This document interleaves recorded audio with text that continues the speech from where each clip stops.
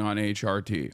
The answer is no, unless you're talking about minoxidil, which I guess technically is hormone replacement to a certain degree. I do take DHT blockers for my hairline, so I guess technically yes. The answer is yes. Anyway, folks, it is the 11th of January. We're in the month of Japanuary, as you guys know. 11th of January, 2025. We have a massive day today, an incredible day today. There's a lot that we're going to be doing later, but also a lot of news to cover as well. But I'm Hassan Piker, and this is the Hassan Piker broadcast, and we are live. We are live on this beautiful day. Okay. Anyway, folks, this is the part of the broadcast where I tell you about my personal news. No teeth pain. No, there's still a little bit of teeth pain, but it's nowhere near as bad as it was.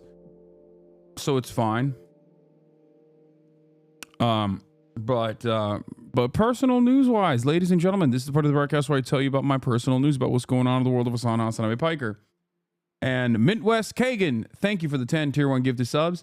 Let me tell you, okay, personal news wise, I do have some updates from my life. Okay, from the life of Hassan Piker. And let me tell you, last night I ended the broadcast. I wasn't feeling too great, obviously, but I wanted to hang out with my mom, and that's what I did. I watched Lord of the Rings, the trilogy extended edition. That's like basically 12 hours now. We're on the third and final installation of the trilogy, and we watched like about an hour. My mom calls it a job now. She calls it a job. She's never really been into fantasy, and yet she's watching the heck out of this stuff. So I'm very excited about it. It's an absolute masterpiece, and she's staying awake throughout the whole thing, which is crazy. Like, that's what's so crazy about it. That's what's actually kind of wild about it. The fact that she's not falling asleep. Funniest moment from Sean yesterday, Unk and dad jokes are back.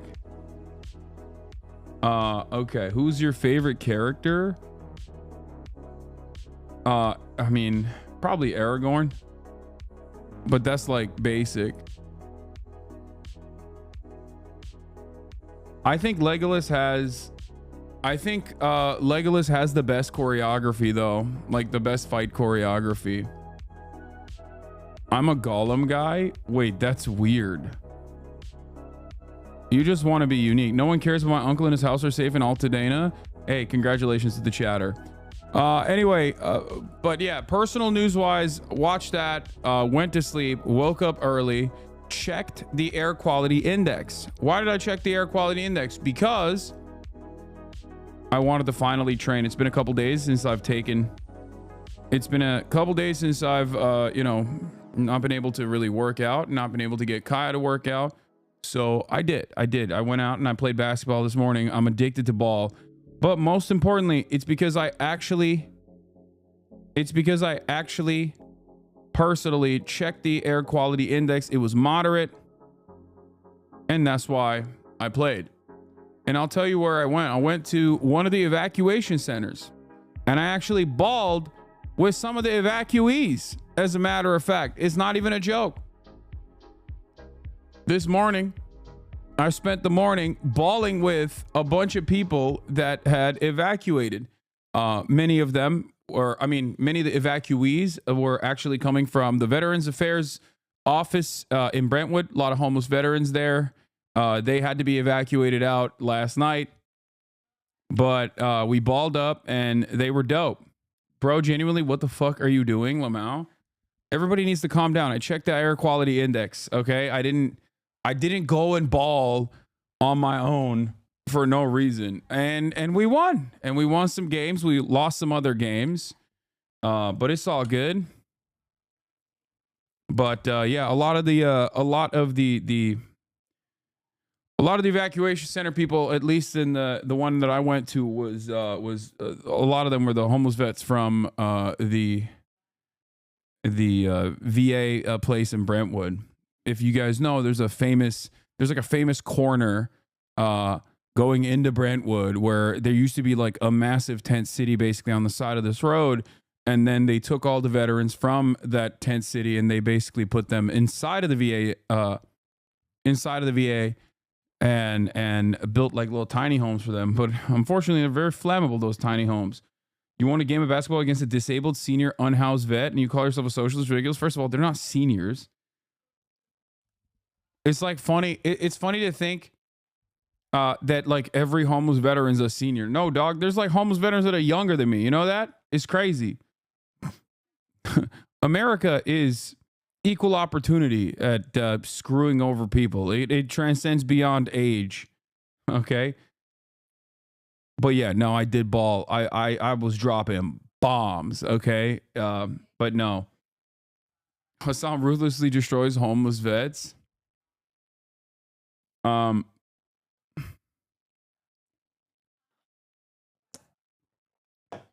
Also, yeah, I wasn't going to hold back. I'm just saying. I'm not going to hold back just because someone's the homeless veteran who is an evacuee. That would be disrespectful. Okay? I went crazy mode. It's respect. It's respect. That'd be disrespectful if I did that. Okay? So, yeah. I'm not gonna, I'm not gonna pull back. That's crazy. Are you crazy? But yeah, it was a lot of fun. It was a lot of fun. You're literally a piece of shit. Wait, what?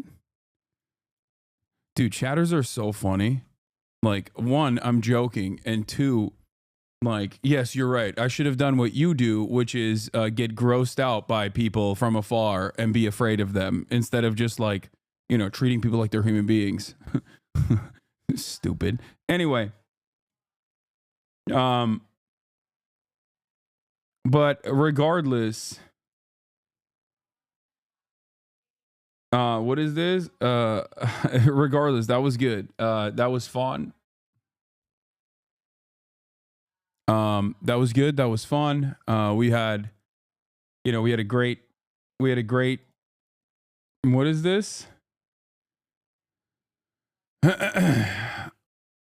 we had a great morning overall. Okay.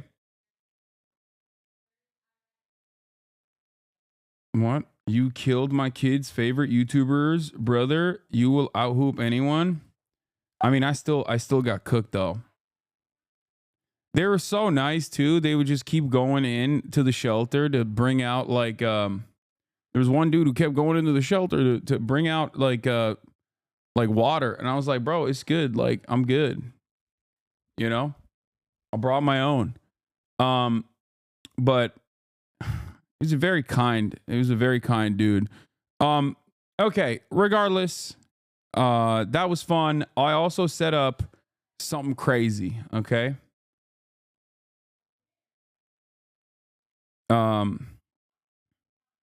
I didn't shovel a path for a male person. I'm a terrible person too, but my body had enough. What are you talking about?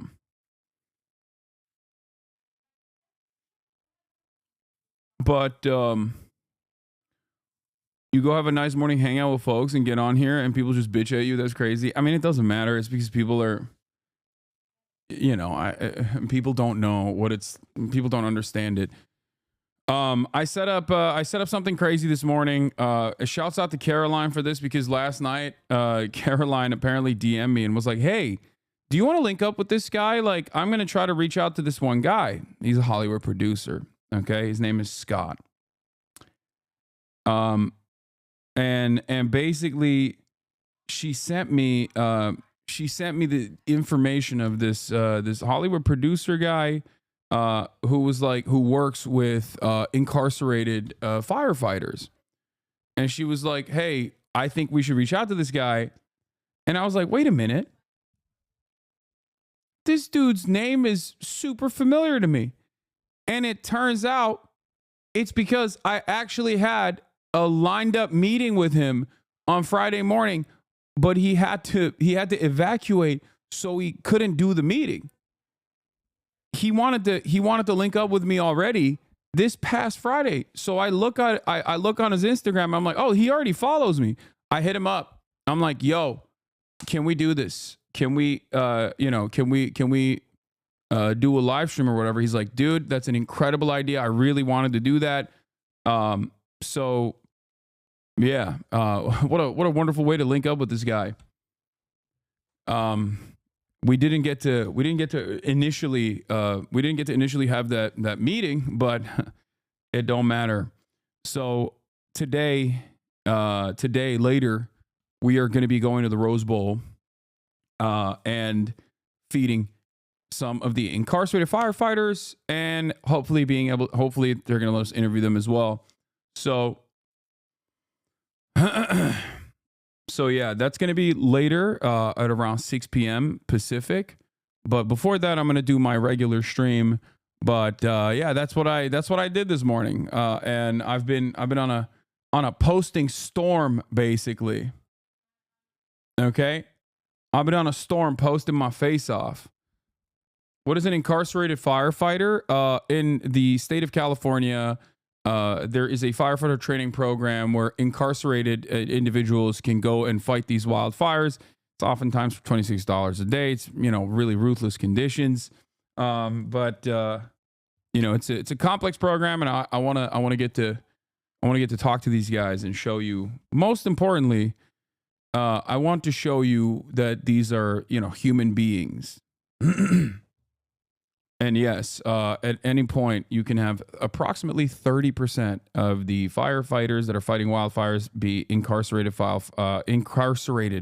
firefighters. So we'll learn a little bit more about that as well. Yeah, $26 a day is pretty crazy.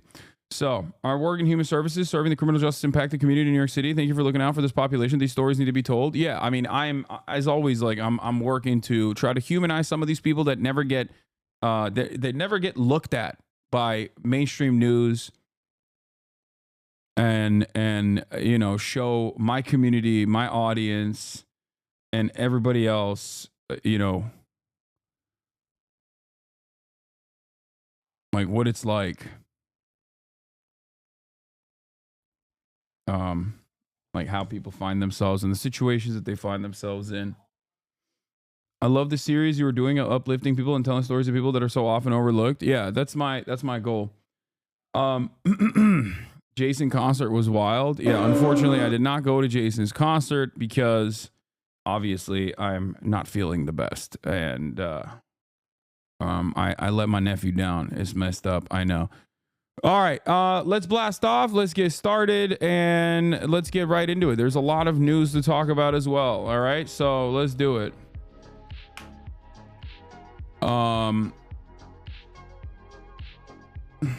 Hold on.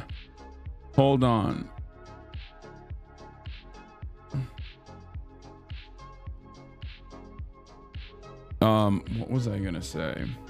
Is Caroline coming today too? If she wants to, I hit her up, but I think she's still sleeping, so we'll see.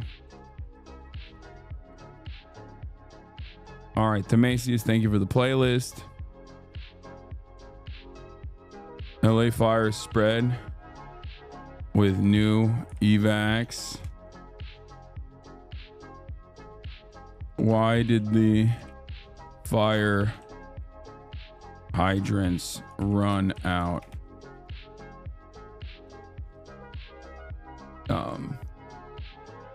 Top news of the day. I'm gay. Okay, dude. Good to know. Facebook and other tech billionaires right-wing pivot and more. Get in now.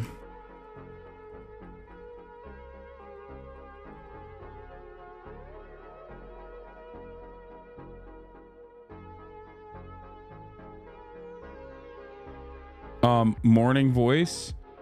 Yeah, I got that morning voice. Okay.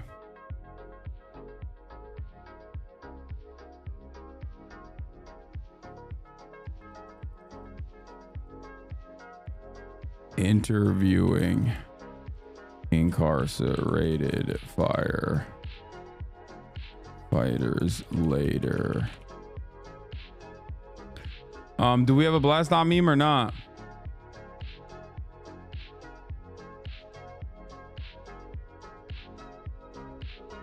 Hassan, how do you have so much aura? I don't think I do, but thank you. How's the Japan planning going? It's going crazy. It's going freaky. It's going freaky.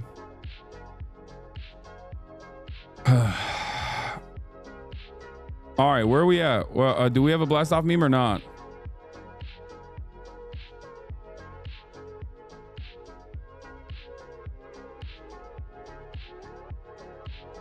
Are you going to talk about the 2 North Korean soldiers working that caught by Ukrainian troops? Yes.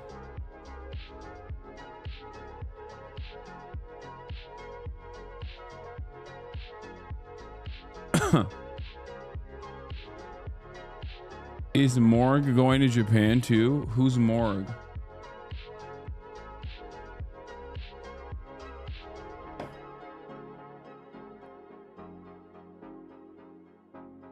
I hope you stream again with Sea Dog Va. That Japan stream still lives in my head. Oh, absolutely.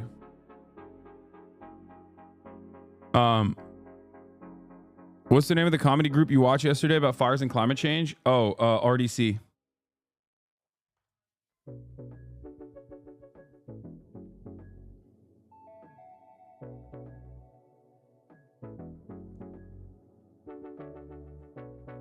Morg pie, bro.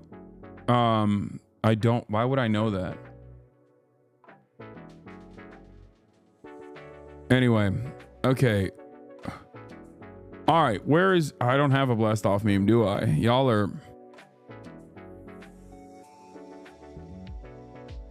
Y'all got nothing for me, dude. Y'all got nothing for me. All right.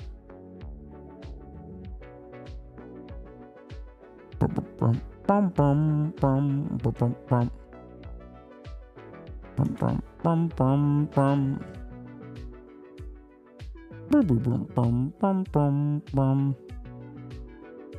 right, let's do it. Let's do it. Let's do it. I'm blasting off. Get mocap by Kojimbo. That's a dream, but it's probably, we'll see if it happens or not. Okay, here it is. I aspire to make a blast off meme one day. Don't worry about it today. I'm blasted. I'm blasted off already. All right, ladies and gentlemen, let's do it. Let's go. Let's gore. Hassan, why is Hassan asking for a blast off meme as if he's our manager at 5 p.m. and we didn't hit our deadline? That's because it is the case. It's because I am your manager. Turns out I'm your manager and not the other way around. Okay.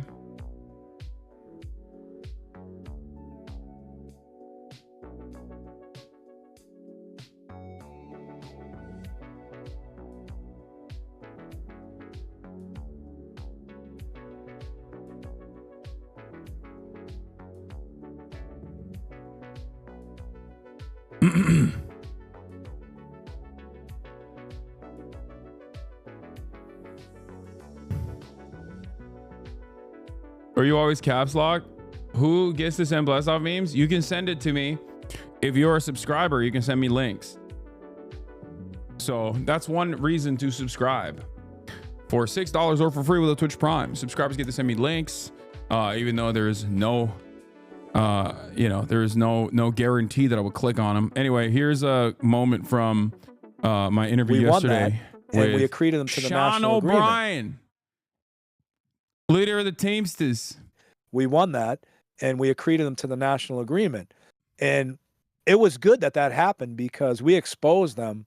They're actually suffering from a disease called diabetes, right?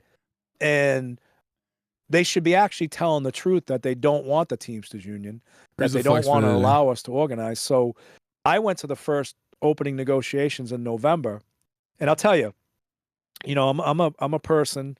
a leader that believes in leading from the front. I believe in discipline and having respect. Whether I like you or I don't like you, you're my opponent. I'm going to respect you until it's time not to respect you. So we sit down at these negotiations. They show up 45 minutes late. We have our whole negotiating committee, rank and file there. And I ask them right across the table before we even start, let me ask you fools something.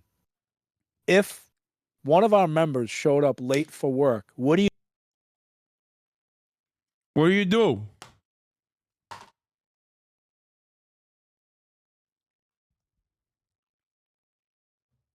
Liabilities.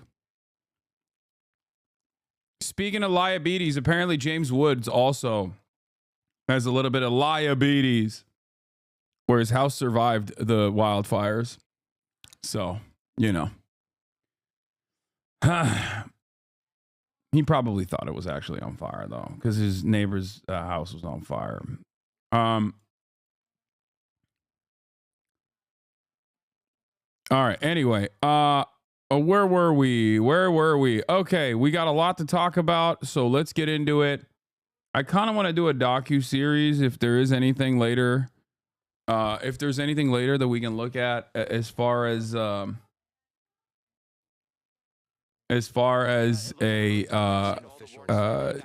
documentaries on the incarcerated firefighters in general. But yeah, updates. California wildfires are spreading and evacuations have been issued. Coming forward and not knowing where it's moving on both sides of that same hilltop, where on the one hand it's going into Brentwood, on the other hand it's going into Encino. It's pretty terrifying stuff. I know a lot of people that live on both sides of those. Parish. So let's hope that is an indication that maybe a lot of people did heed the warnings and get out. But the fact that the numbers are so far, at least, as low as they are is quite remarkable when you think about the scale and scope of these fires, and we say fires plural, that we've been dealing with in Southern California. Well, Sheriff Luna did point out that the majority of the cases that they have and yeah, winds are going to pick up on Sunday, Monday again. In the deaths, that these are people who had chosen not to evacuate. So a lot of the, even the personal stories that we have heard from some people who have tragically died, their family members had seen them prior to them evacuating themselves. Oh, this is Vice. That from incarceration to firefighter. At a moment's notice, and then after all was said and done, they asked crews to go back there, and unfortunately had ended in a very tragic way. Yeah. We're looking at this picture now, which actually looks a little better. I pause a little bit because it looks good, and then all of a sudden we see another loom up again. This is a show about incarcerated firefighters? That's crazy. And, just a beautiful sight when you see that bright red. Yeah, here it's moving towards Brentwood as well. My old stomping grounds. This is into putting out the fire. We saw a lot of smoke there, and then in an instant, they're able to put out a big chunk of the flames that could be racing towards homes. And that has been the theme that we've seen in fire after fire since those initial two fires started on Tuesday in Palisades and Altadena. Initially, they couldn't fly because it was just too windy, and we saw the results of that. We also saw the lack of water on the ground that made things harder. But since then, we have seen really urgent, massive flare-ups that look incredibly threatening, and obviously this one got to property there. But we saw this in West Hills, we saw it in the Hollywood Hills, and we saw it really last night as the fire approached Mountain Gate and approached other parts of Mandeville Canyon, that they were able to stop it because of the air resources that they have. It is the most effective resources that they have, is what we've seen from the air. They can drop the most amount of water or phos-check on really quickly, and they are effective, but unfortunately not for this particular homeowner here. This graphic, burn, oh my God, ain't no way. From that's a penis. Gather, this is the. That's just a penis. Santa Ana winds pick up Saturday night into Sunday morning in Southern California, but possibly a strong wind event is coming early next week as the wildfires continue. It is crazy that like geographically, I don't know. I mean, I guess like the way that Los Angeles is located in between all these like mountains, those sorts of winds don't end up impacting like the greater metropolitan area is wild. Like it just literally surrounds. It's just straight up punishing the valley, punishing all the way out to the water side on like Malibu and Pacific Palisades. Things could change, of course. Oh my God, Hemet, Mama, we made it, bro. This is the worst way to be recognized. You know, this is the worst way to be recognized. What is this? You are the media now. 3:26 p.m. 1:10:25. Wait, what? I heard from my brother, a firefighter in Central Oregon, that 60 fire trucks in the state sent support to LA fires are being held up in Sacramento for emissions testing. They likely won't pass inspection and won't be able to help. What a joke. The Oregon strike teams arrived Thursday and are assigned to the Pacific Palisades fire. 11 of the teams began their assignments this AM. The teams are motivated, committed, and excited. What do you mean? Yeah, this guy is just stupid and wrong. What are you talking about? Is this the joke?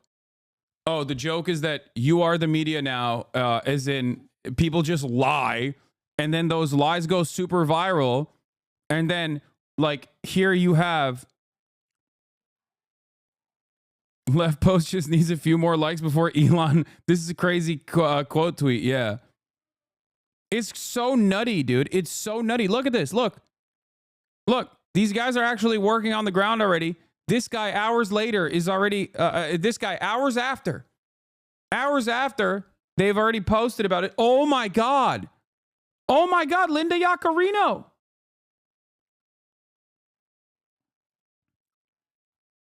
Oregon sends 60 fire trucks to California. California won't let them into the state because California is unsure of emissions on the trucks. California is a joke. Get out while you can. We sent 75 fire engines. Your statement about our teams not being allowed into California is false. Our teams arrived yesterday and are working around the clock to help our neighbors. Dude, I'm telling you right now, these people they have to be doing this deliberately. They just straight up want you to not trust any real resources. I don't think this is incompetence. I think this has to be malicious, dude. It is so psychotic. It feels like we talk about TikTok, right? We talk about TikTok and how like the Chinese influence on TikTok is so pervasive and how this is terrifying for American national security. We have national security concerns. And it's like, but look at this. We're doing it to ourselves. With some of the wealthiest, most powerful individuals on the planet. Like, this is so insane, dude. How can people not recognize that this right here is terrifying? Okay?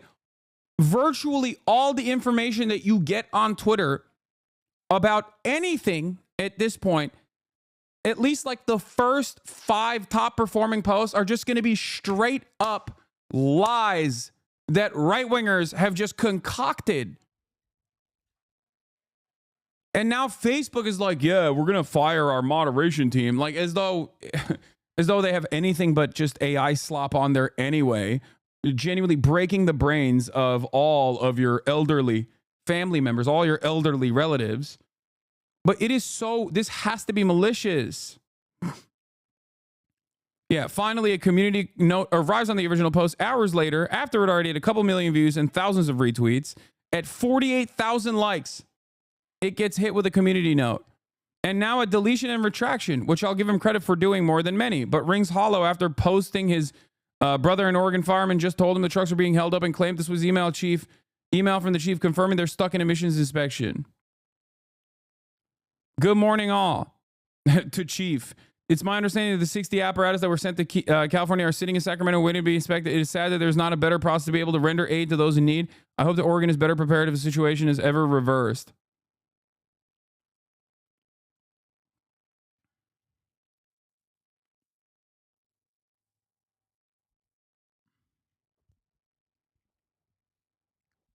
Seems like it worked pretty well, no? Could be faster, but the alternative is what exactly?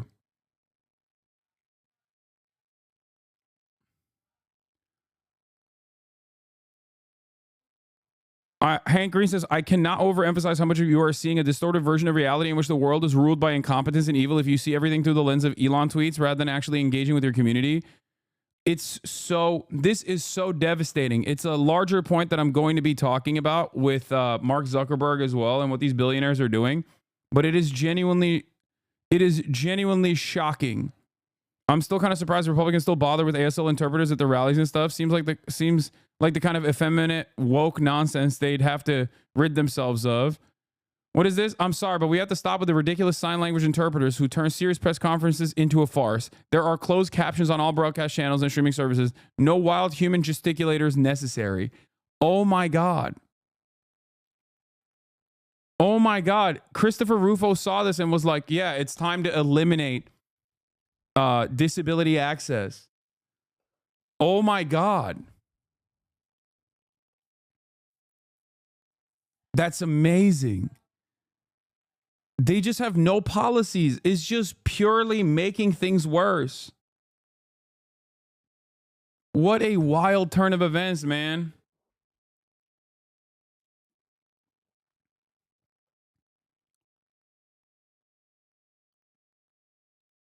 Yeah, I saw this as well. Rogan's podcast used to be about comedy, martial arts, and conspiracies, and now it's just basically laundering the reputations of supervillains.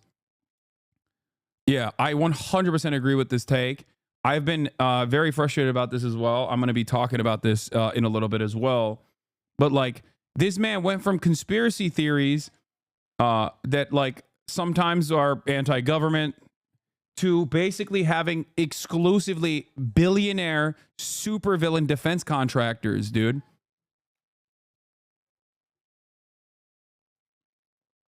And it's crazy because these are the people who think this is independent media. Like, his audience is comprised of so many normies, your coworkers, who are like, I don't trust mainstream news, brother. And there's like valid reasons not to trust certain narratives in mainstream news, okay? But it's crazy to me that those guys then go and listen to a conversation with a supervillain billionaire who is laundering his reputation in broad daylight by talking to Joe Rogan, someone that you like. And half the time they're also talking about, like, you know, defense contractor shit. It blows my mind. Like, what do you mean? If when CNN does interviews like this, you go, oh, what the hell?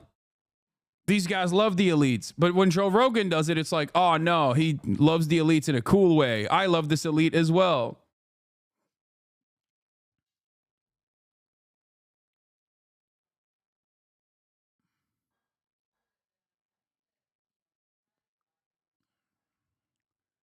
It's just so, it's so annoying. It's so annoying. Everything is so broken beyond a state of repair, you know? It's just, I don't know. This has grown. Things have grown. Nothing has burned down in like a half a century. Wow. So there's so much vegetation, so much growth there. There's a lot of fuel to burn. Sam Dubin, can you hear us now? Yeah, Alex, you hear me? I can, although I heard myself too, so I don't know if there's a way to. Anyways, we were talking If about. you guys can hear me, I'm just going to start talking here. Yeah. So we're up here on Dirt Mulholland, which is a fire road up here in the Santa Monica Mountains. That right up there is just above Mandeville Canyon. That is the Nike missile site. It's a former missile site that was used in the Cold War, and now it is a park, and you have a lot of firefighters up there taking a stand. It looks like they were possibly able to protect it. And just below, down here, is Mandeville Canyon, and you can see the red from the drops these tankers have been making, and it's all white smoke right now, which is a very good thing. And then just below here is Mandeville Canyon, and where the fire currently is that is the Gardenland Fire Road. It's a fire road that goes from Mandeville Canyon, goes up to those power lines and up to Westridge, which is just up to the left here. But that's where the flame is right now. And then here is Mandeville Canyon, and you can see the homes down here in Mandeville Canyon. Looks okay right now. I don't know about the top part of it, but that is Mandeville Canyon right down there, and it looks okay at the bottom part so far. And then this is Mountain Gate, gate up here, which is where Ed Laskos was live last night. And so far, the fire has not made its way there. There's a ton of firefighters there. And there's another trail. Let's step back really quick. This is the Canyon Back Trail, and it's normally a very narrow trail, and the bulldozers have just come in and plowed it completely all the way to Mountain Gates. You can see that they're taking a very, very hard stance here. More resources up here, but right before you guys... From what I understand, by the way, at least like the people I've talked to, Gavin Newsom is very bad when it comes to, eviscerating the homeless. That much I will always have smoke for him for. But as far as like funding firefighting at the state level, people don't have that much anger and resentment towards Gavin Newsom, for the record. So if you're looking at the Podjohn's interview with him, like Gavin Newsom's mismanagement is not the major story in this situation as much as it is a local problem, as much as it is a LA specific problem. Like, I would rather have smoke for Karen Bass than Gavin Newsom on this particular subject, even though he's obviously a magnet for this kind of hatred as well, because he's such a nationally known liberal figurehead.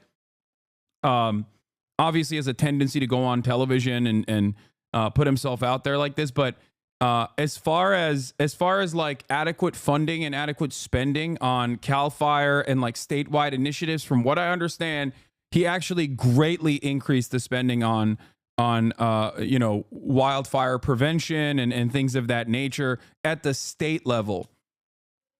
So overall, I think there are plenty of things that you can criticize Gavin Newsom for. There are plenty of things you can criticize him for, especially as it pertains to homelessness, especially as it pertains to his mighty pen that he uses specifically to veto so many initiatives that people vote for democratically, but never actually end up getting. This is not one of them. He's essentially being blamed for an uncontrollable firestorm that could have not been prevented no matter how much you fund the fire department. Yeah, I'll say it like this, and I did bring this up as well. Even with Karen Bass, like, as it pertains to the mismanagement that the LA fire department got, right? Additional management or additional funds, would it have been able to actually successfully combat this fire? I don't think so, right? Because it's such a natural disaster, right? Like, it certainly would be better, okay? And there is absolutely anger and resentment that you can direct towards the local governance and the mismanagement in this process. But as far as funding initiatives and trying to figure out what went wrong here, as far as I understand, I don't think Gavin Newsom is as responsible.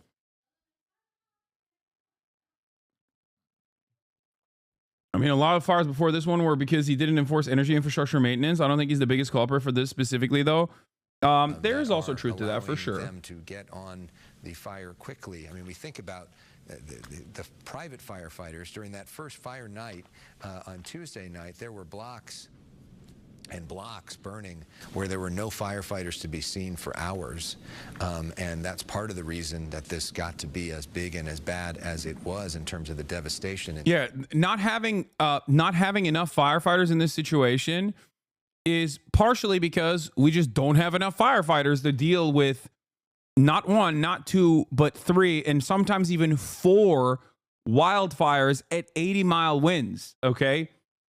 But the successful way to ensure that there is at least as much prevention as possible is to have a very well-funded fire department with enough hands, with enough trained individuals. I hate you communists so much. Yeah, this is the fault of communism and communists in general. Right. You're right. So now that we have these curfews in the various fire zones, curfew in effect from 6 in the evening to 6 in the morning, we had those 2 press conferences this morning, and there were no reports of looting, although they were very serious about anyone who violated that curfew and was found walking around. A couple of arrests of people just seen walking around the area, and then yeah, they took them into custody, because in order to get into these areas, you really have to be very creative, because these checkpoints and security checkpoints are very tight. So and we saw that yesterday in this area, especially in Pacific Palisades, on Sunset, near Amalfi. They have these just long lineups of cars that are just waiting for hours to get into the neighborhood. I mean, people were telling our reporters last night they're waiting 6+ hours to try to get home. Yeah. And it is, you know, I mean, it's frustrating for a lot of people to see that, and but then you get into these areas once you get in, and it's so stunning, right, to see the destruction up close. Yeah, lots of folks having a tough time getting in too, because people escaped at a moment's notice, and they didn't have any of their ID. They don't have a property deed, anything that says that they actually live in the area, and unfortunately, Why do 40-month subscribers do this? Did you see losers on Twitter celebrating because they thought your house burned down? Yes, they literally celebrated. They are Sam Hyde fans. They like a pedophile Nazi. Okay, they're fans of a pedophile Nazi. I love when those people cheer for my death and destruction. Okay, those are some of the worst people online. Why do you even bring that up as a 40-month subscriber is the question I have for you. Okay. Yes, dude. Yes. People who genuinely love the work of a out and about pedophile Nazi despise me so much that they fantasize about my house burning down and celebrate it. Those people are my enemies, and I love that. Okay. The real question is, why are you, as a 40-month subscriber, bringing that up right now? And frustration through all of this. And everybody has a story, yeah, and to everybody, their story is the most important story. You know, and so, you know, for if you're that individual and that's your life and that's impacting you, you want help immediately. Of course you do. And as somebody else says, well, I got my prescriptions, I got to get in there, and everybody's got their own thing. And when you think about the multiplying effect, Bob, of how many people are impacted at one time, how overwhelming that is for, frankly, our system of government services, which is not exactly known for working so great for people, yeah, and not exactly known for its customer service track record. And now to have this overflowing of the system is really overwhelming. And I think part of the challenge in the days ahead, you know, you think of day 1, day 2, we're in crisis mode, everybody's very forgiving and understanding. We start getting into day 3, 4, 5, 6, 7, 4. The longest dead-end road in Los Angeles. We got that little fact from our Josh Haskell this morning. Look at how this road goes right along the burn area. I'm going to go all the way up to the dead end here. You can then understand why this area is under evacuation. Do you still talk to Alex? Sometimes. Of the burn zone, he always wants me to go on a show, but I never have time. And earlier this morning, if I zoom in here, is where a home burned. Just off of Mandeville Canyon to the west side, up in this area, is where we lost a structure. All of it, again, west of the 405 freeway, west of the Mountain Gate community. For those of people interested, here is where the Getty is located, right there off the 405. Maybe gives you some perspective of what we're looking at, what's at risk this morning as this fire continues to burn. Our coverage continuing right now with reporter Kevin Ozebek, who is in the Brent. Alex is the host of Fox 11 that you can hear back into the speaking right now. You know, we've got serious winds coming tonight, right? Yeah, they're still forecast to come and get a little bit stronger, much stronger than what they are now. We've been kind of fortunate when we've been talking about the winds, and we got a little bit of a break, right, from last night to this morning. really we've been seeing these winds nearing 10 to 20 miles an hour.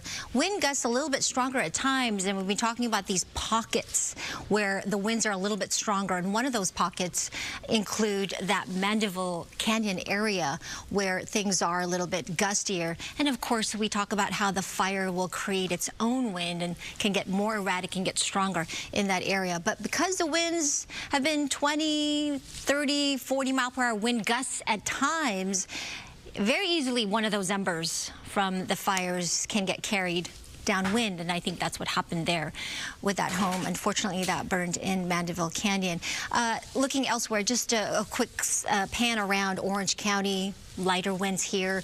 We've got some of the brightly colored areas here through parts of the Inland Empire, Corona, specifically 18 to 20 miles an hour.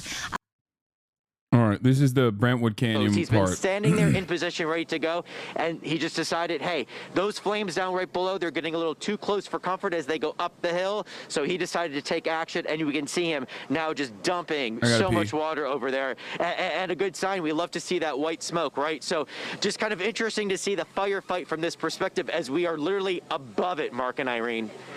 It is very interesting to see their strategy on how they handle each individual home. I mean, earlier we were also hearing chainsaws, Kevin, and they already have the defensible space, but I'm assuming that they were trying to clear additional brush and vegetation that could have posed a threat to this home. Yes, and that's kind of what they're doing here. They're looking at the brush, because if you look around, even though so much has burned already and this Palisades fire has just taken acre after acre, Irene, just look to the right of those flames and where all that smoke is coming up. There's more vegetation. There is still a lot of fuel up here, so that's why this is not going to end anytime soon, and that's why this has already been such a long firefight, and why this is going to be continuing to be such a long firefight, because there is just so much brush that can still be burned. There is still just so much brush that is so vulnerable right now. And so much of it about conserving the water. The firefighter was telling us earlier, no need to waste the water. If they're there, if they can control it. And look, if it burns now and they're there, that means it's not going to burn again. So and you saw that firefighter right there almost lose his footing, kind of speaks to the terrain and the conditions that they're working in. All of it is so interesting. I know when we go to a fire and you're on scene, you kind of look to the posture of the firefighters and see, you know, how are they moving? What is their concern level? And seeing these guys here, it almost makes you feel a little reassured that they're ready, they're prepared, they got their hoses, and when needed, they use them, but they're not blasting the water, which perhaps, you know, speaks to the situation, speaks to the lack of an intense wind event right now, because we know the wind is going to increase more. Kevin, that being said, have firefighters at all conveyed to you any need to leave the area, or they think you're okay? So here off of Westridge, these homes, Mark, we've not seen any residents. We've not seen any homeowners here. I think most people have already left because these flames are so close to some of their homes. So I do have to kind of jump off of what you were saying about how strategic this all is. Even though, I mean, we are feet away from homes here, these flames. I mean, so close, so close. I mean, this fire is in a residential area, but there's no frantic energy from these firefighters. There's no panic. They are cool, calm, and collected as they kind of get in their position. How bad would 100-mile how bad would 100-mile winds be at this point? It would be devastating. It would have already lit. It would have carried embers all the way onto all of these houses. Wind is always devastating in these fires. It carries them miles and miles away potentially. It makes it infinitely more difficult to put out. Not even only LA City. I mean, LA County, of course, as well, but the mutual aid, these fire departments that are coming not only regionally, but from beyond. It is. Why does it feel like it'll only get worse?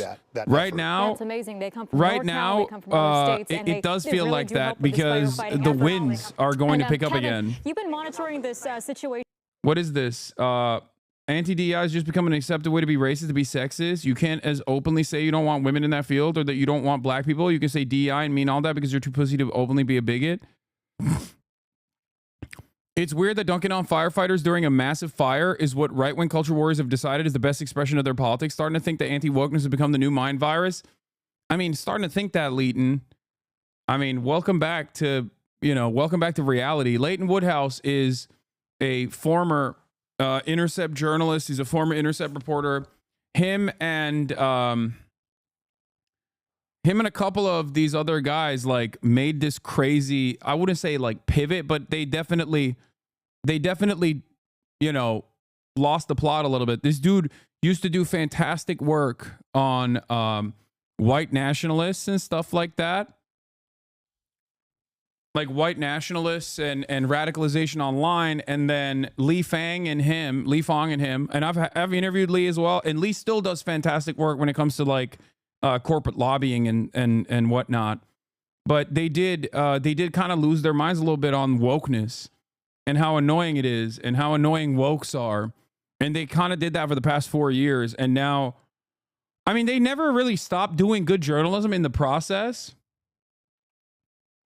which is interesting. Like they still continue to do good journalism on their own personal, the subject that they cover, their own beats. Like Lee has never stopped doing great journalism when it comes to corporate lobbying.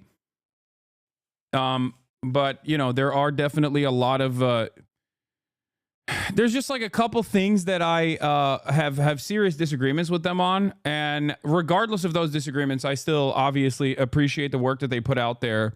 And I'm glad that Leighton is seeing that, like, yeah, the culture warriors have been brain broken for quite some time.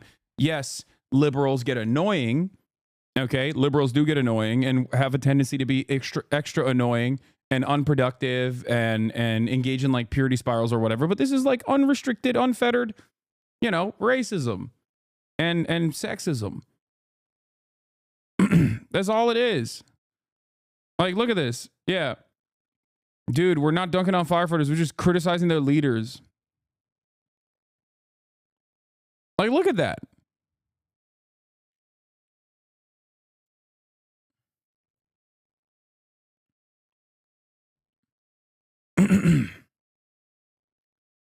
Yeah, the real woke mind virus has always been right-wing nonsense.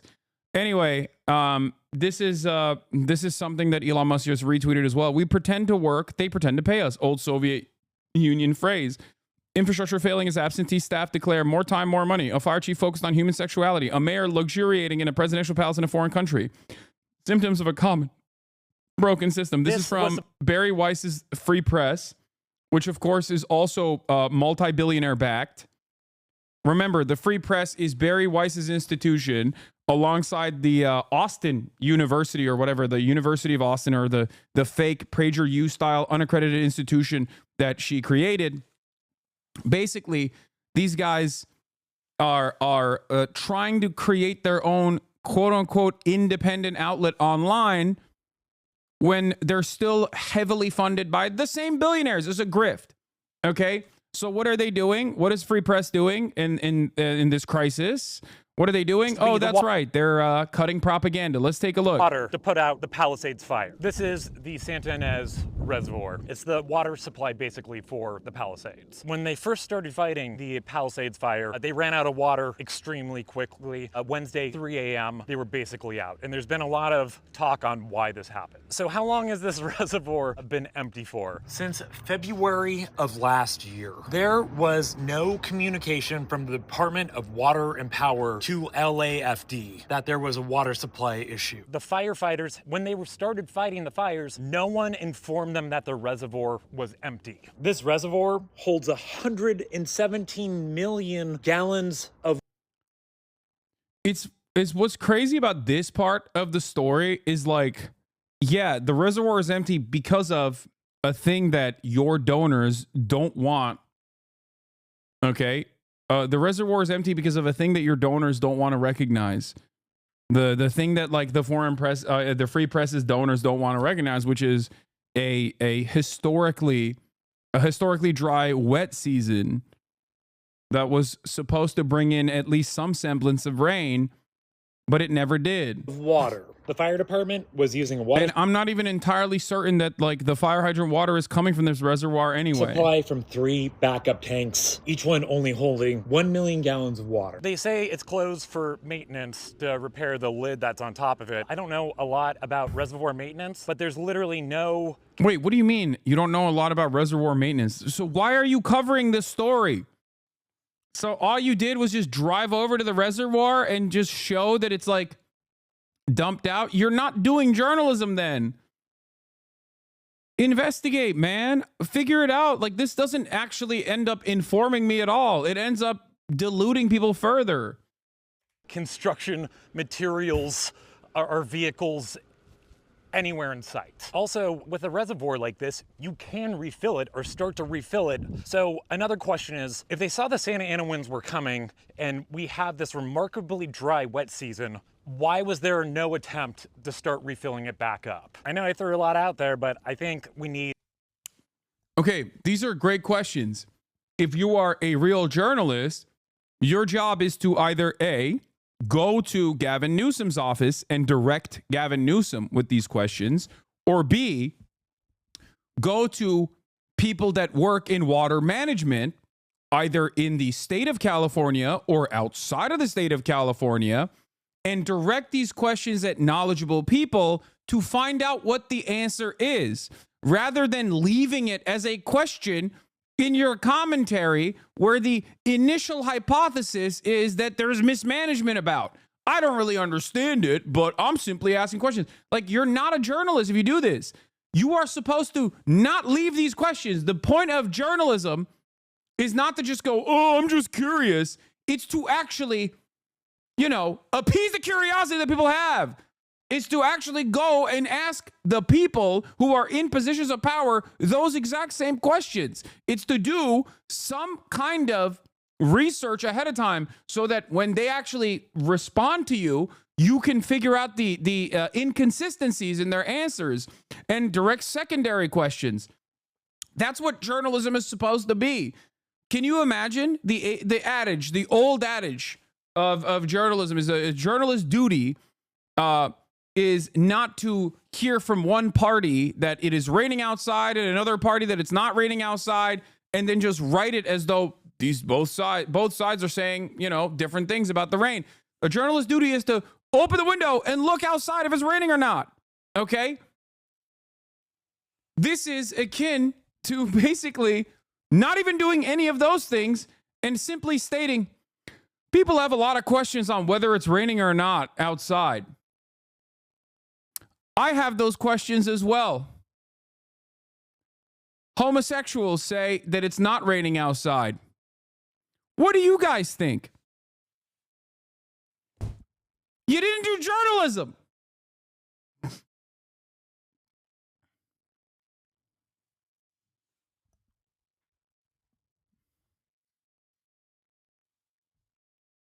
It's so frustrating. And these guys also masquerade as though they're like a reputable news outlet that has some semblance of independence as well, because they're online. Yeah, independent media, by the way. Uber also plans to host an inauguration party in Washington with Elon Musk's ex-social media firm and the Free Press, a media company. OpenAI, Meta, Uber CEOs attend Trump's inauguration events. And the Free Press is also going to be there as well. They're throwing parties. I wonder how that works for their supposed independent status. What a day to be alive for truth-telling. Southern California, as we all experience this together. We know so many tens of thousands of people are under evacuation orders. They are watching this, desperate for information about what is happening to their home. The good news, if you live in this particular neighborhood, is firefighters have made a lot of progress in the last couple hours using... Can ocean waters used to fight fires? Just a question. I know the corrosive long time, but if there's an emergency, yes, and they do use ocean water. The problem with ocean water is that it ends up drying the land even further, so it's a much larger fire risk down the line. It also has the capacity to corrode the fire engines like the people that are down there that are fighting the fires. It's literally a last resort, which is why it's still devastating, but people have been using that right now. Corrosiveness isn't the bad part. It's salting the earth. I already said that. It's salting the earth, which ends up creating drier vegetation, more fuel down the line. But outside of that, it also is corrosive to everything that's down there, including but not limited to the equipment that's down there. It's a massive issue. It's a massive issue, but it's a last ditch resort.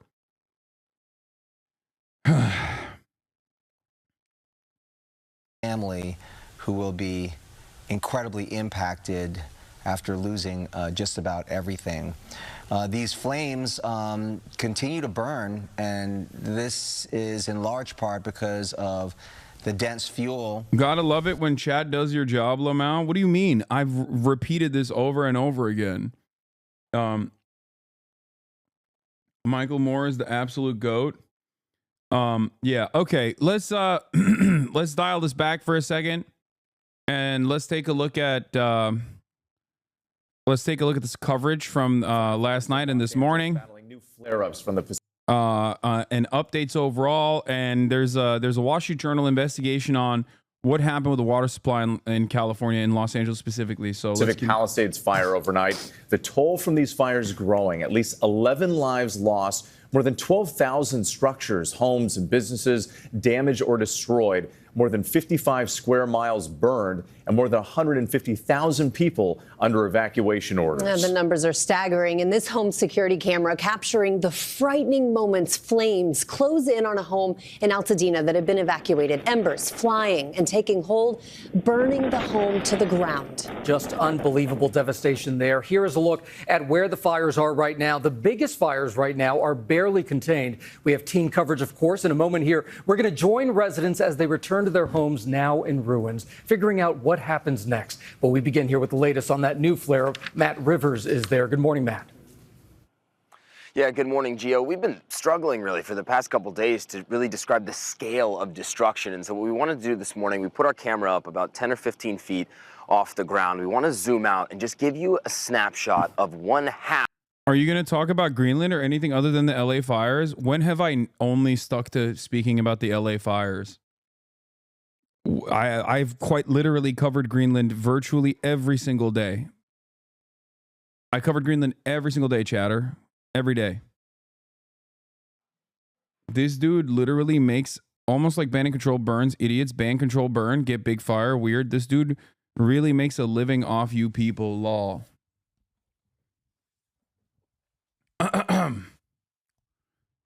Chatter makes shocking discovery about streamers. Chatter makes shocking discovery about Twitch streaming.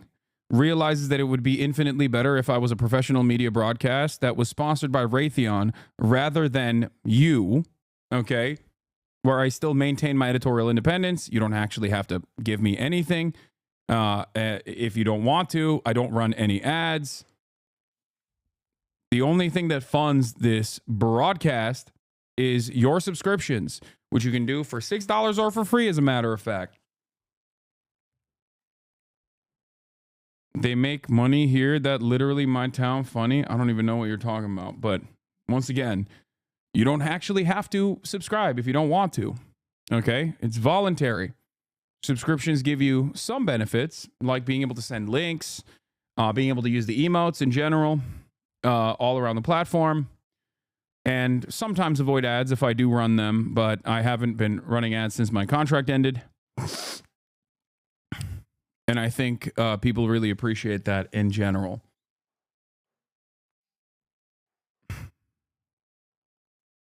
Of one block here in Altadena. This was a home here. That was a home behind me. Another home down the block. Every single thing on this half block of Altadena Drive has been completely vaporized in a matter of hours because of that fire. Gio, I've been covering disasters around the world for the better part of 20 years now. It takes a lot to shock me, but what we are seeing here is truly horrific.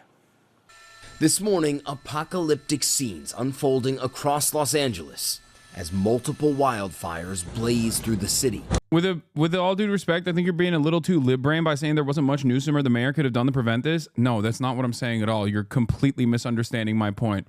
I have been incredibly critical of the mismanagement coming especially from Los Angeles County.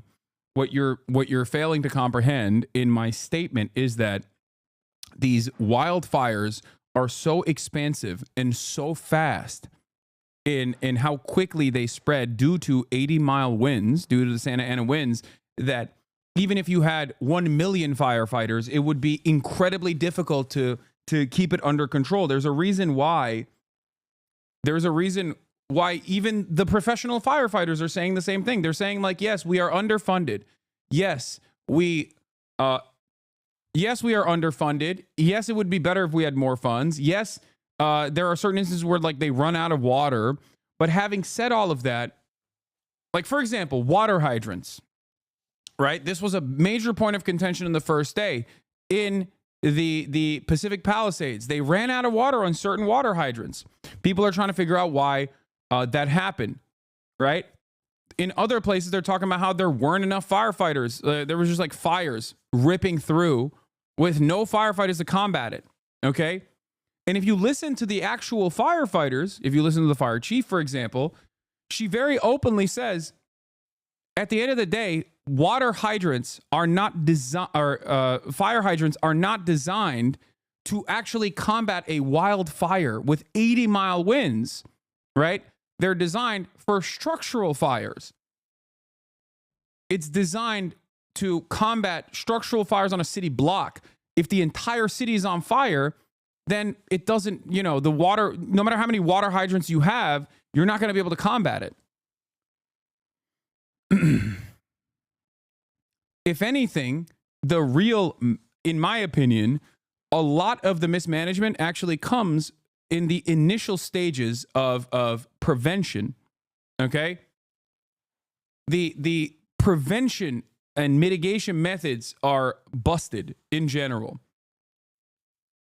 That is a real big problem. Because there's only so much you can do once the fires begin and try to combat them.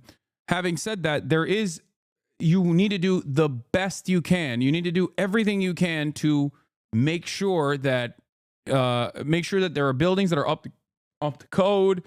Make sure that there's no dry brush. Like there's so much you can do beforehand. The fire chief is saying that the cuts negatively affect the service in their response to the fires. They're almost out of 1/5 of their vehicles because they had mechanics cut. Well-resourced right here. Yeah, we're going to talk about all of this. Yes. Obviously, that's why I said I have much more smoke for Karen Bass in particular than I do for California State in general and even Newsom, because I think that their hyper-focus on moving the budget around, absolutely did ruin key aspects of this. Having said that, okay, understand something. Having said that, even if they were completely funded, I don't think that they would still be able to. I don't think that they would still be able to stop all of these wildfires. Okay, that's all I'm stating. My point is that even if they were funded to the gills, there is no proof that they would be able to completely stop all of these wildfires. It's just not. Like at that point, it's just more so about like what you do before these wildfires start.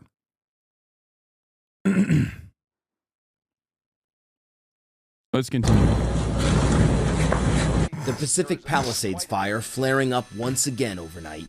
Stunning aerial footage showing the inferno growing stronger and stronger. Even firefighters fleeing from the scene, forced to leave their vehicles behind. That fire only 8% contained. Massive plumes of smoke filling the air as first responders attack the flames from the ground and from... Firefighters can't stop the root cause of these massive fires? No, that's not correct either. there's a lot of like, it's called fuel, right? Dry vegetation and I don't know, like invasive vegetation in general that's like flammable. All of that stuff, all of that, like communicating that to every single person in a at-risk area and ensuring that people actually take the proper steps ahead of time to make sure that they clear out their area, they clear out their neighborhoods of all of that flammable material is something that the fire department could communicate. The problem is, if we're already mismanaging funds, okay? If we're already mismanaging funds, that's going to be an afterthought. Like that kind of stuff, the public-facing communication stuff, or the forced upkeep of supply lines, for example, like the power lines, ensuring that the brush and the vegetation that is overgrown on top of the power lines that are swinging wildly during wind seasons, like all of that is an afterthought because it's invisible until it becomes a massive problem, until it becomes a major issue. And even then, we still don't actually do enough power line maintenance, for example. Because that's just how it works. That's just how capitalism works. It's easier for these utility providers to, you know, pay out these massive lawsuits after the fact, after, you know, hundreds of people, thousands of people lose their homes and hundreds of people die even, like in the Camp Fire fire that where 85 people died, right? It's easier for these utility companies to basically just, you know, pay out the victims after a long and arduous legal process, rather than, especially because there's no criminal punishments for the people responsible for this kind of cost cutting. It's much easier for them to just not do the maintenance and then pay off after the fact.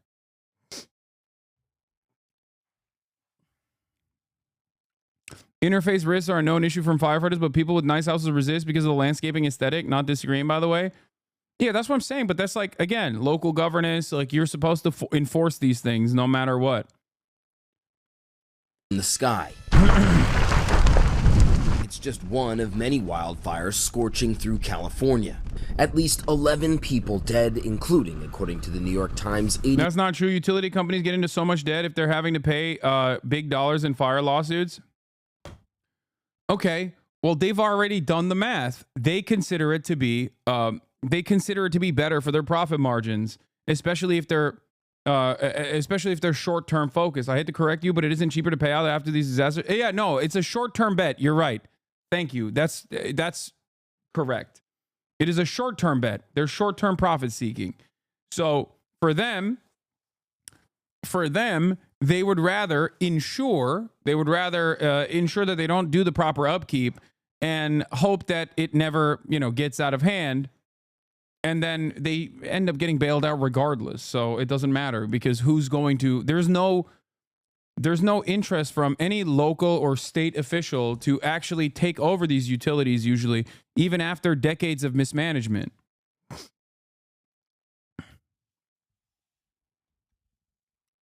So they're just like, all right, whatever. Oh, you did stock buybacks instead of proper upkeep with the additional funds that you had, even after increasing prices, for example. Well, all right, it's fine. It's not like we can take it over.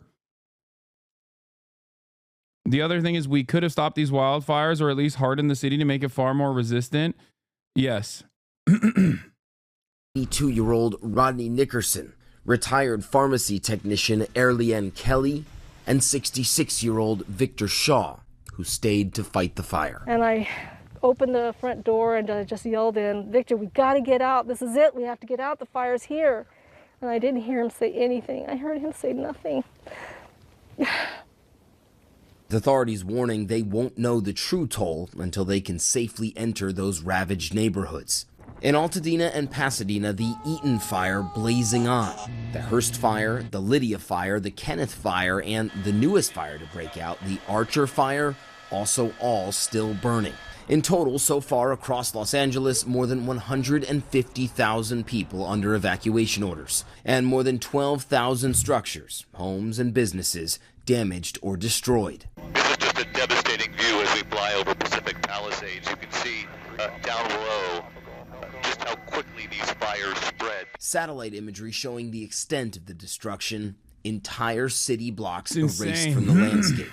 Streets lying silent in the aftermath. Burned out husks, the only things left standing. These before and after images painting a chilling picture of vibrant communities reduced to ash. Neighborhood after neighborhood burned to the ground. Residents slowly making their return, only to find out they've lost everything. Look at that. There's nothing we can do. It's gone. This is total and utter devastation. Charles Nelson, a longtime resident of Altadena, the fire decimating his home. You know, it was our dream home. You know, A lot of people also don't understand that, like, you know, the fire is more impactful than just like losing your shelter, which is obviously devastating, right? Your life is completely destabilized at that point. But more importantly than that, you lose remnants of your humanity, things that tie you to your loved ones, you know, your prized possessions. Like, this is where you keep all of your things. Okay, it's not just your paperwork, you can replace that, but there are irreplaceable things that you have in your house. You know, things that were left behind from your loved ones that no longer are with you, you know? Things that connect you to them. John Mayer actually had a really good point on this. And I reposted it on my Instagram. Hold on. I'm gonna pull it up real quick. I think it was really good. Where is it? Oh, here it is. Here's what he said. This is the most valuable thing I own. It's a folder of photos of my father, spanning his life from being a baby, an educator, a husband, and a father. It's the only evidence of his life that will exist over time. These are the documents you read about people taking from their homes. When you hear someone say they've lost everything in a fire, this is much of that everything, if not all of it. Those who say they'll be okay still have their folders and their albums. Those who are inconsolable have lost them. Just behind the immeasurable loss of life is the loss of the proof of life. I don't practice prayer, but tonight I will say one for everyone who no longer has these items. It's not about the art and the collectibles. It's the photos, the letters, the class rings, the eyeglasses, and the things that we keep us, the things that we keep to remind us that those we loved were here. May those who have lost so much find some semblance of hope and support from their family and friends. Stay safe, look out for one another and yourself, and trust that humanity and all it entails, though sometimes hard to see, is alive and well. This is truly devastating. It's true. Like, when your house burns down in a fire, a lot of people immediately start thinking like, oh, well, you know, you're devoid of shelter. But like, outside of the material realities, there is something immaterial, something infinitely more consequential for a lot of people. Things that remind them of their loved ones, you know, that are no longer with them, like all of these cherished possessions. It's you know, it's genuinely devastating. People don't realize that after the fire's over, there's a grueling, awful process that takes years sometimes to get these houses rebuilt. Yeah, just verifying who owns what is a whole nightmare, and then insurance companies come in before you're allowed to even go into the homes. That's just the start. Yes, there's also opportunists at every step. There are opportunists that have already started the real looting process, okay?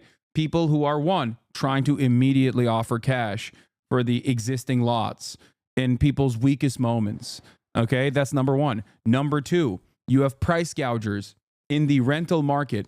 Come February 1st, this is going to be a gigantic problem in Los Angeles. If it's not combated adequately, you will see the housing market go out of control even more than it was. Okay? You are going to see the real looting, not the poor people that are messing around or are you know, trying to take advantage of the crisis to steal a television or something. Okay? The real looting will happen at the point of banks, private equity, and the real estate market. Okay? That is where the real looting will occur. The real looting will also occur on the insurance side as well. Just remember that.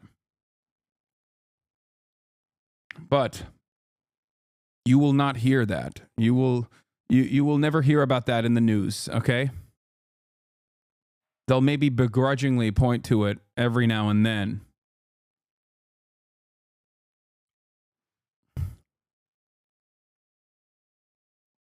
And it's already started, especially because the Pacific Palisades is like a relatively well-off neighborhood.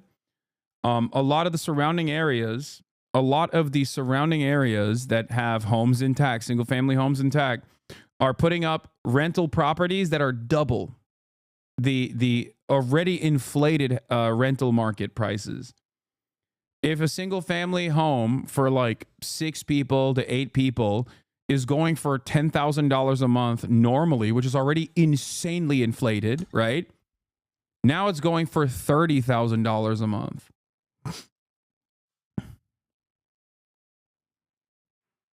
I've seen it. And you see the ash on the cars. Yep. You see it everywhere, and this is so toxic. We spoke again to a health expert and a doctor about the unhealthy, very dangerous air quality actually outside, particularly for those who have any upper respiratory issue. The fires haven't even been put down, and there's still people doing craziness if you have some kind like of that. disease, this is just detrimental. And if you don't, this can certainly cause those kinds of things. So we encourage you to limit your activity outside. Just get in your car and go and get to where you need to go. I had a call from my son's coach about basketball practice, and I said, no, absolutely not. Unless you're inside in a gym.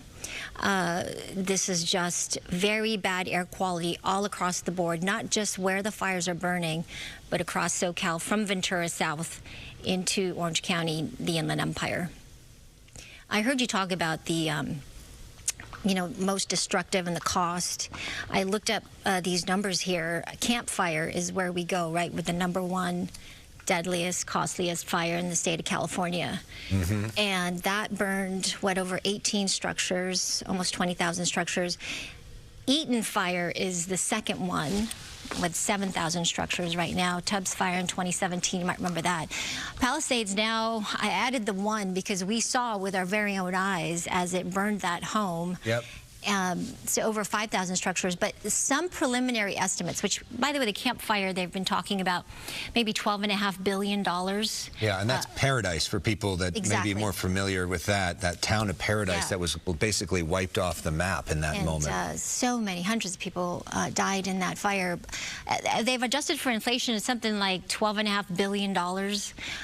But now when we talk about the Palisades fire, where you see those multi-million-dollar homes, I mean, just the fires together, they're saying some estimates of 150 billion, potentially, dollars lost in these fires. So it's just staggering. Yeah. Staggering. It is. I tried to get a specific answer from Governor Newsom on that, and he said it's way too early to tell, and if we start throwing around numbers, everybody's just sort of guessing. But he said, because he had been to the Camp Fire at Paradise with President Trump, the head of CAL FIRE I talked to also yesterday had been to the Camp Fire, and they both said that what you see in Pacific Palisades is actually worse. When you look at the scope of it, that it's the worst fire that they've ever been to.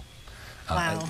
And in terms of just the scene and how upsetting it is to see it up close. I have, I'm from Hawaii. You guys know that. I've had some messages naturally from my friends in Hawaii, and they are triggered right now, especially when you think about the Maui fire and the Lahaina fire. And they're just also triggered, and of course they're all worried for our safety. We have such a huge She said don't play basketball. Chad, I looked up the AQI, okay? And I didn't play basketball this morning without looking up the air quality index. Calm down. Devastation, which continues. Look at these fires. The winds are going to get stronger. We talked about that. This is sort of that window where the winds are not so bad. They're definitely gusty at times, and there's definitely pockets of some stronger gusts that are coming in. And we're under this wind advisory. This portion right here, the Palisades fire, parts of the Santa Monica Mountains, extending into the San Gabriel Mountains. That includes the Eaton fire. These winds are coming out of the northeast. and they are gusting closer to between 45 miles per hour. Now, later tonight at 6 p.m., we are anticipating a slightly stronger, at least the start of some stronger winds, and high wind warnings will be going into effect in this area here. So firefighters I know are considering that, and there's a strategic plan. I'm sure they're the best in the country here, if not the world, and they are they had some backfires earlier. Let's talk now more about the strategy. Eric Scott, the captain with the LA Fire Department, is joining us live on the phone right now. Thank you for your tireless work on this. We appreciate the daily Okay, apparently we just lost his phone signal, Maria. As we know, phone signal in this area are so challenging. Yeah, Captain Eric Scott working tirelessly since the beginning. We talked to him when this started Tuesday morning, when it erupted, when the winds were just beginning to get strong. And I remember him saying how, if you see something, say something, because if you do not extinguish a fire or get to it within the first 20 minutes with the weather conditions we were in, it was going to explode exponentially, and that's exactly what it did. Exactly. Gigi Graciette has reestablished her shot. She moved to a different location there within the Palisades fire in Mandeville Canyon. Gigi, where are you? What can you tell us? We're on Cordelia here in Mandeville Canyon, and joining me now live, Battalion Chief Brent Pasqua with CAL FIRE. He's obviously keeping a close eye on the fire. We are again on Cordelia, right above Mandeville Canyon. I mean, this has just been an intense firefight. That's right. You can see the coordinated effort we have with the firefighters on the ground, working with our aviation assets, the helicopters, the large air tankers, dropping retardant, doing everything we can to protect these houses down below. Now, we were talking, you and I, about those very large air tankers. We're talking about CAL FIRE assets. You brought in that very large air tanker contracted for this specific fire. And actually, I even see a hand crew way down there on the hillside. I don't know, Armando Hernandez, photographer, before I go back to you, Brent, if you can pan over to the left, actually down there in the bushes, we see hand crews. That is extremely challenging work. Yeah, that's part of the attack. We go direct on this fire line. We cut fire line directly on it while the aircraft drop above us and slow the fire down. And, you know, folks that are watching, obviously they're evacuated. Most have left. Some have stayed behind. They may be watching us right now. They may live right here on Cordelia. Describe to me what is going on up the street. I see strike teams basically stationed at every single house to protect that home. That's right. We've really surged our resources into this area. We don't want to lose any more houses. That is our #1 goal. We don't want anything like we saw the first 2 days of this fire. These conditions are way more favorable. We're used to fighting fire like this, so we're ready to take the fight to the fire. Wait, are fires still happening? Yes, brother. They haven't stopped at all. Isn't Southern California naturally supposed to be a desert? I heard that they're taking water from the north and that it dries the north. True. It is, yes, there are parts of California that are a desert. Yes. Okay. So, here I'll cover this as well. This is just Columbus. This is just the beginning of thread. Let me try to lay out what next 3 months is going to look like for the homeowners in LA who have lost everything in the fires. But before we do that, here is Fran.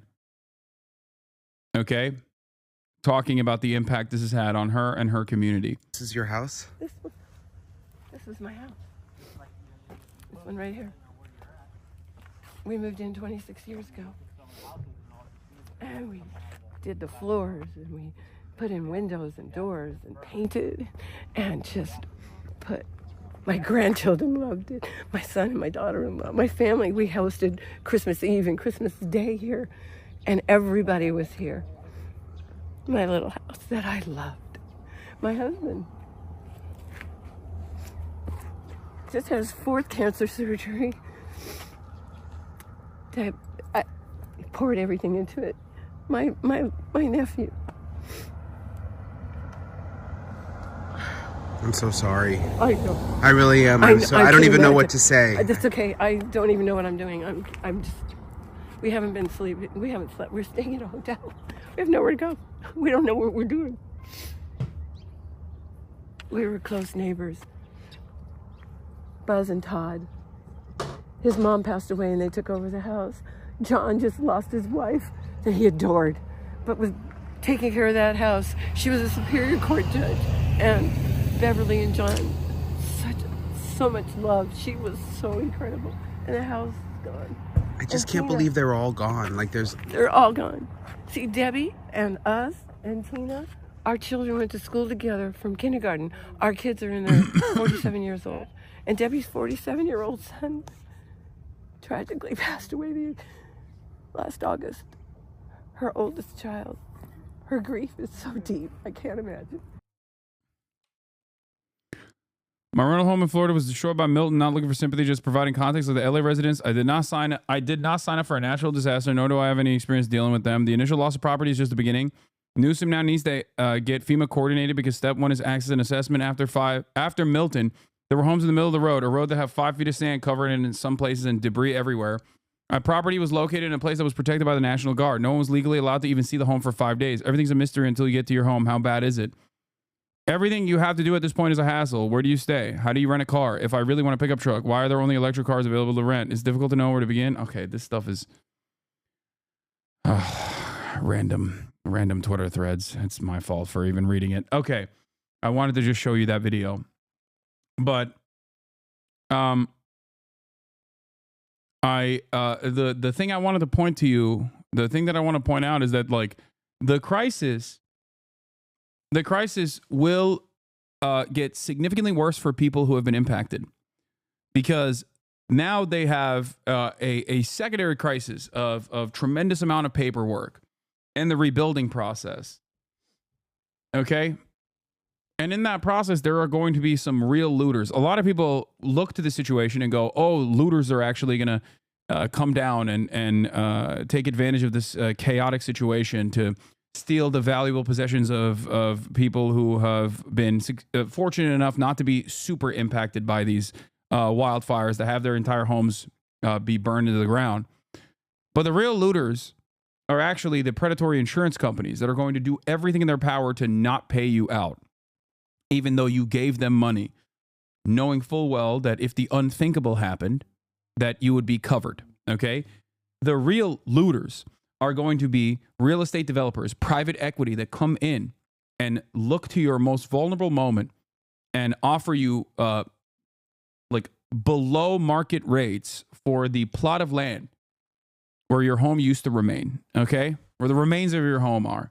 They're going to try to seize as much of the real estate marketplace as fast as they possibly can, okay? They're going to lowball you. This also plays along with the insurance companies, because the insurance companies are working to maximize their profits.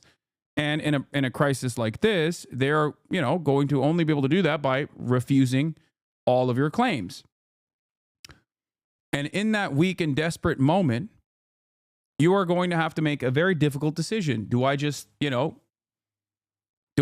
off my land instead of the tumultuous rebuilding process?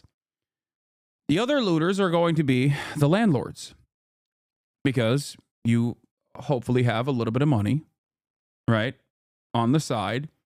Insurance will kick in to pay your rent, for example, if you're fortunate enough. And the people that own numerous properties know that. So they will raise the price of rent. Market conditions. Okay? That is the real looting that will take place. But that looting is invisible. That looting is only done through the normal process of capitalism, profit-seeking entities, faceless, lifeless corporations doing that looting. So instead of focusing on that looting, wood houses is crazy. Okay, what's really silly about this is that California is a earthquake region, okay? Wood houses are not crazy. Concrete also burns, chatter, just so you understand. And considering that it is a earthquake-prone region, yes, wood houses are a more hardened defense against that sort of thing instead of concrete. That's the reason why these houses are built with wood. It's not because it's like they wanted to you know, be caught light on. They wanted to be lit on fire.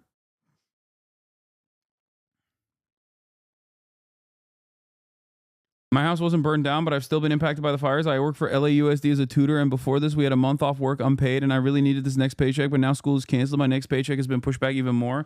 I can't imagine what I'd do if my house had burned down. Yeah. Anyway.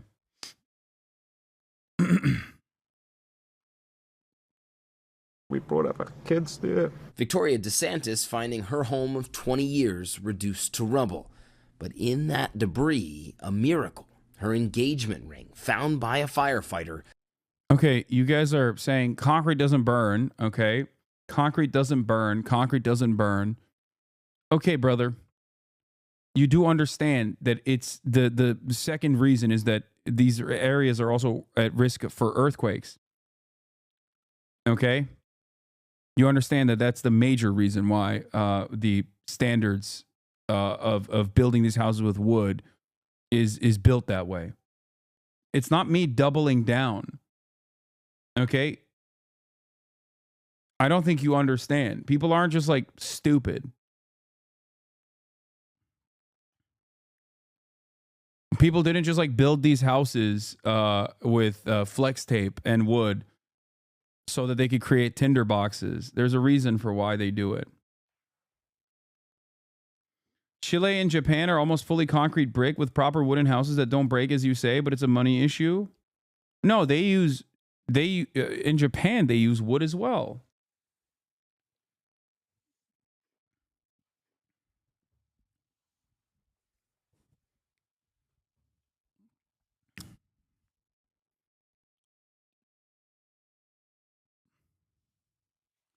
Concrete doesn't burn to ash, but it still burns. People are being, people are being annoying.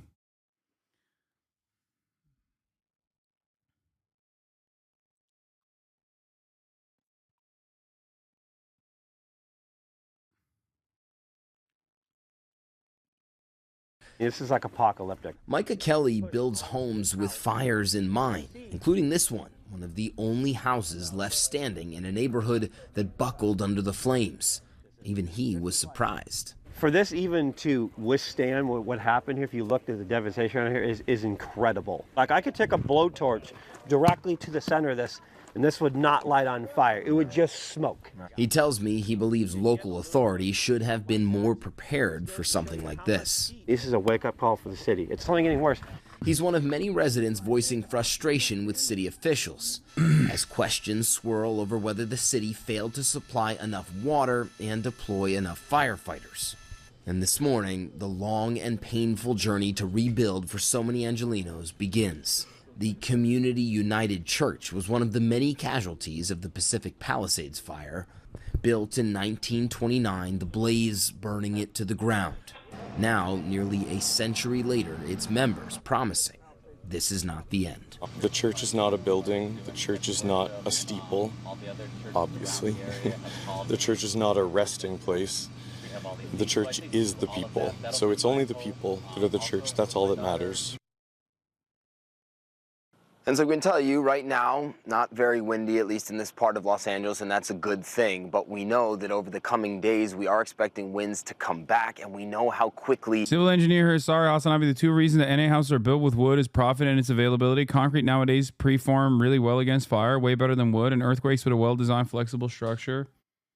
Okay, I'll take your word for it.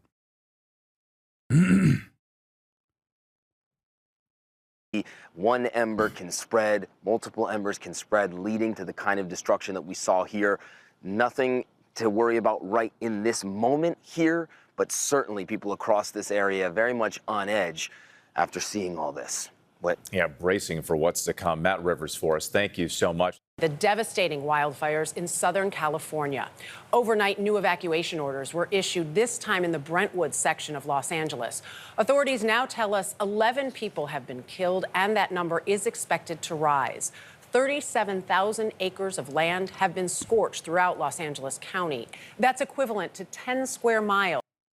Hassan admitted to being wrong. What do you mean? Big titty goth? You're a 21-month subscriber. You probably heard me admit it. Yes. If there is a reasonable answer, and there are plenty of instances where I admit to being wrong. What are you talking about? You must ask yourself the question, why am I being annoying in this circumstance? Like, what would you rather have me do? Double down and be like, nah, you're wrong? You never admit to being wrong, lol, lol, lol. It's so weird because, like, these people say it. Clip it for DGG. These people say this, okay, whereas everyone in here has seen me openly admit to being wrong when I'm faced with new information.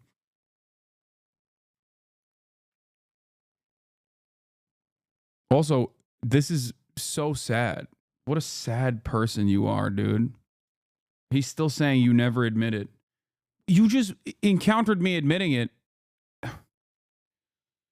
Ugh. You were wrong about Israel and you never admitted it? See, this is the issue.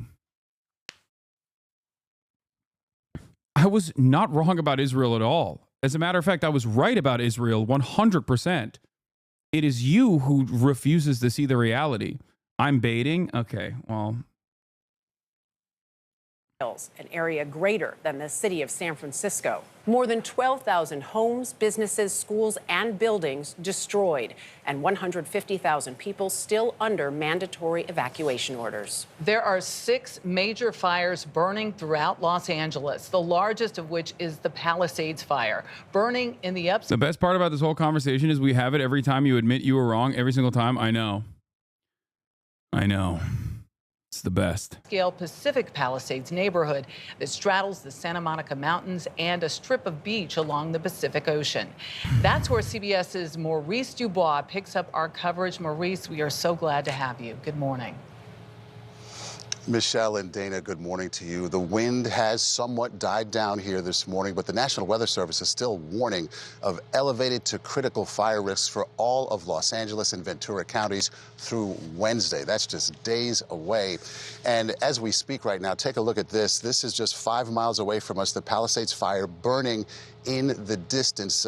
It is just hard to get your head around it. An eerie glow in the early morning sky. And now the health department has issued a local health emergency saying the wind and smoke has severely degraded the air quality. It's been 5 days here since 2 of the largest of these fires started, and this morning they're both less than 10% contained. Against that backdrop, questions are now being raised about how state and local officials responded to this unfolding disaster. And for more on that, let's go over to Tom Hansen in nearby Brentwood. Tom, good morning to you. Hey, Maurice, good morning to you. Well, it's a very active scene behind me. You can see the flames are continuing to rage. And look, you can even see that they are carrying out water drops, which is about to happen right now, where they're going to drop gallons of water onto some of these embers in the hillside. There we go. There it goes right there. To try to put out these flames, it really just highlights what a challenge these firefighters are up against. And as these flames rage, so too do the questions from residents, millions of which got false alarms when there weren't actually in any danger. Also, the other question that is growing this morning is whether or not firefighters were well equipped enough to get a handle on the blaze when the flames began. At night, the hills above West Los Angeles still look like a hellscape. The winds driving the Palisade fire lulled enough for firefighters to use water-dropping helicopters. By day, the devastation is clear. Hundreds of homes in the Pacific Palisade neighborhood are little more than rubble and ashes. So I came home today, and now it looks like we definitely have to go again, so I'm going. Do you know where you're headed right now? Yeah, I do. I have a pool house in Coldwater Canyon, and I hope it doesn't get all the way over there. To the east, the Eaton fire ravaged the Altadena neighborhood. Even the homes left standing are uninhabitable. Damage is smoke damage. It's not livable. 4 other fires still burning throughout Los Angeles County. We will not stop until the fires are fully contained. But while firefighters try to get the upper hand, some residents and officials are pointing fingers. It's just devastating. We need more help here on the ground. Los Angeles Fire Chief Kristen Crowley has said her department has been hampered by a lack of resources. Even with an additional 100 engines, I tell you, we were not going to catch that fire. But with that being said, let me be clear. The $17 million budget cut and the elimination of our civilian positions like our mechanics did and has and will continue to severely impact our ability to repair our apparatus. California Governor Gavin Newsom is calling for an investigation into why some hydrants in the Pacific Palisades neighborhood ran dry at the height of the fire and why a 117 million gallon reservoir was out of service. Meanwhile, some residents want to know why 10 million Californians received false emergency evacuation warnings. CBS News' Jonathan Vigliotti posed the question to Los Angeles Mayor Karen Bass. You have millions of people here who get these alerts. They are ignoring them. There is a real threat here. What is your message to your constituents who are losing faith? I want the residents of Los Angeles region to have faith. We are doing everything we can to bring the situation under control. While so much has been lost in less than a week, there are glimmers of hope, captured in these images of a stranded dog and its rescue, prompting an outpouring of support. Max was taken in by a local dog rescue, which has since received a flood of donations for all of its residents. Thank you, Whittier. Thank you, Los Angeles. I'm crying. The way the city of Los Angeles is coming together to help each other it's overwhelming. And for the people here, help is on the way as well. There are dozens of food, clothing, and supply drives happening all throughout the weekend across LA. Maurice. Okay, Tom Hanson in Brentwood, thanks so much. These fires impact. All right, we're going to talk about the fire hydrant water supply. Impacting so many communities across Southern California, wiping out multi-million-dollar homes in the Pacific Palisades and Malibu, and now growing questions about water supply issues firefighters had to deal with. ABC's Jacqueline Lee joins us now from Malibu. Jacqueline, good morning. Well, good morning. There is destruction everywhere we look. We are currently standing in a shopping center here in Malibu where there used to be a bunch of small businesses, but as you can see, they are gone. The only thing standing is a staircase. There's a lot of ash debris and some framing left behind. And what you can see is we are across the street from the Pacific Ocean, from Pacific Coast Highway, and that place is famous for just the sheer amount of luxury beachfront properties. That is no longer there. It is wiped from the map. And what that shows us is this Palisades fire burned so quickly to the south that the only thing stopping it was the Pacific Ocean. Now, this morning, we are learning more about water supply issues. A local fire captain telling ABC News that when a structure with a sprinkler system burns down, that water from that system continues to flow, that impacting the water supply and losing pressure for those firefighters fighting these fires here in Los Angeles.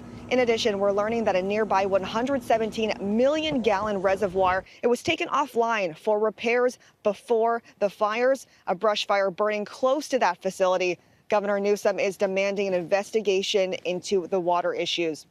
We also know the LA Fire Commission sent a report by the fire chief to Mayor Karen Bass just weeks ago, raising the alarm about cuts to the fire department's budget. There are, of course, a lot more questions than answers this morning. And coming up in the next half hour, I'll have more details about the human. What does percentage containment refer to? The perimeter of the fire or the total put out? I think it's the like the perimeter. Right? I don't know.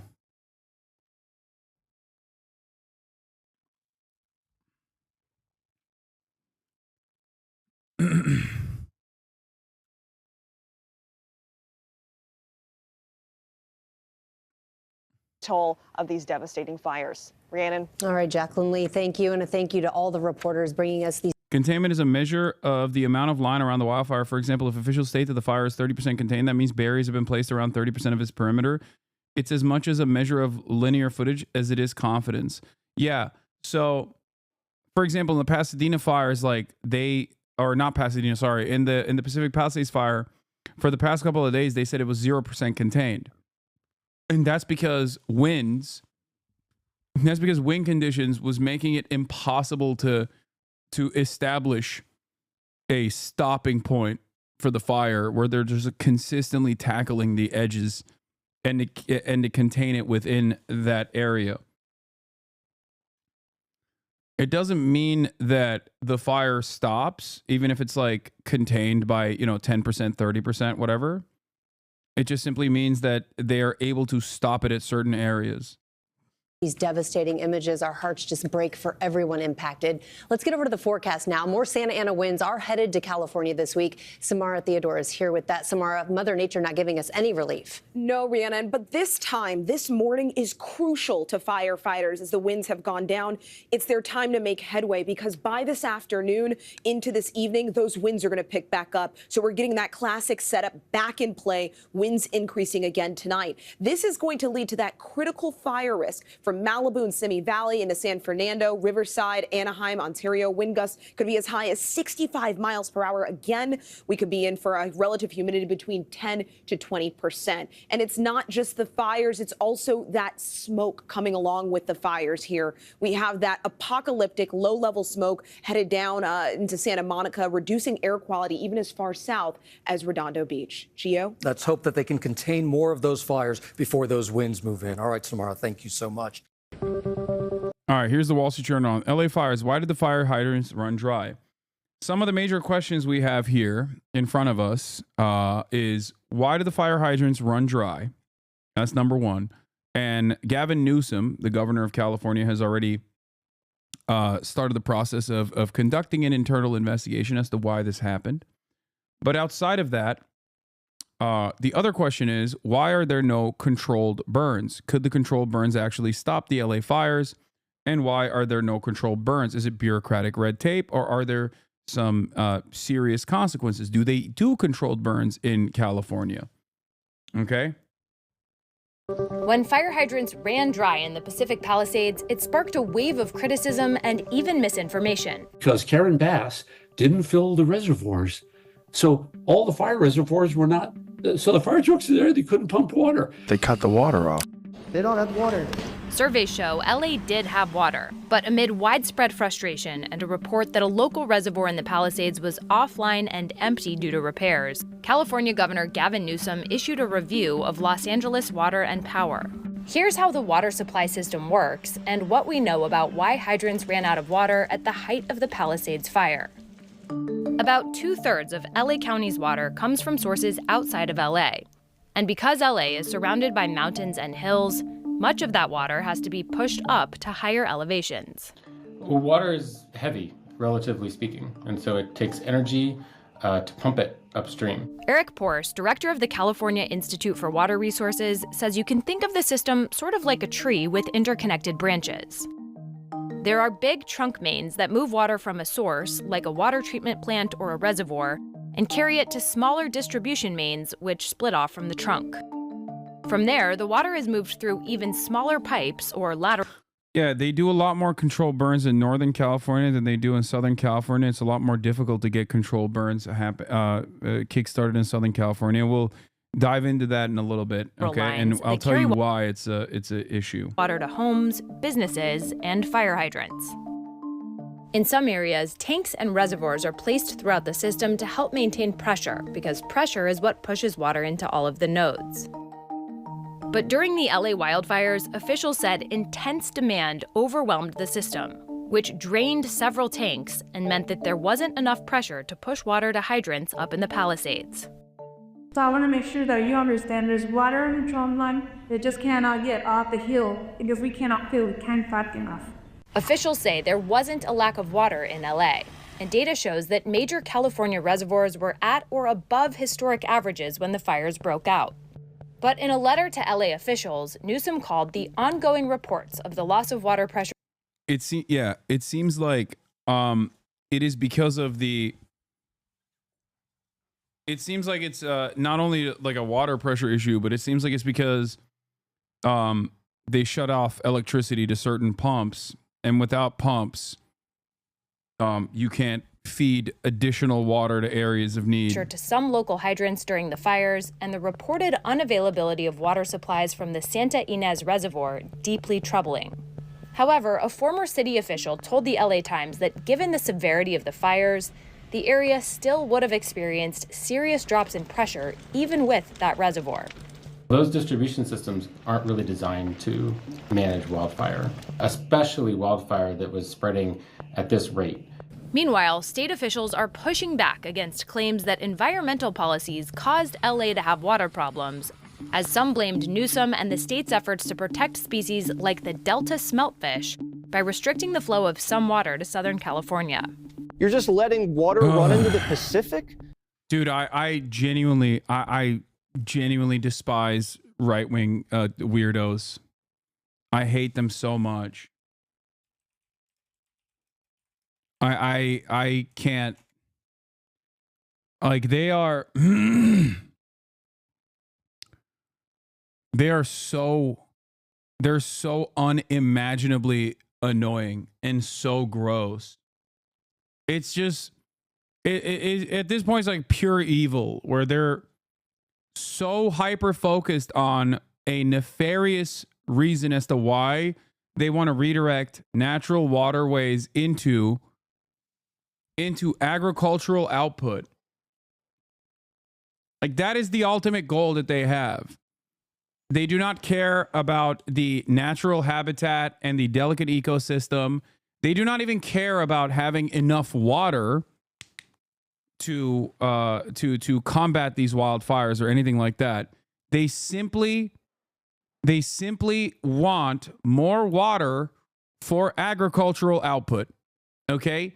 And they're using this as an opportunity to kill two birds with one stone. On the one hand, you get to talk about environmentally conscious libtards who don't know anything about anything. Look how stupid they are. And number two, you get to make a case for how you must redirect more of the natural waterways into agriculture. Okay?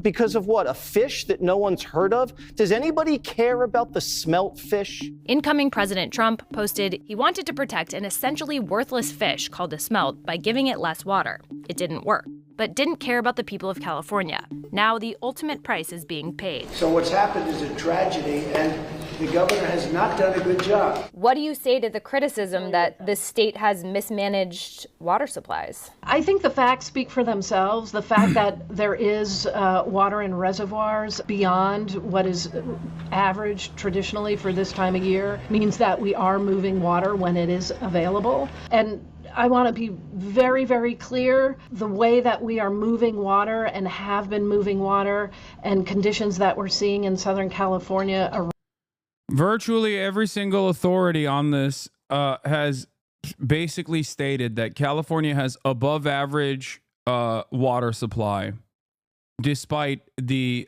historically dry rain season that we've seen. Like, in the reservoirs, there is above average water supply across the board. Opening up additional waterways or damming existing natural waterways to redirect water down to Southern California has been a long-term Trump agenda item. Okay?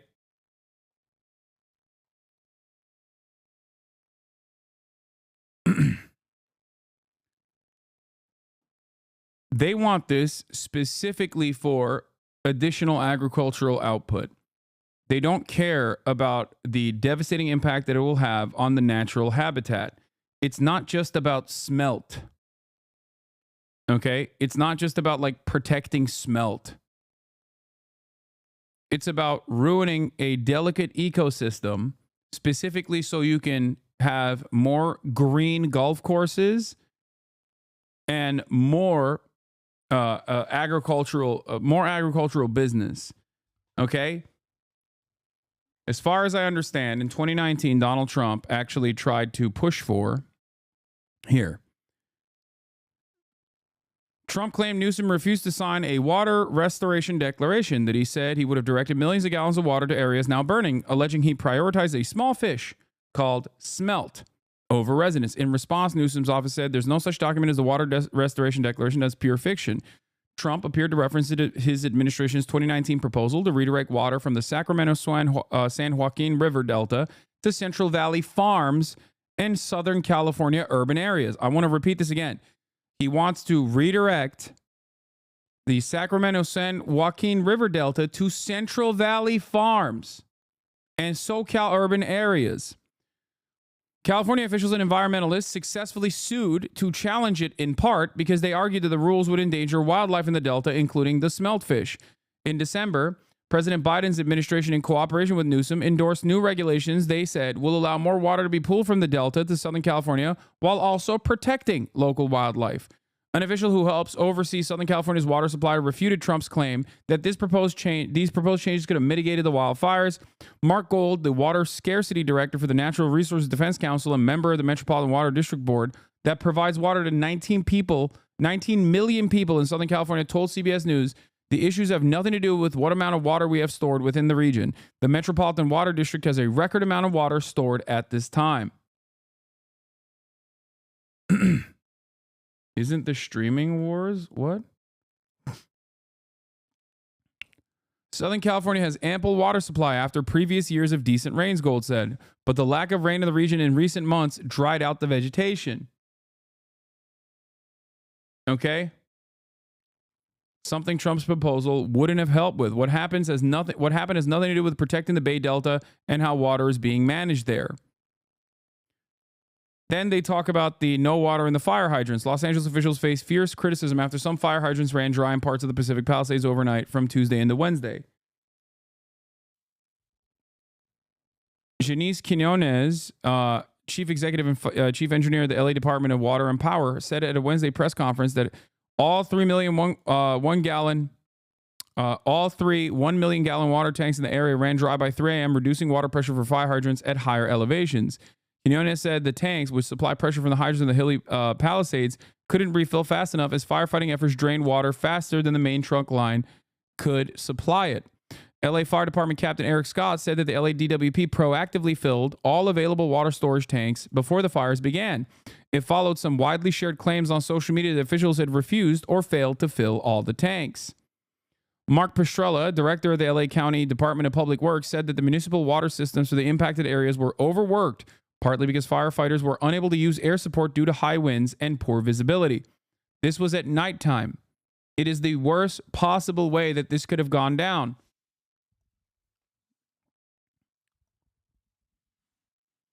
Okay? They could not use aerial support to use helicopters and planes as well as they wanted to try to stop some of the wildfires that were ravaging. I repeat once again, you cannot combat a water hurricane. I mean, not a water hurricane. Sorry, a fire tornado with fire hydrants.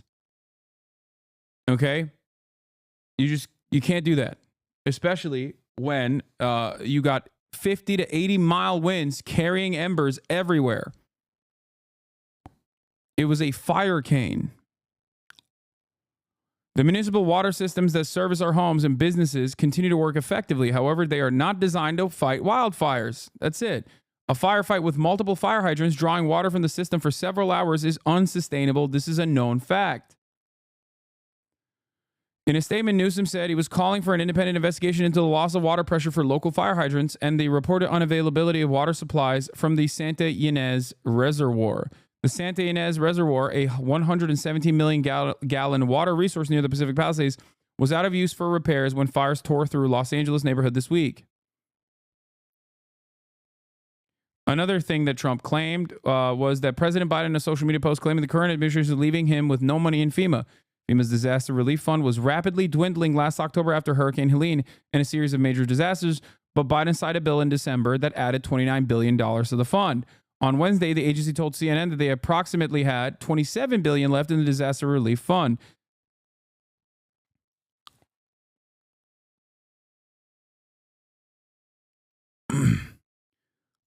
In a time of need, when there is a tremendous amount of pain, when there is so much suffering happening, right-wingers look to the issue and go, how can we use this to manipulate the public attitude? How can we use this crisis to basically get people tuned up with disinformation, unlimited amounts of disinformation. It is crazy.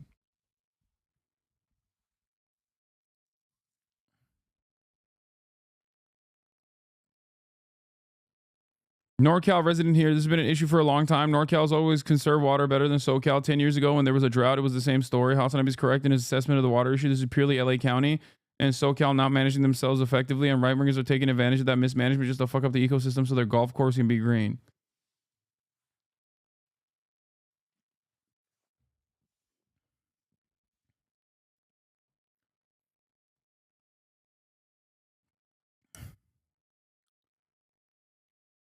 It is shocking to me that people can be so openly ruthless and so awful that they could just turn around and look at, you know, entire cities being eviscerated by fire and go, how can we present this in the worst way possible through misinformation that we can get people tuned up and primed to advocate to make sure that there's more irrigation, more mismanagement of water, so that we can have golf courses and more agribusiness in the region.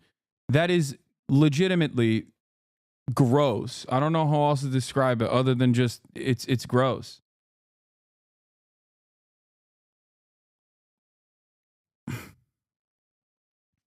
Line of cars it is far. I had to stop walking. I had to return back to the truck because I couldn't get that far away from it. So that just speaks to how anxious people are to get to their homes, to check on things, to get things that they need. I spoke with one man who was here trying to get his son's medication, and that was earlier. Those were the only people they were letting in via escort. When that escort was here, were those to get medication or something important like that.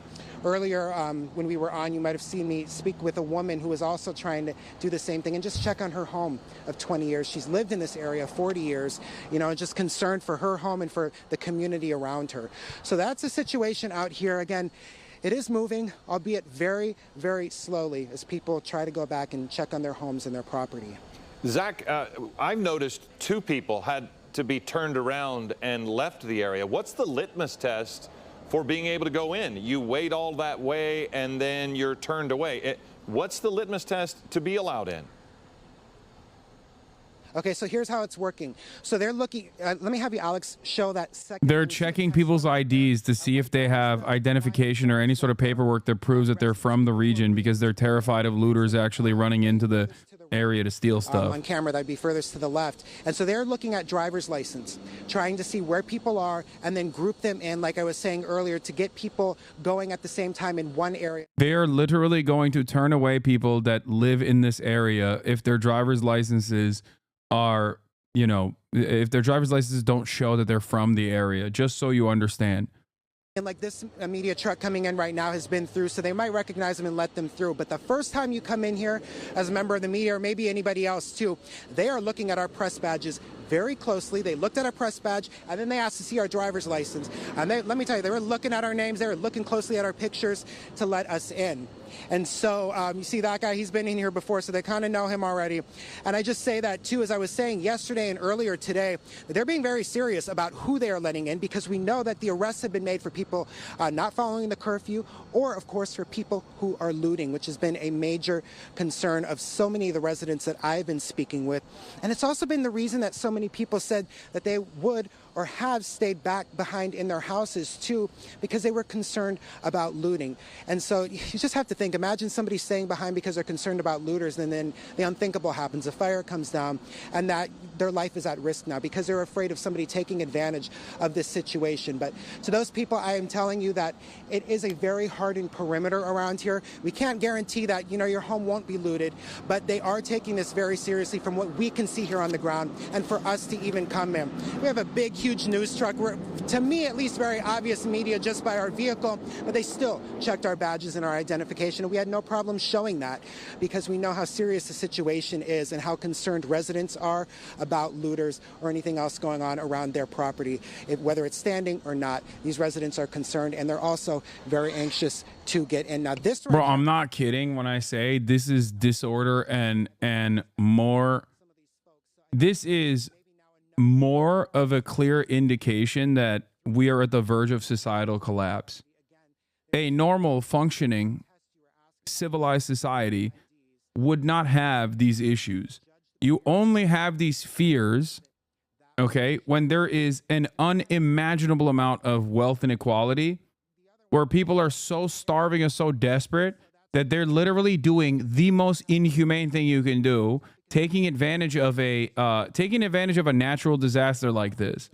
And I also personally think that they're greatly overemphasizing the dangers of looting in an effort to do propaganda, in an effort to show that the National Guard and the police are actually valuable resources. Meanwhile, you got the actual valuable resources doing their very best to put out these fires, working around the clock. It's crazy. The disaster is natural to an extent. Wildfires are a natural disaster, chatter. That's crazy.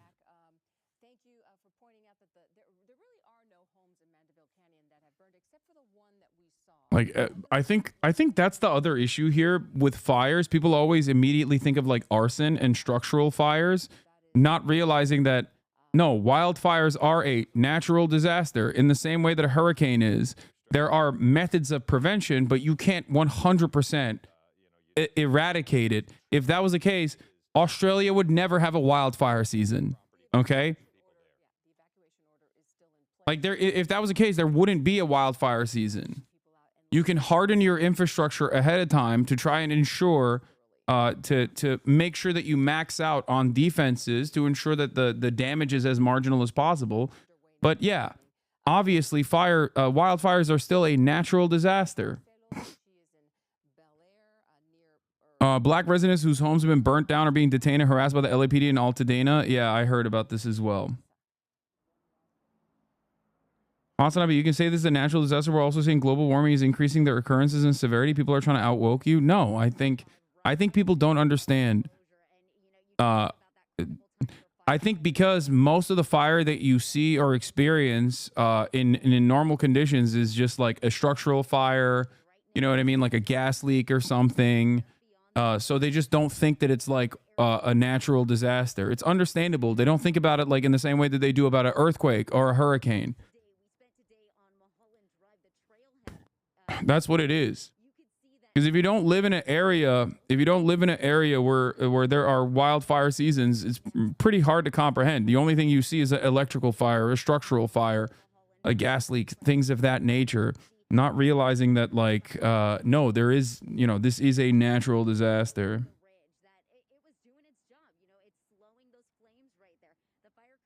Did speak with, they told me that the wind is actually working in their favor right now, pushing those flames away from structures as opposed to toward them. So they are using the elements to their advantage. Something else that you couldn't see on the ground, those ground attacks, there are dozer lines that are being created by CAL FIRE crews right now. In addition to that, we have the LA Department of Power and Water monitoring those transmissions lines along there. They said they are securing them, making sure that if flames get close enough, they can de-energize them before it poses an additional risk. Now, along here on Skirball Center Drive, there are more and more people that are coming up to take pictures, to take video, because this is an image that you just haven't seen. I want to introduce you right now to Nicholas, who tells me he lives nearby. We also have Jacob joining us. Now, Nicholas, Jacob, you said you live nearby. What brought you out here today? I mean, as you can see right here, Milken Community High School. This is the high school I grew up at. If I can take this. Oh, I'll hold it for you. Perfect. This is the school my sister's at right now. It's just truly unbelievable. It's unfathomable right now. I'm just scared. I was just at Bel Air Crest helping my friend evacuate, and I just drove by, and I'm just in total shock. I'm in disbelief right now. I think I bawled there. You were telling me that last night you were helping people evacuate? Yes, last night my friend lives right over this yellow tape right here. Me and Jacob, we were just running and just trying to do everything we could to help our friend. It's just so sad. I mean, all we can do right now is pray for our firefighters, and just pray for everyone right now. I mean, Jacob, I want to talk to you because you were telling me just about watching, neighbors helping neighbors. I know I met someone earlier who said they were helping people who may have been medically challenged, who had oxygen tanks get into their car. Tell me what you saw last night. Honestly, I just saw a lot of people who were already done evacuating, helping out their neighbors, no matter what it was. At the end of the day, nobody wants to see anyone else's house or their belongings burned down, and I think it was a beautiful thing seeing neighbors go out of their way to help people that honestly maybe they've never even spoken to. You live next to someone and you don't always talk to them, but when hard times come, everyone helps out, and especially around here, I went to elementary school just right over there, also at Stephen S. Wise, and high school here, and the community around here they love to lend a hand, and it's a very nice thing to see. I saw nothing but constant looting. When it comes to just this imagery right there, have you seen anything like this? Have you seen a fire like this before? No, I have not. During our high school time, there were multiple fires. School got canceled, but this is something I don't even know. It's insane. This is like out of the Bible. It's quite shocking, and I hope it can come to an end very fast. When it comes to people who are trying to get through, there is a hard closure. They are being turned away. Just being down here right now, what do you want to tell people at home just about the severity, the magnitude of this right now? Listen, I spent hours sitting at my TV, watching it start at the Palisades and just watching it grow. And it's a different feeling when you're actually here, when you're miles away from it, when you're staring at it, you're watching the smoke grow. It's unexplainable. It's a feeling that I really hope you don't need to feel in your life, but sitting behind the screen compared to just standing here with you right now, and honestly, God bless you for doing this and showing people what is happening right now. It's just a different feeling. All I can say is just pray for the firefighters. For the families, there's so many people involved in this that we just need to try helping. We've been trying to help, donating, doing everything we can. It's not going to stop anytime soon. We really hope it will. But in the meantime, just spread the word. This is severe. This is something we've never seen before. I know it's been brought up. Why are you guys saying God maxing, bro? They're in a disaster. Y'all are so crazy.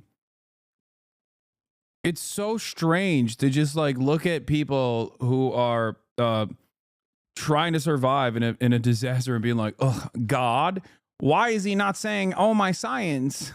Who cares, man? Why are y'all being so annoying? Be normal, please. Oh, my Lord. Why are they not science maxing? Why are they God maxing in this circumstance, in this crisis? Y'all are so dumb, I swear to God. Around access to that water, it has nothing to do with protected fish species under the law. Carla Namath and other California officials say one of the biggest issues was actually wind. The fire is being fueled by... They get it from you. That's my favorite type of chatter. Who, in the process of me course correcting, will say, you're not course correcting. How many times have I had this conversation? Combination of strong winds and surrounding topography, which is making it extremely challenging. Sending thoughts and null hypotheses to those affected. Yeah. Sending thoughts and logical conclusions. Sending thoughts and logic to those affected. Oh, my science. For our personnel that are assigned to this incident. Is there anything California or LA officials could have done better to mitigate the threat of these fires? There will be lots of opportunity after this event to understand what happened, and we will learn from that, and especially in the context of climate, and we will adjust and move forward. I think it's really important for folks to understand that a fire suppression strategy for a wildland fire is not dealt with localized community fire hydrants. It's just not the right scale.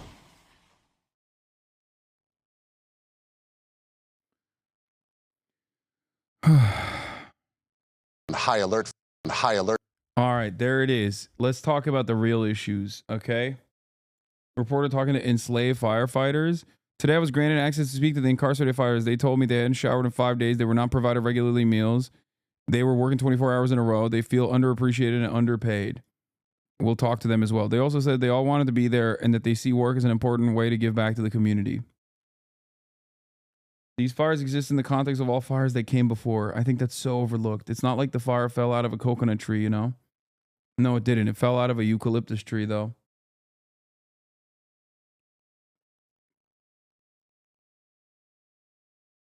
Anyway.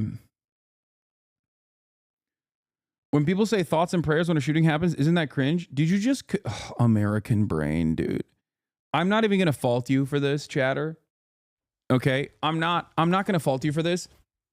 There is a difference between natural disasters and gun violence. Gun violence is not a natural disaster, no matter how much Americans act like it is. There is no other country on this planet where people go, oh, that's a naturally occurring phenomena, gun violence. Okay? That's why one is cringe, because it's a very preventable issue, whereas the other, no matter how much you try to prevent it, can still end up devastating an entire region, because overcoming nature is quite difficult. There are actual actions that one can take to prevent these things, including fires. Yes, you cannot totally prevent the fires, but you can protect those who are more economically vulnerable. Oh my God. No, there is... The reason why it's cringe when people say thoughts and prayers after gun violence is specifically because it is not a natural disaster. Okay? There is no way that you can 100%... Chatters, unless you have a wind machine that I am oblivious to, unless you know that there is like some kind of weather wind machine that I was just unaware of, you cannot combat 80 to 100 mile winds. Virtually every single professional that works in dealing with the harm mitigation has said as much.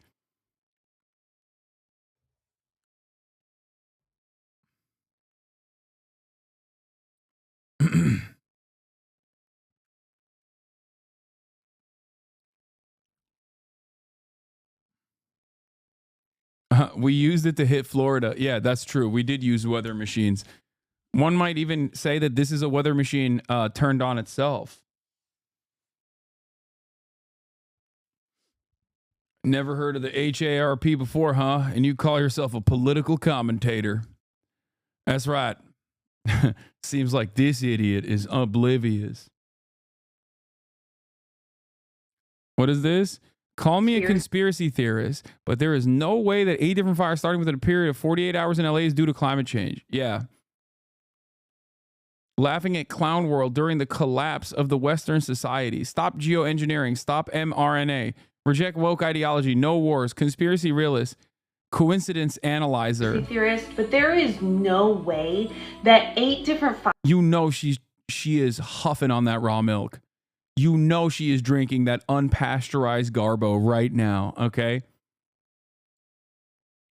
Fires starting within a period of 48 hours in LA is due to climate change. You want to tell me that insurance companies canceling people's policies in these areas over the past few months, officials cutting firefighting funding, emptying water reservoirs, and being more concerned. I love conspiracy theorists because they look at the crisis caused by constant corner cutting, profit seeking, budget reductions, and austerity due to capitalism. Okay? And they just go, there's got to be something out there. There's got to be a real crazy, not systemic factor at play here. Okay? Let me keep drinking my raw milk. I'm sure I'll find the answers there. It's always so funny. It's like they are so goddamn close. They are so close to kind of recognizing what's going on. It's a joke.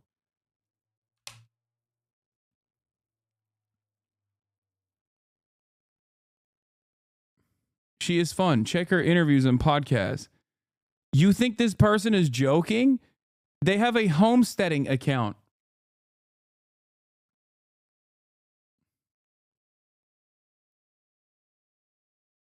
They're selling healing powers of tallow.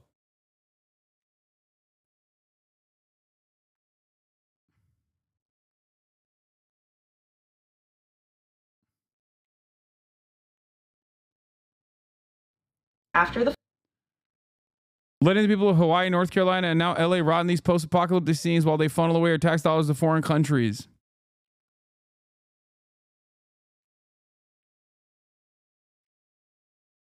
Look at the milk stain on her chin. It's definitely a joke. I don't think she's joking.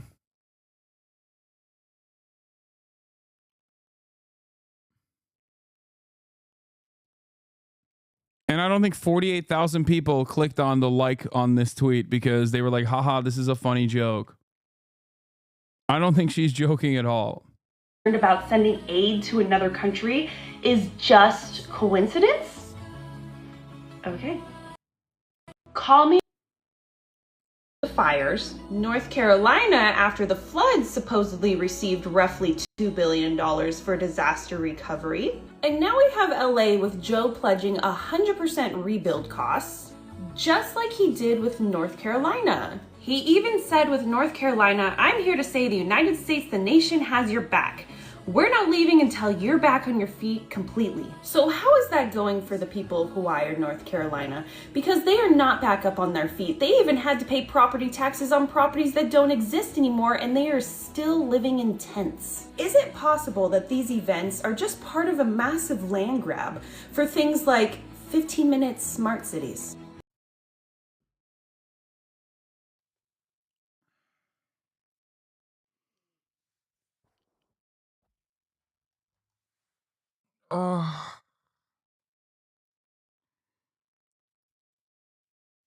The American century of humiliation is upon us, and it's a self-inflicted wound. The American century of domination is over before the century even ends. Okay?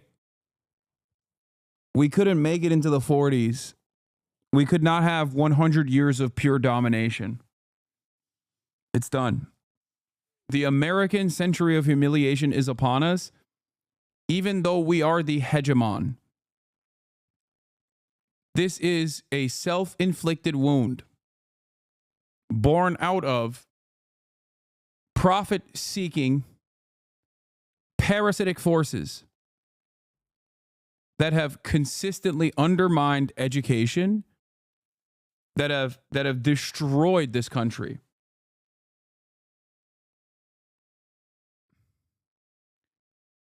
Wow. The Burger Reich is shitting and farting itself to death. It's so bad.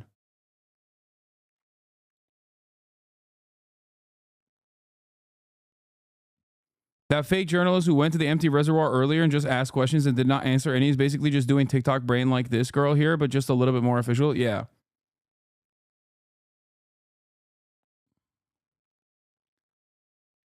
And you may be thinking that $2 billion is a lot for disaster recovery, but just a few weeks ago, Joe pledged almost $6 billion to be sent to here, bringing the total amount of aid sent to here around $175 billion that we know of. And you still think your elected officials care about you?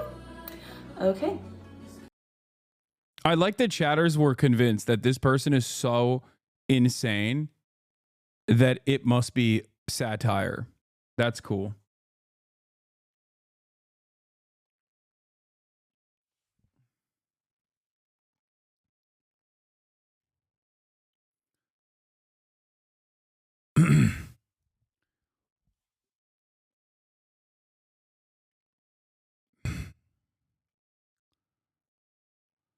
Hi. All right, we're gonna get to the looting in a second. Let's turned it back on. So it was almost inevitable. I gotta go pee real that quick this again. was going to occur. We always need to have boots in the ground. The idea that they don't have boots in the ground and some of this terrain is inaccessible, they need to get firefighters or crew members in there separating the burned from the unburned. So some of the feeds will show the aircraft doing outstanding jobs as far as the helicopters making pinpoint drops, or some of the fixed aircraft making retardant drops, which is great. But at some given point, you still need to get boots in the ground to separate the burn from the unburned to get containment lines in. Well, that is a story we've been telling, actually, for all these days, that there just aren't enough resources to go around. And it's just extraordinary, Daryl, when you consider how many fires are burning. And while there might be one that's drawing all the attention, you certainly cannot let the others just go. So there are plenty of people, plenty of fire officials and professionals that are handling all those other fires. And we kept seeing so many little spot fires pop up, little vegetarian fires. Yeah, not vegetarian fires. Yeah. But what we have seen this morning, Chief, is the air power has really been extraordinary. We saw one home burn, but talk about the value of those resources and how important they are. Yeah, I think that today you can see the significant value and investment that we've made at the state, local, and federal level as it relates to aircraft, because you have aircraft from all three entities. And you can see the impact that it's having today because the aircraft are able to fly. The helicopters have water sources where they can quickly pick up water. One of the coolest military-sponsored projects with the federal government is the utilization of bomb droppers. I think it's called MAFS. It's so sick.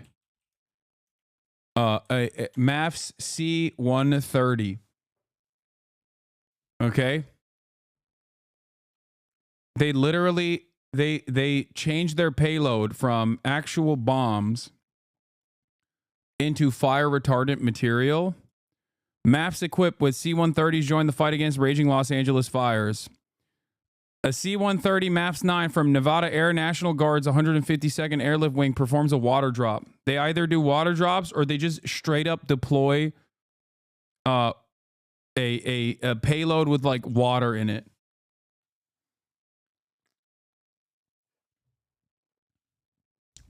Yeah. Modular Airborne Firefighting System is what it's called. Where they take C-130s and they just bomb the fire. U.S. Northcom has activated 8 C-130 aircraft equipped with MAFS to relocate to the Channel Islands in Southern California to support firefighting efforts in the LA area. Some will be operational on January 10th. All will be ready by January 12th.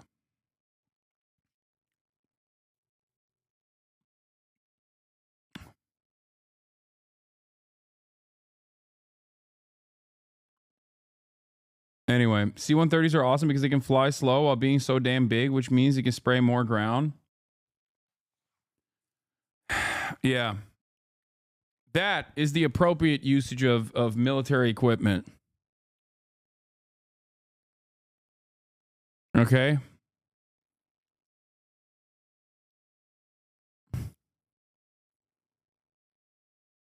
MAFS was instituted in 1971 as a collaborative effort between the U.S. Forest Service and the Department of Defense to produce equipment, training, and operational procedures to integrate military air tankers into a national firefighting response, Northcom said. The U.S. Air Force explains that MAFS unit can fit inside C-130 airplanes, is installed without any structural modification. And within 2 hours, the MAFS equipment has a jet blower type nozzle on the rear left side near the bay doors. The carriage unit consists of a cylindrical tank, pumps, and other electronic control, and operation units that are loaded by Air Force Loadmasters through the rear ramp. Here's a video of it.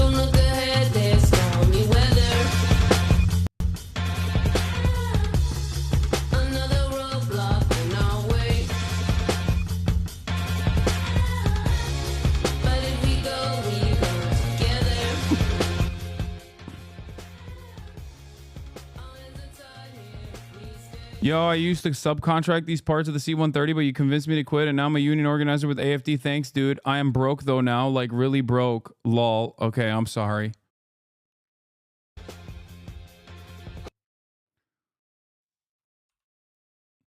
The system can discharge a fire retardant load of 3,000 gallons, which is 11,356 liters for the Euro cucks in the chat, in less than 5 seconds through a discharge tube located in place on the left rear paratroop doors of the aircraft. Released from an altitude about 150 feet, the retardant covers an area 1/4 of a mile long and 60 feet wide, with the plane returning to an air tanker base to be refilled again and airborne in less than 20 minutes. Interestingly, this very capability that the CL-415 Super Scooper seaplanes offer by landing on a large water body to refill their tanks to 7,000 liters, which is 1,850 U.S. gallons in Freedom units of water in just 14 seconds to quickly return to attack the fire. Other fixed-wing aircraft cannot execute continuous drops like the CL-415 and thus need to land back at an airport to refill. California Department of Forestry and Fire Protection, CAL FIRE, also provided more details about how MAFs will be deployed. Unlike CAL FIRE air tankers, MAFs aircraft are not initial attack qualified and require an aerial supervision module lead plane in order to conduct drops, says the agency. This typically limits their use to established extended attack incidents, which help keep CAL FIRE and other IA air tankers available to be quickly dispatched to new fires. MAFS unit's retardant is made up of 80 to 85% water, 10 to 15% ammonium sulfate, a gelling agent, and red coloring. The red in the retardant acts as a color code, helping pilots see where they have dropped previous loads. The retardant itself disperses as mist, preventing damage to buildings. The MAFS crews participate in recurring annual training, with each unit required to have 5 certified personnel for the role. It's sick.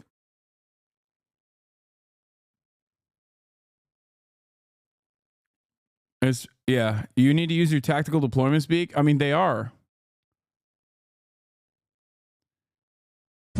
Here's a MAFS unit operational in the state of California, dropping flame retardant liquid. Deploying flame retardant liquid, 8,000 gallons worth. Sir.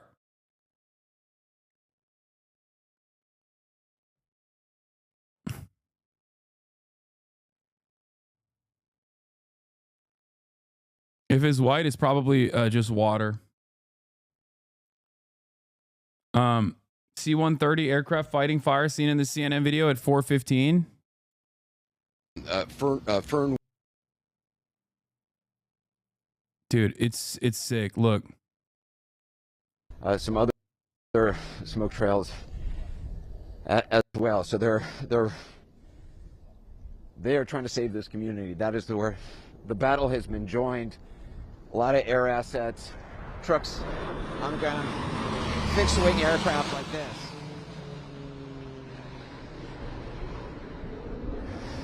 There it is. Sir, yes, sir.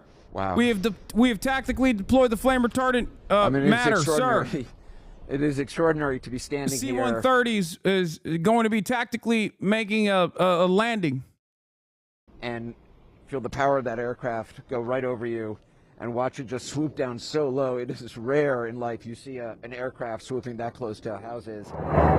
We watched 3 choppers drop their...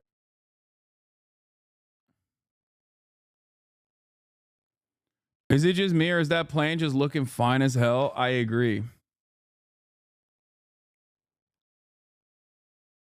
What? It must feel so good for a Vietnam-era plane to drop chemicals on forests. At least this one is to save lives for once. You know what I mean? It still gets to do what it loves to do. It still gets to do what it was tasked to do, dropping chemicals on a forest. But this time it's to save lives rather than, melt Vietnamese villagers.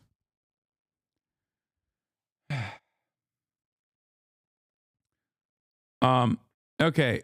Before we get to I guess we can talk about the looting now as well. Here. For looters out here, they have already arrested nearly 24 people inside evacuation areas. The National Guard has been brought in to bolster security, and some people have gone back home to try to defend what they have left. Chris Van Cleef has that from Altadena. The sense of loss in Altadena is hard to describe. Destruction is everywhere. And then this island of 6 seemingly untouched homes saved by Pete Villani, who stayed behind to fight back the massive firestorm. These are all my friends.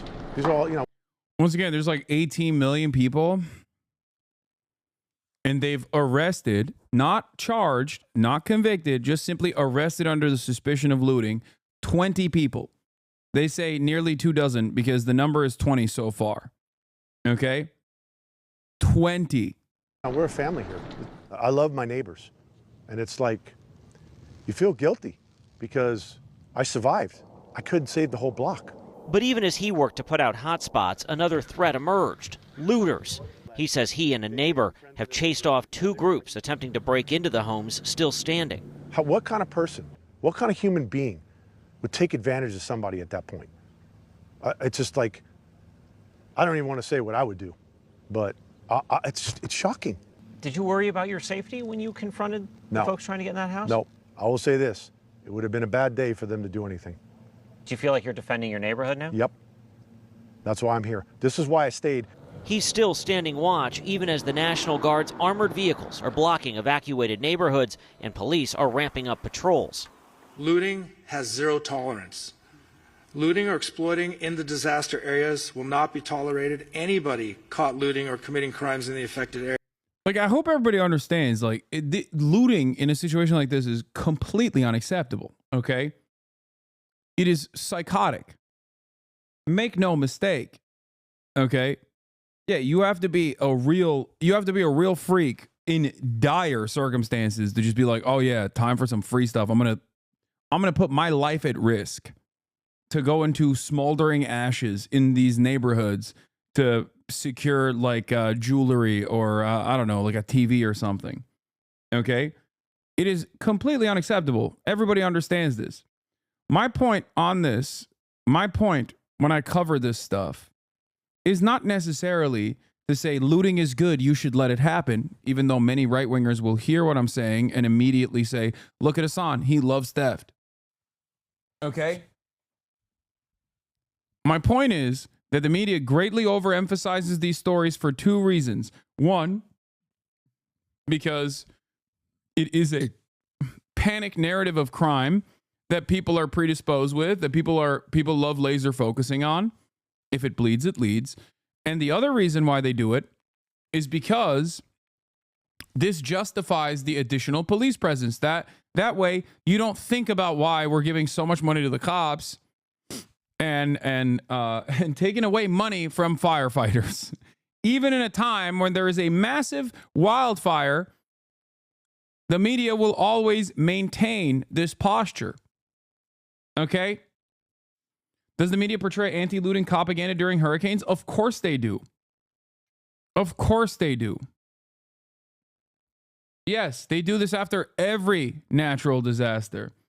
It's additionally crazy to do it after a wildfire, though, because like the fires are still going, it's still blazing through half of these neighborhoods when they're like, it didn't, bro.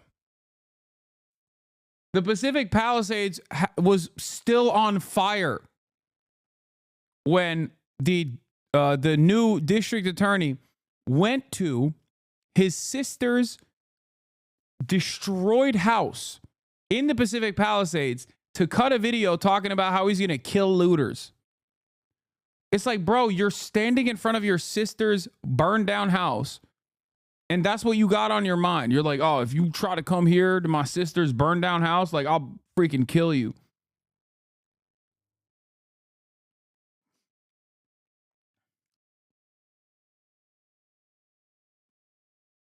Looting narratives go crazy. They're protecting us from imaginary looters. Do you remember the news during Katrina? Yeah. Katrina was particularly deadly because people did actually, quote unquote, take matters in their own hands. And they just started shooting random black people under the suspicion that they were looting. Okay.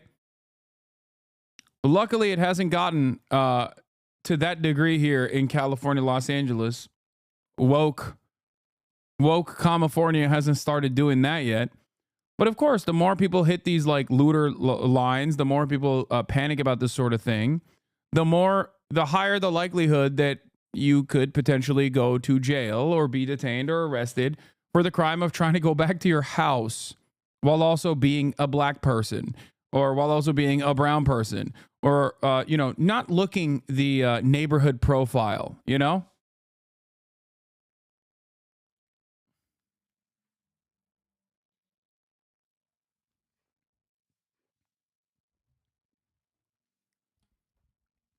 Yeah. The Leos in the evac zone are standing around waiting for looters with boosted funding. The firefighters bust their asses with diminished resources and reduced funding, and the slaves make $20 to work 24 hours in the trenches. Exactly.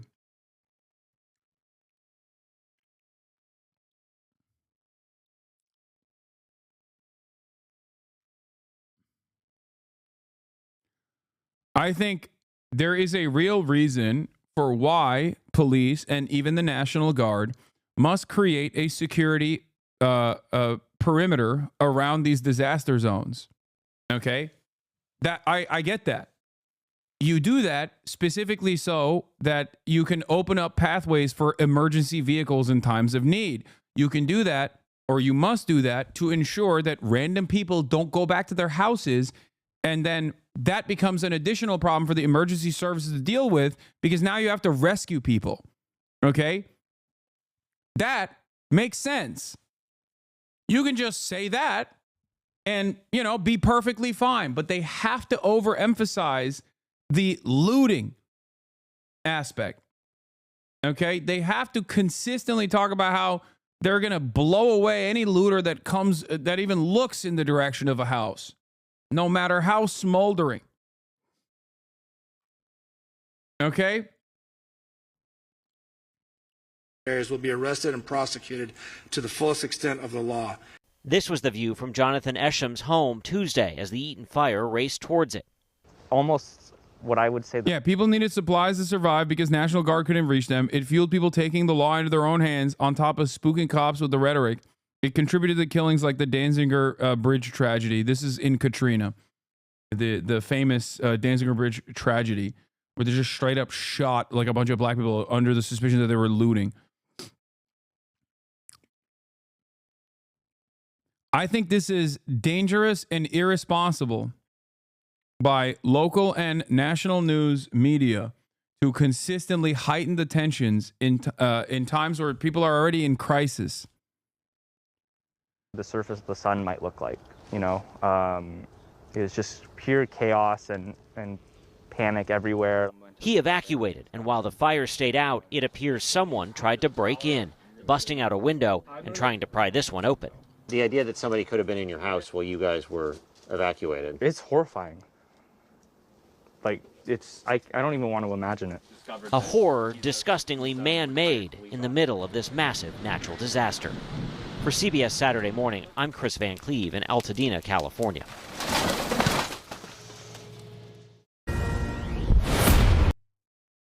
Jesus Christ. What? Cops seem unnecessarily aggressive too? I like that bed.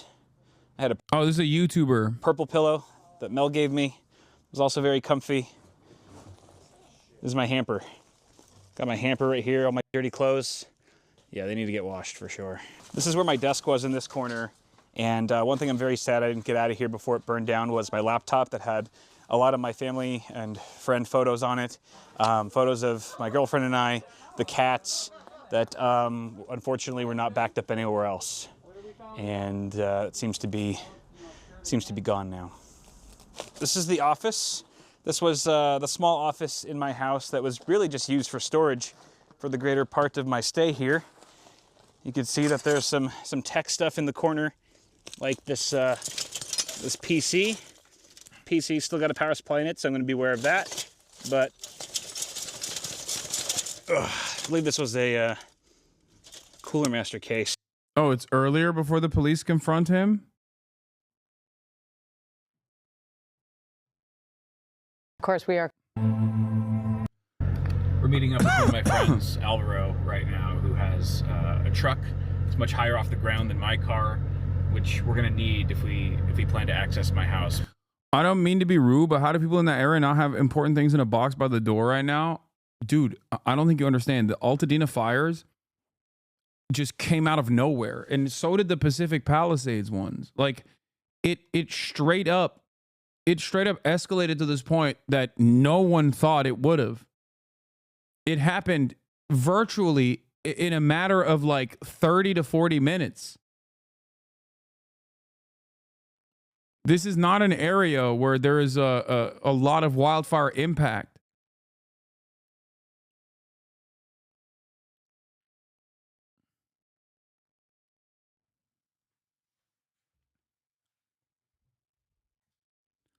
the reality of the matter is that it also, I think, like it's such a, like it's a normal, mostly concrete region. It's not like it's surrounded by forests either. I mean, there's forest around it, but like it just burst into flames, you know? There's not really much you can do. That's why people say it's unprecedented. So McDonald's is the rendezvous point where we're going to meet Alvaro. He should be here any second.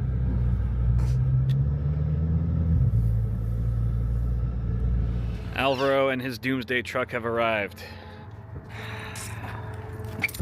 Check it out, brother.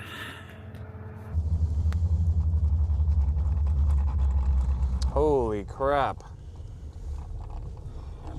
Whoa.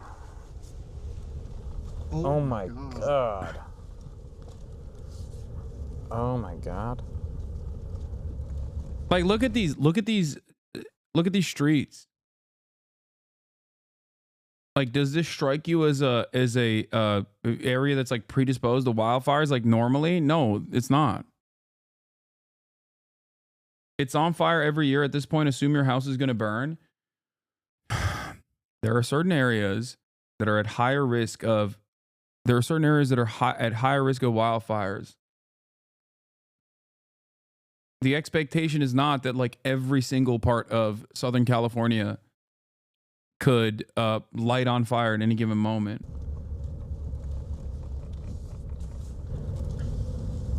Especially in January too. That's another part of this.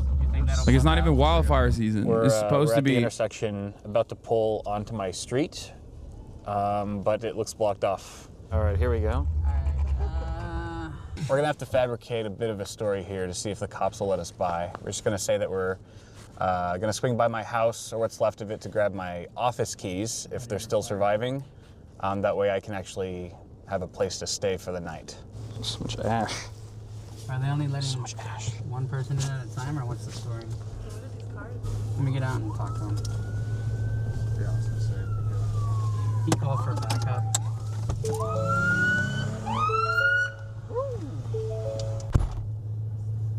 Okay. Wow, he called for backup. Why is he putting his hand on his fucking gun? They are telling us to go down.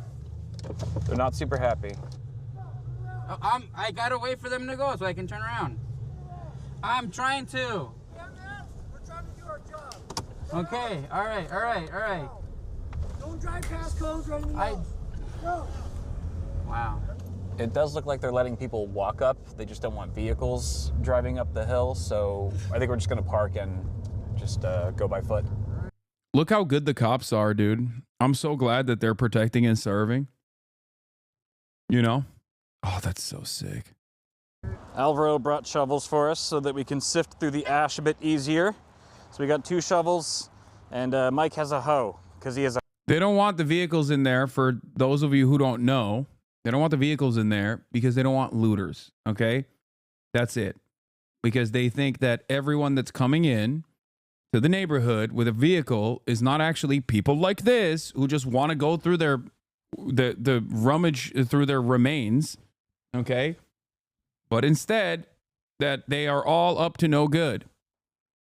They're there for nefarious purpose. A hoe. Wow. Unfortunately, my house is pretty much the last one on the street. So we actually have maybe a mile and a half to walk up this very steep hill before we get there. Quite a bit of scenery on the way. Palisades median house price $3.5 million. This is not in the Palisades. This is Altadena, I think. Like this broken power line that's been split in 2. Right? He's in Altadena, right, chat? Yeah. This is not like a particularly expensive neighborhood. By the way, I this is like kind of sad, but the cops straight up in a matter of seconds proved the point I was making. If you're black or brown, especially so, where they're just like so gung-ho. They got their hands like just understand, your house is burned to the ground. You're there to go back to the remains to see what you can sift through, okay, in the rubble. and you are faced with a complete dipshit who was ready to kill you on the spot for no reason. Okay? They just walk up to you, hand on hip, hand on their service weapon. You're like, oh, pull out now. Turn around now. It's like, what are you doing? What's happening here? Like, what an insane situation. And hanging precariously, seemingly by a thread. This power line is completely sideways. That motorcycle's all right. Those cars are not. This used to be a house. The craziest one is the Honda dirt bike that I saw that was like still functional. The Honda dirt bike that was still functional, even though it was half burned, like half of it was charred. The plastic was just not from this video. I saw it on TikTok.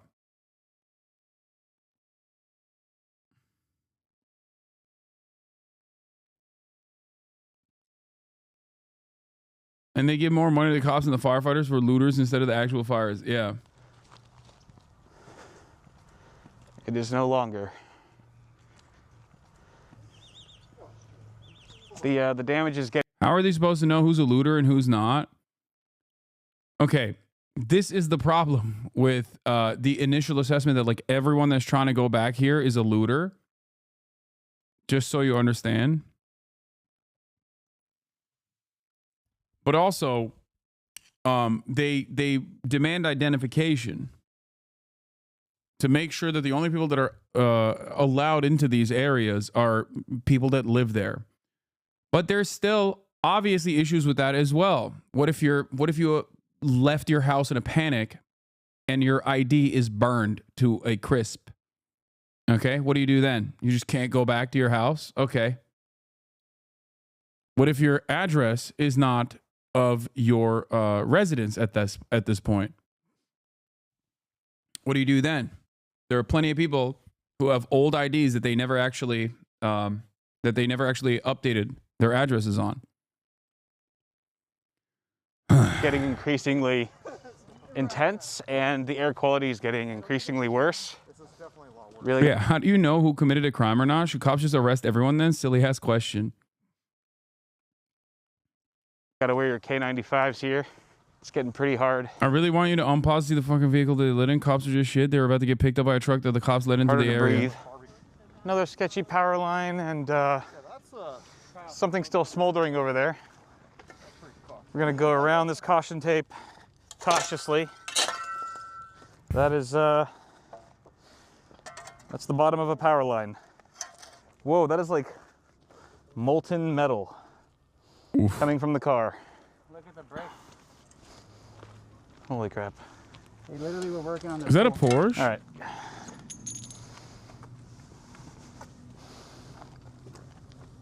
Wow.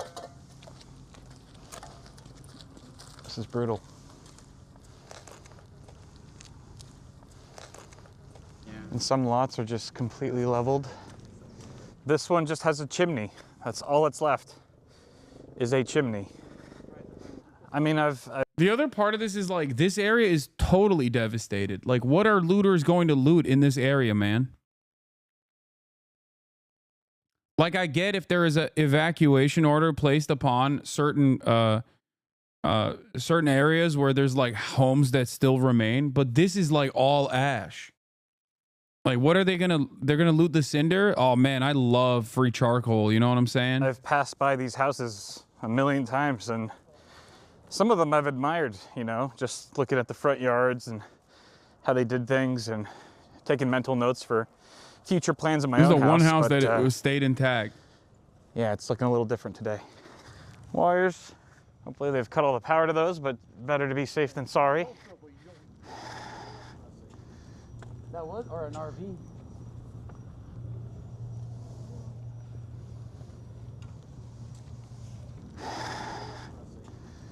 That was, or an RV. Dude, that's fucked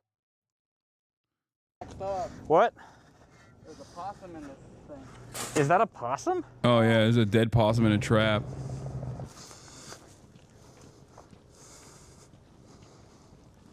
It's all ash. Literally, the next house is lootable.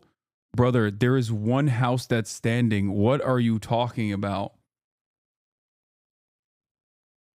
You saw this entire neighborhood, and there is one house that is intact in the entire neighborhood. Looters are going to be hitting that one house? Is that what you think is going on? Do you think this is appropriate use of funds in that regard? 26-month subscriber. Still, anyone and everyone is actually always invested in looting. Okay? Everyone and anyone. All right? All the time. We have to hyper focus on this. Okay? We have to make sure that this is the most. I like that you sat through me pausing and doing commentary for 20 minutes over this video to find the one house that's intact next to a house that is burned to the ground in an entire city block that is completely reduced to ash. And you're like, well, what if the people wanted to loot this house? You're right, man. What if? You're right. Is this a normal way to exist? I don't understand it. I feel like this is not city behavior. But I guess with the way that suburbs work, there's more and more people like this who operate with this mentality where they're constantly in a panicked situation where they're just like, because if chatter, I don't know if you live in a city or not, but like anyone could technically walk up to you in the middle of the road and just put one in the back of your head. Okay? Anyone, literally anyone could do that right now. When you go outside to get groceries, someone could walk up to you and stab you to death. Okay?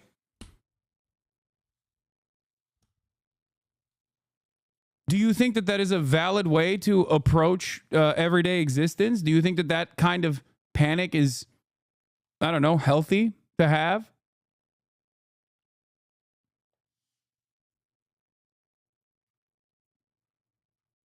Great, new fear unlocked. Yeah, anyone could walk up to you right now. Anyone could walk up to you right now when you're on your way to pick up chicken tendies at your local grocery store.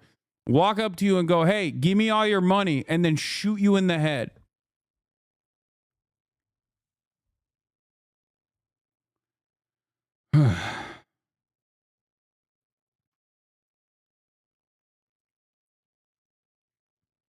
If it's not healthy, if it wasn't healthy thinking, why do conservatives already think it? Because they're unhealthy. That's the problem. They're deeply unhealthy.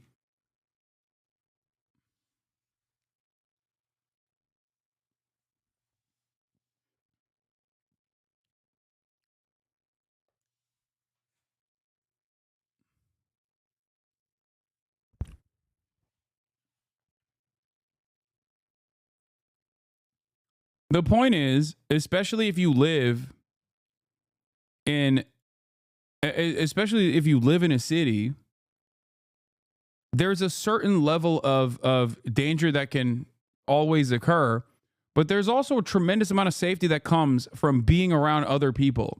And if you've never lived in a normal city, it is impossible for you to comprehend this. That's the reason why when Austin stays with me and he hears constant police sirens, okay, on major roads, he freaks out. He just thinks like bedlam is happening, because in his neighborhood, if he constantly heard, in his suburb, if he constantly heard police sirens, something terrible must be happening. Okay? While the likelihood that you have a lot of people around you increases the likelihood that danger might come your way. Okay, there's also safety in being surrounded by other human beings.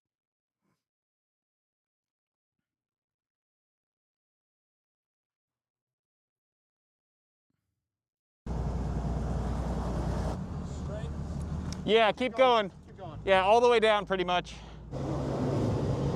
I guess they are letting trucks in.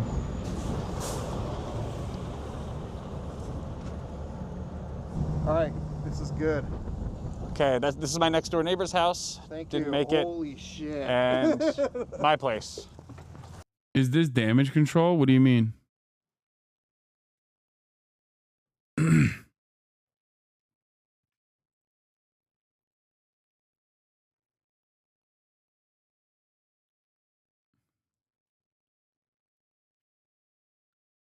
Anyway, I personally am more afraid of like quiet suburbs. Anyway, here's some updates from local officials on Eaton Fire. And finally, to our Los Angeles County residents, please be assured that we will continue to battle these wildfires until they are fully contained. We stand alongside all of you as we begin to plan for repopulation of evacuated areas, disaster recovery, and the rebuilding of your homes and Research and reports often show that looting during natural disasters is rare and communities typically come together to help one another. The belief that looting is widespread can be more reflective of societal anxieties than reality, and it might be perpetuated by capitalist structures that emphasize the importance of property over human welfare. Yeah. No, absolutely. And this doesn't mean that like there is no looting, okay? This doesn't mean that there is no looting that occurs. Of course there is, all right? Of course, yes, there are really desperate people who do incredibly vicious things. But if your expectation is that like there's constant danger that is going to happen in the aftermath of a natural disaster that comes from your fellow man, you're going to lose your mind. That we're talking about here, that's residential community. It's not wildland. It's a residence, and these are people's houses. So huge Herculean task to get through all this down here. We have a ton of work. It's many days, many weeks of work. Just wanted to highlight that a little bit. As we come through by the Jet Propulsion Laboratory, this is looking good. Again, crews engaged, boots on the ground, mopping up. All through the National Forest up here, we continue to make really good progress up there. The weather's in our favor. We're using air tankers, we're using helicopters, all the tools in our toolbox to go get and put this fire out right where you see it right here. So that'll be our goals in the coming days. So thank you very much.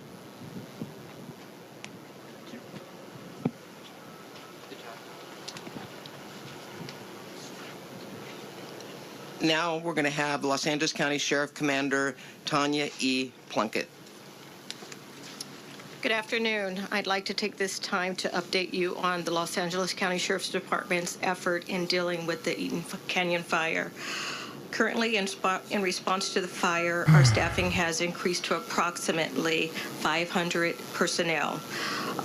Within the personnel, we have active missions, which include controlling traffic points, of approximately 46 hard closures, and traffic control.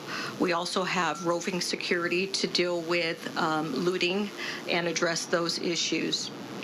And when necessary, respond to welfare requests and at the direction of the Los Angeles County Fire Department.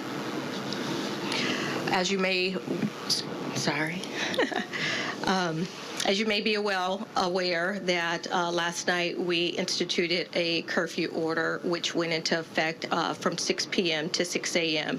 and currently within the evacuation zones. It's important to know that these zones are going to be strictly enforced, and the reasons behind them is to enhance public security and address enhance public safety and address public security concerns. Within the curfew, we're asking everyone to stay clear of the affected zones unless they are authorized personnel or emergency responders.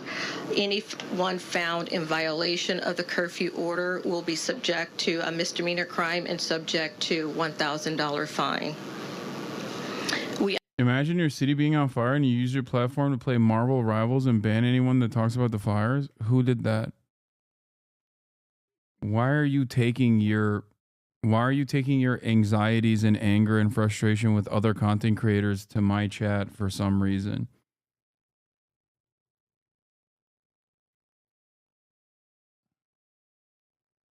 Are you okay? Like, see, this is what I'm Pokemon. Okay, dude.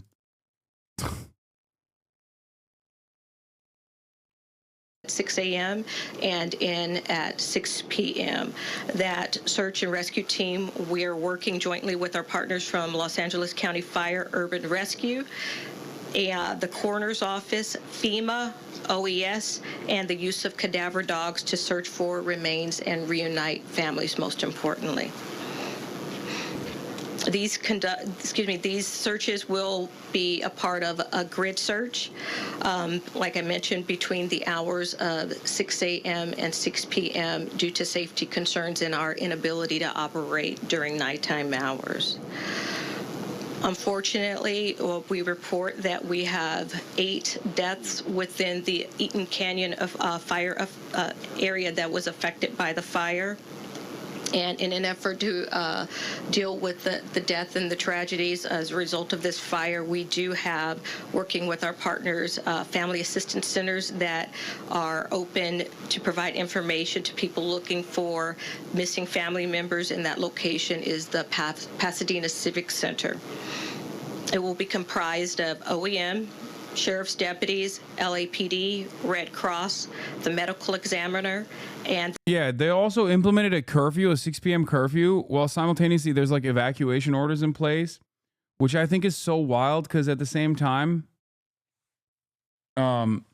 it's like they're doing the curfew because they're like, oh, if you're ever in or around your house after 6 p.m., that means you're a looter. Like then the arrest numbers are going to go up. Basically, that's it. Because the assessment in that situation is like if you're in or around an impacted neighborhood after 6 p.m., that must mean that you're there to do, illegal things like stealing. Is there still a fire near you, Chatter? I am in the heart of Los Angeles, which means I am surrounded 3 parts by fire. Although, having said that, I'm also very far away at the same time. Like, this is the situation right now. Look. Oh. I'm in this area. Okay? I'm in this area. There's the Eaton fire, near Pasadena, Altadena. And then there is the Palisades fire that has seemingly made its way into densely populated areas of Encino. But overall, the West Hollywood area is not impacted directly. Can you share this link? This is Watch Duty. It has been an incredibly helpful app. I've been using it since these fires started.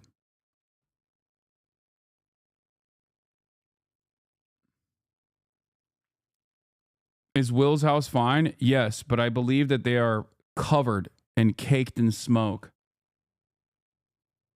And Will was saying that it's probably not healthy to inhale that level of smoke still.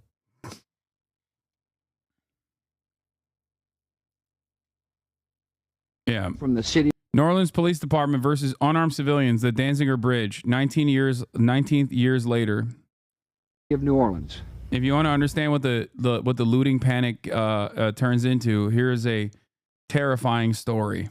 Nearly empty, still partly underwater, and waiting for life and hope to return. Welcome to another episode of In Range.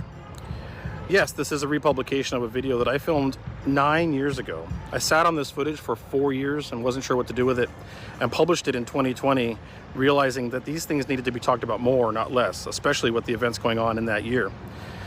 And this video is being republished on the 19th anniversary of the events discussed in this video. And 19 years later, it's hard to look around and say that anything's really gotten better. All the men that were ostensibly police officers that killed these people and maimed a family are now out and free. And situations like this are recurring over and over and over again. And if another disaster like Katrina were to happen again today, I don't think it would be any different. And that's a problem. And that's an issue we need to face, and a situation in which we have to understand that there's something wrong when agents of the state can come and kill you based on your color, your identity, whether or not you own a gun, whether or not they think you might have had a gun or not, whether you do or don't. and then do things like try to cover it up with, quote, a ham sandwich or a drop gun, or worse, don't even try to cover it up and realize that qualified immunity and the system will protect them. Don't be afraid of being sued. Everybody gets sued. Just a chance for overtime. Philology. Now, did some of these men serve some time in prison? Yes. Did they serve the time that you or I would have received for doing what they did? Absolutely not. So in this instance, when we hear Lieutenant Colonel Grossman talk about how they are the samurai, well, he's right. They are held at a higher rank than the rest of us. I saw on Twitter that your house burned down. Is that true? What do you think? Does it look like it's burned down? Am I streaming from the ashes? Civilians here in this country, and the militarization of the police, and the situations that are occurring within it, and the systemic problems that are occurring because of it, continue 19 years later. I hope you watch this video. I hope you think about the fact that this is still going on today, and take a moment to remember the lives lost on that day, on September 4th, 2005, when people were just trying to find some water in a natural disaster that was actually man-made due to the inefficiency of the U.S. government in protecting the city with its levees, and corporations allowing derricks to crash through levees and flood entire neighborhoods here. If you want to learn more about that, check this video above regarding the Battle of New Orleans. Anyways, a somber note on a somber day, 19 years later. Please watch. Thank you. Thank you for tuning in to another episode of In Range. This is a difficult topic today. During Katrina, we were out of power and listening to a radio news report from a NG helicopter flying over NOLA. The reporter was talking about the floods until we heard shots. And one of the NG goons said, "I got that fucker." And the broadcast cut out. Stuck with me to this day. And the footage you're going to see was filmed 4 years ago. Yes, 4 years ago. And the reason I've been sitting on this video content is because I haven't been sure when I could publish it. The reality is that I've been waiting for an opportunity to publish this video in which it would not be seen in the light of the current situation or current events, because people would think that I'm publishing this in response to a current event. And the reality is there's never been a chance in 4 years to publish this video where it wouldn't be. You said the fear of living your day-to-day life is dumb. That why do you talk about how systemic racism still exists, which people fear any interaction with a cop, which definitely isn't healthy? Okay, I don't think you understand. Think about it like the statistical likelihood of something bad happening to you. Okay? If police and police presence disproportionately harm people of color, there is a high likelihood of an interaction turning south with a cop, especially when the structures have allowed a police officer to do whatever they want to you. Okay? On the other hand, given that you are surrounded by hundreds of thousands of people living in a densely packed city environment on a day-to-day basis, the likelihood of you being a victim of a crime is infinitely lower in any random interaction. There's a reasonable fear to have, or a reasonable assessment, and an unreasonable one. That's the argument that I'm making. Okay? You're more likely to be struck by lightning than get killed by a cop? That's really interesting that you said that, because I wasn't talking about a police just killing you. Okay? That's not what I was stating. Do you understand? Also, how many people die by lightning every... Wait, there is no way that's true. How many people die by lightning every year in the U.S.? Because... Chatter, you are so incredibly wrong. Okay? You are 100 times... There are 100 times more people that die in the hands of cops every year than get killed by lightning. Why did you say that?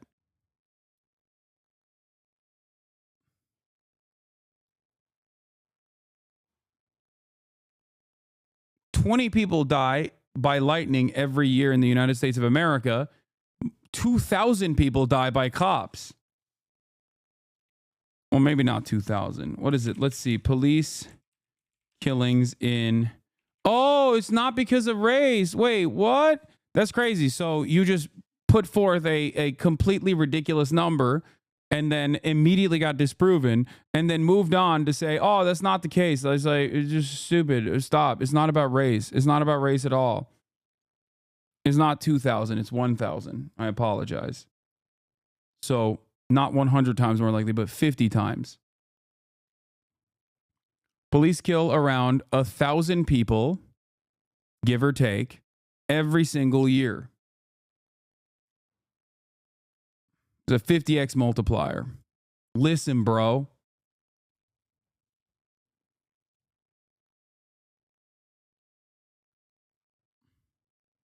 As far as violence goes, an estimated 250,000 civilian injuries are caused by law enforcement officers annually.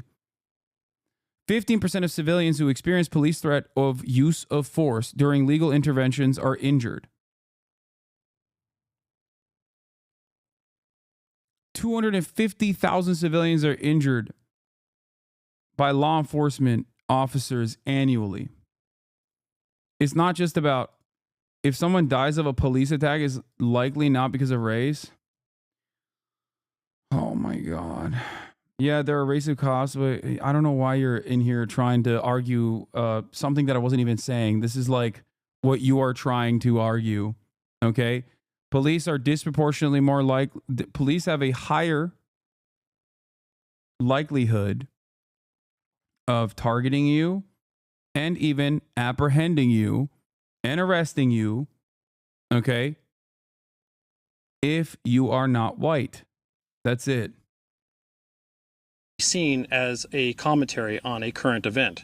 So I'm going to give up on that idea because it's never going to happen, and I'm going to publish it because I think it's important to be published.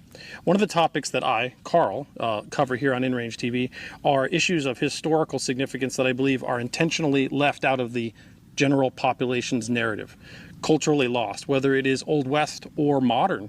Things that have been intentionally left off of the general understanding is something that I believe should be brought to light, because it's those topics that really give us insight into society, whether it's historical or current.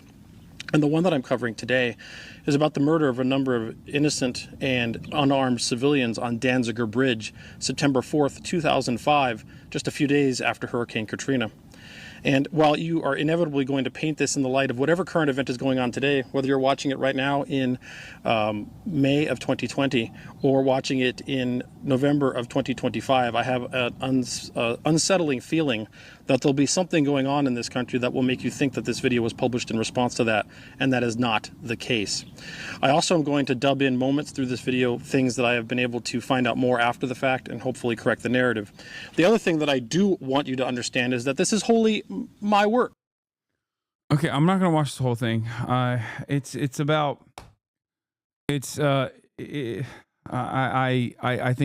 not.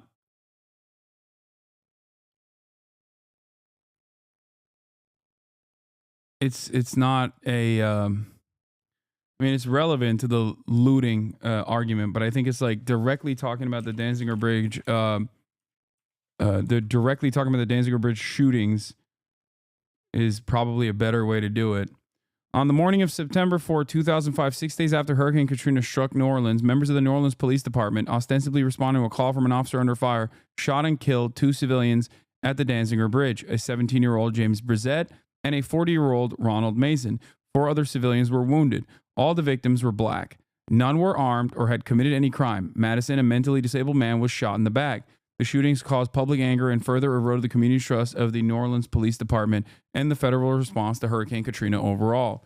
The New Orleans Police Department, of course, predictably attempted to cover up the killings, falsely reporting that 7 police officers responded to a police dispatch reporting an officer down, and that at least 4 suspects were firing weapons at the officers upon their arrival. Reverend Raymond Brown, the local head of the National Action Network, described the shootings as a racial tragedy.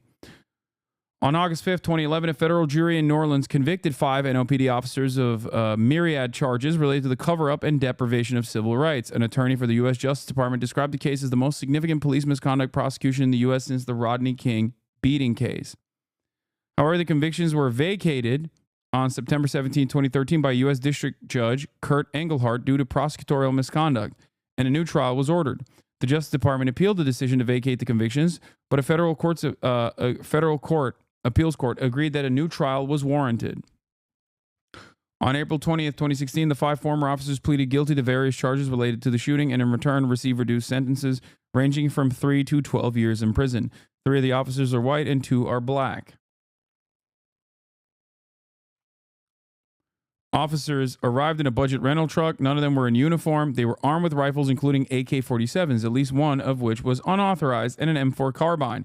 A witness, Casimir Gaston, described the officers as lining up like at a firing range. The officers opened fire without warning on the Bartholomew family and friend who had been walking to a grocery store and were then sheltering behind a concrete barrier.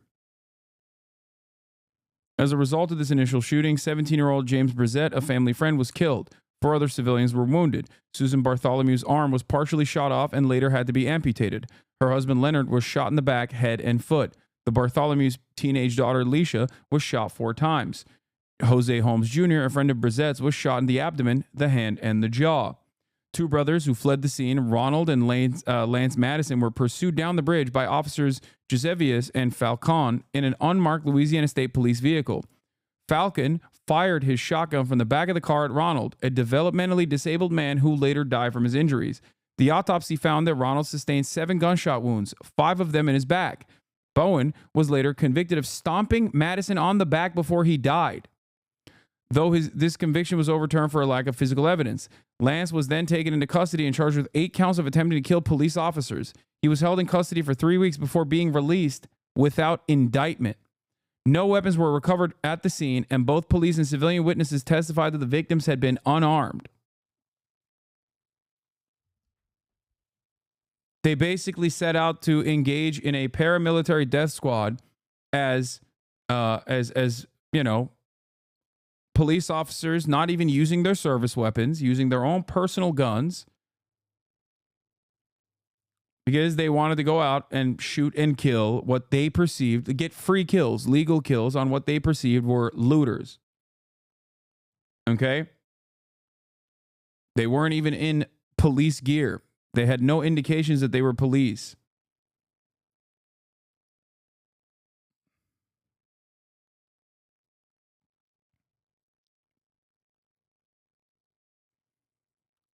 American hero Chris Kyle, American hero in air quotes, Chris Kyle also lied about sniping black people off of the top of the Superdome. Okay? Sniping what he called looters, getting confirmed kills. This was, of course, not real. And it was crazy that he thought that this would make him look good. He was never actually even, there were no repercussions for him even lying about committing this racist act of violence. Many years after, he still got a wonderful little movie about his completely made up record. At that point, you can't even call it stealing valor. I would say that he was stealing vices.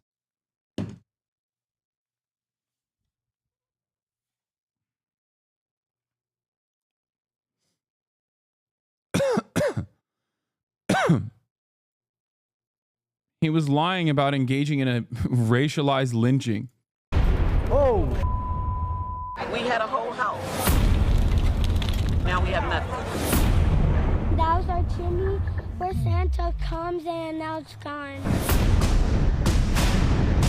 Everything that we built here to just be gone. Everyone has lost everything here. I have to start all over again. I can't. We have fire up Hastings Ranch, multiple structures involved. Having the family is the most important thing. A nightmare that no one can wake up from. That's what they're saying in LA. At least 11 people are dead and even more missing. A chunk of land the size of San Francisco has been destroyed. Some of the most beautiful land in the world. Parts of Pacific Palisades look like Hiroshima after the atomic bomb. Entire communities decimated. In Altadena, about a dozen homes are left in a neighborhood of 5,000 people. Dude, I find this so strange when they look at a natural disaster and then compare it to man-made horrors beyond comprehension, but you like the man-made horrors beyond comprehension. Like it's so weird. It's such a strange thing to be like, yeah, it looks like Hiroshima, and it was good when it happened to Hiroshima. People. 3 major fires are still uncontained as crews are bracing for another weekend of the powerful Santa Ana winds. On the streets, it's turning into the wild, wild west. Looters on scooters ransacking homes. Thieves are dashing through rubble and ash. Dude, it's so funny. Like, this is half the chatters think this, by the way, according to all of the people that I have responded to, at least. Half of the chatters in this community are just like, you don't understand, dude. When the looting starts, the shooting starts, brother. You're crazy. Ash with flat screens. Some of them disguised as fire officials and utility workers. The looting is so out of hand that some residents are scared to leave their burned out homes. The governor, Newsom, says looting will not be tolerated. These communities have suffered enough. Well, unless they loot less than $950, then Gavin doesn't mind. One of the Winklevoss twins called out Newsom saying this, quote, "You and your party have been tolerating looting for years. You normalize this behavior and lawlessness. You are a disgrace. Resign now." It's a free-for-all in LA. Every man for themselves, literally. Yesterday, local residents had to take down a vagrant with a blowtorch. They witnessed him setting fire to old Christmas trees and garbage cans. Neighbors called 911, and before the police arrived, they detained them with zip ties and a rope. A good old-fashioned citizen's arrest. Here's LAPD. What we know right now is that the incident started here, and about 20 minutes, 30 minutes later, a suspect was detained over in Woodland Hills area by citizens. So someone purposely set the Kenneth fire? At this time, that's what we believe, yes. Do you know how or why they did that? That I don't know. Is this a crime scene right now? Yes. Dude, my thing is, if you have an institution, an organization like the police department that is, you know, very invested in looting narratives and very invested in like showing that they're doing a great job, if that police department says there's not enough evidence to suggest that this person is an arsonist, right? When they could have just as easily lied, as they do time and time again, if there's enough evidence to stick on a person, then that person might not have actually committed an arson. You know what I mean? Like, that's it. Because cops detain people all the time. The very fact that they're still running with this idea that this guy was definitely an arsonist. And I'm not saying that there wasn't any arson or anything like that. I'm simply stating that I do not know. But the way I see it is like, if this dude had any evidence that the police could pin on him for being an arsonist, then they would have kept him in detention for the suspicion that he did the arson. Is Fox News saying the police lied? I don't understand what Fox News is saying. I think they're just going along with what the initial suspicion was. So everything's closed off. It's being investigated as a crime. Police brought him down to the station and a few hours later released him back onto the streets. They said there was no probable cause to charge him with arson, even though there was a half a dozen witnesses who saw him setting things on fire and the guy to blowtorch on him when they... Like, what is the argument here? That cops want to let, like, arsonists go? Like, what is happening? I can't... Oh, my God. Oh, my God. We are losing our minds, dude. Like, I don't know why this dude is biking around with a blowtorch. Okay? I don't know. And I understand why those civilians thought that he was an arsonist. Okay? I get it. If you see a random dude on a bike with a blowtorch, you're like, that, you know, you're not, your first inclination is not, oh, he's probably using it to do dabs. Okay? Especially when there's a wildfire going on. But the difference is, I understand the motivation of the police department in getting a ginormous W. Can you imagine how great of a justification it is for your expansive budgets if you caught an arsonist? Are you kidding me? I mean, that's a fantastic, major dub. Massive W. Right? So they have all the more reason to say this person is an arsonist. And yet they're not saying that. Instead, they're saying that they don't have enough evidence to suggest that this guy is an arsonist.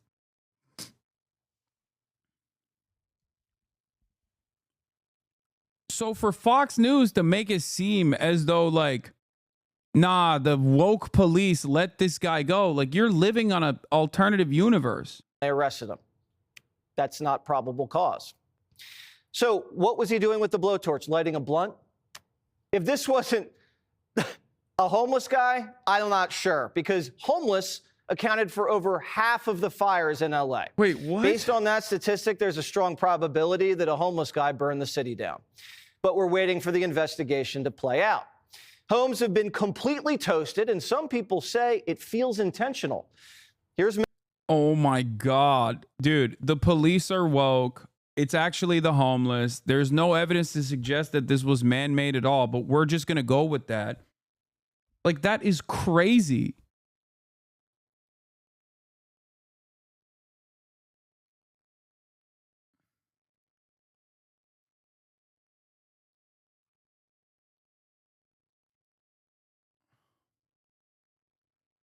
The idea that fire inspectors would ignore arson evidence and suspects is completely insane, especially in Cali, where there was once a fire inspector who was himself an arsonist. Yeah, it's just, I'm not trying to be woke here, okay? I'm not. I'm simply urging people to exercise critical thinking and caution. That's it. You know what my biases are, okay? But I'm not applying them in this situation. I'm telling you right now, I don't know. Okay? We do not know. We will eventually find out. There will be a tremendous amount of investigation conducted into what started these fires. I know that because I've seen previous wildfires where similar suspicions were raised by the very same charlatans. Okay? But as far as looking at the story, yeah, I thought initially when I saw a dude on a bike with a blowtorch being apprehended by random citizens, yeah, I was like, oh, shit, it might actually be an arson. At least one of these fires might actually be an arson. That's an understandable assessment to make in this circumstance. Okay? Not to say that all of the fires are caused by arson or they're caused by homeless people or undocumented migrants or whatever. I'm not saying that at all, but it could have very well been the case. But then the police immediately came out and revealed that they did not have any evidence to suggest that this person had caused a fire at all.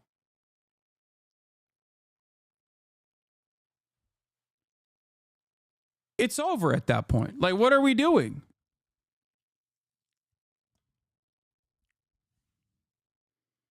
You see someone with a blowtorch, but did you see it or was it just what you heard? No, we saw it, dude. What are you talking about? There's footage. Like, yes, it is a dude with a blowtorch.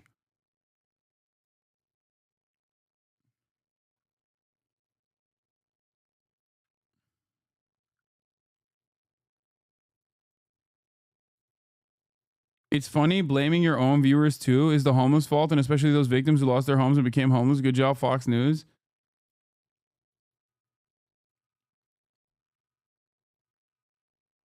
Bro, you know he did it, right? Hassan, you know the location of the Kenneth fire was an ember from the Palisades. The wind was going in the opposite direction and they're nowhere near each other. It was right above Hidden Hills. Honestly, no doubt in my mind he was an arsonist. You need evidence in this country, though.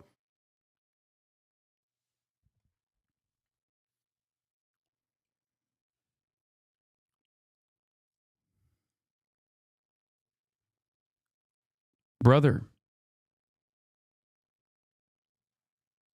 what are you saying? Like, do you think the police would let someone go if there was any inclination that they were an arsonist? This person was an arsonist?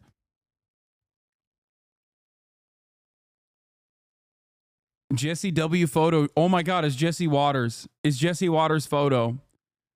Oh my God, it's Jesse Waters' account. Jesse Waters, a 9-month subscriber. Yes, actually, you think the police... I'm jumping to conclusion, brother. Yeah. Now, here's the thing.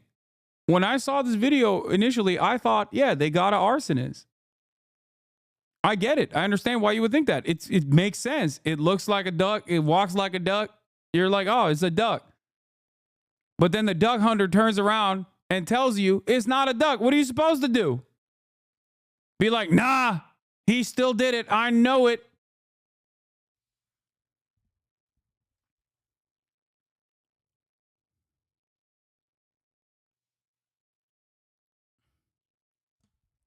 Like, you can't. What if it's just bad policing? Bad policing is not what you think it is if you think letting a guy like this go is bad policing. Okay? First of all, he's brown. If he was a white dude in an Acura or above, okay, and they let him go, that would be bad policing, like the Ted Bundy case, very famous case, where cops just like let him walk past him because he was a handsome white gentleman, okay? That would be bad policing. Bad policing in other circumstances is keeping people detained under faulty evidence or no evidence whatsoever. Bad policing doesn't go in the direction of like letting especially black or brown criminals or suspected criminals escape.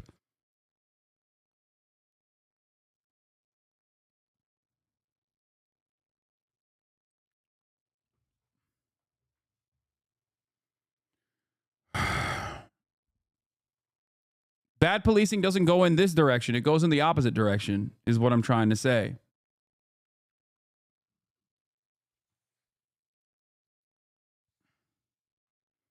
Anyway, having said that, I'm not saying carrying torches around in the open is not sus. I think it's sus too. What are you talking about? I know. I'm recognizing that. Anyway, the point I was making is that when there are multiple major wildfires taking place with 80 to 100 mile winds, okay, that are swinging telephone poles and power lines wildly in the direction of overgrown shrubbery that is right up in the ass cheeks of those power lines, as you see electrical sparks. And you immediately go, must be arson. It's like, that feels a little wild. That feels like a jump that you are taking. Okay? Literally woke warrior on a natural cause. I just don't think the police would lie like that, though. They're instructed and they swear an oath. Wait, you're baiting, right? There's a term for it. It's called test-a-lying. Yeah, police would never lie under oath. I'm a woke warrior. You're right. Half a dozen witnesses who saw him setting things on fire and the guy to blowtorch on him when they arrested him. That's not probable cause. So what was he doing with the blowtorch? Lighting a blunt? Since I thought, oh, damn. Anyway, based on that statistic, he then follows up by saying, like, from 2021, homelessness-related fires made up 54% of all fires that the department responded to. There's a strong probability. He assumes that guy is a homeless person and also an arsonist, which is crazy. That a homeless guy burned the city down. But we're waiting for the investigation to play out. But the funniest assumption, in my opinion, here is that the cops are woke and let him go. Been completely toasted, and some people say it feels intentional. Here's Mel Gibson. It's very sad. And there were many things, gone. Yeah. Here's further evidence. Here's further evidence that will defend my point here. Further evidence by a man who I can only explain as going through a mental health episode, a very public mental health episode. On in the blaze that you know, I've thought about since. I thought, oh, Here's famous racists going through it in broad daylight. oh damn, you know, that's too bad. But, you know, works of art, photographs, rare books, you know, old books. Some as old as, you know, 1600, you know, it's like crazy. Irreplaceable. And irreplaceable stuff. California has a lot of problems that sort of baffle the mind as far as why they do things. And then in the events like this, you sort of look, well, is it on purpose? All these fires should have been contained within 24 hours. It's the duty of a politician to prepare for the worst. And everyone saw this fire coming. I talked to a fireman once. This is one of the reasons it freaked me out. He goes, dude, one day, he goes, it's just going to be the right wind and fire's going to start in the right place and it's going to burn through LA all the way to the ocean and there's not a fucking thing we can do about it. I go, really? He goes, yeah, we just get lucky. He goes, we get lucky with the wind. He goes, but if the wind hits the wrong way, it's just going to burn straight through LA and there's not going to be a thing we can do about it. Yeah. You know who else also made these predictions? Aside from the firefighters, or the one firefighter that happened to talk to Joe Rogan? Climate scientists!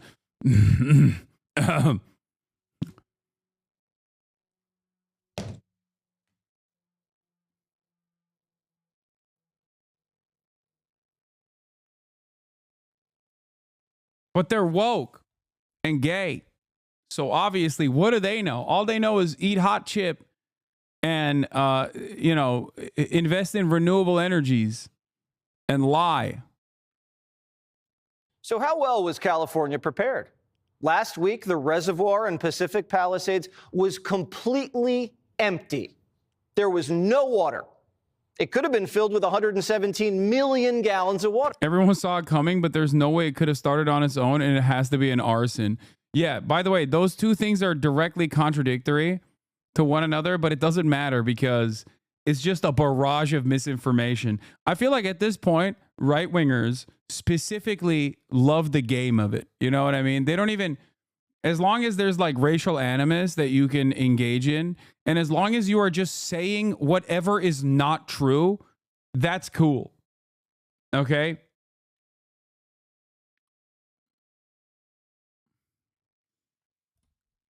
It's like they're not even trying to accidentally arrive at the correct conclusion. They're just actively trying to undermine the truth. Instead, it was dry and closed for repairs. They closed the... Like, doesn't it shock people that these wildfires happen, okay? And these wildfires happen, and the right wing has said that the responsible party is gay firefighters and DEI, or surplus boots that were sent to Ukraine 3 years ago, like extra boots, or it was actually the reservoir that was empty, even though it seems like, according to LA Water Management, that there was sufficient water, but the issue was with water pressure in general, even though fire hydrants are not built or designed to combat a fire of this magnitude. And that it was actually, we don't know what it was caused by, but it was actually caused by Guatemalan immigrant criminal arsonist, homeless people. And also that we have to destroy the natural habitat of the Sacramento waterways so that we can open up new golf courses and do more agricultural production in Southern California. All of that. Or weather machines. Or Goku.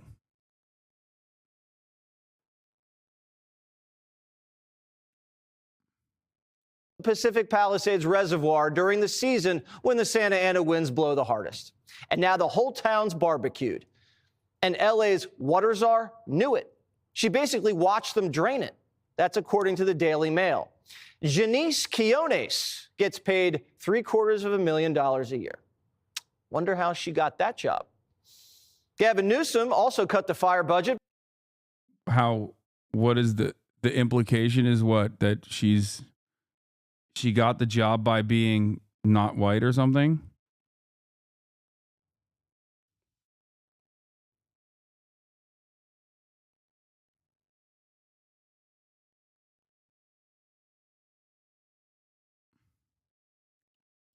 By $100 million last year, and then vetoed a bill that would have given fire department more seasonal workers when they were short-staffed, like now. LA Mayor Karen Bass cut her fire department's budget too. LA couldn't even get a simple evacuation alert right. Last night, the whole county panicked. We're just mapping out here are under mandatory evacuations, and obviously you can hear all of our phones are going off some type of alert, an evacuation warning, it looks like. Yeah, my alert reads, Yeah. This is an emergency message from the LA County Fire Department. An evacuation warning has been issued in your area. Yeah. This is what this looks like. Remain vigilant of any threats and be ready to evacuate. Gather loved ones, pets, and supplies. Continue to monitor local weather news and the webpage alertla.org for more information. Yeah, so these alerts come, based on where you are. It's like on my phone. Yeah, and here we are in West LA, and we're getting an alert. We'll have to look into why. Guess what? False alarm. No need to evacuate. The city said. Woke DEI, false alarm. Sorry, it was an accident. They're going to give people heart attacks. People are leaping into their EVs and speeding out of town. Oops, never. Why are you defending this? Look at what our hometown looks like. Defending what? Do you think I'm defending wildfires or local government incompetence? I've criticized it plenty. As a matter of fact, me criticizing Jesse Waters' idiotic commentary here is quite literally me continuing to defend the truth. I don't defend anything but what the correct assessment is. Okay?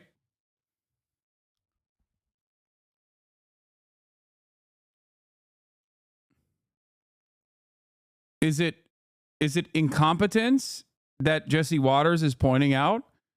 Or is he randomly making insane speculations about how it's Guatemalan migrants that are homeless that are causing these fires to happen? How is that actually pointing to the incompetence?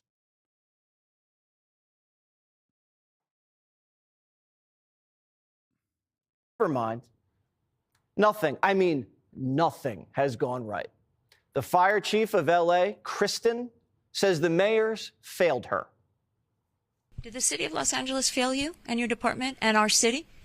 It's my job to stand up as a chief and exactly say, justifiably, what the fire department needs to operate to meet the demands of the community. Did they fail you? That is our job. And I tell you, that's why I'm here. So let's get us what we need so our firefighters can do their jobs. Did they fail you? Yes.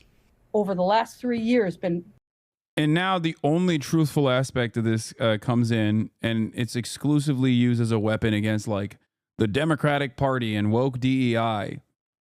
I guess they were talking about how she was a DEI hire, but then once she started actually criticizing Karen Bass for mismanagement and underfunding the fire department, when obviously there was some critical revenue needs that they had, critical budget needs that they had,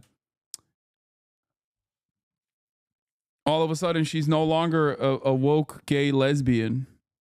been clear that the fire department needs help. We can no longer sustain where we are. But for some reason, and I think we know why, the mayor and the governor are still getting a pass for most of the legacy press. Listen to a governor who's grappled with his share of disasters.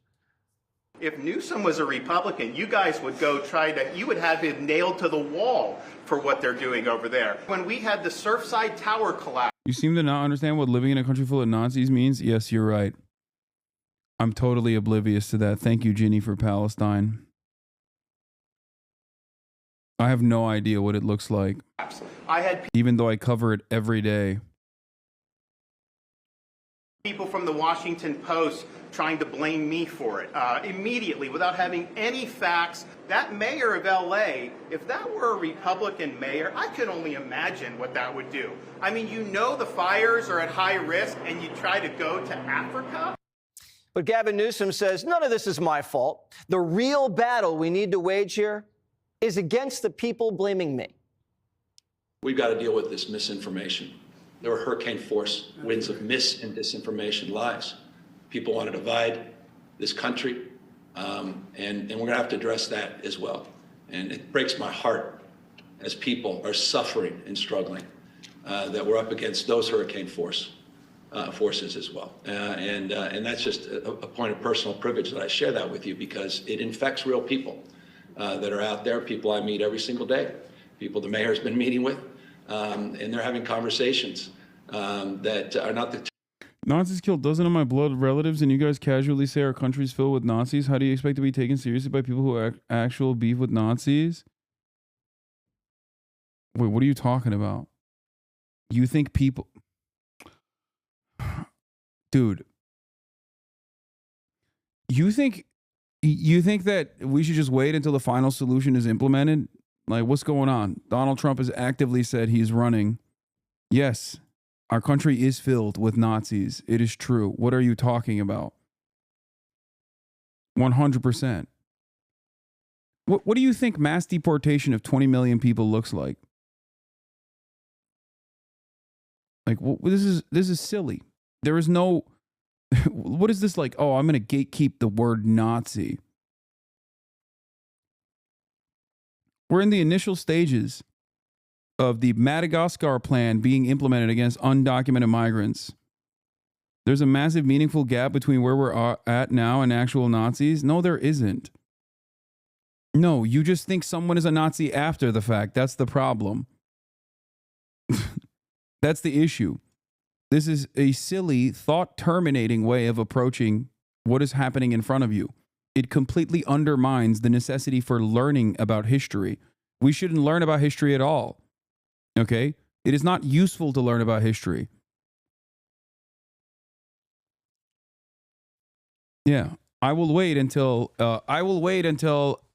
not even 5.9 million. I will wait until 6 million people are ruthlessly slaughtered, and only then will I feel comfortable calling the perpetrators Nazis. Like, it's not like Hitler came in and immediately started murking people, okay?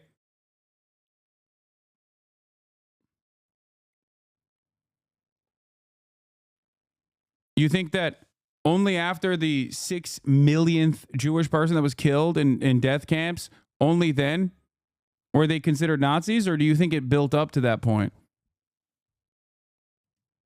This is why intent is more important when making assessments about genocide. Otherwise, it would simply be a post-mortem analysis.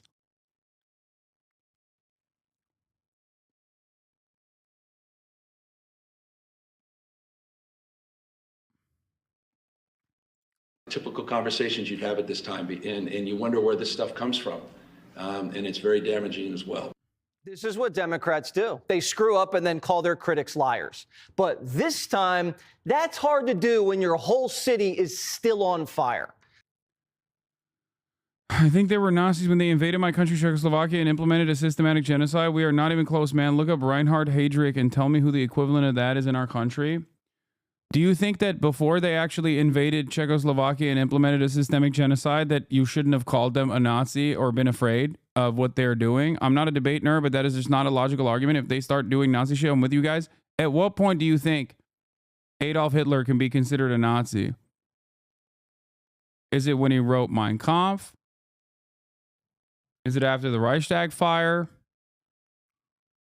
Is it the initial steps of the Madagascar plan that was supposed to be a forcible deportation of all Jews and suspected Jews and socialists? Because a lot of the stuff that I'm talking about predates the invasion. I understand what your concerns are.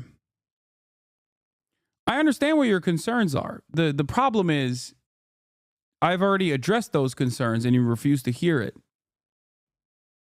Okay? Fascism doesn't happen overnight. One moment you're not a fascist and then the next you are. It doesn't work like that. Okay? It happens over time. It happens over decades sometimes. When you are actively running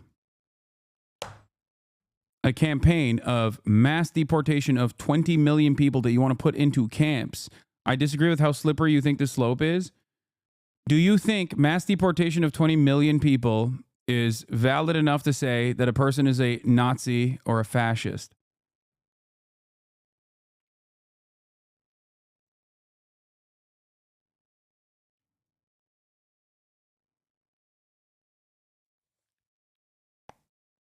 Fascist, yes.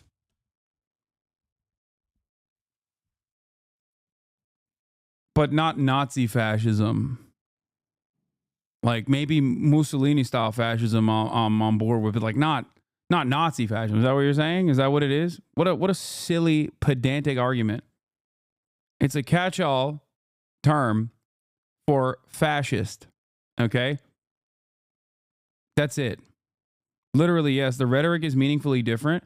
No, it's not, because ultimately you arrive at one can only be a Nazi after the fact. That's the problem.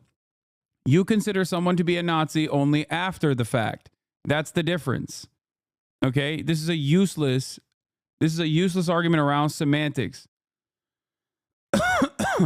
Yeah, chatters be like, one can only be a Nazi if they come from a specific region in Europe. Nobody Also, Nazis were fascists. wants to hear politicians whine about misinformation during a crisis. People have lost their homes and everything in it, their most cherished belongings, their great-grandfather's watch, their mother's wedding ring. You are breeding hate by labeling people the worst thing possible for bad opinions. I don't believe it's beneficial to label people that way. It just makes people whose opinion could be changed to hate you and disregard you. Yeah. If you are on board with the deportation of 20 million people, okay, if you're vociferously defending that, and you get more upset at being called a Nazi or a fascist in that process, then you are a Nazi. That's it. This is incredibly stupid. I'm breeding hate because I'm critical of the lies that people tell, racially charged lies that people tell, in an effort to justify the mass deportation of 20 million people. I am the one who is divisive and hateful.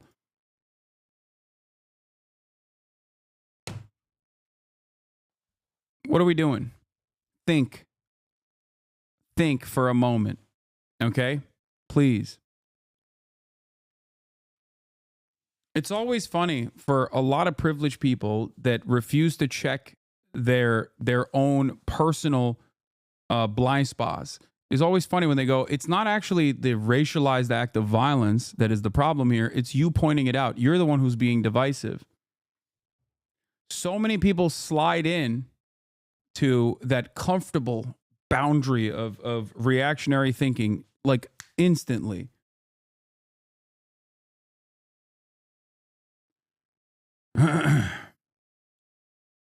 Check my previous message for the thick chatters, please. Let's hear it. Well, nothing there. Okay, no previous message that was sent.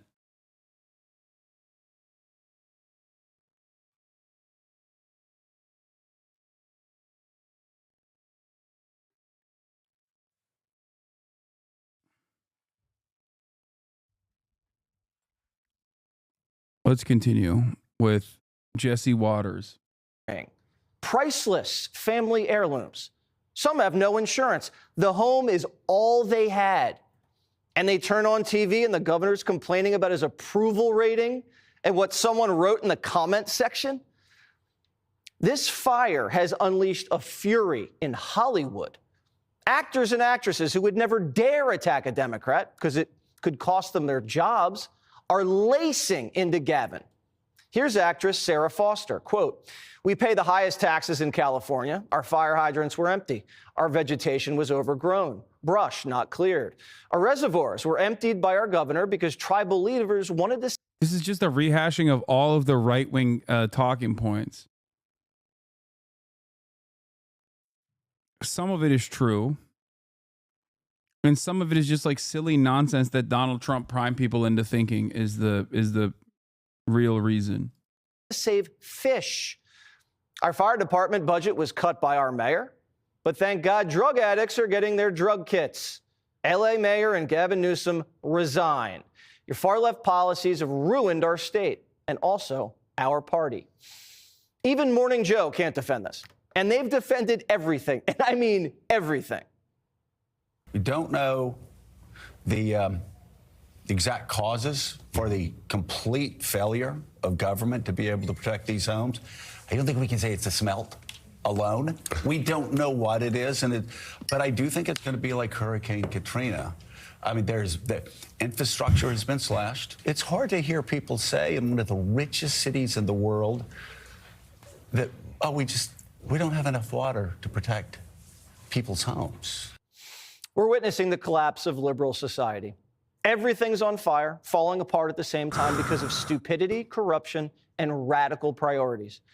Reservoirs are bone dry, but California Democrats are spending millions on DEI, migrants, and drug addicts. Now, Primetime tried to save California. Remember the last couple of years? We finally threw up our hands and said, we can't save it if they don't want to be saved. After 30,000 acres have been torched and the fire's still not contained, in the capital of Sacramento, they just called an emergency session to battle Trump. Is now the right time to have a special legislative session on allocating money to fight Trump in a way that you could already do without a special legislative session? So I'm here to address these. Yeah, when it happens in red states, it's the act of God. When it happens in blue states, it's DEI and woke liberal policies. And also gay immigrants that are homeless, that are doing arson, and also looting while doing arson. They're doing arson and looting at the same time. Yeah. These wildfires. And sometimes it's actually happening in red states because of blue states that have weather machines that are blowing the winds in the direction of the red states to kill them. This is a historic wildfire. This is a historic event. These wildfires, as I mentioned, are going to be quite possibly some of the worst wildfires and disasters in the state. While people are trying to understand what's going on and are worried about disaster relief, worried about the ability to get homeowners insurance, your chamber gavelled into a special legislative session to prepare for Donald Trump. Again, is now the right time for that? So certainly our focus right now is Speaker Ashley. At this moment, my colleagues and I, we are acting with great urgency to ensure that we're providing much needed relief. Liberal society's gone mad. People have been institutionalized for less. California has been trying for years to destroy Western civilization. Well, this is what it looks like. They finally... What are you saying? Dude, Oh my God.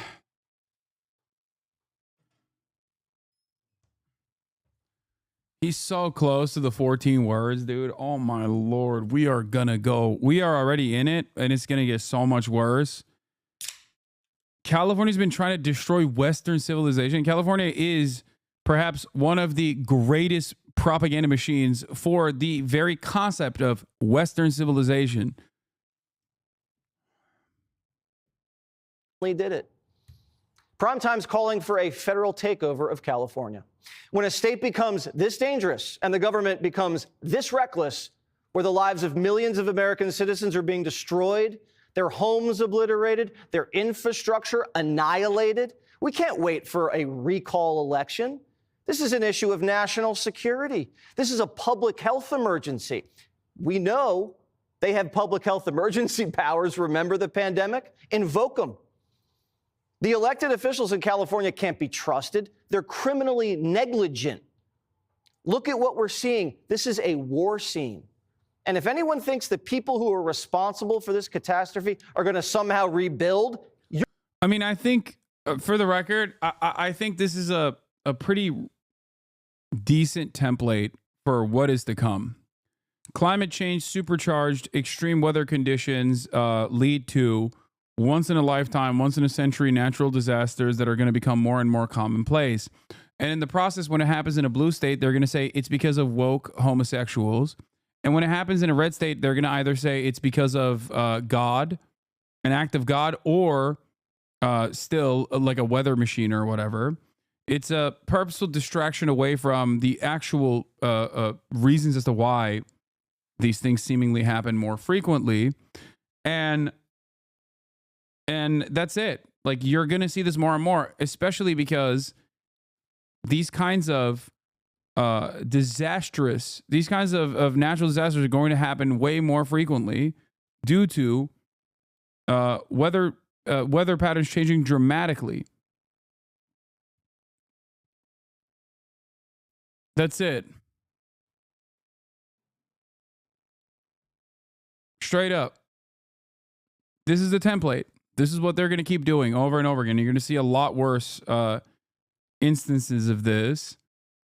It will probably lead to vigilante justice and a lot more violence dished out against people who take matters in their own hands, who see their fellow neighbors as the villains, as to why these things are happening. You're out of your mind. That's where we're at. If they're left in charge to rebuild LA, they're going to steal the money. Nothing's going to get rebuilt. Everyone's going to get screwed. Are you saying that those in charge of California are climate change deniers? No. I'm saying that those in charge of California are even worse than the typical right-wing climate change denier, because they will look at climate change and go, I see it, I hear it, we trust the science, and then continue not taking the initiative. Because they are capitalists. This is the consistent pattern with the Democratic Party. And before people say, well, they're better than the Republicans, yes, I recognize that they are better than the Republicans. You are absolutely correct.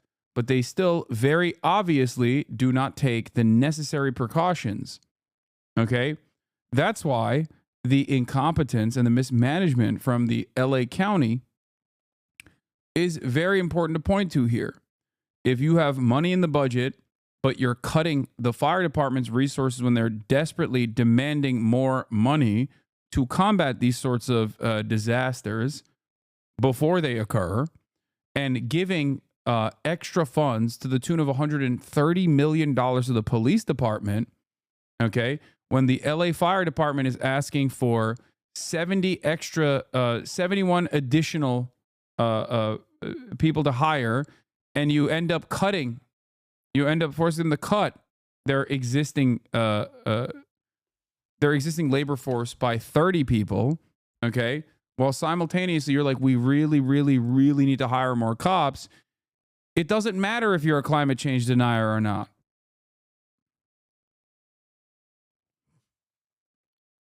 It doesn't matter.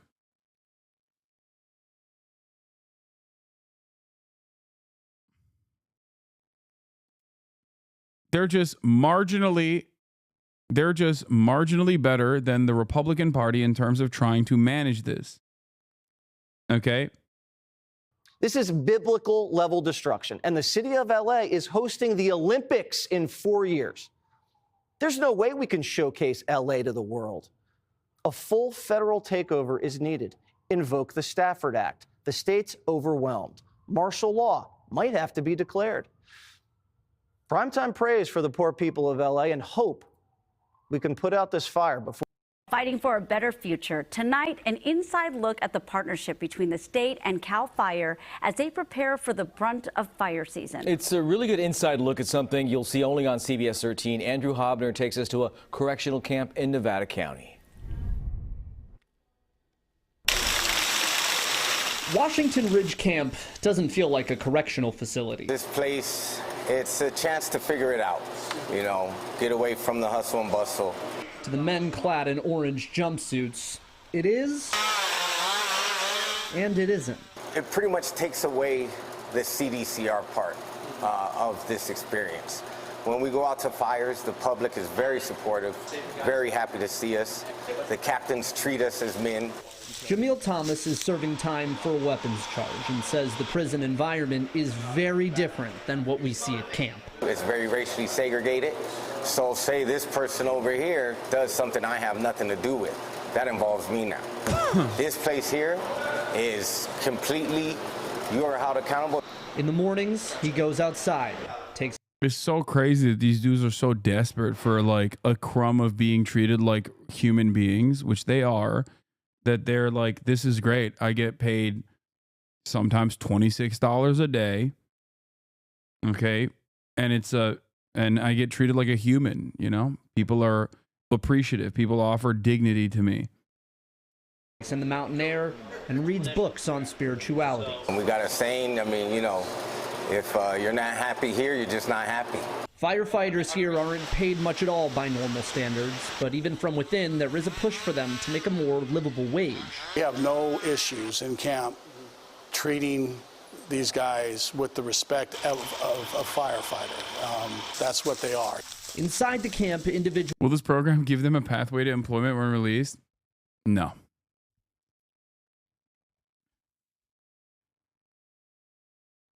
Inmates and groups have responsibility for different aspects of the firefighting team. They treat us just like, you know, basically a firefighter. We are firefighters. And for men like Thomas who are hoping to better themselves after prison, that's how they want it. This is something I'm interested in doing, and it gave me a chance to really figure out and see, hey, being a good person and doing good things, there's rewards and benefits to that.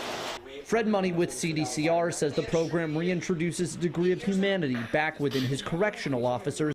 Is it recidivism at all? No, these programs are actually really good, but the problem is it's being done in a way that is maxing out. Like it's being done in a way where it's basically, I mean, it's slavery, right? All matter of training that you get that is adequately compensated can be incredibly helpful in reintegration. Okay? Incredibly helpful in reintegration.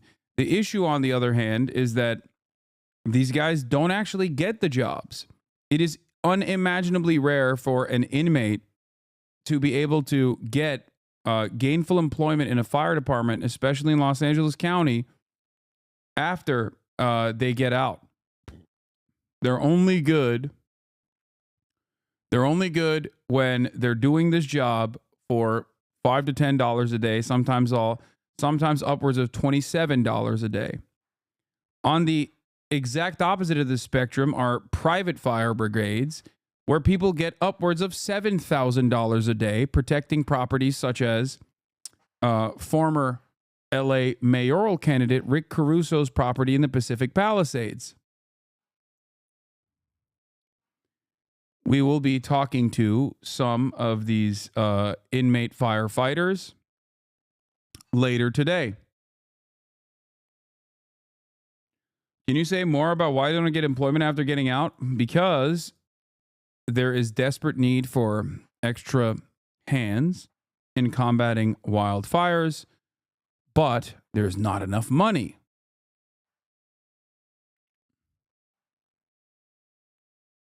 They don't want to hire them. LA Fire Department also has a LA Fire Department, I think, has a rule where you can't be a felon if you want to ever get hired.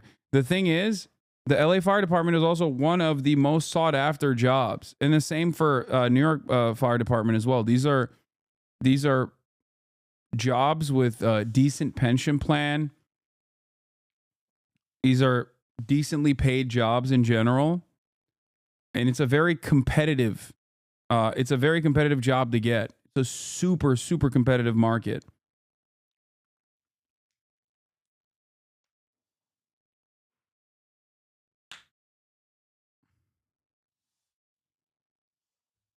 So they're only good to fight these fires if they can be used as slave labor to to basically displace the remaining Los Angeles Fire Department's existing firefighting numbers.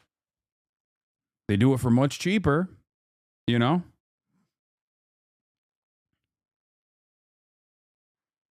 Also, before you, before you look at the situation and assume that these are like rapists or whatever, no violent offenders are allowed to even take part in this training program. Okay? Like, you can't, as far as I understand, I might be wrong on this, but I'm pretty sure you're not allowed to take part in the training program at all. Yeah, average Los Angeles Fire Department firefighter yearly pay in the United States is approximately $94,390, which is 98% above the national average.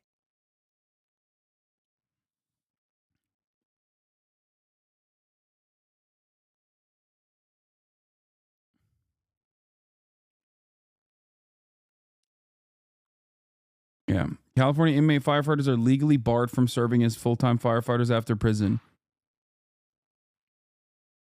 Like, this is literally a law, an existing... Oh, California licensing law that bans many ex-offenders from working as full-time firefighters, even if they were trained to fight fires while in prison, was upheld last week by a federal judge. Since World War II, California has relied on prisoners to fight the state's immensely destructive wildfires.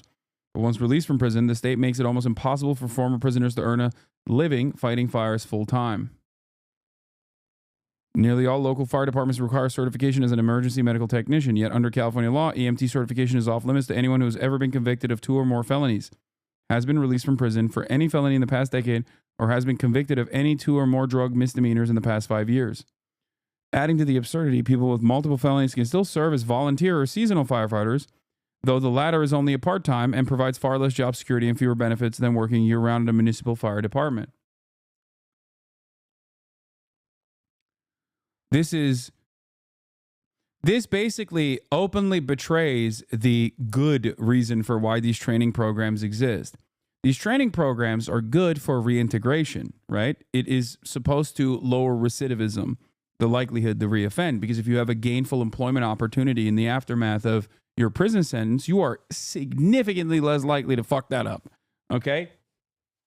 It is one of the most it is one of the best possible ways of engaging in the rehabilitative process. The issue, however, is that that's very obviously not the point. They want them as slave labor that can be easily expended.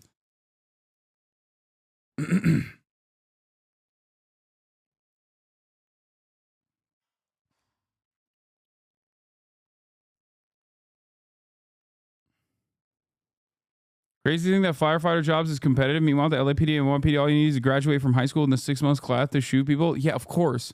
This is an infinitely more difficult job. Yes, fighting fires is an infinitely more dangerous and infinitely more difficult job than being a cop. I think we all agree with that, right? I hope that people understand that. That's a crazy thing.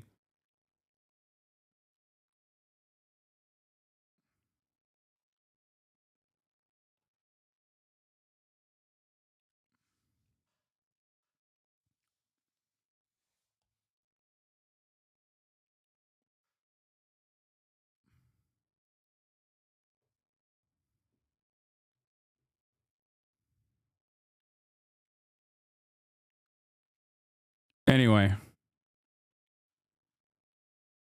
although the court recognized that California's ban has been subject to public critique and that plaintiffs have alleged a valid injury, it nevertheless sided with the state and upheld the ban. Judge John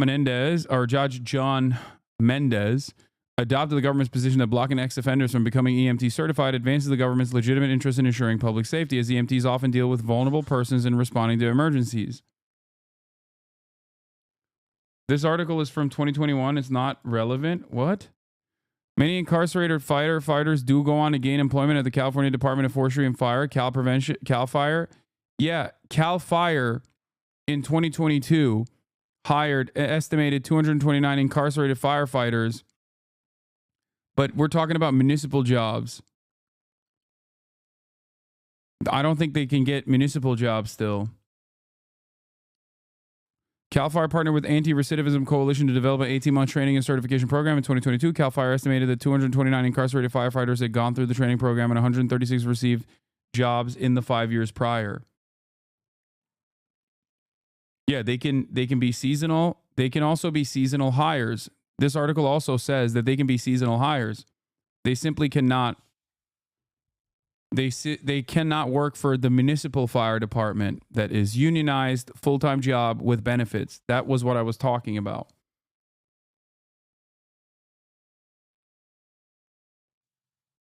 And even then, those numbers are low to begin with. Nay, it's easier to be a firefighter. You know, all the fires are bad compared to a cop where you have to determine between a good black person and a bad one. They treat them the exact same, but it's still hard to do so. Why are you talking shit when you need to look up the law? Wait, what? No one is talking shit. I think that chatter is providing extra information, and I think that that's valuable. If he had brought forth information that I was oblivious to, I mean, if I didn't know, if something changed that I didn't know about, like hiring municipal firefighters that are convicts, then yeah, I would tell that chatter thank you. Marukusu-chan.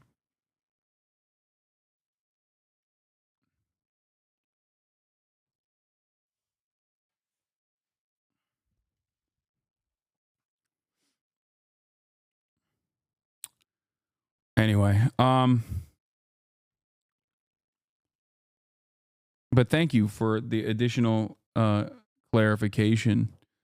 All right, let's talk about the city budgets real quick as well before we continue with the let's talk about the city budgets, because obviously, you know, we have budgetary concerns. Here is LA Comptroller Kenneth Mejia. Seeing city officials in the press ignore the severe impacts of these budget cuts, especially the ones covering for their poor budget decisions to cut a majority of the fire department, the majority of the department's budgets, even after Chief Crowley told them about the impacts these cuts had, is disgraceful. They keep saying, but LAFD got a raise in November. If these fires happen in August to October, would these same city officials then admit that the LAFD's budget got cut in July, where 61 civilian support positions were eliminated and sworn payroll and expenses were reduced?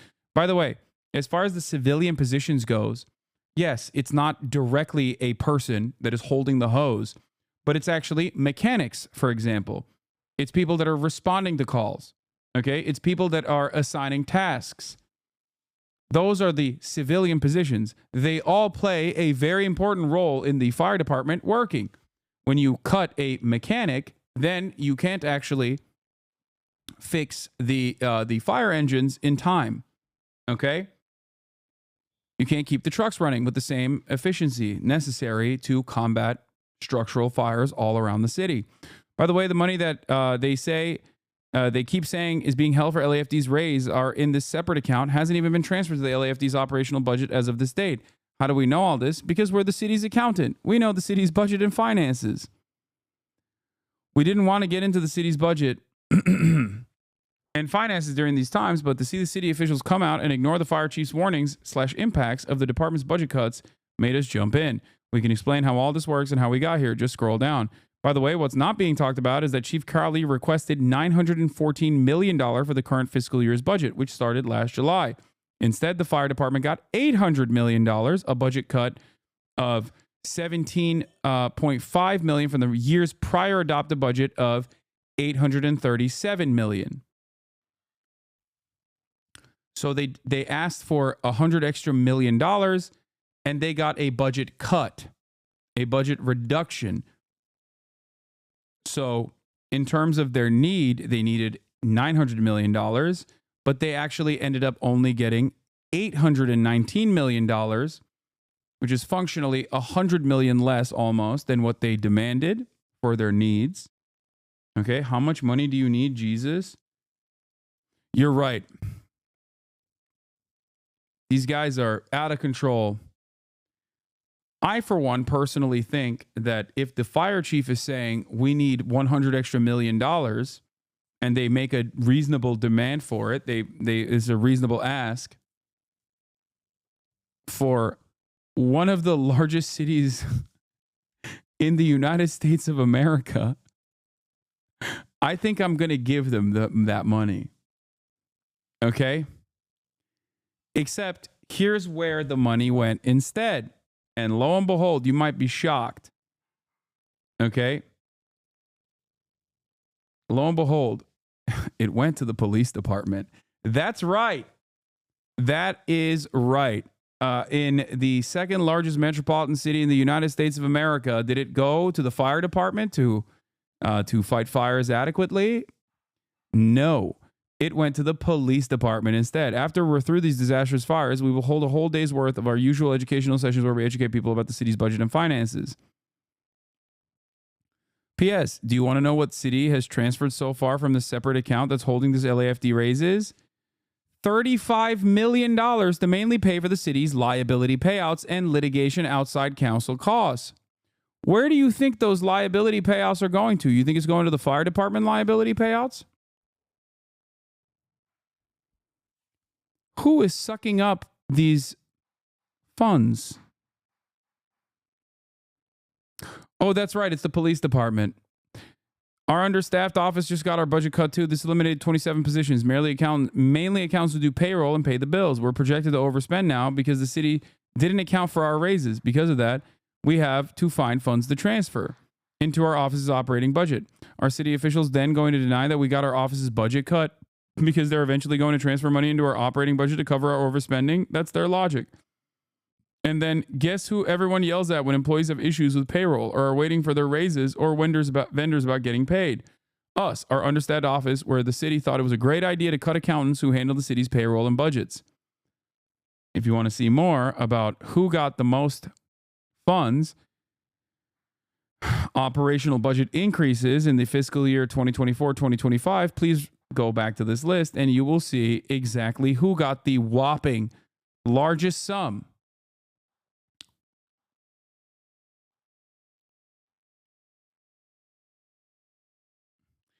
When you recognize that the police got $126 million extra dollars, okay, whereas the fire department got their budget cut by $17 million, you start recognizing, well, look, one of the almost largest cuts came to the fire department, and the insanely largest increase from the existing operational budget came to the police department.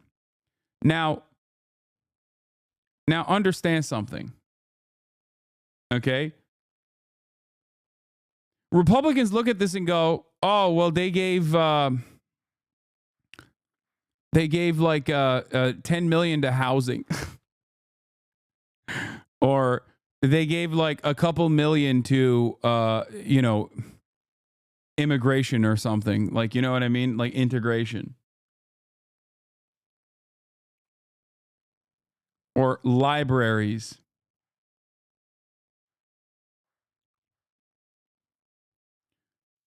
Meanwhile, the police got $120 million in increase. Now, when you recognize this, you have to understand why they're doing the looting is happening all around. And we have to have a muscular, militant police force to combat the never-ending looting. Please look away from the tens of thousands of structures that are burned to a crisp and how we could have at least, reduced that to the best of our ability.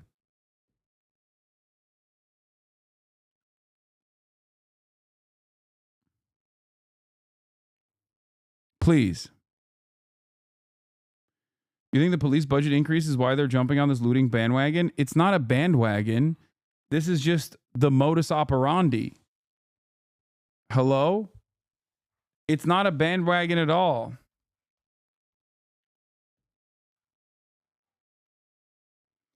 And once again, in the grand scheme of things, these minuscule budget changes are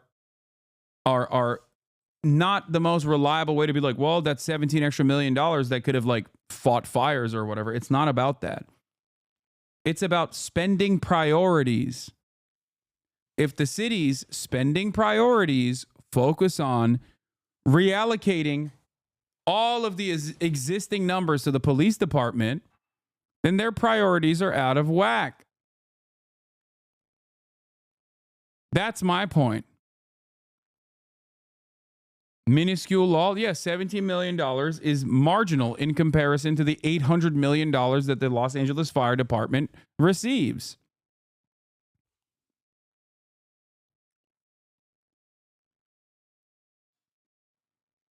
The public salary information on who's paid the most is also crazy, though. These firefighters making $500K to $800K a year. You're right. We should cut these nasty firefighters and their salaries, dude. Like, you're talking about the highest level. You're talking about, like, the chief.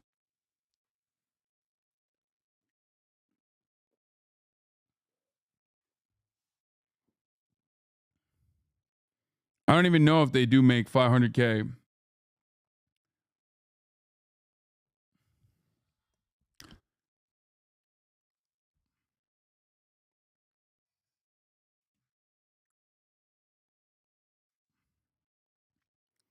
It's also funny because, especially when paired up with overtime pay, you have the average beat cop getting $200K a year. And you're talking about like 3 people at the top of a 18 million populated city's massive fire department that is operating a budget of $800 million. And their salaries are like only double the amount of the average beat cop, especially when you put overtime pay.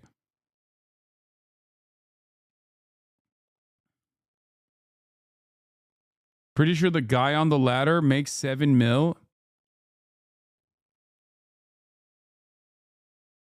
Yeah, I don't think the guy on the ladder is making $7 million a year.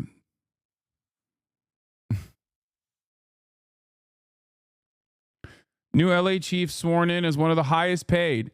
Salary range for the position was set at $408,000 to $507,000 during the search process. The previous chief, Michael Moore, resigned from the position. LA police chief gets paid $500,000 a year.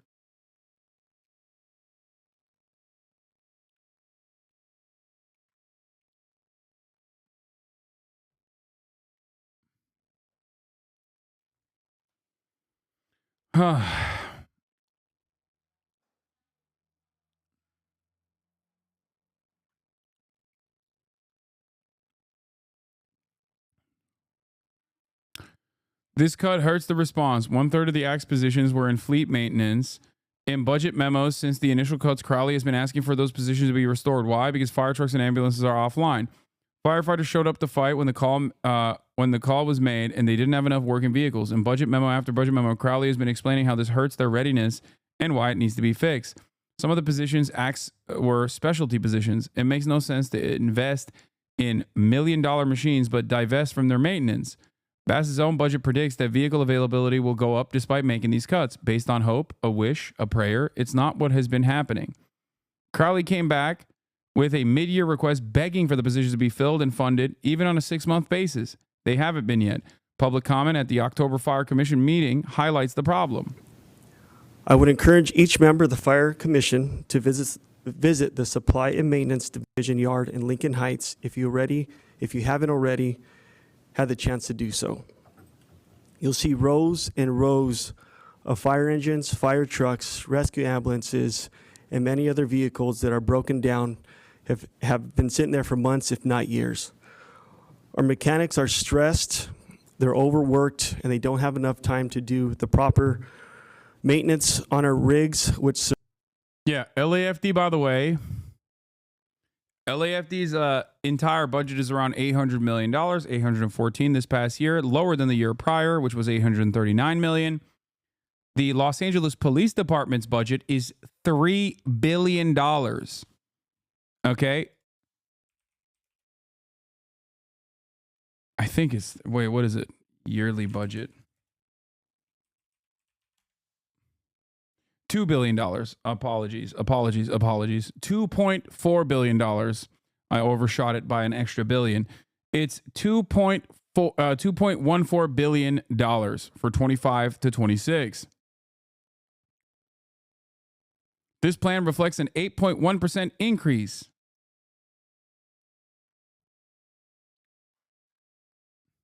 The LAPD, is it how many millions? I always love using the term, the number. What is the daily cost to Los Angelinos for the LAPD yearly budget?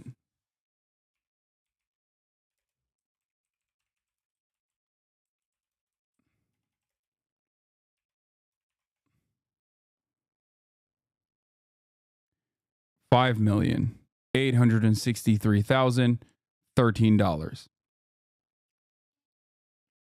$5.8 million a day.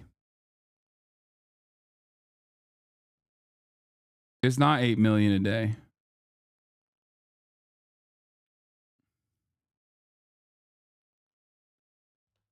That is the cost of the Los Angeles Police Department.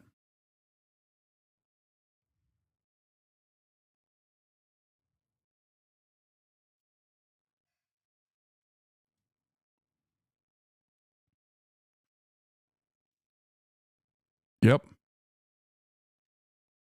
Serves the citizens of Los Angeles. It makes no sense to have $1 million fire. No, this does not include litigation. Base pay, overtime pay, other pay, personnel benefits totaling 2.4. Water totals 2.4 billion. For police, base pay, overtime pay, other pay, personnel benefits totals. This says 1.95, but it's 2.1. Fire, on the other hand, is 821 million total. This is just payroll. No, but I think, no, this has more than payroll, right? There's no way.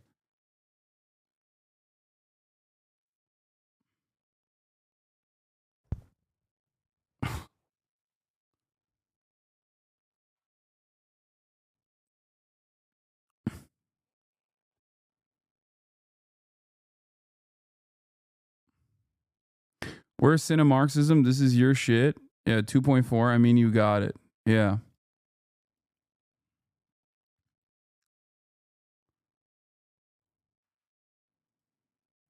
LA County supervisors passed 43 billion budget, give 4 billion to the sheriff's department in 2023. Despite pleas from activists who pointed to the department being infested with deputy gangs and currently under consent decrees for the inhumane conditions in its county jails. The budget passed this week wound up being $367 million larger than the original budget recommendation made by the chief executive office. The budget includes increases to many departments' operating budgets. On Monday, in a meeting that went well into the evening, the soups passed a set of changes to the initial budget proposals that have been discussed over the last few months.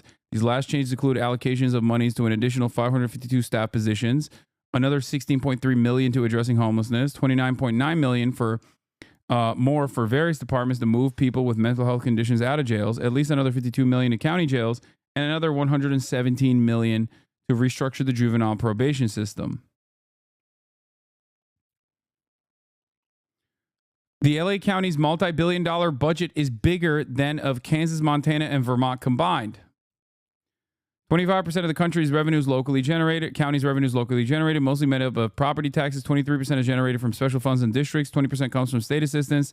17% from charging for services. 13% federal assistance, and 2% other. The chief executive officer, Fezia Davenport, cited a slowdown in consumer spending and the housing market as challenges and recommended a conservative fiscal approach in the letter to the Board of Supervisors.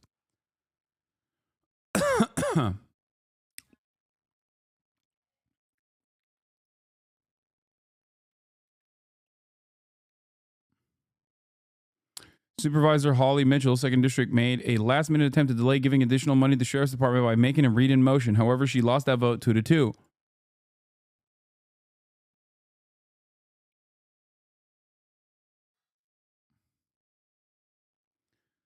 Addressing homelessness by moving them to other areas. Looking at you, Burbank PD. Yeah, just shoving them into Skid Row. Busing them to Skid Row. And then also routinely conducting street sweeps.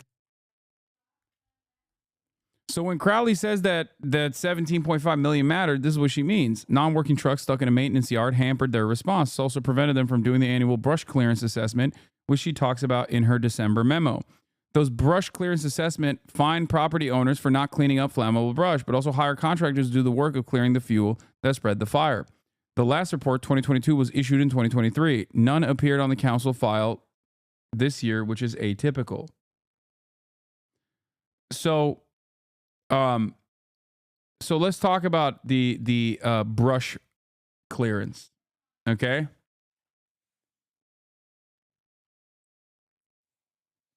Because there's also like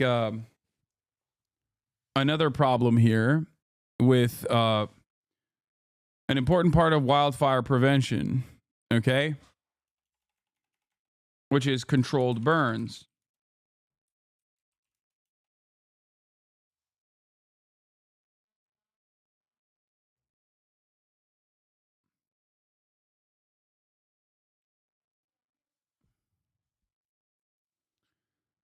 Since the cop budgets are so high, we might as well give them some hoses right now. Yeah, but they don't know how to operate that. What do finances have to do with these wildfires? Really, in some cases, so out of control that even if you brought every person on the planet and spent billions, it wouldn't make the difference under those conditions. So I don't understand the subject there. I mean, the problem is that there is mitigation, there's prevention, and also there is active combating, okay? And at every step of the way, the budget does matter. If the city's spending priorities are focused on giving more hiring more cops instead of giving more money to the fire department when they're underfunded, then yeah, I'm going to bring that up. It shows that they refuse to address any of these problems. Okay, I'll just tell you this much. As far as the controlled burns goes, it is a tricky situation, especially in areas that are close to a lot of housing. Why is it a tricky situation? Because fire, you might be surprised to find this, is very hard to control, even if you do a controlled burn. And even a controlled burn can get out of control and end up causing structural fire damage to these cities. Okay? This is one of the major reasons as to why people are very apprehensive about doing controlled burns in Southern California. They do, however, do controlled burns, or they used to do more controlled burns in Southern California, and they certainly still continue to do controlled burns in Northern California. Controlled burns are necessary for the forest to continue surviving. Okay? Controlled burns are intentionally set and supervised by land managers to clear out excess fuel such as trees and logs to reduce wildfire risks. The problem, however, is that in Southern California and the areas like Pacific Palisades, you can't even do a controlled burn because, and as chatters are already yelling at me, it's chaparral. It's not a forest. However, as far as I understand, the chaparral life cycle also requires like some kind of fire from occurring, and the Pacific Palisades was in the unfortunate last end of its life cycle. The LA fires didn't start or spread in the forest. The largest blaze in the Pacific Palisades neighborhood ignited in a chaparral environment full of shrubs that have been growing for about 50 years. John Keeley, a research scientist with the U.S. Geological Survey and an adjunct professor at the University of California, said that's not enough time for this particular environment to build up an unnatural accumulation of fuels. That's well within the historical fire frequency for that landscape. Kelly told my colleague Emily Pontecorvo for her reporting on what started the fires. Generally, he said these chaparral environments should burn every 30 to 130 years, with coastal areas like Pacific Palisades falling on the longer end of that spectrum. Fuels are not really the issue in these big fires. There's extreme winds. You can do prescription burning in chaparral and have essentially no impact on Santa Ana wind-driven fires.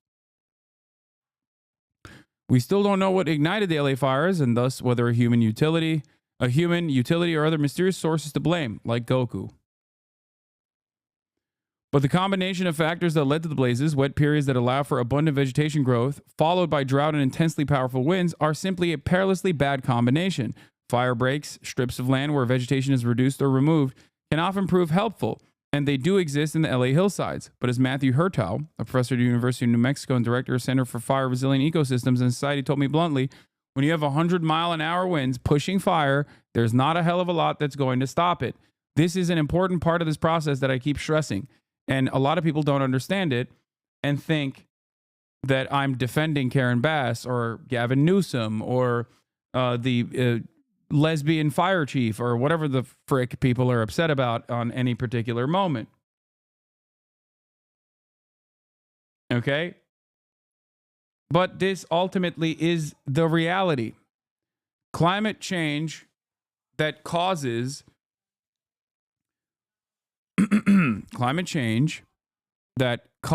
flooding and an explosive growth of vegetation, followed up by extreme drought that turns all of that vegetation dry, perfect tinder, perfect fuel for fires to erupt, create a uniquely disastrous predicament that no number of firefighters would be able to actively combat. Okay? That part is true. That's why I kept stressing that, like, while there are budgetary concerns, while obviously the city is not, they didn't prioritize this stuff in the way that they should have, there is no evidence that they would have been able to successfully stop the fire dead in its tracks, given the conditions. Hertow told me that he thinks of the primary drivers of destructive fires as a triangle, with fuels, climate, and the built environment representing the 3 points. We're definitely on the built environment climate side of that triangle for these particular fires around Los Angeles, Hertow explained, meaning the wildland-urban interface combined with drought and winds are the primary culprits. But in more heavily forested mountainous areas of Northern California, you get the climate and fuel side of the triangle, which is why they do more controlled burns in those areas as well. Chaparral burned every 30 to 80 years naturally. When they burn more frequently, they become invaded by annual grasses that can burn again after 1 to 2 years.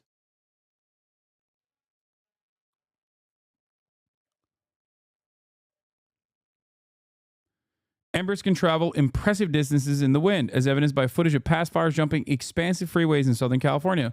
So as Hertow put it, short of mowing whole hillsides down to nothing and keeping them that way, there is little vegetation management work to be done at the wildland-urban interface, where houses bump up against undeveloped lands. Not everyone agrees, though. When I spoke to Susan Pritchard, a fire ecologist and research scientist at the University of Washington School of Environmental and Forest Sciences, she told me that while prescribed, by the way, this is the exact type of stuff that like Republicans want to underfund. Like they want to, they're like, what is this woke nonsense that you're studying? Why don't you study, whatever I think is good? Okay. Why don't you study comp sci? Why are these guys spending so much money on hugging trees? Okay. Woke nonsense. She told me that while prescribed burns close to suburban areas can be contentious and challenging, citizens can do a lot of their own to manage fuel risk. This is something that I brought up as well. Neighborhoods can come together, do the appropriate fuel reduction in and around their homes. And that makes a huge difference in the wildfires.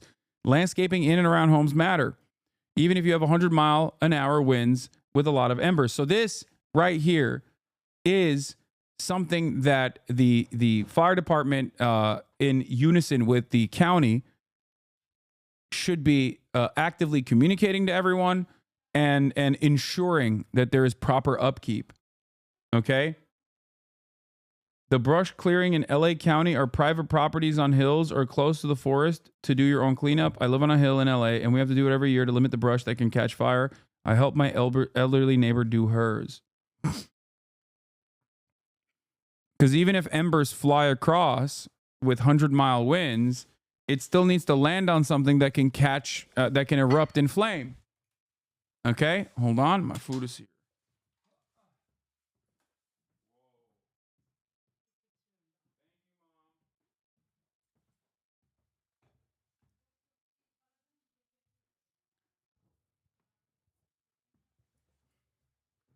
My mom made some crazy food. Pritchard recommends residents work with their neighbors to remove burnable vegetation and organic waste and get rid of the so-called ember traps such as double fencing that can route fire straight to homes. Pritchard pointed to research by Crystal Colden, a pyrochoreographer, an associate professor at University of California, Merced, whose work focuses on understanding wildfire intersections with the human environment.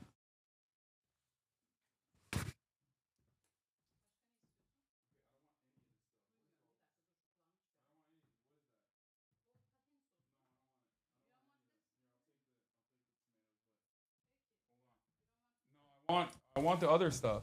The stuff that you didn't bring. Hold on. I'm gonna grab it in a second. Here, here's the intermission. From where here's the update Looks from like what's they're going kind of on. organizing possibly in the backyard.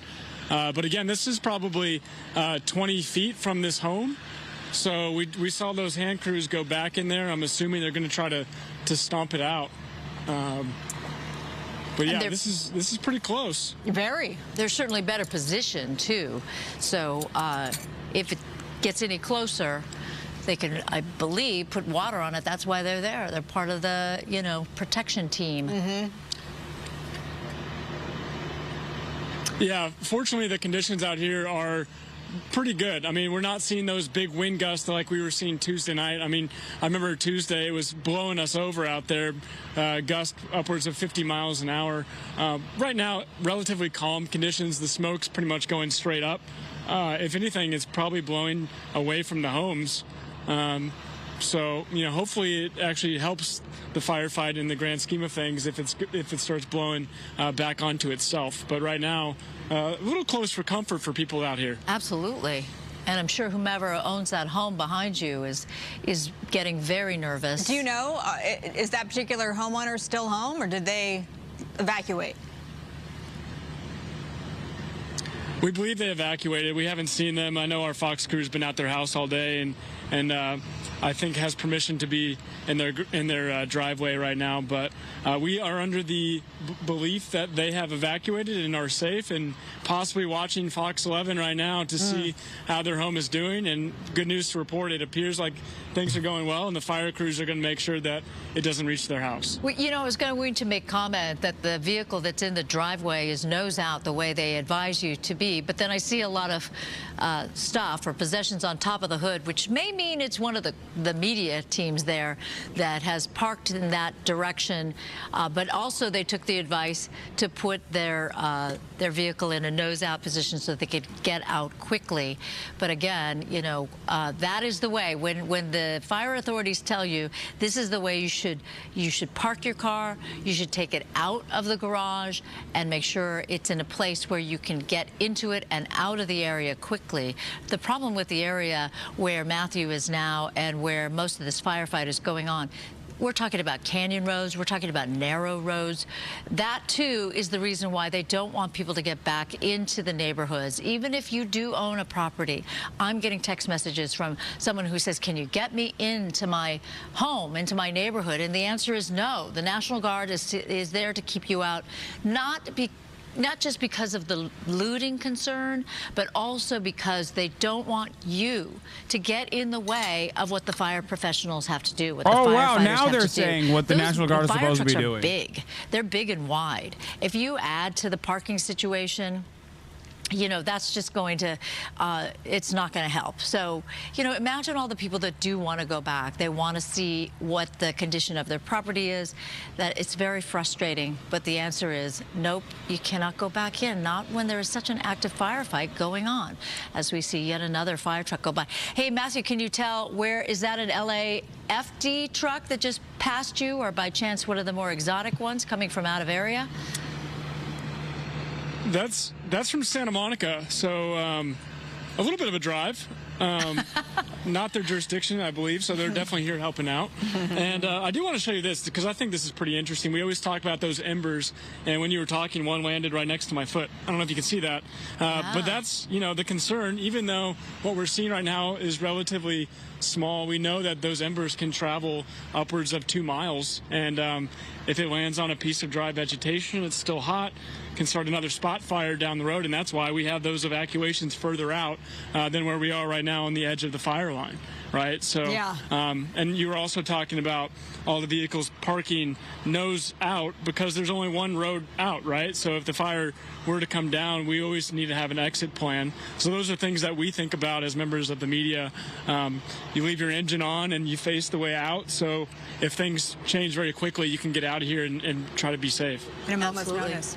All right, Matthew, keep a watch on those flames. Let us know how it's going. We'll check back with you in just a bit. We want to, this is the Palisades fire, of course, and that active flame on this ridge here, hillside in the Mandeville Canyon area. We want to get to the Eaton fire, and right now there's a virtual community meeting underway held by LA County Sheriff and LA County Fire, giving the latest information. Let's go ahead and dip in. Containment is not control. Doesn't mean that the fire's out. It just means that we have some shaky line out there, and firefighters are mopping up, and we're working to secure it, and we're working to make it good. So when you see red on the map, those are areas that we don't have containment yet of this fire, meaning that there's considerable amount of work still to be done in these areas along the front country. Also want to call your attention here to these sections. Each one of these sections is a 1 square mile area. And so this down here, this map doesn't represent it as well, but this area here is a community, and it's square miles. All right, let's keep going. As well. They themselves know that the inmates that they're taking out there, the inmates that they're housing, they are giving back to society. These guys absolutely give back to society. And there have been more changes. AB 2187 was signed into law, allowing those that complete the program to have their records expunged, which opens the door for EMT certifications and the chance to become a municipal firefighter. There's also a training center in Ventura that serves as a re-entry program with full-time opportunities for CAL FIRE at the end, paying roughly $2,800 a month. We have several inmates previously incarcerated, individuals that are now running their own hand crews, their own firing operations out there on the street. As we prepare to head back to Sacramento, a real fire call goes out. And the men of Washington Ridge Camp head out to the front lines once again. As Thomas says, doing what they came here to do. I think that there should be more of this and more programs out there because, again, it shows you a different way, and at the same time, you are held accountable. Andrew, thank you. Labor advocacy groups are... We're in Santa Anita Park, and quite frankly, it resembles a refugee camp on the edge of a war zone. But this is the community's response to the emergency. It's usually a multi-million-dollar horse racing venue. Horse racing has been suspended because of the quality of the air. So they put out a call for people to bring whatever they could, and my goodness, are they responding. They're bringing water and food and pet food, nappies, books for children, and clothes in absolute abundance. And those clothes are being sorted into different piles for toddlers and children and adults so that people who've lost everything have somewhere to go. I'm going to stop for a moment and talk to Dan, who's one of the volunteers here. Dan, are you surprised by the response of the community to the call to help? I wouldn't say surprised, because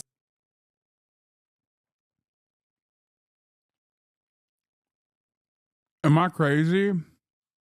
I feel like this dude is giving Hassan Abihed vibes.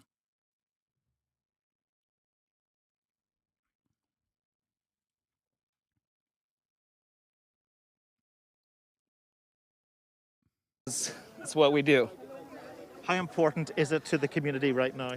It's the most important thing. Everyone here knows someone that's lost something, so you know, we're just trying to come out here and help as much as we can. And what exactly are you asking people to do? Right now, we're just sorting. So we're this space right here has a ton of donations, but as you can see, it's kind of chaos. So right now, we're just sorting everything and trying to make it as usable for people as possible. It feels like this is going to be needed for a long time. I have no idea. We just showed up, so we're just helping. And thank you for what you're doing. The need certainly is significant here. 10,000 properties have been lost between the Eaton fire and Palisades fire. The occupants of those homes have lost absolutely everything. So right now, this is all they've got. Priority. That's something Donald Trump talked about on the Joe Rogan Experience. Yes, he did. And then recently, Mark Zuckerberg from Meta was on the Joe Rogan Experience. He was talking about the kind of pressure that he got, that Facebook got from the Biden administration to censor during COVID. Watch.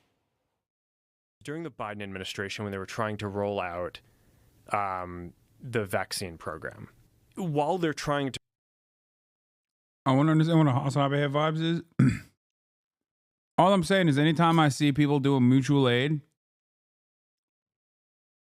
anytime I see people working in like local activism, there's always at least one. And that dude always looks like the dude that we just saw.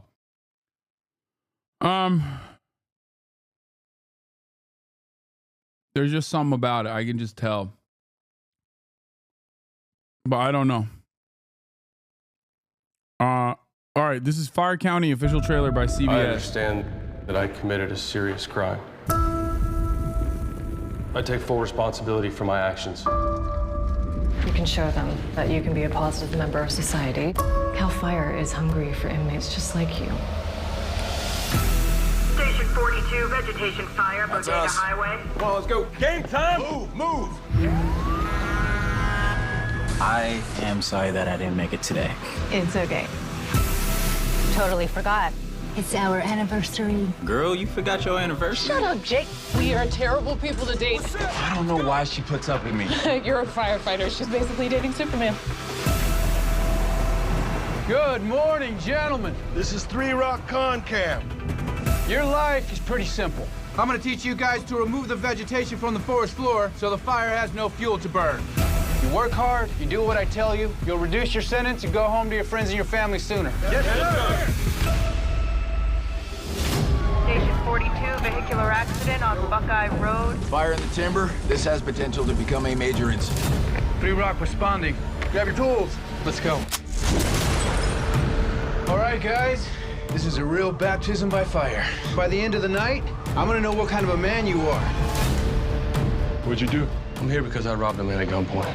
He got up in my parole hearing saying he forgave me and he hoped I could turn my life around. Wait. Can you get...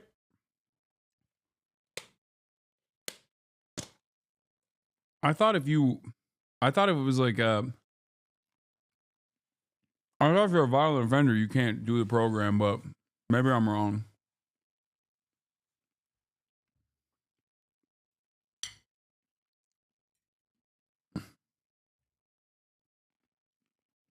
I have to believe that if I work this program that I can succeed, but I can't do it here. And why is that? Because this is my hometown. I left for a reason. Buddy? Why'd you have to leave this place? Long story. Dude needs to leave town. It's usually over a girl. I wanted to see you tonight before I go to work. I love you. Fire has gotten into Miller Canyon. This thing can rip right into town. We'll make our stand. Right here. Water drop! God, I love this job. They have to be deemed physically and mentally fit for vigorous activity to participate and cannot have been convicted of rape or other sex offenses, arson, and escape history. Oh, I guess you can be a violent offender. Okay.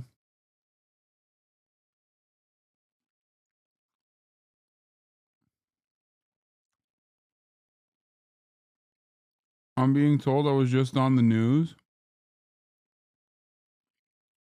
Don't lie to me.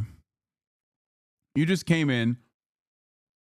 You just came in to claim that you're the person we just saw on TV.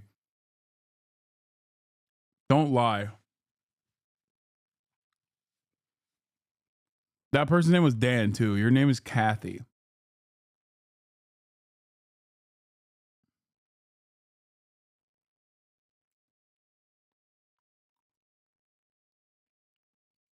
When about are we talking to the firemen today, Abby? In an hour, I'm going to be leaving to make my way over there. And by 6 p.m., that's me from Eagle Rock Run Club Law. I don't believe it. Post proof.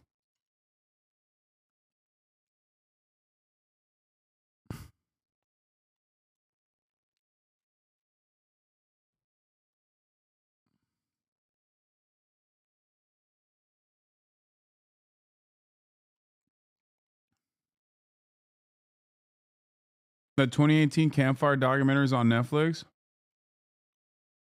I was an inmate firefighter in West Virginia in the year 2022. The work was excruciating. I often have to work with violent inmates, many of whom made no effort to hide their poop sock. I'm willing to send proof if needed. Good one, chatter. Is that what we're doing? That's a new way to try and poop sock me?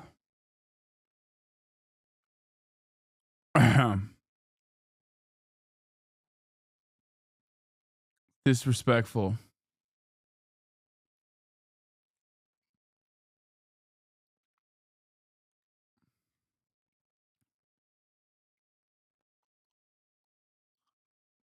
Anyway, let's talk about Zuckerbot.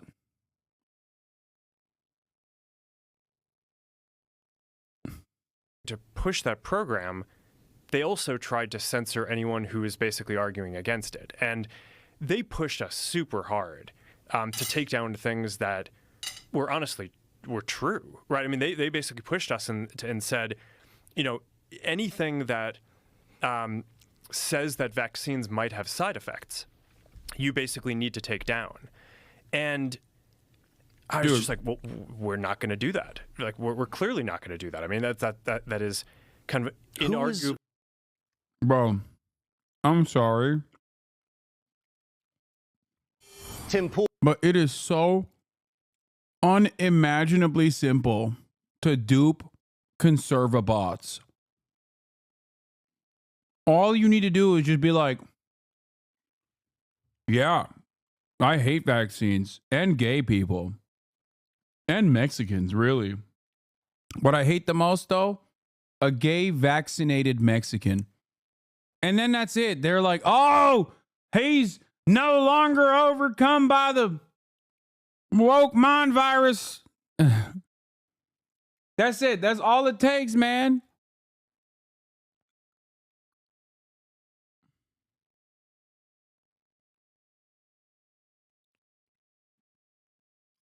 What the hell is wrong with these people? But he did. Right. And he's a weasel. just like everybody covering their you-know-whats in the fire situation. This guy was weak. And you know what's interesting when I was reading all the stuff about it? Do you remember when people were talking about him being presidential timber, like he could run for president? Remember this? This No. is, oh yeah, there was a lot of talk about that. Like this guy, he's so brilliant. He's I think it's awesome that these guys still are saying we don't trust them, though. Which is also weird, because it's like who is this for them?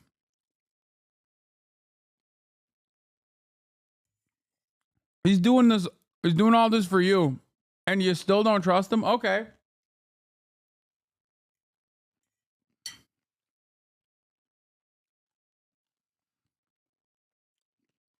I like it. I'll take it.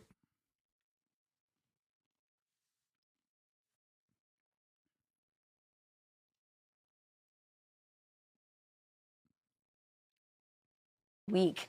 And it's What is he looking at? What was he looking at just there? only now that all the tide has turned that he feels safe to say what he cooperated with the government to do, which was to censor you and stifle your First American right. And he's crying like a little baby on a podcast because he got cursed at by somebody in the administration. Oh, my staff got yelled at, and you didn't stand up for them. No, I think you're 100% right. He's weak, and he's going. He's now bending to the new direction of the wind, which, by the way, also includes Meta, Facebook's parent company, doing away with a lot of DEI stuff. You know, they've taken tampons out of the men's restroom at Meta, and they're doing away with What will we do? They're doing away with some DEI. This is a memo leaked from Meta. On hiring, we will continue to source candidates from different backgrounds, but we will stop using the diverse slate approach. The practice has always been subject to public debate and is currently being challenged. So they're doing away with DEI initiatives. But also not just for employees. Like you think DEI, they're DEI to hire someone, but they were also favoring contractors who were of diverse. So it's much bigger than you think. And they're saying we're going to start sourcing from any American who has the best price and the best deal, as opposed to. That's amazing. They're just like racism purists. Like, you're not doing enough symbolic racism for me. You need to show me you really mean it. Go and like fire all of your trans employees right now, or else I don't believe you. Any company that, you know, is run by a Hispanic or Black person. And it does breed incredible suspicion, because then, you know, go back to the fires, you look at these people and, you know, take the fire chief, for example, the first woman person that's LGBTQ. I don't know. Anyway, whatever. And so but the point is that you know, maybe she's the greatest fire chief on earth. But now that the city is burning to the ground, everybody's going, well, you know, obviously this was probably a DEI hire, and it just breeds. No, you're saying that. No, you can't point to DEI initiatives to be like, and that's why we're fucking stupid.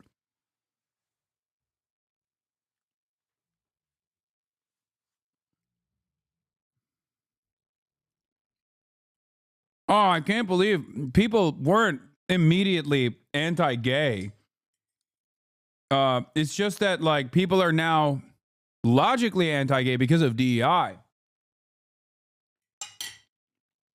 Breeds the suspicion. Yes. It makes you like, if if you're Ben Carson and you're a brilliant surgeon, but because you're Black, you get accused of, you know, people assume that you got there not by earning it. Because of affirmative action. Yeah, and it's a pernicious, even in the best cases, it's pernicious. Absolutely. I'm Steve Doocy. I'm Brian Kilmeade. And I'm Ainsley Earhart. And click here to subscribe to the Fox News YouTube page to catch our hottest interviews and most compelling analysis.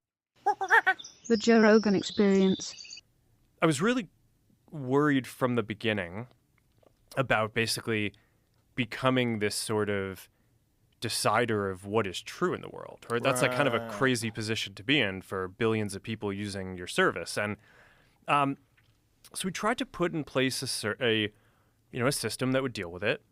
And early on tried to basically make it so that it was really limited. We're like, all right, we're just going to have this system where there's these third-party fact checkers and they can check the worst of the worst stuff, right? So things that are very clear hoaxes, that there's like, it's not like we're not parsing speech about whether something is slightly true or slightly false, like Earth is flat, things like that, right? So that was sort of the original intent.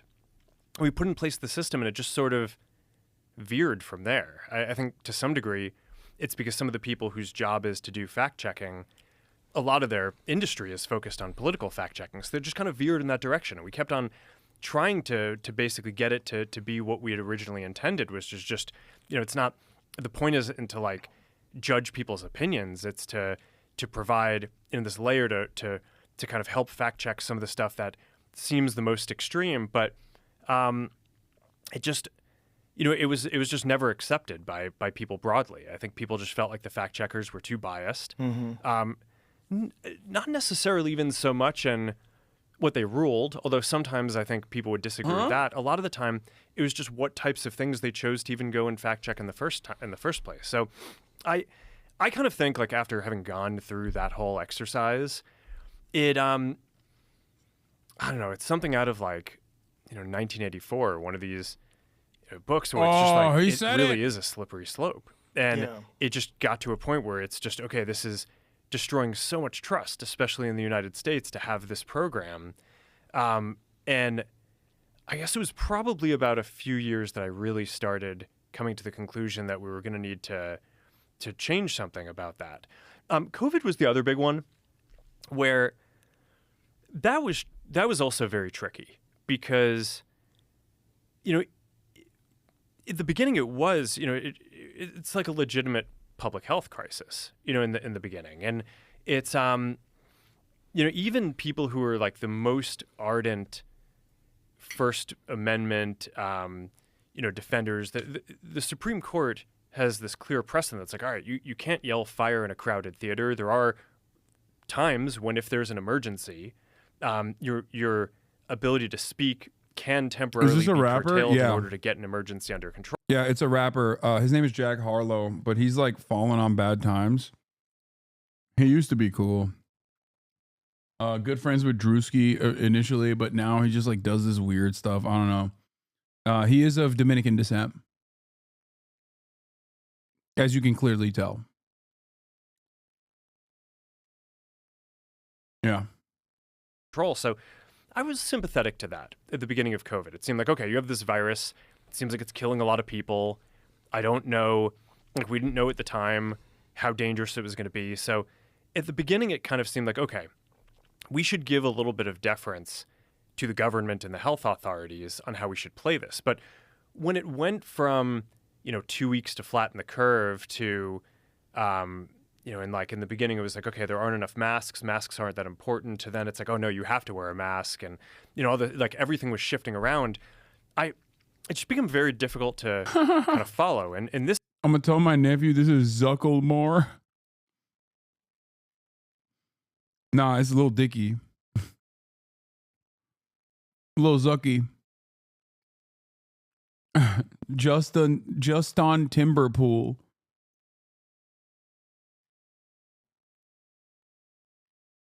Yeah, he's a musician, dude. Yeah, Lil Zucky.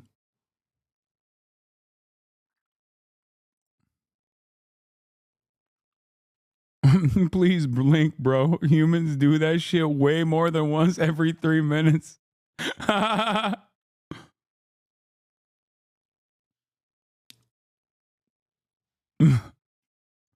Yeah, he's trying his very best to be human. And like getting hit with a Dominican ray did help tremendously, in my opinion. But even then, he just still has a lot of that like old lizard tendencies. This really hit the most extreme, I'd say, during the Biden administration when they were trying to roll out the vaccine program. And I'm generally like pretty pro rolling out vaccines. I think on balance, the vaccines are more positive than negative. But I think that while they're trying to push that program, they also tried to censor anyone who is basically arguing against it. And they pushed us super hard to take down things that were true, right? I mean, they basically pushed us and said, anything that says that vaccines might have side effects, you basically need to take down. And I was just like, well, we're not going to do that. Like, we're clearly not going to do that. I mean, that is kind of inarguably true. Who is they? Who's telling you to take down things that it was that talk about vaccine side effects? Who controlled the media, Joe? I'll have you know. I didn't think it was the case, but yeah, Jews. They do the vaccines and the media. They do it both. It's wild. I'm Jewish. I didn't know. He's like, I'm so desperate. Joe, please. Please, Joe. Holocaust denial is A-okay on my platform now.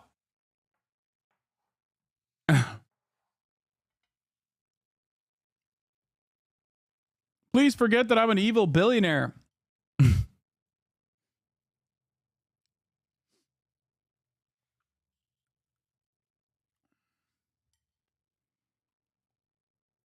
It was people in the Biden administration. I think it was, I wasn't involved in those conversations directly, but I think it was. How difficult is that to not be involved in those conversations directly?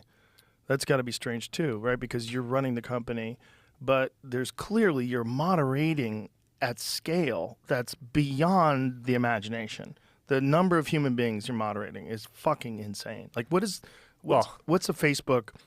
How many people use it on a daily basis? Forget about how many overall. Like, how many people use it regularly? It's 3.2 billion people use one of our services every day. Yeah, it's wild. More than a third of the planet. That's so crazy. Yeah, and it's almost half of Earth. Well, on a monthly basis, it is probably half. Of it. But I want to say that though, there's a lot of like hypercritical people that are conspiracy theorists and think that everybody's a part of some cabal to control them. I want you to understand that whether it's YouTube or all these and what. I was about to say, Mark is one of the good ones. He's like, yeah, they do have a cabal, but Mark, as you can see, is one of the good ones. I mean, he hates COVID. Yeah, he hates COVID. He said it. He loves ivermectin. He's going to eat this ivermectin paste right now to show fealty. Whatever place that you think is doing something that's awful, it's good that you speak, because this is how things get changed, and this is how people find out that people are upset about content moderation and censorship. But moderating at scale is insane. Yeah. It's insane. Yeah. What we were talking the other day about, the number of videos that go up every hour on YouTube, and it's bananas. It's bananas. That's like, to try to get a human being that is reasonable, logical, and objective, that's going to analyze every video, it's virtually impossible. It's not possible. So you got to use a bunch of tools. You're going to get a bunch of things wrong. Yeah. And you have also people reporting things. And how much is that going to affect things? You could have mass reporting because you have bad actors. You have some corporation that decides we're going to attack this video because it's bad for us, get it taken down. There's so much going on. I want to put that in people's heads before we go on. Yeah, his job is really hard. The kind of numbers that we're talking about here. Now understand you have the pandemic. Yeah, moderation at that scale is really difficult, which is why it's awesome that he stopped doing it altogether as a cost-cutting operation. That's great.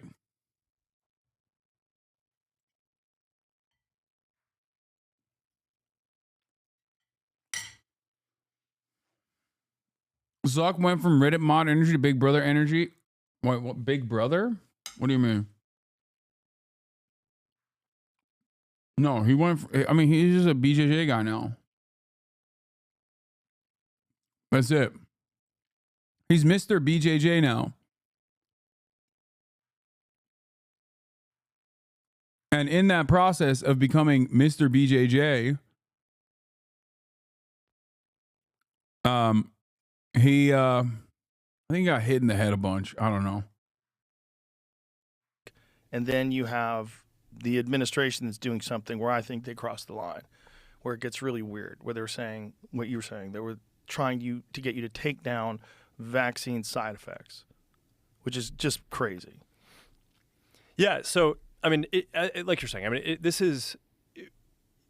it's so complicated, this system, that I could spend every minute of all of my time doing this and not actually focused on building any of the things that we're trying to do. AI, glasses, like the future of social media, all that stuff. So, I get involved in this stuff, but in general, we have a policy team. There are people who I trust. They're the people who are kind of working on this on a day-to-day basis. And the interactions that I was just referring to, a lot of this is documented. Because Jim Jordan and the House had this whole investigation and committee into the kind of government censorship around stuff like this. And we produced all these documents, and it's all in the public domain. basically, these people from the Biden administration would call up our team and scream at them and curse. And it's like, these documents it's all kind of out there.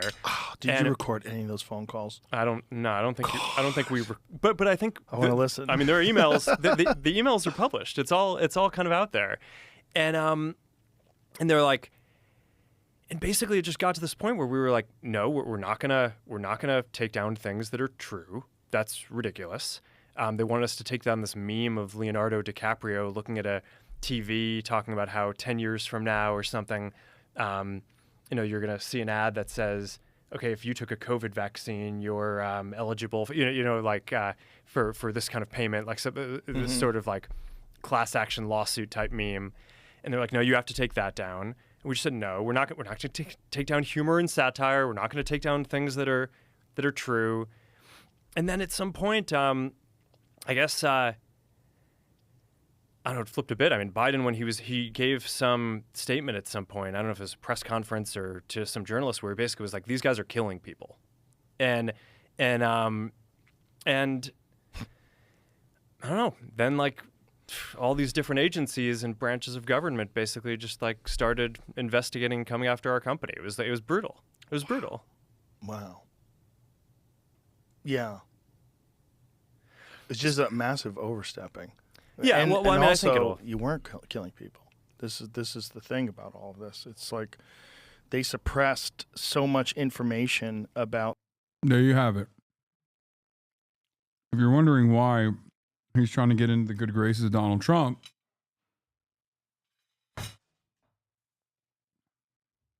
While also simultaneously lying. It's not because he had a change of heart about vaccine denial and now knows the truth that vaccines make you gay and autistic.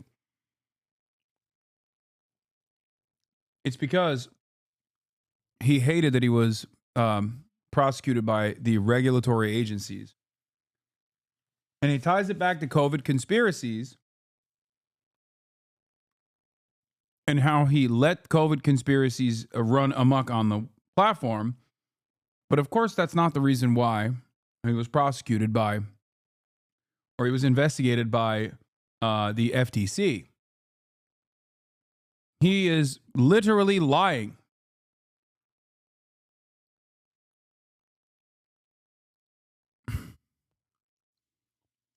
Dude spent 12 hours testifying at Congress while his company was embroiled in the most high-profile data privacy scandal of the 21st century. I don't know what the CFPB is or why it relates to social media companies. Wait, wasn't it the FTC too?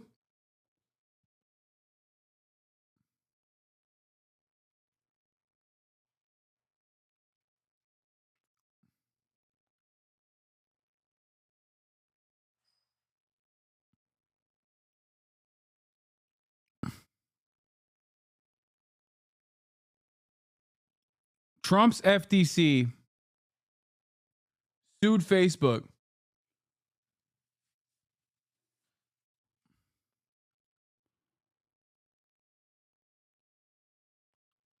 On Rogan, Zuckerberg says he doesn't know what the CFPB is or why it's investigating Meta. That were looking into us that were like not really involved with social media. Like I think like the CFPB, like this financial. I don't even know what it stands for. It's the financial. Oh, you do know what it stands for, bitch. Come on. Things that people should be doing, regardless of whether or not you believe in the vaccine. Regardless, put that aside.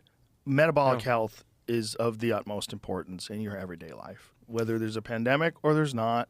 And there's a lot of things that you can do that can help you recover from illness. It prevents illnesses. It makes your body more robust and healthy. It strengthens your immune system. And they were suppressing all that information. And that's just crazy. You can't say you're one of the good guys if you're suppressing information that would help people recover from all kinds of diseases, not just COVID, the flu, common cold, all sorts of different things, high doses of vitamin C, D3 with K2 and magnesium. They were suppressing this stuff because they didn't want people to think that you could get away with not taking a vaccine, which is really crazy when you're talking about something that 99.07% of people survive. This is a crazy overstep, but scared the shit out of a lot of people. Red-pilled, as it were, a lot of people because they realized, like, oh, 1984 is like an instruction manual. I mean, it's like it shows you how things can go that way with wrong speak and with bizarre distortion of facts. And when it comes down to it, in today's day and age, the way people get information.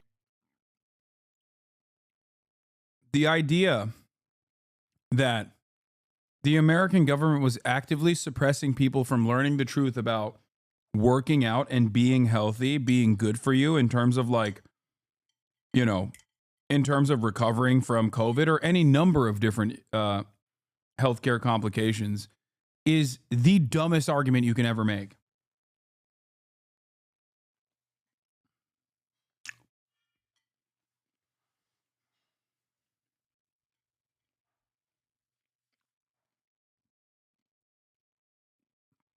Yeah, dude, the government was actively telling you you can't use vitamins. This is, once again, born out of, like, complete mania and a permanent seeking of victimhood, where they're like, oh, yeah, the government doesn't want you to know that receiving blowjobs is awesome, dude. They hate that. They're trying to suppress the truth. The government doesn't want you to know that, you know, ice cold glass of water hits different when it's on your bedside and in the middle of the night when you wake up and you're thirsty. That's right, dude. The government is actively suppressing that, bro. I hate it. Nobody is suppressing the understandable notion of stating facts about working out. It's so stupid. Information is through your platform, through X. This is how people are getting information. They're getting information from YouTube. They're getting information from a bunch of different sources now. And you can't censor that if it's real legitimate information because it's not ideologically convenient for you. Yeah. So, No. I mean, that's basically the journey that I've been on, right? Started off very pro free speech, free My expression. mom is lighting the kitchen on fire. You know, and then over the last 10 years, there have been these two big episodes. It was the Trump election and the aftermath, where I feel like in retrospect, I deferred too much to the kind of critique of the media on what we should do. And since then, I think generally trust in media has fallen off a cliff, right? So I don't think I'm alone in that journey. I think that's basically the experience that a lot of people have had is, okay, it's the stuff that's being written about is not kind of all accurate. And even if the facts are right, it's kind of written from a slant a lot of the time. Of course. And then there was the government version of it, which was during COVID, which is okay. Like, it's like our government is telling us that we need to censor true things. It's like, this is a disaster. And it's not just the U.S., right? I think a lot of people in the U.S. focus on this as an American phenomenon, but I kind of think that the reaction to COVID probably caused a breakdown in trust in a lot of governments around the world. Because, I mean, 2024 was a big election. I never understood why conservatives hated this guy so much. Facebook has always been so welcoming to QAnon conspiracy theories. And they still thought that they still thought that Zuckerbot was against them. And I never understood that. Like, he's always been a friend. And even now, he's like actively trying to be like, no, guys, I love this. Like, I'm with it. Look, I do Brazilian Jiu-Jitsu.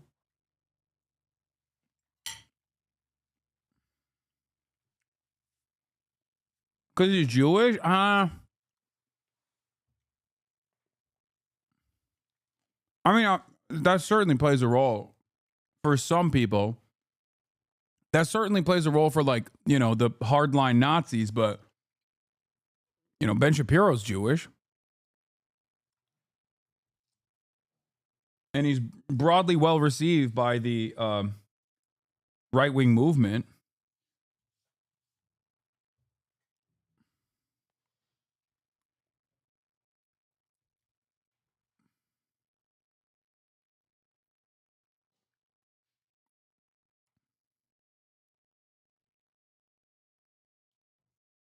I don't know. They told him he looks so fine with a beard and mustache. They said he looks like Jack Harlow, since then he thinks he is Jack Harlow. I don't know. I just never really understood that the broad hatred that people have for big tech. Like, I get why they had it for Google, even though Google has also been decently pro right wing, even neo-Nazi sentiment. But like, Facebook has always been like overtly right wing.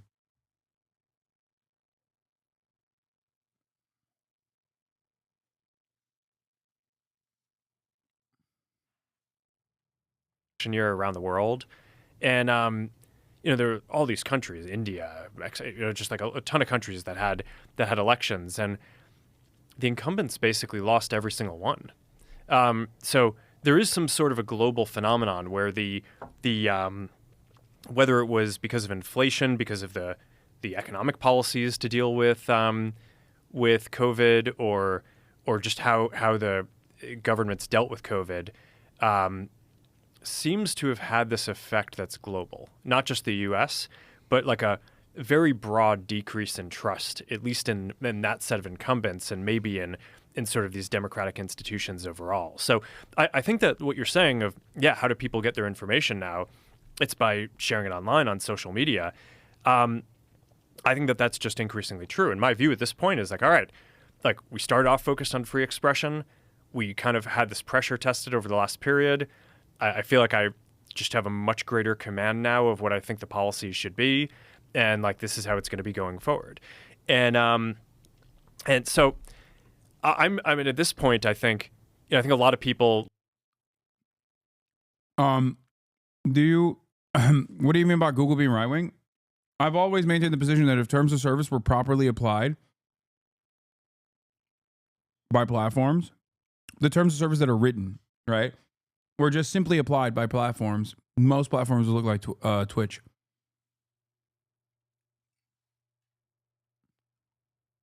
They just don't ban. YouTube never bans. Like, it takes a uniquely far-right, overt neo-Nazi to get permit from YouTube. I mean, look, Keemstar still has his channel.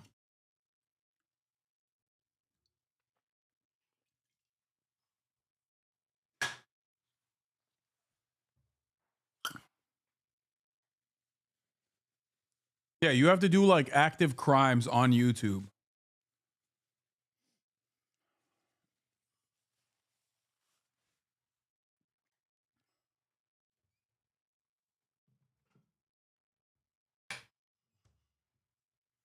At most, they'll demonetize you. And even that's like a relatively new thing. YouTube was a major platform for openly far-right neo-Nazi radicalization that took place in the initial Gamergate era. Unless you accidentally include 5 seconds of a trailer, that's the copyright system. They will nuke you from orbit. Okay, that's, yeah, they actively do work against that. That's the one thing that they do care about because that's capitalism. Look at this as like a purely political thing. It's because they kind of look at the timing and they're like, hey, well, you're doing this right after the election. It's like, okay, I try not to like change our content rules like right in the middle of an election either, right? It's like there's not like a great time to do this. It's right. And you want to do it a year later. Yeah, it's like there's no good time to do it. There's, right. And whatever time is going on, there's going to be, so the good thing about doing it after the election is you get to take this kind of cultural pulse as like, okay, where are people right now and how are people thinking about it? We try to have policies that reflect, mainstream discourse. But yeah, I mean, I don't know. This is something I've been thinking about for a while. I think that this is going to be pretty durable because at this point we've just been pressure tested on this stuff for like the last 8 to 10 years with like these huge institutions just pressuring us. And I feel like this is kind of the right place to be going forward. What was it like when they were attacking you? Like, first of all, what was the premise? Like, what were they saying was your offense? Was it that you were allowing information that was not true, that was getting out there? I know there was also, they're saying that you guys were allowing hate groups to speak. There was a lot of this. Yeah. I mean, the tough thing with politics is that there's like... Bro, Elon Musk basically destroyed this man. Ironically enough, initially he had destroyed Elon Musk by being like, all right, talk shit, get hit. And Elon was like, bet, I'm not fighting you.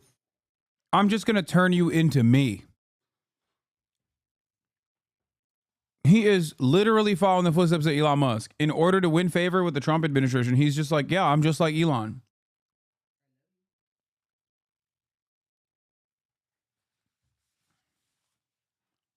I'm just like you, Elon. I promise. Well, when you say someone's coming after you, are you referring to kind of the government and investigations and all that? I mean, so the issue is that there's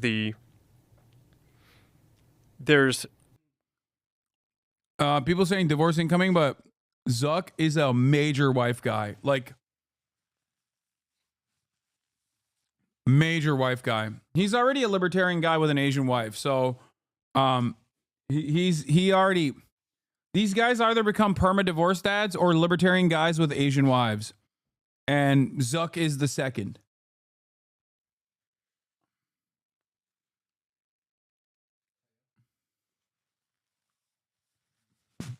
Someone said passport bros. Dog. Not every single person that has an Asian wife is a passport bro. The fuck are you talking about? Didn't they meet at goddamn Stanford or some shit? Or Harvard? Some of y'all are so stupid.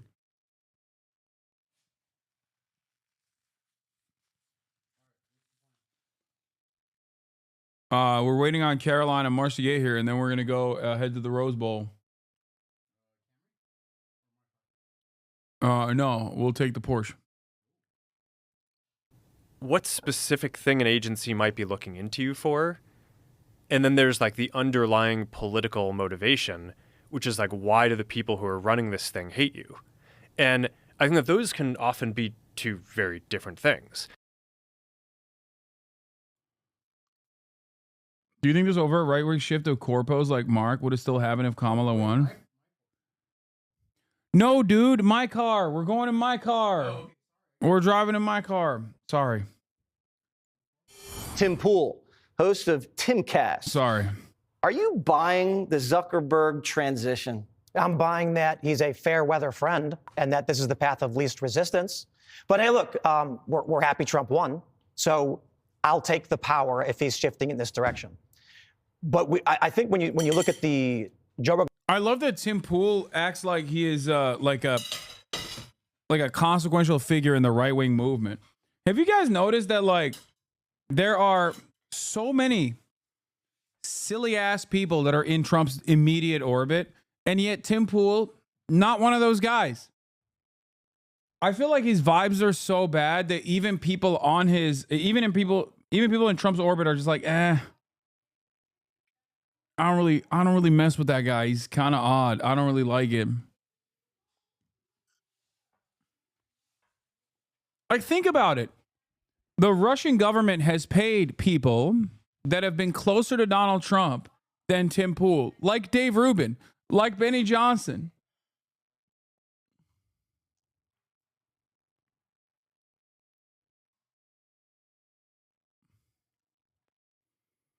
I'm seeing a bunch of this sort of response to my mentions today, which are intense. Worst case scenario for Zuckerberg is not only does he alienate himself from Dems liberals, but conservatives find this public heel turn disingenuous.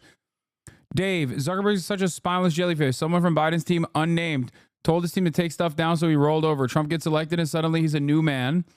Meta execs anticipated this, which is why policy leader Joel Kaplan and Kevin Martin called a bunch of conservative influencers the night before their policy overhaul to start warming them up. Charlie Kirk says he and Zuckerberg spoke recently.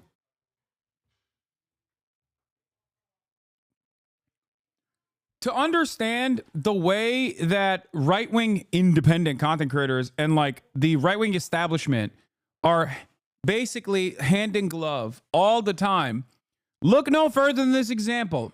Mark Zuckerberg calling up me, but on the Republican side by phone. Can you imagine a world where any liberal establishment wins office and then a multi-billionaire owner of a social media platform gives me a direct call to be like, hey, I'm going to do a left-wing pivot now, and I just wanted to make sure that you're cool with it.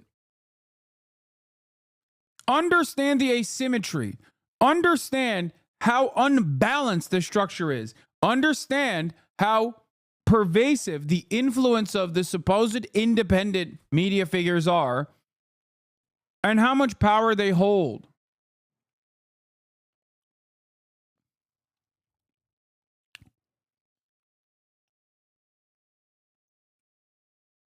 But are you cool with it? What do you mean? The left is fractured? They're not the left. The Democratic Party is not the left. Anyway, Mr. Zuckerberg decided to promote Mr. Kaplan's Meta's head of global public to carry out the changes and deepen Meta's ties to the incoming Trump administration, replacing Nick Clegg, a former deputy minister of Britain who had handled policy and regulatory issues globally for Meta since 2018. The night before Meta's announcement, Mr. Kaplan held individual calls with top conservative social media influencers, two people said. I guess Tim Pool didn't get that call. Rogan podcast, and he talks about, they're yelling at us and they're forcing us to do these things. This only scratches the surface. Facebook built a portal for feds to log in to their company so they could flag misinformation. It has long been known, over a decade, that the federal government, the FBI, the CIA, I think the NSA, had backdoor access to Facebook as well as many other companies. So when Zuckerberg comes out and he's all, oh man, they were yelling at us and putting this pressure. We had no choice to do it. You're only saying that now because the news and the information got leaked over a long and hard-fought battle where activists, real journalists, were exposing them for having done this. Now they're giving us the light vanilla version of they were just having us censor this COVID stuff. No. Let me ask you a question, Mark Zuckerberg. Eric Ciaramella, do you remember that name? Yeah. Yeah, this is one of the guys involved in whistleblowing on Donald Trump for the false impeachment against him related to Ukraine. And there was a period where if you went on... This chatter said he signed on to Google with a new account. Since you search for Hasanabi, sponsor post, the best news show on YouTube, Timcast. This is how they keep maintaining, dude. I don't do any marketing. Look at my numbers. This guy gets paid by the Russian government to the tune of, $4 million, does constant marketing, and he barely has any motion.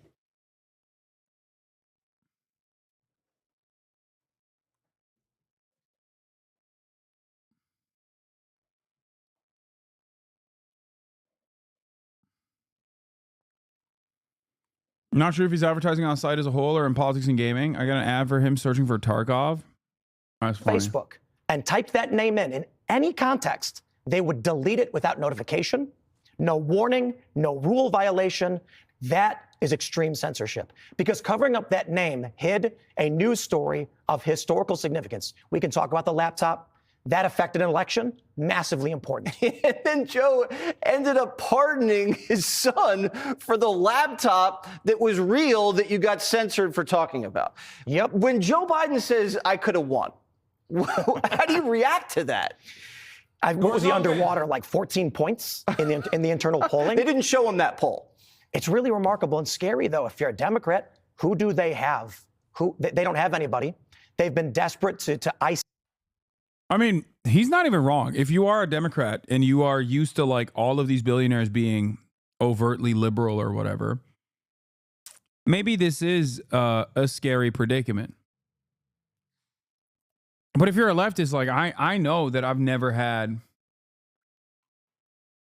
like, there's never been a moment where I'm like, oh man, I feel so protected by billionaires. I feel so incredibly protected by, these billionaires. They're right wing. They're right wing. They've always been right wing. They don't care about anything. They just care about profit. Out anybody who could compete with their established order. And they don't have Newsom anymore. Is Newsom salvageable at this point? When that video came out and Newsom was asked by Anderson Cooper, where's the water? And he said, they're figuring it out.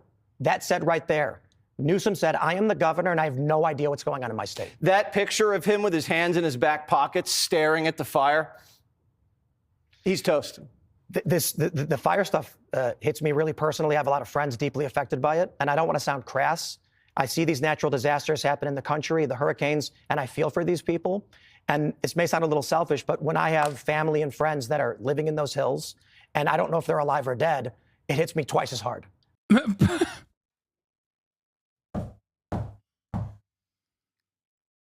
Dog, I live here. And I don't know what the hell you're talking about. You have friends that are on those hills that you don't know are alive or dead? What are you saying?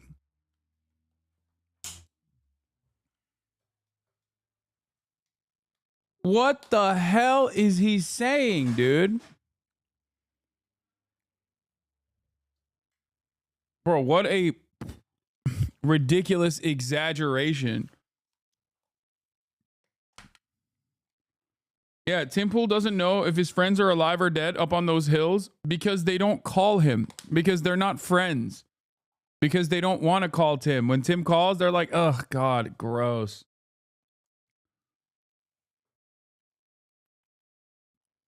What do you mean?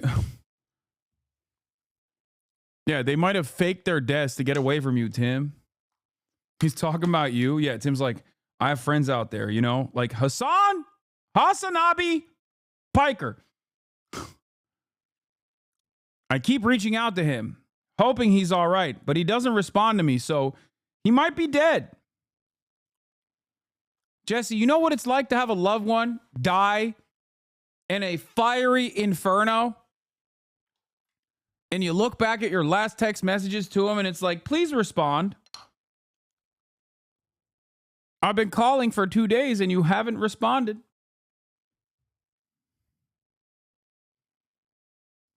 And I know it shouldn't, but it is personal. So I get really offended by the callousness and the apathy coming from the government there. Yeah, we need a federal takeover of California. They're just not equipped to handle this. And we got the Olympics right around. Oh my God. He loves that. He loves that nonsense position. All right.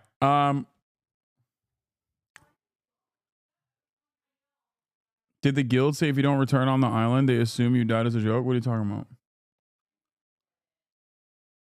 Yeah, Penguinzo did a 23-minute video on Elon Musk faking his Path of Exile 2 gameplay by cheating and by hiring people to play for 24 hours of the day from Asian servers. Penguinzo talked about it for 23 minutes. 23. That is insane. I just explained to you the same situation in 30 seconds. That is crazy. And the wildest part about this is not that Elon Musk has always been a con man and a charlatan who has failed upward successfully, right place at the right time, is very lucky to have all of the best people. What are you sending me? Taskin Noah, you are so close to me, man. Oh my God. Taskin Noah, an old name in the chat that hasn't been around in so long, and he is aching. He's quaking for a ban right now. He's like, oh, dude, it's been a while since I've fucked shit up in the chat. He used to do this years ago, okay? New heads don't know. Taskid Noah used to do this years ago. And he is finally back in the chat. Look, he's still doing it.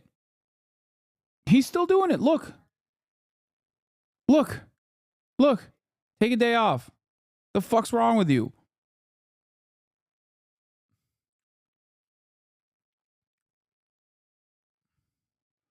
Yes, I used to yell at him weekly. Far more preferable to the consistent drama-loving weirdos in the chat. He would always be like, hey, can you watch this like Quranic interpretation from a mullah with like 13 views? It's actually really illuminating. I'm like, no, dude, I'm not going to watch that right now, okay? That's what he used to do back in the day.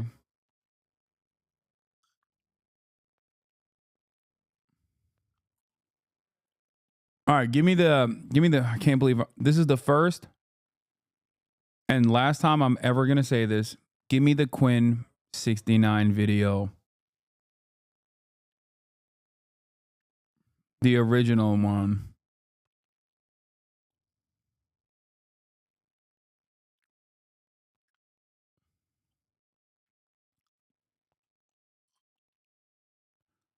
Yeah. My man was so obviously cheating. I have a lifetime of playing video games. At one point, I was, maybe one of the best Quake players in the world.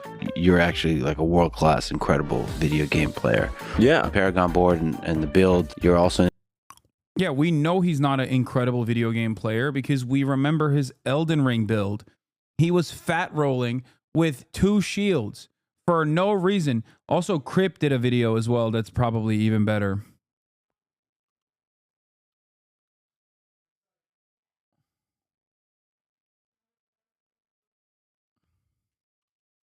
I saw the Crypt TikTok as well. Anyway, my point is, it's funny to me that all of the regular incompetence of Elon Musk is not what did him in. It's this. It's literally this. Like a guy like Quinn69 is slated to love Elon Musk. I feel like Quinn69 carries himself in a way where he is like the highest likelihood to fall victim to a crypto scheme. You know what I mean? Like, I don't know anything about him aside from the fact that he's Kiwi Okay? And I suspect he is the type of dude, if I think of like who's the type of dude that loves Elon, it's a Venn diagram of a circle when you think about the people that are most likely to fall to cryptocurrency schemes. And Quinn is in the center of that circle.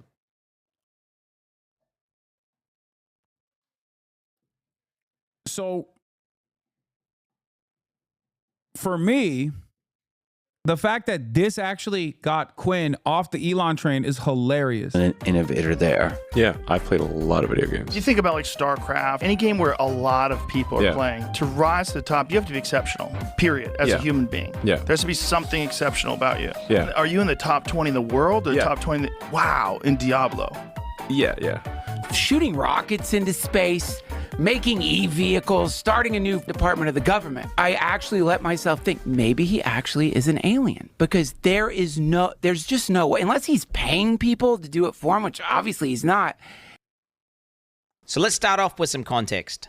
Elon. Yo, I'm a 6,000 plus hour Poe player, and I watch Quinn from time to time. He used to love the dude, but the account piloting really pissed Quinn off. I love that. Elon Musk's character is currently level 97, aka rank 12 on hardcore, that's permanent death mode, Trade League. Let me try to give you a quick understanding as to how hard it is to get to that level. 2 weeks into the league, when people are playing the game, literally they're staying up 40 to 50 hours without sleeping, only playing Path of Exile, and they are the most try-hard guys in the world. The highest ranked player on the hardcore Trade League was level 93. Okay, and you're thinking about yourself, that's kind of close to 97. Every time you level up, it becomes exponentially harder to gain experience. A lot harder and a lot harder. Okay, so these players, to get to 97, have to be playing the game every day for the majority of their day. Currently, what is their highest ranked player? They're level 97, same as Elon Musk. So, I mean, he effectively has been playing, pretty much just doing nothing except playing Path of Exile. So let's just go over some of the things that happened. So right away, we see Elon zone into his hideout, which is the area you do in-game content from. And he opens up his bank, and he goes to a tab called Elon's Maps, which immediately is a little bit of a red flag, because I don't know why you would refer to yourself in third person, but okay, he does that. Elon Musk didn't play Path of Exile 1. In Path of Exile 2, maps are actually called waystones. And he never actually refers to them as maps. He calls them... Play another round here. This is a hard level. Waystone. So it's just kind of weird that he's, again, called his tab Elon's Map. So almost like someone who's a Path of Exile 1 veteran, you know, is kind of making that tab and be like, Elon, you know, there's a tab there called Elon's Maps. Grab your map out there. I've rolled them all for you. They're nice and easy. He then proceeds to walk up to his map device and go to put a map in. The literal first thing you learn upon getting to the end game is how to operate this map device. You're going to start off at a node, and then from that node, you can go to adjacent connected maps. Now, Elon, he's trying to click. Oh, he's trying to do the map that's not in the chain. It's just... Dude. This is why I downloaded Path of Exile and never played it. One, because I'm not a real gamer, but two, like, even portaling to a map is an arduous, multiple-pronged, multiple tree option process. How? It's just like, it doesn't make sense. It is literally so scary. The skill tree is why I've never touched Poe. Okay? You would have fun in the campaign is really not that bad. This is endgame. You don't even get here until 50 hours in. It's good. You know nothing. Don't shit on Poe. No, I don't know anything. And that's why I'm saying I'm too stupid to enjoy it. But then you got this guy enjoying it. And it's not like he's a beacon of intellect. So I don't know what it is. Clicking a map repeatedly, trying to access it. He was not eligible to enter that map. I just want you guys to understand, this is one of the highest level hardcore characters in the game. He would have played thousands of maps at this point. Anyone who's level 97 is, and you know, we're talking one of the most efficient players in the game, period. There is no way you would do that? Why just like sitting there like some sort of geriatric old man clicking this node, expecting something to happen, and then he finally kind of gives up after a while, and then realizes his mistake. We then get a look at his inventory. So Elon Musk is stuck going into the map and with full bags. If you're an efficient player, you're going to clear a map, you're going to loot the valuable items, you're going to go in, and you're going to take those items, and you're going to basically look through the good ones, keep the good ones, list them up for sale, and then truck away the trash ones. It's almost like he has no understanding as to like what items are or what you're even supposed to do with them. So now Elon zones into the map. Yo, it's here. So what I'm doing here is just boosting my shield before battle by meditation. Meditation before battle is always good. And he starts killing monsters. He starts obliterating monsters with his character. But what becomes obviously apparent... Chaos Orb, no loot filter. Filter is like, no, he's just running past Chaos Orbs. He just ran past the Chaos Orb. Chaos Orbs are one of the most important currencies, and they're also really rare. I have about 140 Exalts. I have like 9 Chaos Orbs, just so you guys understand. So in Path of Exile, the devs are these evil guys, and they talk about feeling the weight, and they effectively just drop tons and tons of items, and you have to know what to pick up. So what GGG have done, the people who make the game, they've made this system called loot filters, which gets rid of 90 to 95, even in some cases, like we're talking 98% of all loot that drops, because otherwise your screen is just cluttered. And you won't even notice when you get a good drop. It's unfathomable for someone to be in the top.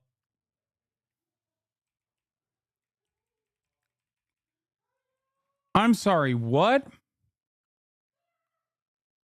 Chatters that are like, bro, you have to try Path of Exile. You have to try Path of Exile. You have to be on crack, dude. What the hell am I looking at? That's without the loot filter, dog. So the raw game? This is the raw output of the game? Wait till you see the skill tree. I have. You can't call it a tree. It's a skill forest. It's not a skill tree. It's a skill continent.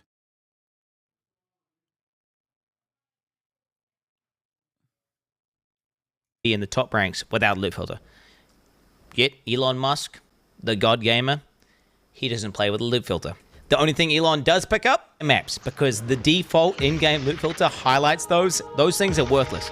The actual items of value that he should be picking up, that he would have had to pick up in order to get the gear, leave it on the ground. Anyone who's been playing the game and is a complete expert, we're talking he's cleared thousands of maps, he's been playing that character for hundreds of hours, he's going to be pretty damn good at, playing the character. He gets to the boss, he's fighting the boss, and I want to say for about 10 seconds, he sits there and he's out of mana. Mana is a resource in this game where you need it in order to use your abilities. He just sits there, default attacking the boss without activating his mana flask. Anyone who's played the game and understands the character would understand, like, oh, I'm not doing any damage because I'm out of mana. Elon Musk takes 10 seconds. He then goes on to loot items off the ground. He starts to... Did he kill him?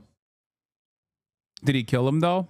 I'm on Elon's side on this. Dragging them into his bag. Like, I don't even know how to describe to you how painful that is to anyone who actually plays the game. And his bags are full, and he just keeps clicking it over and over and over again. Nobody, not even people who are kind of noobs at the game, do this. I don't even think Elon Musk has done the campaign, honestly. Like, just based on what I'm seeing in terms of the gameplay. His settings on the map transparency are turned on by default. His life values are turned on. All these basic settings that anyone in the top 100 would do, he is not doing. Maps can effectively have different content on them, and that content will be signified by icons on the map. So it could be a map which has an He bought such good / rare gear, he can't really die. expedition in it, a breach in it, or it could be corrupted. Elon starts looking for the Atlas, and he finds a map with, I kid you not, 4 things on it. There are 4 things there. So this one has a real risk of dying. 4 things. What are those things? God, dude. 4 things. It's 4 things, dude. So this one You has are a real risk of not dying. this far in the game and calling it 4 things. Stop, bro. Dude, stop. Oh my god. His character died yesterday at rank 7. Wait, this character? Isn't this like 97?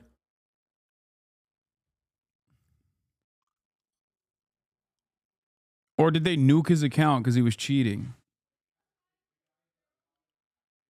I love that these nerds. Wait, did he die on stream? Rank 7 on the ladder. Oh. On the leaderboard. Wait, did he die on stream?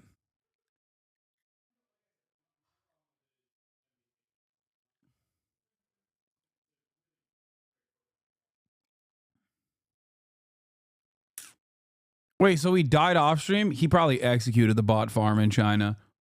He probably flew out to China and individually killed every single person that caused his booster, that caused his account to die. I wonder how much money he spent. Because, like, these aren't regular boosters. Like, these guys are, they have to be cracked, right? Or is it multiple, you think? And they're running, like, 8-hour shifts so that he can always be on. Because I know he was on 24 hours pretty much. Like, you would have to get multiple pros. You'd have to get multiple pros to be able to boost like that.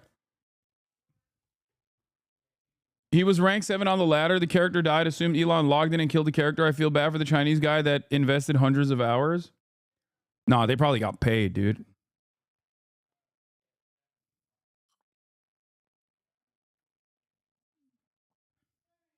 In the game, you can just stand there while people kill. Surely can't. He then goes on. The account died while Elon was giving a speech in Germany. Oh my God, the account died while he was literally talking to the AfD Nazi, talking about how Hitler is actually secretly a communist. Is that when the character died? Because that's so poetic. That's so funny. What a dipshit. On to say, I kid you. This is max difficulty on hardcore. If there's a way to get higher difficulty, I don't know what it is, but this is everything maxed out. Path of Exile has boss fights and endgame bosses, which are quote-unquote difficult battles, which Elon actually did do in one of his streams where he just went into the endgame boss and died repeatedly to it. Maps are just farming. You go into maps and you farm them for loot and experience. They're not the most difficult battles, and I don't... Wait, so when you die, you can still resurrect? Like, you don't lose your character in hardcore? How does that work? I don't know if he's trying to deceive people watching a stream into thinking that he's doing some insanely hard thing, whenever he's literally doing something you do to effectively grind or farm. And if you thought this was bad, I did not even get to the worst part. In Path of Exile, gear has requirements to equip it, but that has nothing to do necessarily with how good it is. For example, one of the most powerful and best items in the game is a level 1 required to equip staff, which is maybe, I think, even the most meta build in the game right now. It's super, super broken, insane damage.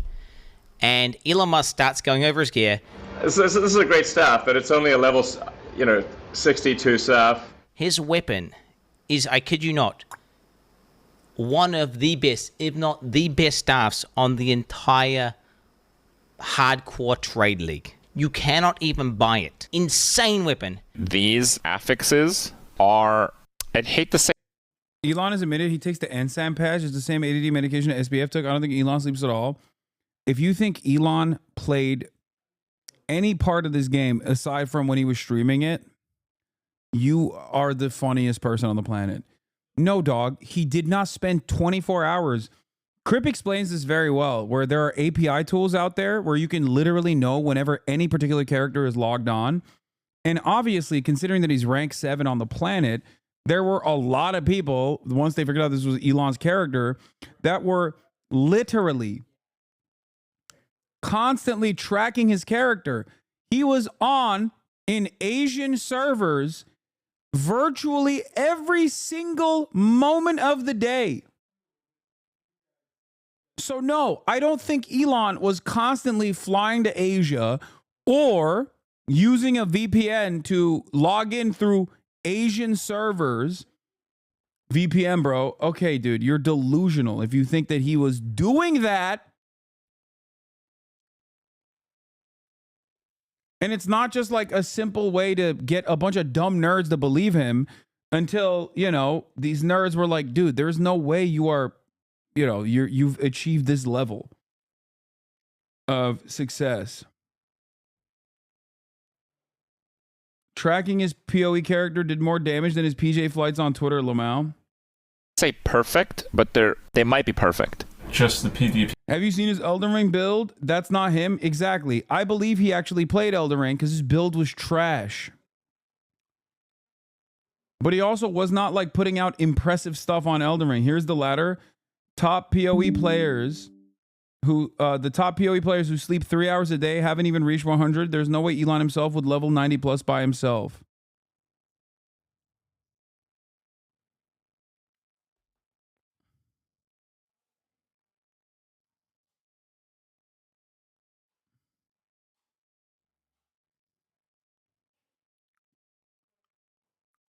I'm telling you, dude, he just wanted to show off. He wanted to make it seem as though he was this like cool ass nerd, you know? That's it. Yeah, also a VPN from Asia to the United States is also stupid as hell. He wanted the extra ping. PS criteria on trade, we can see there's literally one staff in existence on the entire market. Not only does Elon have a staff that you can't even buy, but it's so good that second best one, which is missing 2 of what makes a staff so powerful for an invoker, which is the crit and crit bonus, is still 20 divines, and that's obviously very expensive. Here I am, like, level 95, but my staff is only level 62. my helmet is level 56. Int, lightning, and chaos resist. Okay, it's only 56. Amulet level 61. Ring is only level 48, 49. At least a level 75 jacket. It's a jacket with 6 things. Yeah, tell us how bad the item that only drops from the highest difficulty of the hardest boss. Just tell us that it's only level 52. Did you find this at level 52? That's impressive. Level 52 here. They can only ever be level 52.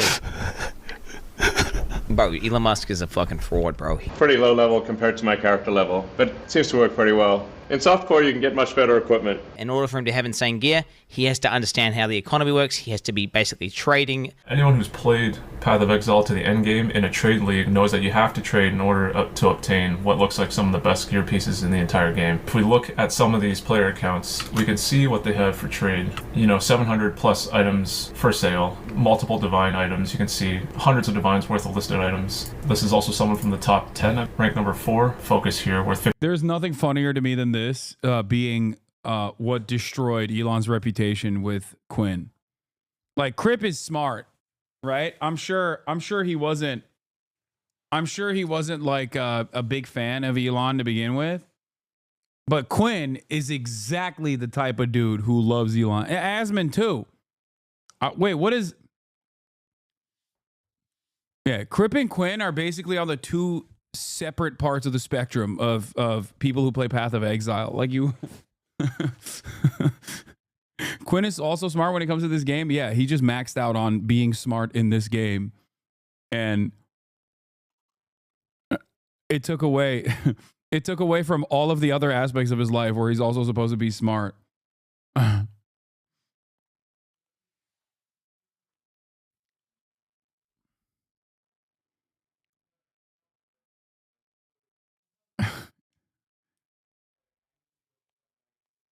Asmon knows about it, and Asmon is shitting on him too. Oh, that's so funny. I love that all of the nerds are turning on him. 50 divines alone. This is the number 1 guy. You can see he's hundreds of divines, again, worth of items, multiple mirrors, all these players. If we go to... Normie Viewer here, what's the aim of him pretending to know a video game so much? It's to get, like, sweaty nerds to be... sweaty nerds... Like, Elon loves presenting himself as this, like, deity of all nerds, like the patron saint of nerds. So this gives him in his mind nerd cred, okay, street cred, nerd clout. Oh, he's such a big gamer. He loves Diablo. He was so good at Diablo. He's so good at Path of Exile. It's even a harder game than Diablo. And it's just like he's just an insecure man, and everything that he does is to serve that insecurity. And once you recognize that, a lot of the puzzle pieces fall right into place.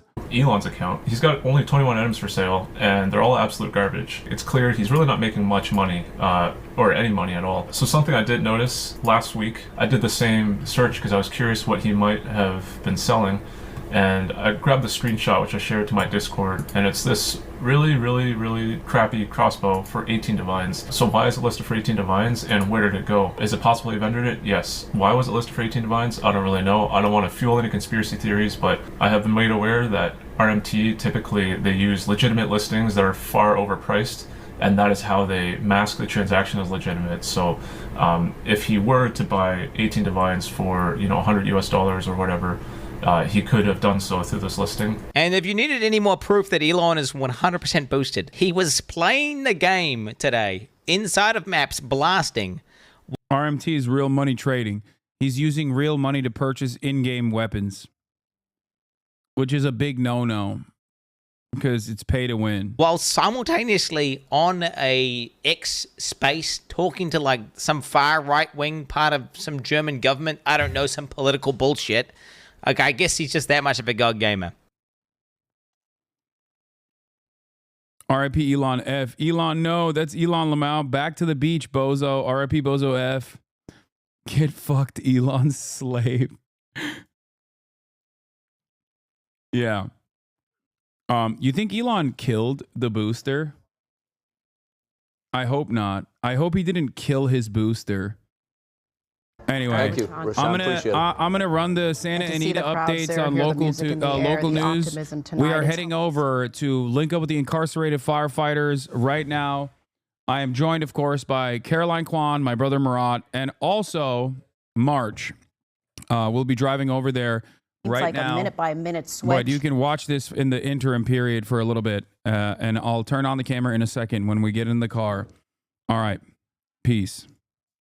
Closer look at the conditions and what they're really up against tonight, Jen. Yeah, when I spoke with officials earlier, they said that they weren't anticipating the winds to peak like they have tonight. I mean, look at my gear. It is so windy out here, and we've been feeling gusts that are literally moving us forward. We have a lot of smoke out there still in the distance, and we have a couple of flare-ups. We have, however, seen a lot of aerosol. We've seen multiple helicopters show up, so that is going to help throughout the night, and many of these helicopters will fly throughout the night unless the winds get too dangerous.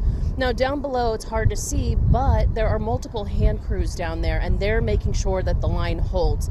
You see the fire retardant line, that's the line that they want to hold so the fire doesn't continue to go down into the canyon.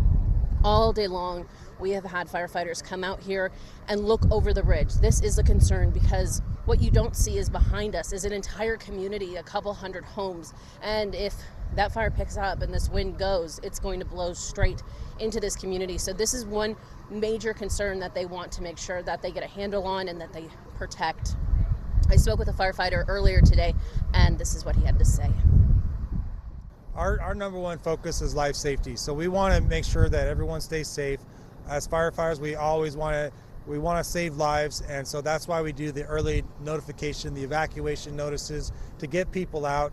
We did see somebody was right in the middle of all the brush with a garden hose as the active fire is raging up. So we don't want people doing that because he was hundreds of feet in on his own hose line, surrounded by brush, not visible. And right when we saw him, there was a wall of flame came through, and now we're having to divert firefighters to tell people to leave instead of fighting fires. So fortunately, that person was able to, that they backed out, and we were able to still save a house. And these winds are far too fierce to fight with a garden hose. I witnessed on Tuesday as firefighters tried to basically put out an entire community with multiple fire trucks and were unsuccessful until basically that community burned down in the Eaton fire, dealing with so much pain and tragedy. It's so uplifting to see Santa Anita stepping up, people donating, the humanity that shows is people coming together, and that's what I'm hearing from firefighters. They say that there are people coming from all around to donate food to them and drinks to them and making sure that they're okay after working around the clock multiple days, getting a couple hours of sleep. I spoke with the fire captain that you just heard of. His home was also evacuated. So they're dealing with their personal concern and also dealing with having a job that takes care of this community. So the wind tonight, again, this gusty wind up on the ridge is going to be a major concern. And of course, we will be bringing you the very latest. But right now, it is holding the line, and they are very confident that it will, you know, they're going to try to do their best to make sure that every house in this community is saved. And so far, I think there's only one loss. But if it's your house, then that's an obvious tragic loss. I'll send it back to you. Jen, we can't say enough about our heroic firefighters, all that they've been doing for the past several days, working nonstop. Didn't even get a break today, right, with the challenges ahead earlier. They'll be working into the night. We're in those critical hours right now, though, Kai, where, you know, the winds are going to determine the course of action. We heard that captain say earlier today, if it hits wind gusts of 35 to 40 miles per hour, that flight operations can be halted. It really does come down to the pilot's decision, but how do those conditions look tonight? Yeah, and it's always safety first and foremost. And conditions, unfortunately, are going to get worse, because what we're going to see is the wind advisory turning to a high wind warning, and that is because we've monitored gusts of up to 35 and 45 miles per hour throughout the afternoon, and now, well, we're going to begin to see gusts of up to 55 and 65 miles per hour through the night. On the right-hand side of your screen, downtown Los Angeles, where you could see out to the Santa Monica Bay and look at that smoke, it is now more horizontal, which again shows that the offshore flow is beginning to strengthen, and unfortunately, well, we've got a red flag warning in place for all of Southern California, the exceptions being the LA Basin, the San Gabriel Valley, the Orange County coastline, portions of the LA County coastline, and not just through the night tonight, but through Sunday, Monday, Tuesday, as well as Wednesday of next week, because we have an additional Santa Ana wind event coming to Southern California. Right now, we're taking a little bit of a break, and these winds, especially through the Santa Monica Mountains, they are quite erratic. They will be gusting off and on, and you saw Jen McGraw's live shot. She could barely stand up, but up there on the sustained wind boards, it just does not show that. Nonetheless, though, the winds are going to continue to get stronger through the night tonight, and not just in LA County, but look at San Bernardino right now. They're seeing gusts of up to 20 and 25 miles per hour. So our friends in the Inland Empire in Orange County, we want to continue to keep you in the know and continue to let you know that you must be just as alert as everybody else here in Southern California, and that includes, of course, LA, Ventura, Santa Barbara County. You're included in some of these dangerous conditions as well. As we look at the high wind warning, there it is. It's in place until tomorrow afternoon for the mountains of Los Angeles County, some of the foothill areas above the San Gabriel Valley, the San Fernando Valley, the west section of the Santa Monica Mountain Range, and also just above the Moore Park and the Simi Valley areas as you make your way through the Santa Susana Pass along the 118, the Ronald Reagan Freeway.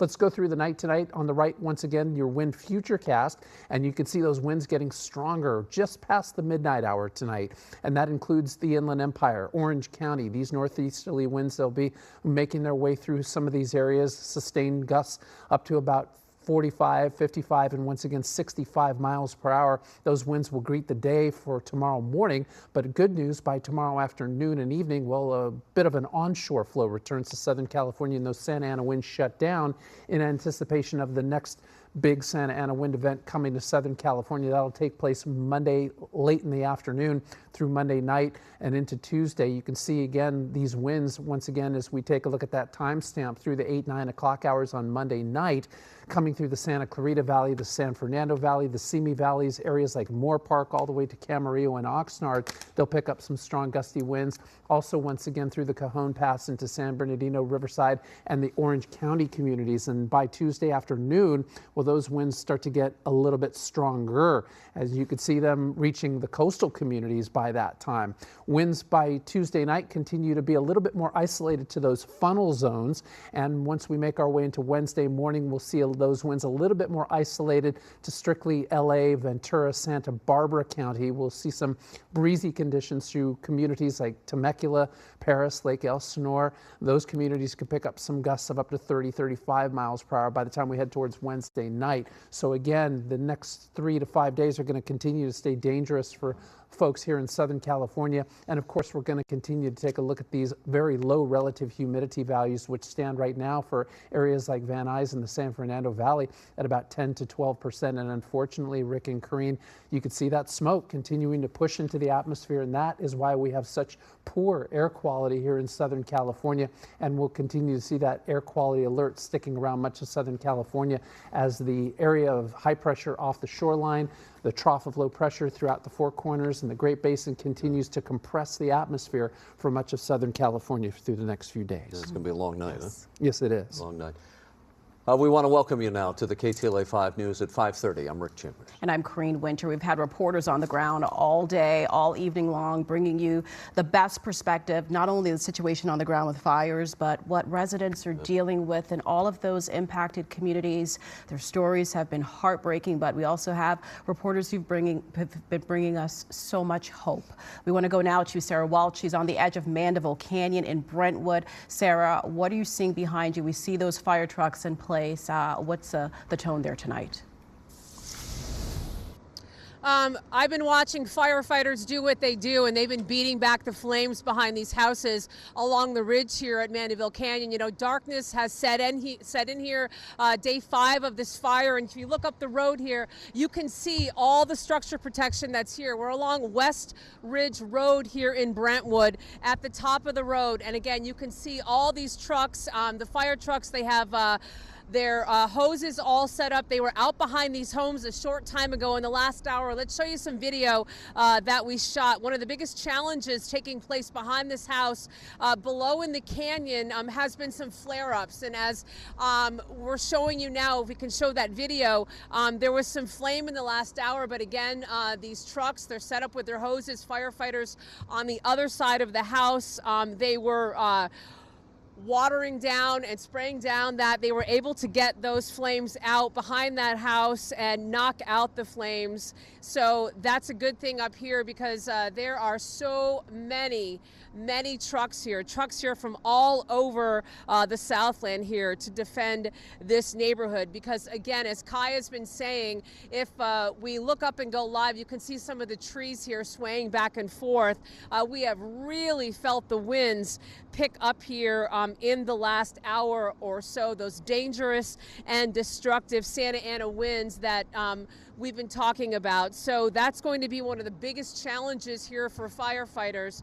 You know, as I said, we're here along West Ridge Road, but we did drive around, and I can tell you that along Kenter, just above Sunset, I mean, there are engines parked all the way up and down these streets, engines from all over, Manhattan Beach, Long Beach, Riverside, El Segundo. They are here and they are in place because, again, they know with these winds, anything can change here tonight. But right now, they've got a handle on what's going on in the canyon, at least behind these houses. And just below, also, I want to mention, there are the roadblocks set up. We've got that. We've got the 6 p.m. to 6 a.m. kicking in soon. We saw the National Guard down at some of these roadblocks. We saw people at the local fire station along Sunset just waiting and wondering what might happen next. But right now up here, they were able, Rick and Karine, to get that flare-up that was happening behind this house under control.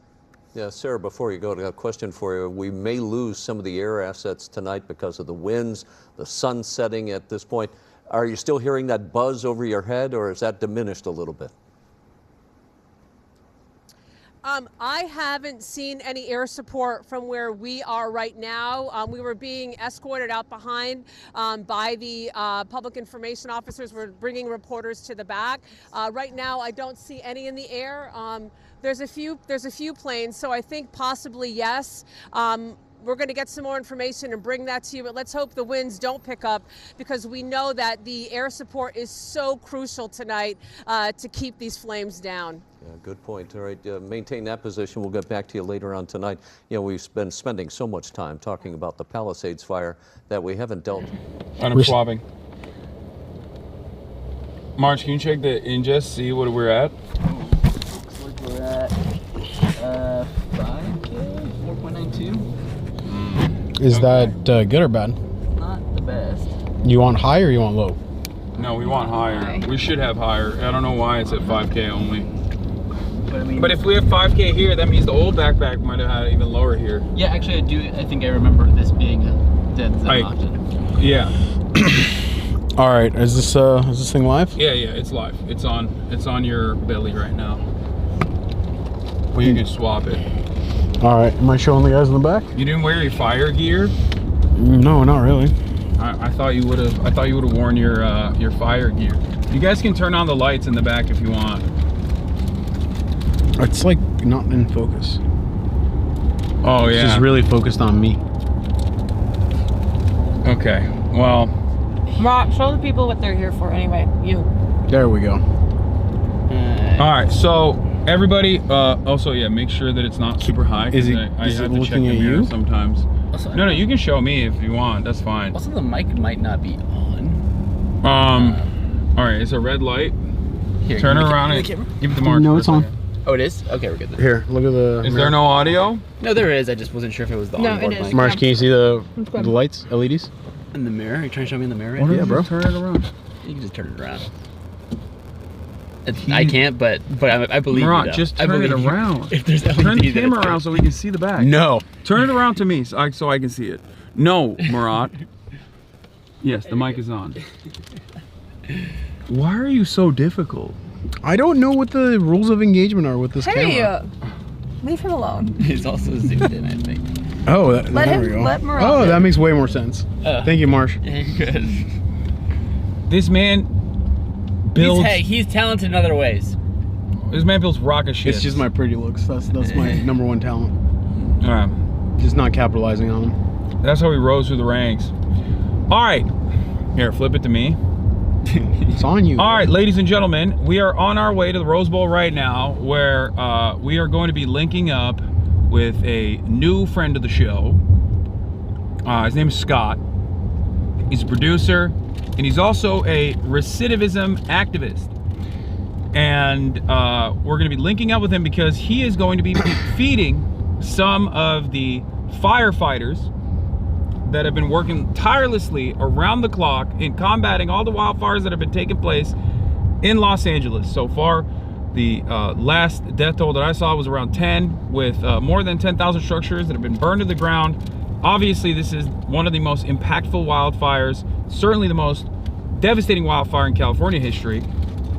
And one of the lesser known aspects of combating wildfires in the state of California is the fact that the California state relies sometimes upwards of 30% of the firefighting force at any given point during wildfire season. California state relies on inmates, incarcerated firefighters.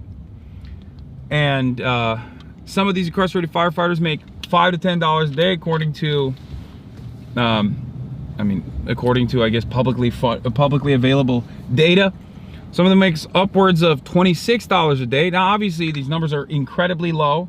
They are incarcerated. It's a valuable training program, and until recently, they had no opportunity to join a full-time, staffed, employed fire department.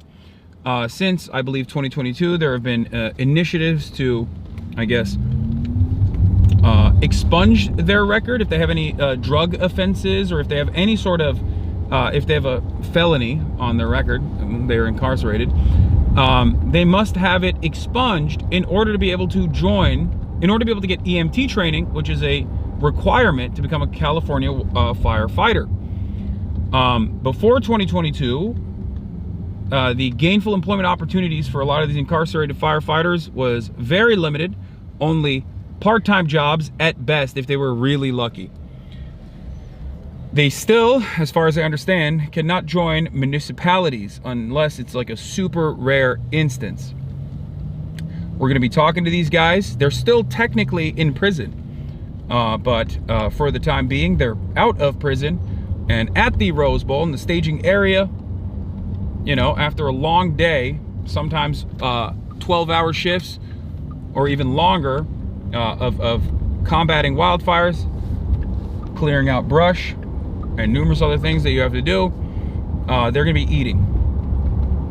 So we're going to go talk to them about their experiences, and what their day-to-day looks like, and hopefully help people understand that the incarcerated population are human too. Now, of course, this sounds really silly when I say it, but unfortunately, it's something that must be said.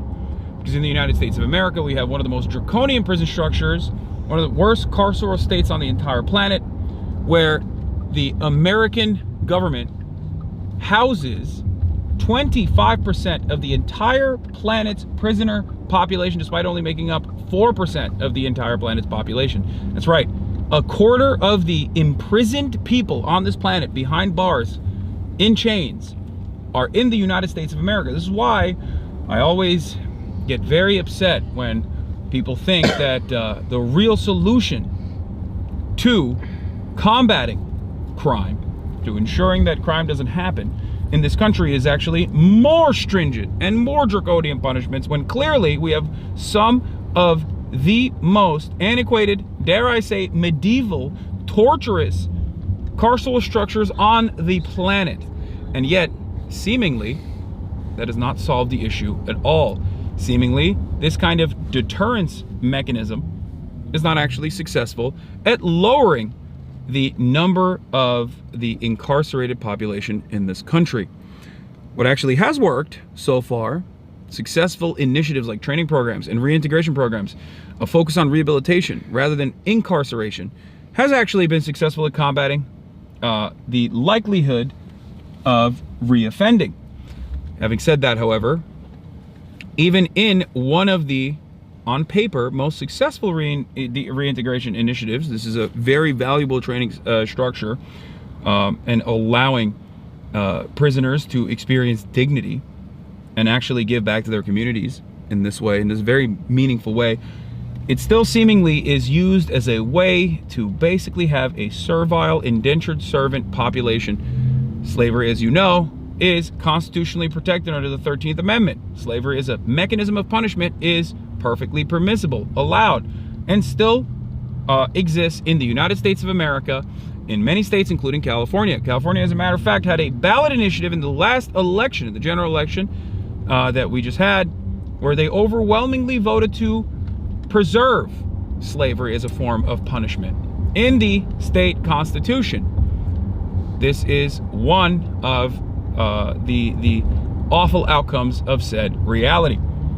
I'm joined, of course, by Caroline Kwan, Marchie Poo, and also my very own volunteer firefighter, engineer extraordinaire, Marat Piker, on this wonderful journey. Thank you guys so much for coming. Thank you for that speech. I'm gonna cut in and just add one thing. Okay. So the Anti-Recidivism Coalition, that's a group that works with these incarcerated firefighters who we are going to go talk to. They currently have a fundraiser to raise funds for these firefighters after they are released from prison. So I think I posted the link in my Discord, but if mods, if you can find that link, if people are looking for a way to donate, but also just to follow their work and understand what it is that they're doing. That's the first thing I want to mention. The second thing I want to mention is that the way firefighting works, not even just during times of crisis like this, is that they're 24 hours on, 24 hours off. So we're going to be talking to a group of people who are on the 24 hours off, but obviously they're exhausted, and it's a lot what they're doing right now, but that's how it is. So they work for 24 hours straight, and then they have 24 hours off. God damn. Yeah, 24 hours seems like a lot. I was also talking about the truck that's behind us. Holy moly, those headlights, dude. I can see it. Should be illegal.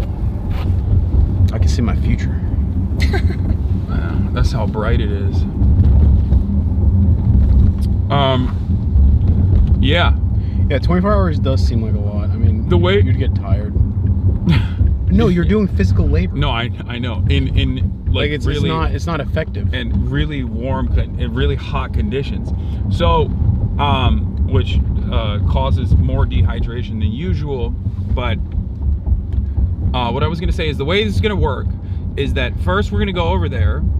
Some of you guys are gonna stay in the car while I go and talk to the people there, Scott wanted me to, you know, just like have a little bit of time off camera with them before we go in with the camera.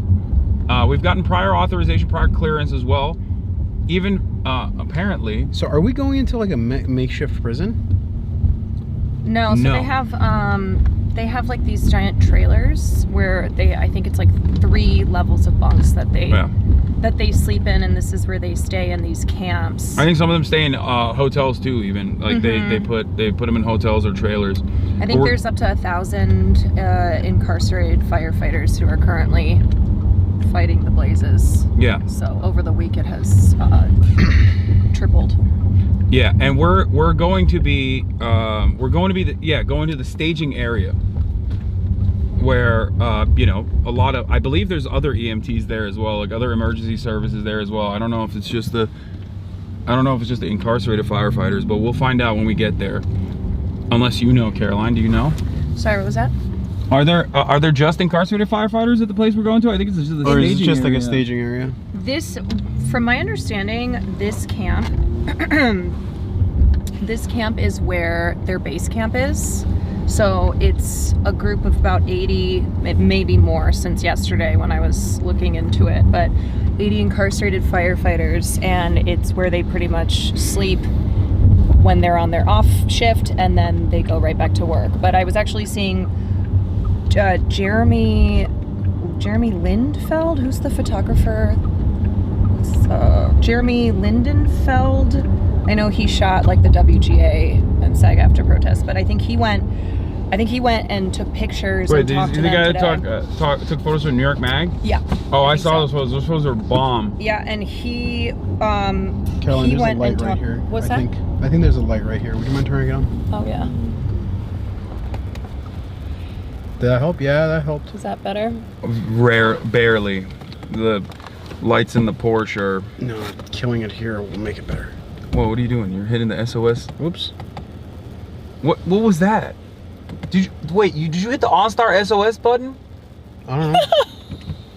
No, you didn't. No, just close it. It's fine.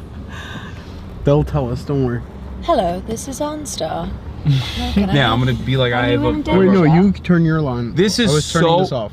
This is classic Murat, okay? When we were younger, he would do this all the time. What do you mean he would do this all the time? I'm gonna be like, oh, I'm gonna fix the remote. Yeah, I would take the camera and be like, hey, yo, chat, let me just like... No, you know what I'm talking about. Try to get you better visuals. You know what I'm talking about. You know what I'm talking about.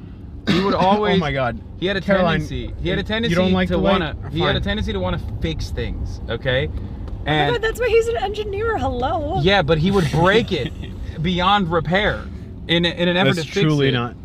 Abby, listen, like, I know you're about dramatizing the news, but, like, relax. I mean, they can see it. You can see what you're doing in broad daylight, well, the night light. It's all on camera, bro. Yeah. Okay, honestly, as an older sibling, I am gonna support Murat here because... Wait, what? He's the younger sibling. I know. What the fuck? But I know you. it doesn't make sense, but I am. But because it's Where you. is your goddamn... Because it's you, I'm supporting older Murat. sibling solidarity? Solidarity, dude. What the frick? I'm just wait, saying. what were we talking about? Oh, Yeah, we were Jeremy, talking about the camp. We were talking about Jeremy. So I don't know if this is the group that he went to, but... Oh my God, the governor's there right now. Oh, Let's go talk to him. That's my man. well, that'll be fun. Okay, as I was saying, Jeremy said that the incarcerated firefighters that he talked to hadn't showered in 5 days. They were not provided regular meals. They were working 24 hours in a row, and they were feeling underappreciated and underpaid. But they felt they felt like they really wanted to be there still to help their city. So I don't know if this is the group, because I know they have bases, in different areas. But I think that's why it is good to go and like bring attention to these incarcerated firefighters and let them I tell their stories. I talked to Scott ahead of time, and I was very I was very demanding in that I wanted to, no matter what, I wanted to like bring something for these guys. But he was like, "No, I'm already bringing the food. What you're doing in terms of sharing their stories and talking to them and sharing what they're doing out here, and showcasing their humanity is infinitely more valuable. I still wanted to bring something, but Gotta bring those pizzas. But no, it's not a classic. It's not a classic point of activism unless I have boxes and boxes of pizzas that I'm delivering. But this time around, no pizza. But he has a taco truck that he is feeding them with. So, and I believe he set that up already, and it'll be completely set up by the time we get there. So yeah, that's the situation. That's the short and sweet of it. We're there almost. In like 10 minutes, we'll get there. Hopefully there won't be any problems getting in and out. We're going to a specific lot, and I don't know what we're gonna do afterwards, but you guys might have to sit in the car for a little bit while I go. It's okay, we can be entertaining. We can van. I'm gonna go talk it up a little bit. I'll hang out with Gavin, it's fine. Man, that's why I'm actually not bringing in the camera, because I want to hang out with my boy Gavin in secret. Ask him how his hair is like that. Uh-oh. Is this the... Nope, that's the wrong way. Why does this do... Oh my God, Google Maps. That's fine. I've done this. This is the third time I've been in this area in this past month. And every single time, instead of going... Oh, because I took Mom to the hospital. Every single time, instead of going on the Glendale Freeway, I end up going on, continuing on Glendale Boulevard. Every single time. It's very confusing. How long have you lived in LA? 12 years. Only 12 years. Yeah. It's a big city. Yeah. It's hard no, to... it is. It's huge. It's hard to keep track of all of the things that are going on. This is also like a different city. It's a different state. Yeah, basically, for those of you who are oblivious, Los Angeles is massive, and it's very expansive, and it over-encompasses a massive swath of land with numerous little cities inside of LA County. And, depending on where you live, you might never actually encounter certain parts of Los Angeles ever. I think part of that is also a lot of Angelinos literally have never been to the ocean. I mean, living here for 12 years, I've been to the ocean a total like 8 but you times. choose not Aren't to you go. scared of the ocean? Okay, well, he's worried about the sharks. Yeah, and the octopus. People The always octopusy? discount that the octopus are terrifying and they're intelligent and they can kill you and they can suck you into the water. Have I told you about the squid run? What is that? So in Redondo Beach, squids lay eggs like once a year or whatever. And there's a certain period of time when the conditions are right where you can go scuba diving in like a swarm of like thousands and thousands of squid. Gross. It's insane. It is insane. It's insane to do such things. Do you know who loves octopus? Who? Will now. I love octopus He watched my octopus friend. My octopus teacher. I didn't watch that. He sobbed and he announced to me, he was like, I'm no longer eating this brilliant And I don't man. think he's lying. He He's hasn't. definitely... No, he hasn't. I don't think he has. I've been with him. hasn't. I've eaten in front of him. He like Okay, kinda I went will on a eat octopus crusade on his about it. behalf. Well, when we go to Japan, I I'll remember him question. preaching to us about it. No, Hassan, as I ordered the octopus. I am so serious. Like, Well, octopus are he's gonna very try intelligent. He's gonna try to get you to stop as well. Me? I don't even. Yeah. He's never had it. I don't Oh yeah, eat you don't octopus. eat seafood. Yeah, he's good. So I don't yeah, eat any success, seafood. Will. Never You mind. nailed it. I don't eat any Will seafood. did it. But I would Mission also accomplished, folks. I would also refuse to eat octopus anyway because they're They are scary. They're What? delicious. Octopus are No, so they're scary. brilliant. They're beautiful, brilliant creatures. Don't be scared. Yeah. Don't be scared. We'll put you in a oh. Bless you. Mama. Oh, okay. That felt good. Let it out. That was like, the older I get, the more I feel like a good sneeze, like a good fart, or like a burp. Yeah. You get it out of your man. system, and you're like, Yeah, damn. yeah, man. Yeah, man. Why are y'all acting Anyway. like you don't? You gotta let the fart? demons out, Because Hassan. Marsh and I don't. We don't. Is Marsh also a girl? What is Yes. this? Like, Caroline, I get it. You're a girl. Girls don't fart, but And neither do I. Why are you laughing? One time Kim Kardashian said that she doesn't poop or fart. Like, unironically, like seriously. Yeah. I believe it. I believe her. I believe her. I do too. I believe her, but only because, not because she's a woman, but because she's an alien. Yeah, speaking of aliens, Mark Zuckerberg, what is this like douche lord new look He got hit with the Dominican ray. What is going on? I think he saw everyone being like, Mark Zuckerberg is AI. Yeah, he's like, I'm he's gonna Lil change Zicky. Lil Zicky, yeah. He's Zuck Harlow. From the window. He's yeah, I mean he's just doing the right wing pivot. And it's funny because like a lot of right wingers are like, nah dog, you are public enemy number one, persona non grata. I will never trust you. And I think it's really funny because like for right wingers it's just like if you were an outspoken liberal at some point, I guess Mark was. I don't really fully understand how he was because he in 2017 very famously said he doesn't have an issue with Holocaust deniers being on his platform. And then I think afterwards he got into like the really censorious liberal side of Facebook moderation. But even then, Facebook has never not been a QAnon, you know, stomping ground. But they've always hated him. They've always hated him, and they don't trust him. And that's all that matters for conservatives is that like you were found to be libtarded at a certain point in your life, and then that's it. They don't even trust him anymore. They don't trust this pivot. They think it's like fake, which it probably, I mean, it is. Yeah. It is fake. Dude, I don't know, man. Conservatives get more stuff right than you give them credit for. Like what? Getting this right. This is Murat announcing he's MAGA. Murat is the most MAGA-coded man in America. His favorite activities are mudding. Well, what kind of mudding? The best kind. Have you ever heard of Rednecks with Paychecks? It's sick. I really want to go. What is that? It's everything you imagine that title would mean. Rednecks Now I with wanna what? go too. Paychecks. Well, I can't imagine what that is aside from getting paid. Google it.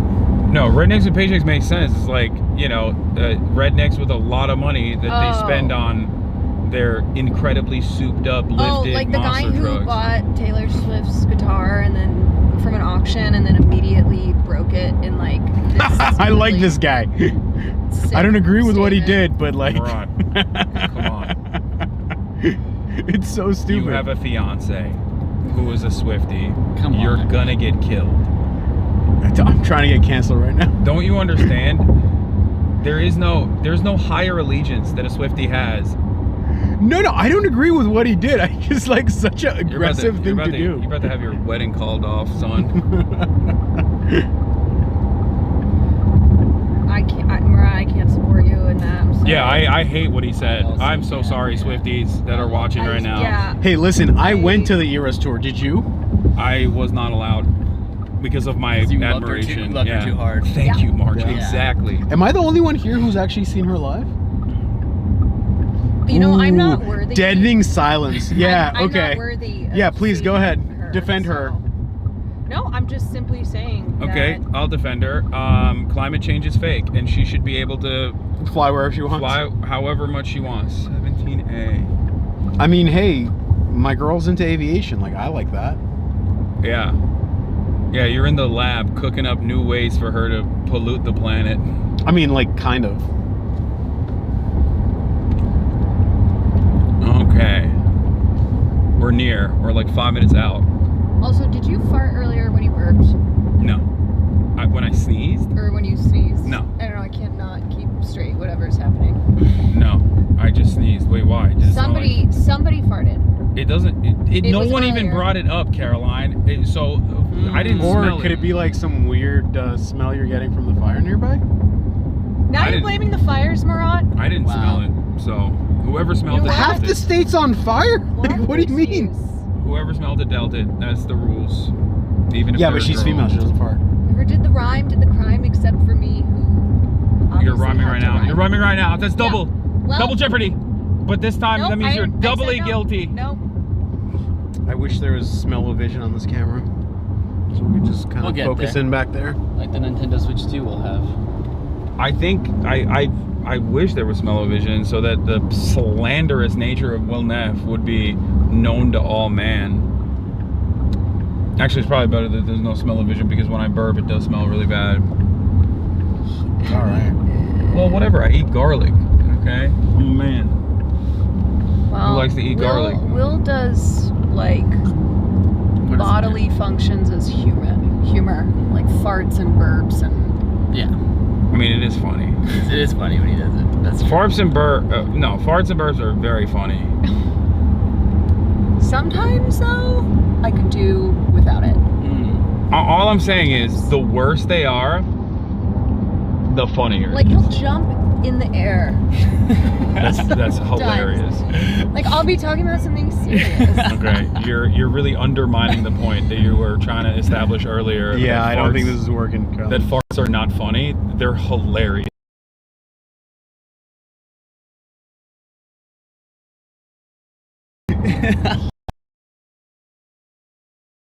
He's got a routine?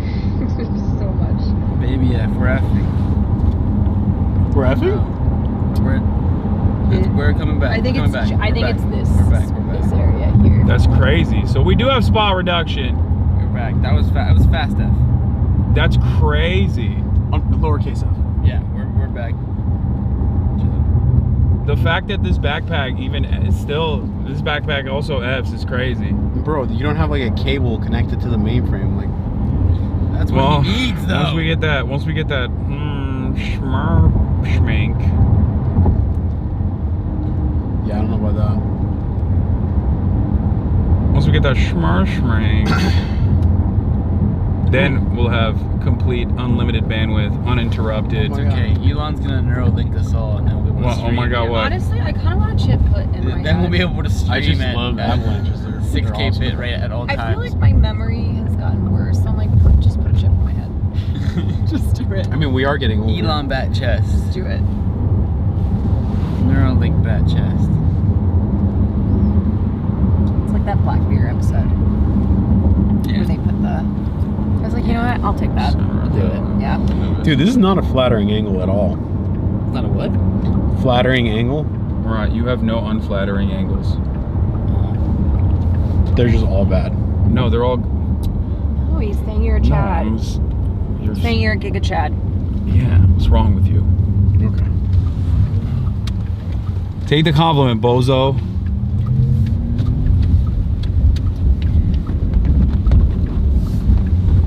Okay. Media started. Alright. What's going on back there? Have you guys ever been to the? Oh my God! Oh. What is that guy doing? He just stopped in the middle of the road. Indecisive ass. That's craziness. You know, if you're getting on the wrong highway, you just gotta go, okay? And then you're gonna have to turn around. You can't, like, fly across. Have you guys been to the Rose Bowl? I've never been here. Well, period. It's amazing. They have it once a month. My mom would appreciate the things that you were saying. It's like the granddaddy of flea markets. There's apparently a swap meet in Long Beach I really want to go to where they sell like high performance engines and stuff. What?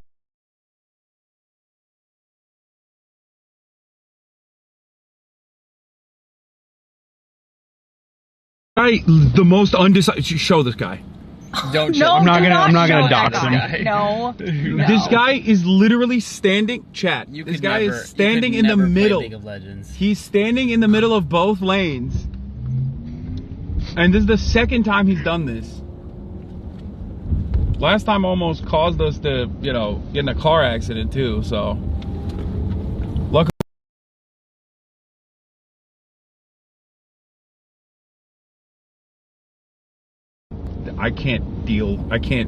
I'm not responsible for the suspension system of the car, Ron. Well, first of all, you are. There is settings. Yeah. Oh yeah, we're down.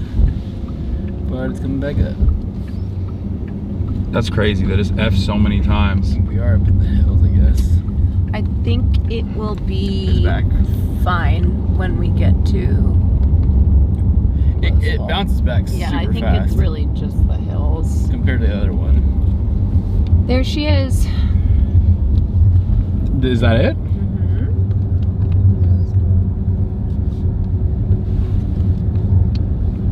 incident base. Try to say it's great, it just refreshes instantly.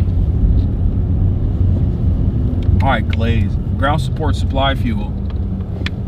Oh my god, this guy's the worst, dude. I mean, he's Well, it turns out he's a volunteer firefighter, Yeah. like trying to save lives. Yeah. And you're like, this guy sucks. Yeah, just learn how to drive, asshole. How about you volunteer to learn how to drive? Okay, let's not, have road rage. You wouldn't last a day on the Rift. Wait, why are you saying that? Oh, did you see those tents? You can't control your anger. Your jungler would kill into your lane, and you would just lose it. You'd throw your keyboard through your monitor. Yeah, well, I'm never gonna. Yeah, this place is huge. This is way more than 80 people. Yeah, no, that's what I thought. It's a staging area for numerous different firefighters, numerous different brigades, probably EMTs as well. They got cranes. Gotta lift things up. This is pretty cool. I'm not gonna lie. We're very fortunate to be able to have this opportunity. Well, I mean, I wish this base camp wasn't here because we didn't have fires, but yes. Yeah, no shit. I think that's established. Bulldozer! Come and go stand home. Yeah, I got it. I got really excited about bulldozers. I got it. Merhaba. I learned Turkish. Oh. Merhaba. Merhaba. And to you as well. Oh, I see. I was watching, I can't remember what I was watching. It would be like a film or a show. And they said Merhaba. And I was like, oh my god. It was probably a Turkish soap opera. I might have passed it. Try entering here. One of these places. Wait. No, that's it. I'm going. No, I don't think I can go through the gate. Okay, go that way.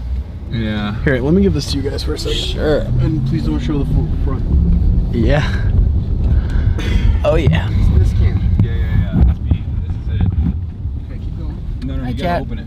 This is it. See the group of them. Oh, good. Oh, whoa, they're staged right there. They're chilling.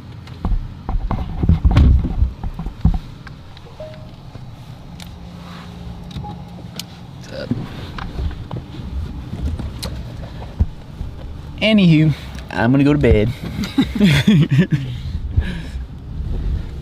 I'll see you tomorrow.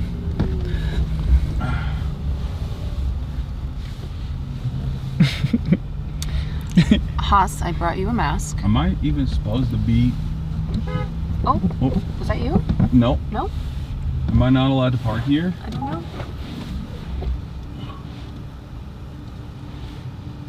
Cop came up.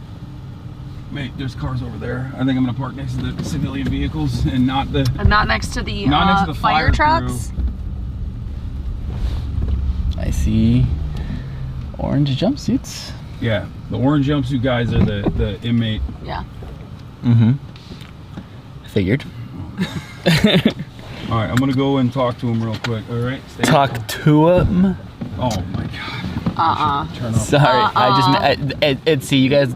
I just made a Haley Welch joke that you guys didn't catch like 30 seconds wait, ago. What'd you say? I'm so sorry. I'm so sorry, Mr. Well, I said, anywho, I'm gonna go to bed. Oh, Which is the last thing she said, and then disappeared for Dude, 3 I weeks. didn't even realize that you were doing a Haley Welch. So, Is she it's still called a sleeping? callback, Caroline. Yeah. I mean, In comedy, we call those a callback. you know what? Since I have no humor.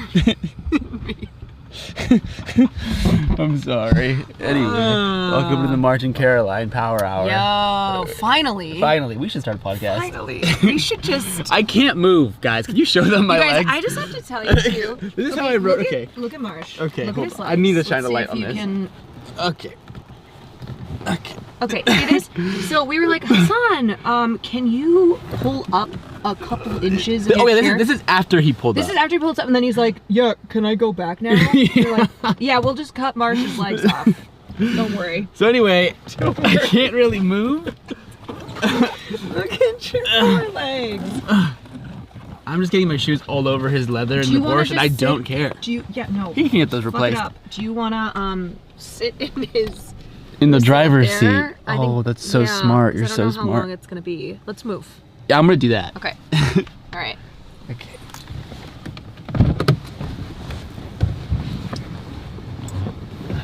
Can you walk? Can you even walk still? How are the legs getting out of the car? Oh, hell yeah. That's way better. Okay, I'm gonna give that to you, and I'm gonna move up here. Okay, yeah, I can do that. That's smart. Okay. Oh my god. I could take his car. I won't, but I Yeah, could. you can really smell the smoke. Anyway, hi y'all. What's up? Hey, y'all. Hey y'all.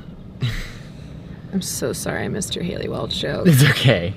It was chat. See, it's not for you. It's for them. It's for them. And they caught it, so that's all that matters. I'm a man of the people. That People is, say, you can always count on chat to catch something. right, out of like If everyone 20,000 else misses people, it. like one will get it. Someone's got to know. And it's like if they're the one that gets it, notice it's like it feels more special. Sometimes I like if I make a film reference in a group of streamers who they do not watch movies, I'm always so grateful to the In the chat, to the one person guy in in chat chat. who's like, I got you. Yeah. Man, how are you feeling? In general, Yeah. fine. I mean, the world's on fire, so you know, I think I'm just like so numb to everything at this point. I don't know if you feel the same way, but I have felt like a particular love for LA this week that Oh, for sure. I don't know. I mean, this has been my home for almost 10 years. Yeah, I mean, I grew up here. Like, Yeah. I've been seeing wildfires my entire life. Obviously, not to this degree. This is fucking crazy. But it's just like, yeah, it's just so sad. I mean, Man, I'm sure you know a lot of people too who've That- lost homes or have had to evacuate. yeah, definitely. Like, but this is just like I've never seen anything just like this. No, and I feel like no. that's kind of the sentiment shared across a lot of people who've been for a while. It's like never seen it be this bad.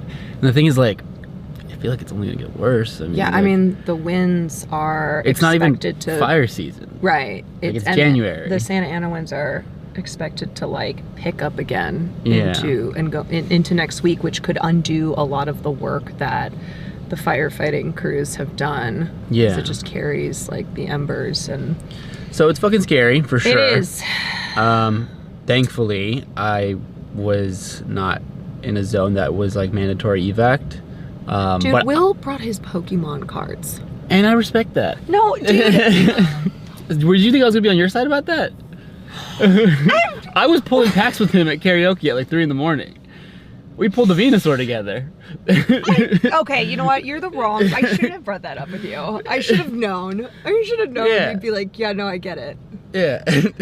I told him though. I said, Will. That's the when the house burns down. That's how he's gonna pay for the next one. Do you know he's told me before too? He's like, if anything happens to me, like one day Save he brought the me. cards? One day he brought me over, and he's like, hey, if anything ever happens to me, I'm like What? Like what? What are you trying to say? Because if I, if something bad happens to me, I want you to know where the Pokemon cards are.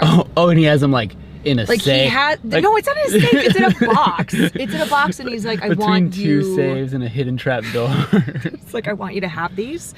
He's like, it's worth at least at the time it was like $1,000 worth of Pokemon cards. Okay, not a lot. I was like, not as much as I thought. I was like, for the way is he that was the talking most about. valuable thing that you have?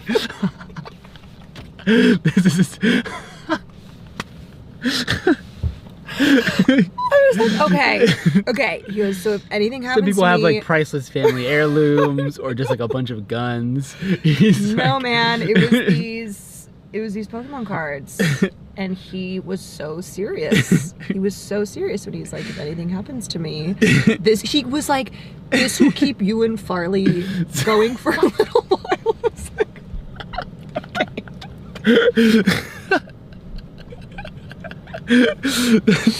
That's awesome. great. He probably has some sick cards in there. Yeah. The collection has grown since Okay. then. Well, how long ago was that? I think that was before he really hit big. Oh, he okay. So he's been adding to it. He's been adding to it. Oh, You're sitting on a gold mine, Kara. You shouldn't have said that on stream. You should have said that. Yeah, it's still probably worth millions now. Yeah, it's worth more than this Porsche. No, it's not. But yeah, I said to him, I was like, okay, if we have to evacuate again, we need to be better. This is the test run. Yeah. And mistakes were made. And he's like, Yeah. what? We did a great job. I was like, no, we took too long. We took too long. For sure.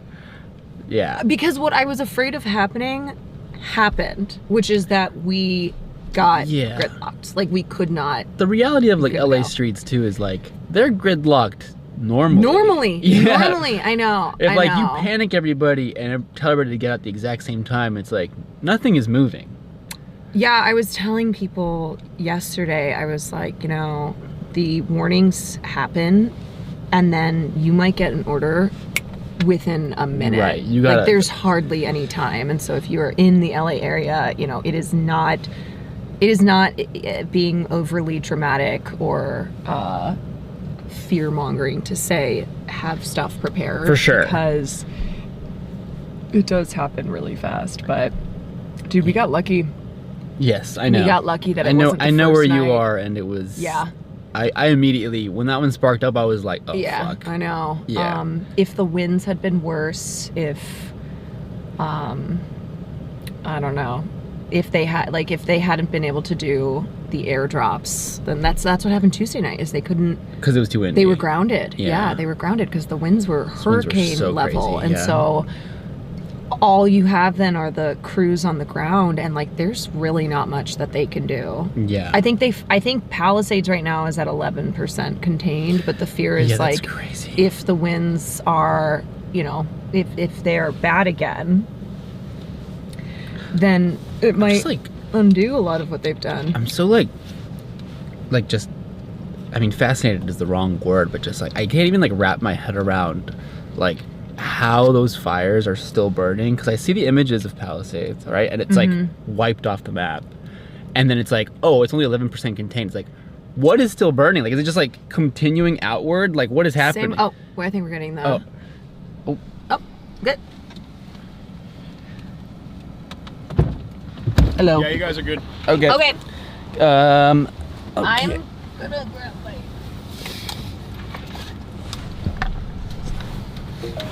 I would suggest wearing that mask. Yeah, I'm gonna. I just gotta get them out, get the kids out of the car real quick. Get them out of the high chair. It's not good out here. No. Okay. Leave that behind. You got the keys? Yeah. Please hold, chat. Bear with me as the camera is shaky as I'm putting you on my back.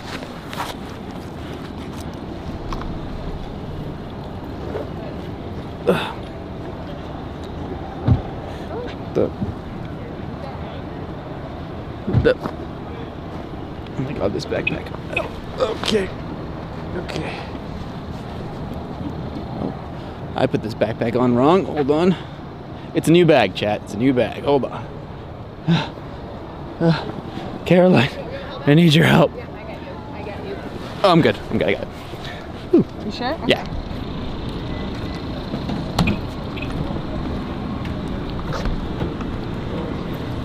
I'm gonna point at the ground until I get the clearance, chat, okay? Pointing at the floor.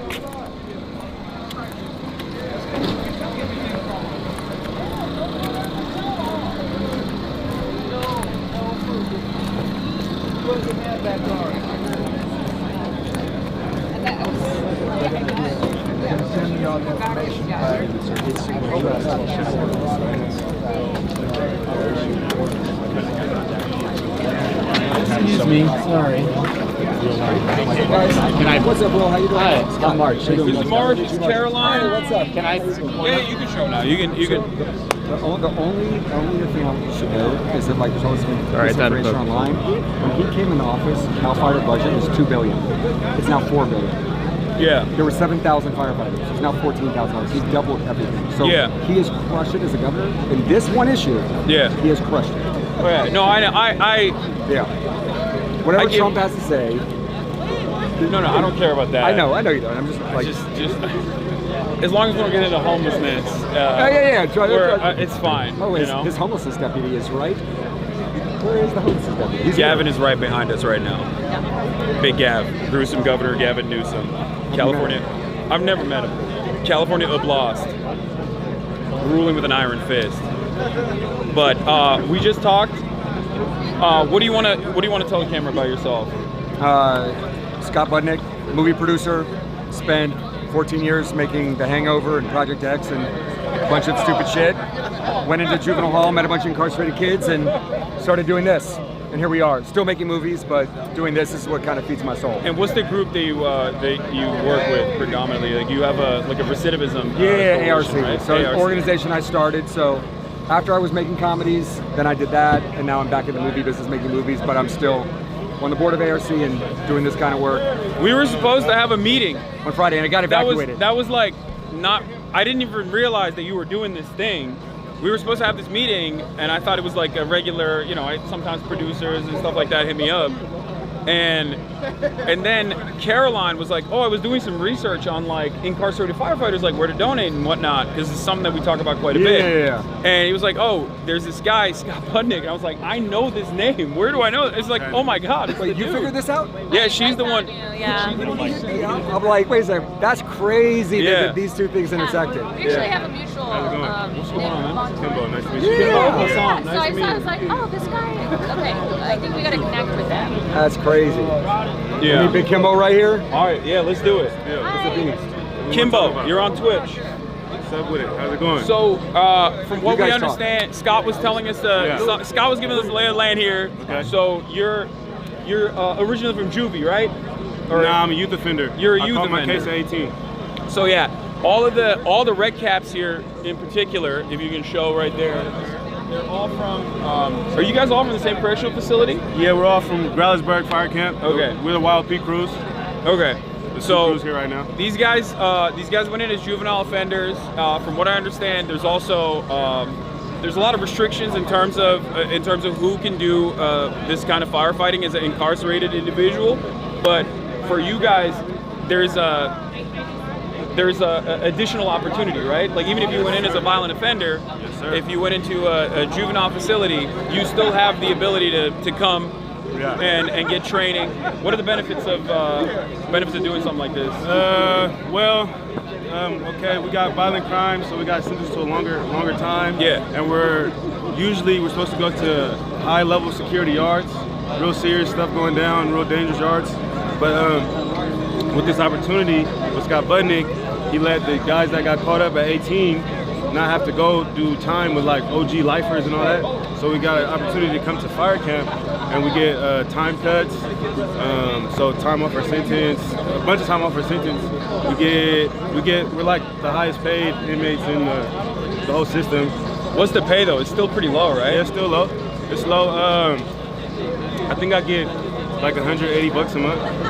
That's crazy. They give you extra when it's during a crisis, right? I was reading that you were supposed to. Nah, we don't get no extra during no crisis. No? Not for us. Maybe the free firefighters, but we don't get no extra during the crisis. But there's supposed to be a pay increase in the future. We're supposed to get $5 an hour, but that's still low for like people on the street. But for us, we're like that make us like we'll be doing real well. Yeah, but you're doing crazy work. You're out here. You said 24 hours in, 24 hours out, right? And then sometimes they do 12 hours in, 12 off. But I mean, what are some of the things that you do on a day-to-day basis out here? All right. We go into. In terms of lighting, do you want to just move this way? That way. Yeah, let's do it like this. Yeah. All right. Yeah, that's probably better. Yeah. Well, we're the hand crews, so we go in with our tools. We hike a bunch of miles. We're on the mountain. Then we grab. We work with our hand tools. You feel me? Yeah. So it's like the hardest job in the firefighting. In for the wildland period. It's like we're like infantry. We're the foot soldiers. Yeah. So we're cutting line. We're scraping brush. We're using chainsaws. Scraping brush. We're making a path between the fire and the rest of the fuel, the community, the brush. So we make that barrier. You create that barrier with our hand tools, but it takes a long time. It takes hours and hours, and we go where the bulldozers can't get to. You feel me? So we're going tight spaces, real steep, where a bulldozer would like fall if it would try to go up there. It's crazy. So yeah, it's crazy stuff. We sleep out there. We get our rest when we can out there on the mountain. It's crazy. Yeah. So, it gets dangerous too, right? It's dangerous. Yeah. It's dangerous. I have to dodge rocks sometimes coming down. Dodge them. You feel me? I swear to God, my mama. We got to. This is crazy, bro. It's crazy. It's dangerous work. Will you like it? Yeah.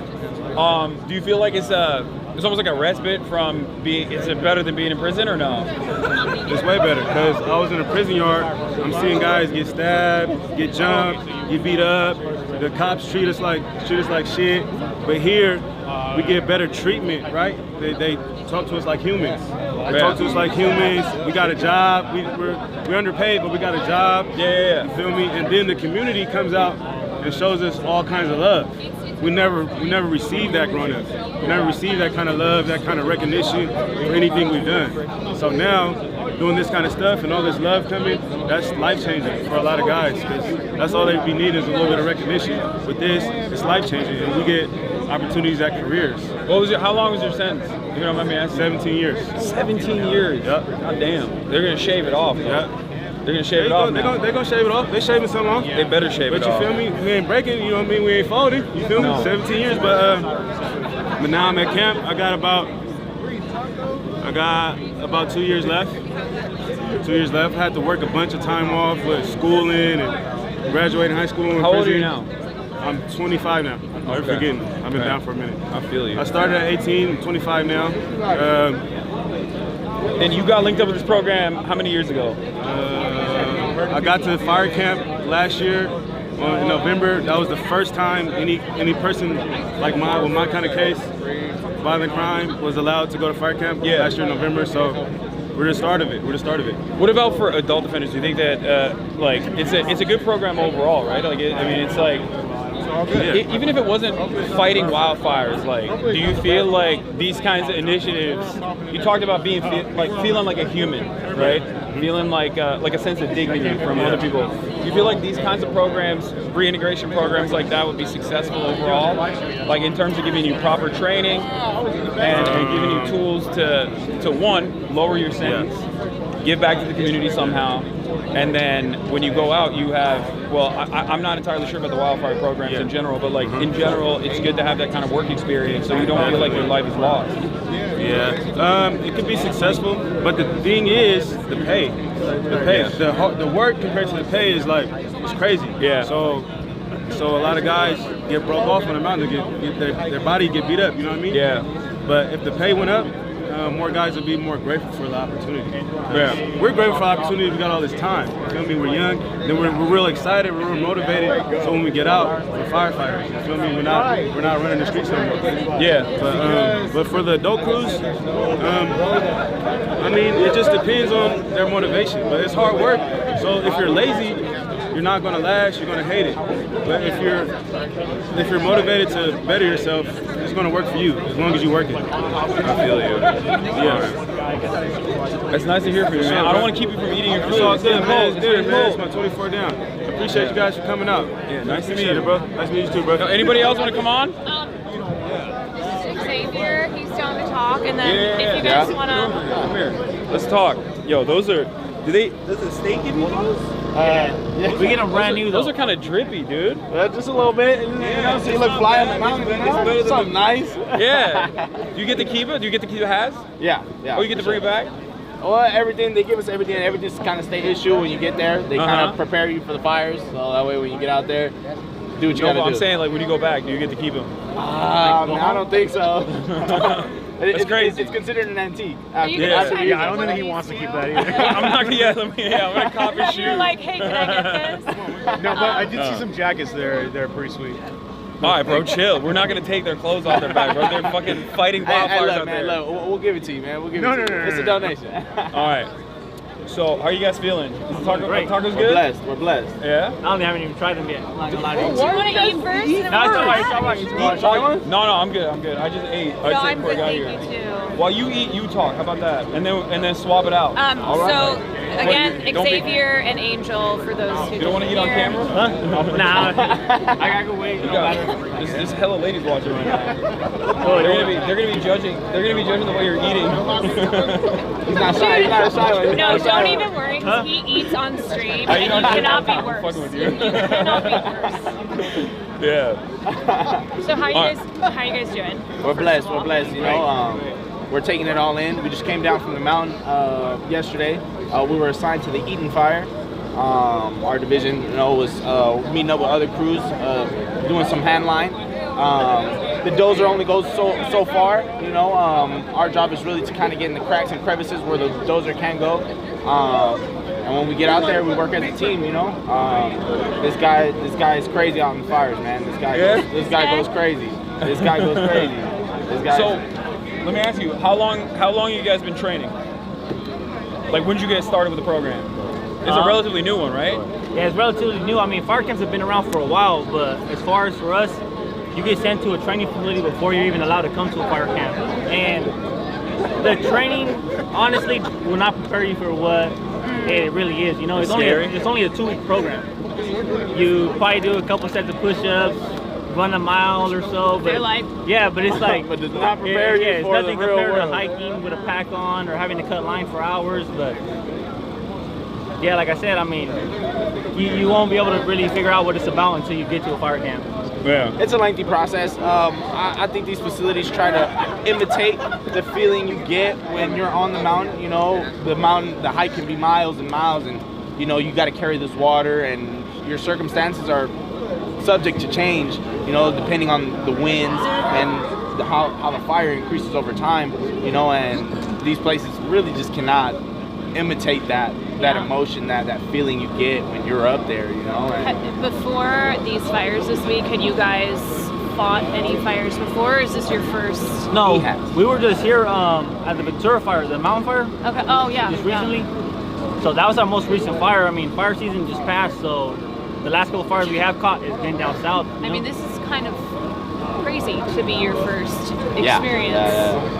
But you know, it feels good to be able to, you know, show the community that we're out there. You know, we're trying to help the community. You know, it's a hard time for everybody. You know, God bless those people that were affected in these fires. You know, coming back and your house is burnt down. It's very crazy. You know, it's a very crazy time. But you know, it feels good to be able to help these people in some type of way. Yeah, we were talking earlier about how I don't think a lot of people know that historically 1/3 of California's firefighting force is made up of incarcerated folks, and I think right now it's like 40-something% because of We're the backbone of the operation. how drastic this is. Yeah. There's a lot of you motherfuckers out here. It's the backbone of the operation, and you know, Cal Fire is kind of just to cover up for it, you know, and we get out there and we do the hard work, you know? But shout out to those people do work too, you know, but we get the rough and tough end of the stick. Yeah.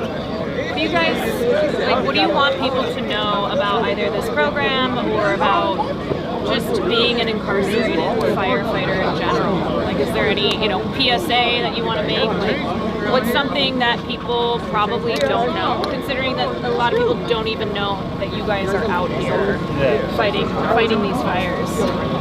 I mean, one thing I would want the public to know is just that we're taking advantage of the second chance that we're being given, you know, and this is the opportunity to change our lives, you know, the trajectory of our lives, to be able to get a career once we leave, you know, once we hit the streets. And we're blessed to be in this position, you know, and like you said, a lot of people may not know about it, but we're putting the work in to try to not only better ourselves, but better our communities. Bro, don't hype it up too much. They're not gonna give you more. They're not gonna give you more money. It's crazy. They get paid $5 a day. It's We're out there getting it. No, I know, but These fires would be so much larger if they weren't out here. They need to get paid an adequate wage, right? Yeah, no, that's true. I mean, we get paid $5, $5.80 an hour. You're over here like, oh, it's no, great. not even. We get paid. I love being in the fire. $1 an hour. Actually. That was a mistake on my part. You're gonna get a pay cut after this. You oversold. Yeah, we get paid $24 a day. So I mean, $24 a day. Let me tell you this. when we're on a fire. Talk to me. Did you guys know that there's you got the normal the rest of the firefighters, right? They're also in the staging area over there somewhere. Correct, yeah. So you got that, and they get paid the municipality gets paid I think 98 grand or something. Like they get paid pretty well. They get Very good pensions, well. good benefits. They got unions. So they're in a decent situation. What would you say if I were to tell you that there's also private brigades on top of that really rich people like Rick Caruso, you know the Grove? You guys know what that is? Yeah, the Grove. It's a mall. Very fancy shopping. It's lame as fuck. Anyway, he owns the Grove. He's a real estate developer. So we hired private firefighters to protect the Grove. You know how you heard about the Palisades that got burned down. 75% of it's gone, except for Rick Caruso's mall in the middle of the Palisades. Why? Because he hired a private brigade. Those dudes are making $7,000 a day to do what you guys are doing. I don't want Money is power. I don't want the fucking sheriff to hear me talking like this. No, I think he didn't encourage you to talk this way. Yeah, $7,000 a day to do basically what you guys are doing. Wow. And think about that. You know, and it's crazy. You know, it's a big pill to swallow. But in this case, the return that we get is our second chance at life. You know, this is a pilot program. You know, a lot of us made decisions before our brain was able to develop, before the age of 25. You know, so I mean, this is our second chance, and this is our second chance to prove it. And you know, at this point, it's a blessing. You know, it's not more about the material, but the growth that we gain from this experience. I think it's important to talk about how there are obstacles though after you are released, where you have this training, right? You have this experience. You deserve to have this as a career, but you know, it's still really difficult even with legislation that's been passed to work at expunging records and make it easier to get hired in this career. Like it is still the reintegration process is a little tricky, you know, and I believe it depends and it varies on the individual, you know, because circumstances are subject to change. But at the end of the day, I believe if you want to change and you want to get out there, it's how long you guys got? If you don't mind me asking. I got 4 months. I'm out. You got a year and a half left? 4 months. I'm out. 4 months. I'm out. Okay. I reside in the San Fernando Valley. December? Okay. How much time you have left? 2028. Damn, it's gonna be a whole new president by then. Don't worry, none of us are making it out. None of us are making it out by 2028. I taught him what Twitch was. Oh yeah. I've been in long enough, I didn't know what it was. Who here watches Twitch? Anybody? Is it the gaming one now? Yeah, the gaming one. Xbox and stuff? Yeah, I watched it a few times. Yeah, you guys got any favorite content creators like YouTube, Twitch? Kai Cenat? Yeah, I know Kai Cenat. Damn. Look at that, Kai.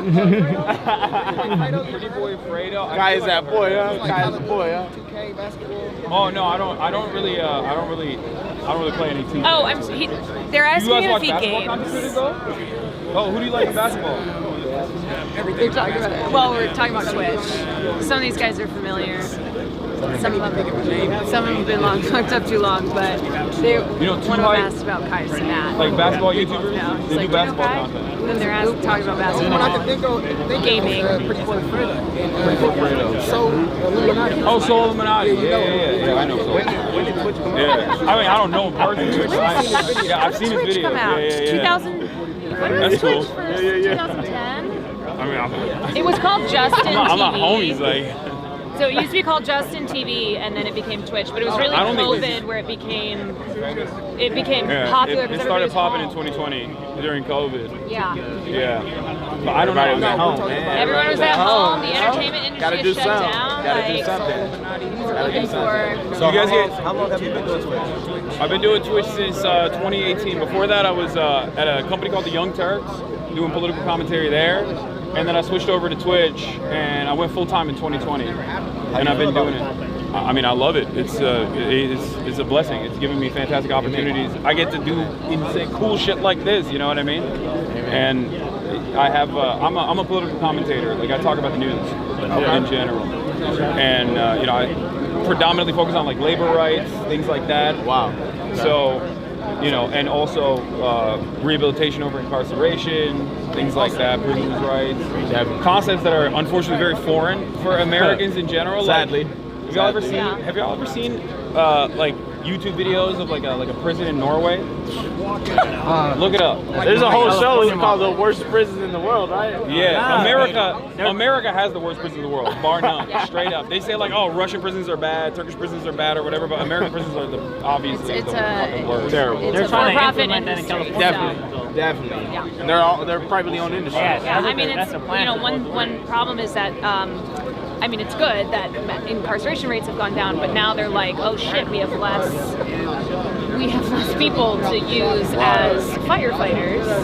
So it's now They dip into the inmate. Right, because they do rely on you guys so much. And do you guys think that they know like the trauma that it causes? What's that? Like, do you guys think that they know the trauma that causes like? I'm not gonna lie, they don't give a shit. It's like He's not lying. They don't give a shit. They don't give a shit when you're out and doing stuff. You know The reason what why I ask is because I mean you heard of the word institutionalized, right? The what? Institutionalized. Have you heard that word before? Institutionalized, like institutionalized. Yeah. So now I've only did it for like 12 years, 13 years, but the point is I'm about to go home next month. So you go from the cell to this right here. It's like it's culture shocking. So now I guess like the fire camp, bringing back light to the fire camp, right? It does help you because now you start like mingling with the public, with you guys, the civilians, right? Which is I feel foreign with you guys because I feels like I'm part of the prison. That's who I was. That's what they indoctrinated me to be. Yeah. That's what they wanted me to be. So like now they want you to get out here and then go to a fire camp and then act like if you're a firefighter. And we do get like minimum training, right? So how is it that you do that? How can I become a better civilian, a citizen, coming from prison to this? Like maybe you guys know something about that. Like, that's my biggest question. How do I've only been in jail. You know what I mean? Like, it was not. okay, what's It was normal to you guys? overnight. What's normal to you guys? Are you asking like personally how you make that transition? Right. I mean, He asked a serious question and I made jokes. I'm sorry. No, it's fine. No, It's no, a no. job. It's a job. It's I think what's key is having support, right? So that that transition is easier. I mean, you're right. When you spend so long in prison and you either are on the path to being institutionalized or you're there, it is hard to transition out, and there is such a lack of support from the state. So I understand. I mean, that's neither of us have been in that situation before, so we can't speak from personal experience. But it's why like we are trying to bring attention to this and say, okay, like you're somebody who you have firefighting skills now, right? You've been there on the front lines. You've trained for this. Like, how great would it be, and how deserving are you of like having this as a career after you leave? So you don't have to, struggle with job opportunities because you have a criminal record. And of course, we live in a country where that is an obstacle to you re-entering into society. What kind of service do they have inside for like when you're about to leave, right? When you're about to get out? Do they have like retraining services or anything like that that like connect you with job providers? Right. So in camp, it's kind of minimal. Like they really don't. If it's it seems to me like if it's just Cal Fire, if it's not Cal Fire related, like you're just not what they're looking for. They're not going to put much effort into it. Now you do have those individuals that do want to help you, right? But that's more because they're personalized with you and you kind of grow a bond with them over time. But as far as them like providing something for us specifically for not Cal Fire, there's really none. So that's like the thing. So California State doesn't have any sort of like reintegration program. California has MCRP program, and thank God for Scott Budnick, he's trying to integrate his ARC program. So MCRP is the reintegration program from being incarcerated to being on the outside. It's limited, but it's offering you a way to try to deinstitutionalize, but in a sense, it's kind of just keeping you on a leash. Sadly to say, but that's what it is. They do offer some programs, but they're very limited because they're usually private-owned companies. And they most likely have you do it yourself. Like when you finish parole, they have you do your own parole. It feels like out of 10, only 3 go. I feel so what like, about the rest? I feel like if you had a job coming out, if you had something lined up, kind of like this program, if it was Cal Fire or if it was anything else, you're not gonna fuck around. You're not gonna want to lose that job. You're not gonna want to fuck over. You're not gonna fuck around with your parole. You have something to lose. It's a tie down. Yeah, that's what is so frustrating about stuff like this is that, I mean, it's just so dispensable, like expendable. They just discard you. They're like, all right, fuck off. You know, all right, you did your time. Fuck off. Just another number. Yeah. And it's very frustrating. So you said you kind of do political organization, like representation, right? Since you've been kind of shining the light on some of the other spaces, have you seen any like progress being made or kind of any like development within that field? I mean, yes and no. I feel like people are very resistant. They're very resilient. They don't want to see the humanity of other people, and it's pretty dog eat dog out there. I mean, you know this, right? Like, obviously, everyone has like a fuck you, I want to get mine mentality. So they don't have any time for anybody else. But overall, there are communities out there that obviously guys like Scott, out of the kindness of their heart, you know, people that try to extend a helping hand to those who you know, just need just a little bit of a leg up to be able to reintegrate, to be able to become valuable members of society. There's great examples of that too. There's plenty of convicts that, like, you know, ex-cons that you know, made some of themselves after Big Blazes. Yeah, Big Blazes. Made it Big Blazes. Oh, made it Big Blazes. Yeah. It's like, I have seen so much news coverage speaking about incarcerated firefighters, and I've seen people sharing stuff. I know it's the first time that they've heard about that. So I think it's even just that first step of like, yeah, of course. a lot of the guys out here who are fighting these flames, who are trying to Get in here. Stand right here. Talk to him. I just want to say hello to my daughter out there. I haven't seen her in about 11 years. And yeah, I love you, baby. And hopefully I'll be out soon. And yeah, I miss you a lot. And hey, be good out there and get your mom right, okay? I love you. He's doing the Lord's work. He's protecting people in California right now, every day. Doing my best. What's your name? My name is Salvador Serna. I'm out of Tulare County, and I miss everybody. Nice to meet you. What? How much time you got? I got about 6 months left. Oh, hell yeah. About Okay. 6 months.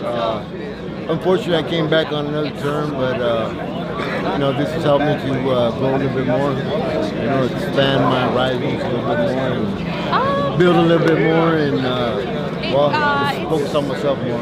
Okay. And I'm very appreciative. You didn't do this beforehand. You didn't do the Cal Fire program beforehand. I've never done it before, but I'm hanging with a crew that's way younger than me, and man, they're all on fire, man, and I'm running with the plan. How many miles you are, OG? How many push-ups is OG doing? I'm 53 years old, and I'm running with all these 20 and 30-year-olds. So he's out there, man. If I could do it, anybody could do it. He's in the Wild Peak crew, so everybody in this crew is under 25. Yeah. Tell him, OG. OG's under 25 too. For sure. In heart. At heart. At heart. Well, I've been walking in circles for many years, so. All right. I appreciate it very much. And thank you so much. Of course. Nice to meet you, man. Thank you for everything you're doing. Hey, thank you again. Keeping the streets safe. Yeah. Put my And best. so we are, you know, in the type of coverage and content that we do on the street, like as leftists, we try to bring attention to these issues. You look nervous. We want better for everybody. So he was asking, like, why do we care? Like, how we got involved. And, like, that's a long story, but I try to explain to people all the time that are listening that they are closer to where you are, and I am closer to where you are than we are to a guy like Elon Musk or a billionaire or a multi-millionaire, you know, owns multiple condos, properties. Like, obviously sometimes people don't have a good starting position in life, you know what I mean? And they get lost in the system. Like, no one is like truly evil. I mean, okay, there's some motherfuckers who are truly evil, but like child molesters, they're evil. But like, other than that, you know, everybody has a story. Everybody's a normal human being. Yeah, A lot of good in people. I remember it's all about maximizing potential, Breaking that stigma. The stigma. a long time ago, I saw this visual of a race, right? So imagine you're running, and not everybody is at the same starting.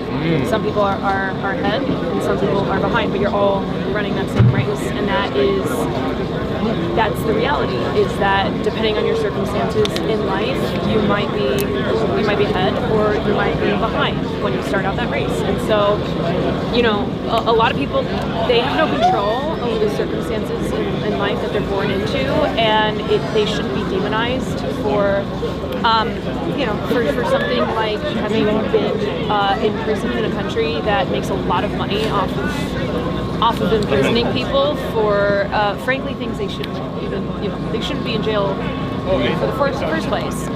And or at least be in for a much shorter period of time and a focus on rehabilitation. These sorts of programs are good for that, especially very important for that, because everybody needs to be busy, bro. That's what it is.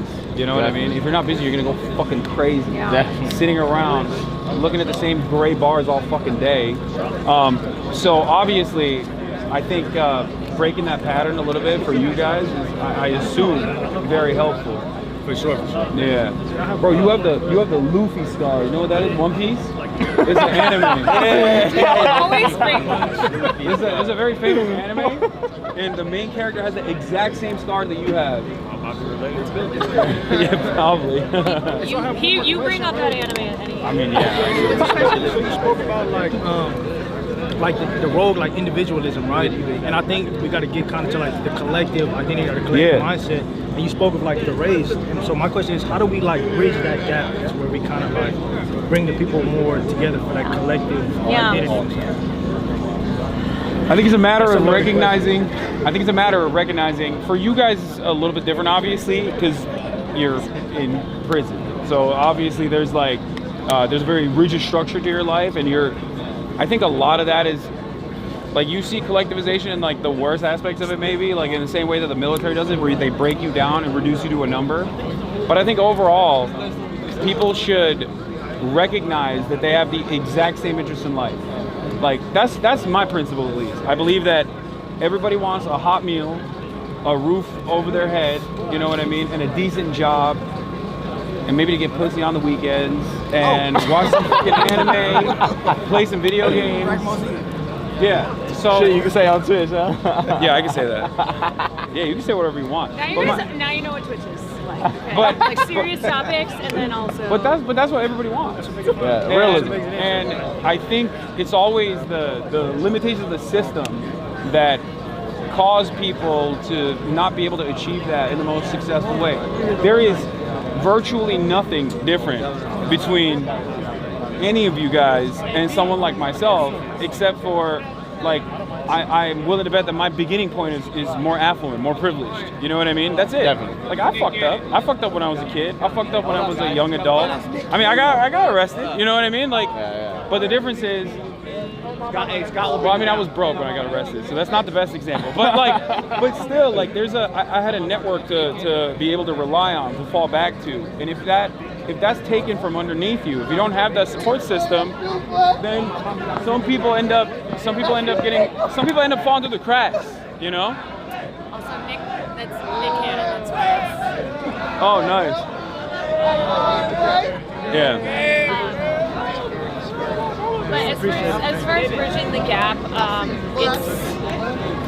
think in times like this, I always say people let this radicalize you, right? But let this radicalize you in the direction of progress, right? Some people will go the other way. Some people will be like radicalized towards being more peaceful and like individualistic. But I'm like, let this radicalize you towards fixing our world, our climate. You know, we live in a state that it's getting drier and drier every year. These fires are getting worse, right? Let this radicalize you towards believing that people like you guys, deserve equal pay when you're here doing this, right? Like you shouldn't be making only $5 a day, and you should also have the opportunity to have this as a career after you leave. So like all of this begins with education and awareness, and then putting that to action. So if you guys want to go, yeah, go hang out with Nick Cannon. Don't worry about it. No. Don't worry about it, bro. Come on, it's Nick Cannon. Who's the most famous? Nick Cage, or did I say? I thought you said Nick Cannon. She was thinking about Nicolas Cage. I swear. Nicolas Cage? I didn't say. You thought everybody was going crazy for Nicolas Cage? No, I'm like. National treasure. Just trying to take it out. Another national treasure. Ghost Rider. Ghost Rider. Ghost Rider. Ass. What kind of the first shit? one, man. What kind of shit are you guys watching? Don't listen to him because he it's doesn't limited, watch. man. He doesn't You watch gotta be anything, under okay? PG-13. They're not showing that shit. They've probably seen more than you. It's probably true. I don't know. I watch more anime, but I feel like I watch nobody. Naruto. You watch Naruto? Okay, I that's watch a good. lot of Naruto. Inuyasha? What? Inuyasha? I wasn't really. Also, just an air quality update. 'Cause, I've been checking the air, and I was talking to one of the fire chiefs. Because the winds are blowing that away, this area is like fine. So Doesn't seem too bad right now. I always say that you can't go off a smell test. You can't go. You gotta be like checking the quality, but. Nick Cannon's getting so much play out here, dude. This is crazy. This is not the place you want to get play at, though, man. What do you mean? Who gives a shit? Fuck, what's up, man? What camp are you from? Washington Ridge? Hell yeah. So you guys are from different facilities? Definitely. Okay. Definitely. There's multiple caps around California. What part are you fighting at right now? You're on Twitch, by the way. Do you know what that is? No, it's an online streaming service. It's live. But so you're where are you fighting at right now? We were at our first day. We were at the Palisades. And, oh yeah, let's get another angle. Let's get another angle, bro. Eating? Okay. All right. How you like it down here? Have you been done? Have you toured before? Like, have you done this before? Yeah. How many times? This is your fourth season. Okay. That's cool. You're so you guys are originally juvie offenders, right? Like you came in from. Well, I got prison, but we're considered youth. Yeah, youth offenders initially, but you're not. You're adult. Prison. Yeah. You're in prison. Well, I mean, I guess you're in prison now. What it is they combined YA and people who are under the age of 25 for the specific reason that the prefrontal cortex is not fully developed. The prefrontal cortex is what's developed in charge of decision making and whatever the case may be, you know. So I mean that's why it's true. It's true. It is also true. How old are you? I'm 26. I'll be 27 next month. You're about to be 27 next month? Okay, happy early birthday. Thank you. I'm 33. That's crazy. I'm older than all. I'm old as like 27. You thought it was 27? Thank you. What's your name? Talib? Yeah. Hassan. Nice to meet you, Talib. Nice to you. Yeah. No, he's not. He really thought I was 27. Shut up, Caroline. You have a salt and pepper beer. No, my friend. He didn't. He thinks that I look 27. Can we just? It's fine. That's what he thought. It's all good. Just take it as a compliment. Yeah, I'm taking it. Take it as a compliment. Pursuing this one I have 50 days left. Oh, you have 50 days left? Nice. Okay, so I feel like a lot of the people here, like a lot of people I talk to, like they have a couple months left, like a year left, 50 days left. It's very it's at the end of their sentence for the most part. Is that a part of is that a byproduct of the? Not necessarily. Some people, OG that was on camera earlier, he got a couple years left. So it just varies. What it is, it's a percentage drop. The law that Newsom passed no longer have to do the 85% as a violent offender. Yeah. So as you get into these programs, they give you the privilege of dropping your percentage of how much you have to do out of your sentence. So in this case, I was a violent offender, so I go from 85. Without being in these programs, you go to 66, and when you enter the program, you do halftime, so 50%. Yeah. Let me ask you this, and you could totally not answer if you don't want to. Okay. But what do you think for people who are just like so uninitiated with this process? What do you think leads someone, in your experience, from all the people you've met inside? What do you think leads people into like making decisions like the ones that you made that caused you to go to prison? Being conformed to where you're at. What? Being conformed to where you're at. You know, conformism. Being okay, content with what your surroundings are. You know, some people don't know no better. You know, some people are born under certain circumstances, like you said, or like the young lady said, some people start ahead in the race. Young lady. And Caroline's also 33. That's still young, man. Come on, man. So some people's circumstances are a little different, and some people get trapped in a box, and they no longer can see through that. It's a smoke screen, you know, and that's all they know. Sometimes that's all they know, and you can't blame them for it because, like you said, they get lost in the system. So, I mean, it becomes habitual when they get out and they come back because there's no backing to whatever it is that they want to pursue. You know, some people are confused. Some people don't know the terms and the knowledge that they need to progress. So, are there educational opportunities in there or no? Like, do they? Yeah, I believe the college that I'm taking right now is called Rising Scholars through Lake Tahoe Community College. Yeah. And they provide the opportunity for inmates to gain their, I believe their AA, and I believe their bachelor's in some subjects, not all subjects. What are the subjects you can get it in? I'm barely doing college, so I'm in English 101 and counseling, but I believe you can get it in arts and sociology. Do you like it, or is it? I'm not that far yet. Okay. But I read a lot more books. Go through coastlines as long as you do the work. You can get into business, sociology. Now we can get it anything basically. Have you done it or no? My last term I was taking classes to get my degree in sociology. Okay. You got 50 days. What are you gonna do when you get out? I'm gonna hit up Scott and see what he has to offer me to help me. Okay. Either Ventura or working at Hollywood CPR. Okay. So, from what I understand, you can get your record expunged to get an EMT certification. Because otherwise, like in California, you can't be a firefighter. But that's a complicated process. But I feel like that's something that's very helpful, right? I mean, there's obviously need for more emergency service personnel, more firefighters, you know. So, good luck. Yeah. Why are you laughing? Why are you laughing? That was very stale, man. I mean, I'm a little autistic. Okay, give me a break. Slightly. I'm a little bit. Give me a break. Oh, goddamn. What's up? Who are you with? I'm just a Twitch streamer. I'm just a Twitch streamer. Okay. So I'm just streaming on Twitch. You want to say hi? Oh hell yeah, let's do it. Baker and What's going on, Baker? Williams, Hassan. Nice to meet you. Hassan, nice to meet you Just guys. asking like what we're doing, So why we're at here. Finger Canyon? All right, where are you guys fighting right now? I'm at the Eastern Fire right here past right here. Oh yeah. How many tours have you done so far? How many seasons? This is my third season. Third season. Fourth season. Okay. God damn. Is this the worst that you've ever seen? I was on American Fire years ago, but yeah, down south, yes. You like the program? Program's good. Not enough pay, but the program's good. Not That's enough right. pay. Yeah, that's That's why right. we're here to talk about stuff like that. Yeah. What do you guys get right now? Like $24 a day or something? Yes, That's $24 crazy. a day. It's crazy. It's the same for everybody? I mean, it's the same for everybody. And then you get regular pay Monday through Friday. As far as like the Swamper, you get $10.80. As far as like regular tours, like a Pulaski or McLeod, you're gonna get $5.80. So what are the things that you guys are tasked with right now? You're just clearing out? Yeah, basically like clearing out brush, lemon up, fuel break, doing stuff like that. It's one of the harder tasks, right? In general? Yeah.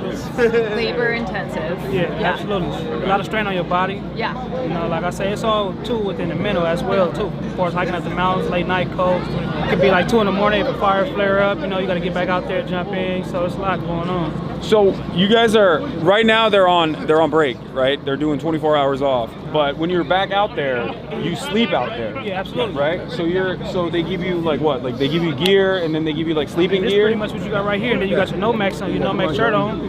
That's it. Yeah, that's all. They don't give you any sleeping gear. No, not on the mountains. Not on the mountain. So like I say, because you could be out there scraping line all night, you know, whatever it may be, trying to get a fire out. Yeah. So you can be out there What kind of protective gear do you have? I mean, I can't imagine. For that like you're a gonna- shroud, like you know, you got a shroud that's on your helmet, for like protect you from smoke. You know, Pretty much same protect gear you in from Cal burn. Fire where we have. Pretty much same gear, just in a different color. That's all. Okay. Yeah. Is it orange or is it yellow? Right. Orange. Is it orange? Yeah.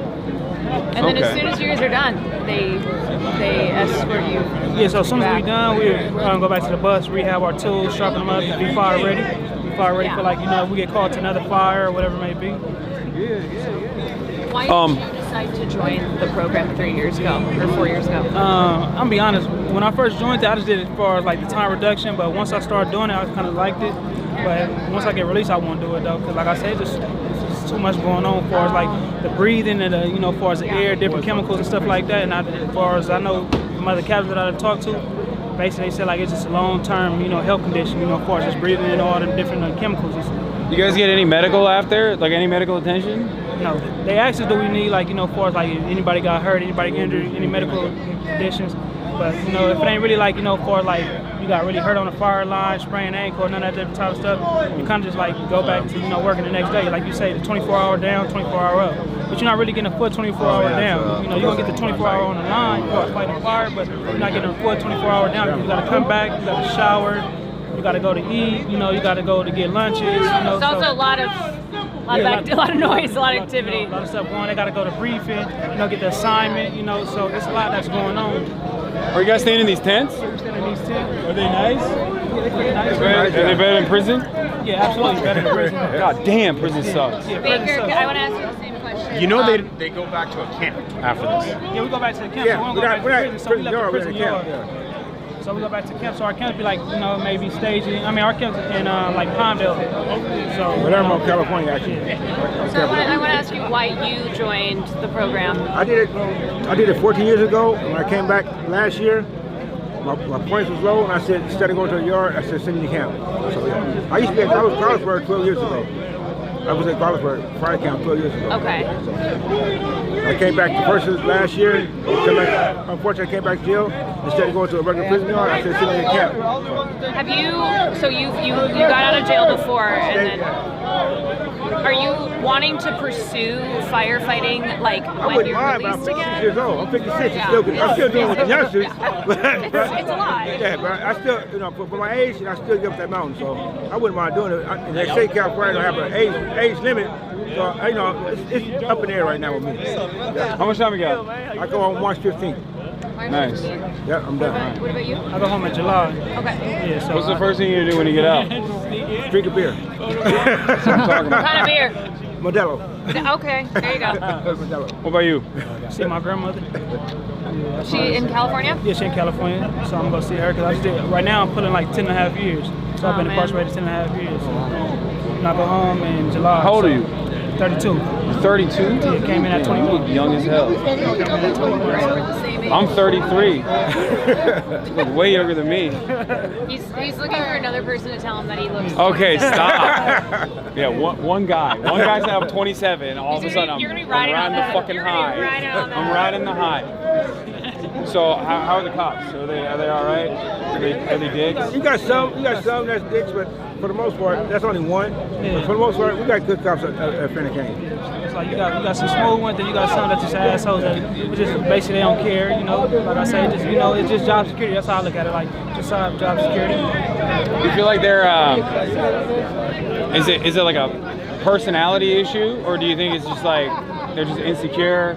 I think it's all of them. I think it's a personality. I think it's like insecure. And I think also some of these cops that you look at you down for is like just animals. They look at you like animals. You know, some of them look at you like. But like I say, a lot of people in here, you know, got good hearts. You know, some of us made mistakes. You know, and just looking for a second chance. Everybody in here is not a bad person. They go through life. You know, for a lot of prison, a lot of rehabilitation going on. So you know, like I said, a lot of people rehabilitating themselves and just looking for a better chance at life. You feel it's hard, right? It's hard to do rehabilitation in the current structure that exists, in the current carceral structure. Yeah, absolutely. It's like they make it difficult. Yeah, they do. I got some friends that were in county jail back in the day, and they basically describe it as like when you go in, it's impossible for you not to be worse than when you initially went in. You get worse. It's a lot of trauma that's going on within prison. Yeah. It's a lot of trauma. It's a lot of things that you see that's going on in prison. Whether if you're on a 3 or 4 yard, you know, people as far as getting like, you know, shot, removals, riots, all different types of stuff that's going on a yard. So basically, like that can be traumatizing, and then especially if you do it so long, you be like institutionalized. Yeah. And how long were you in before you got out the first time, and then? I was in 6 years, got out 14 years, and I'm back for like a year. All right. Well, I'm cheersing your beer when you get out. Thank you. Cheersing that. Thanks a lot for sharing your story, guys. Thanks for talking to us, guys. Appreciate it. Good luck out there. I need to get a water. I'm thirsty. No, it's gone anyway.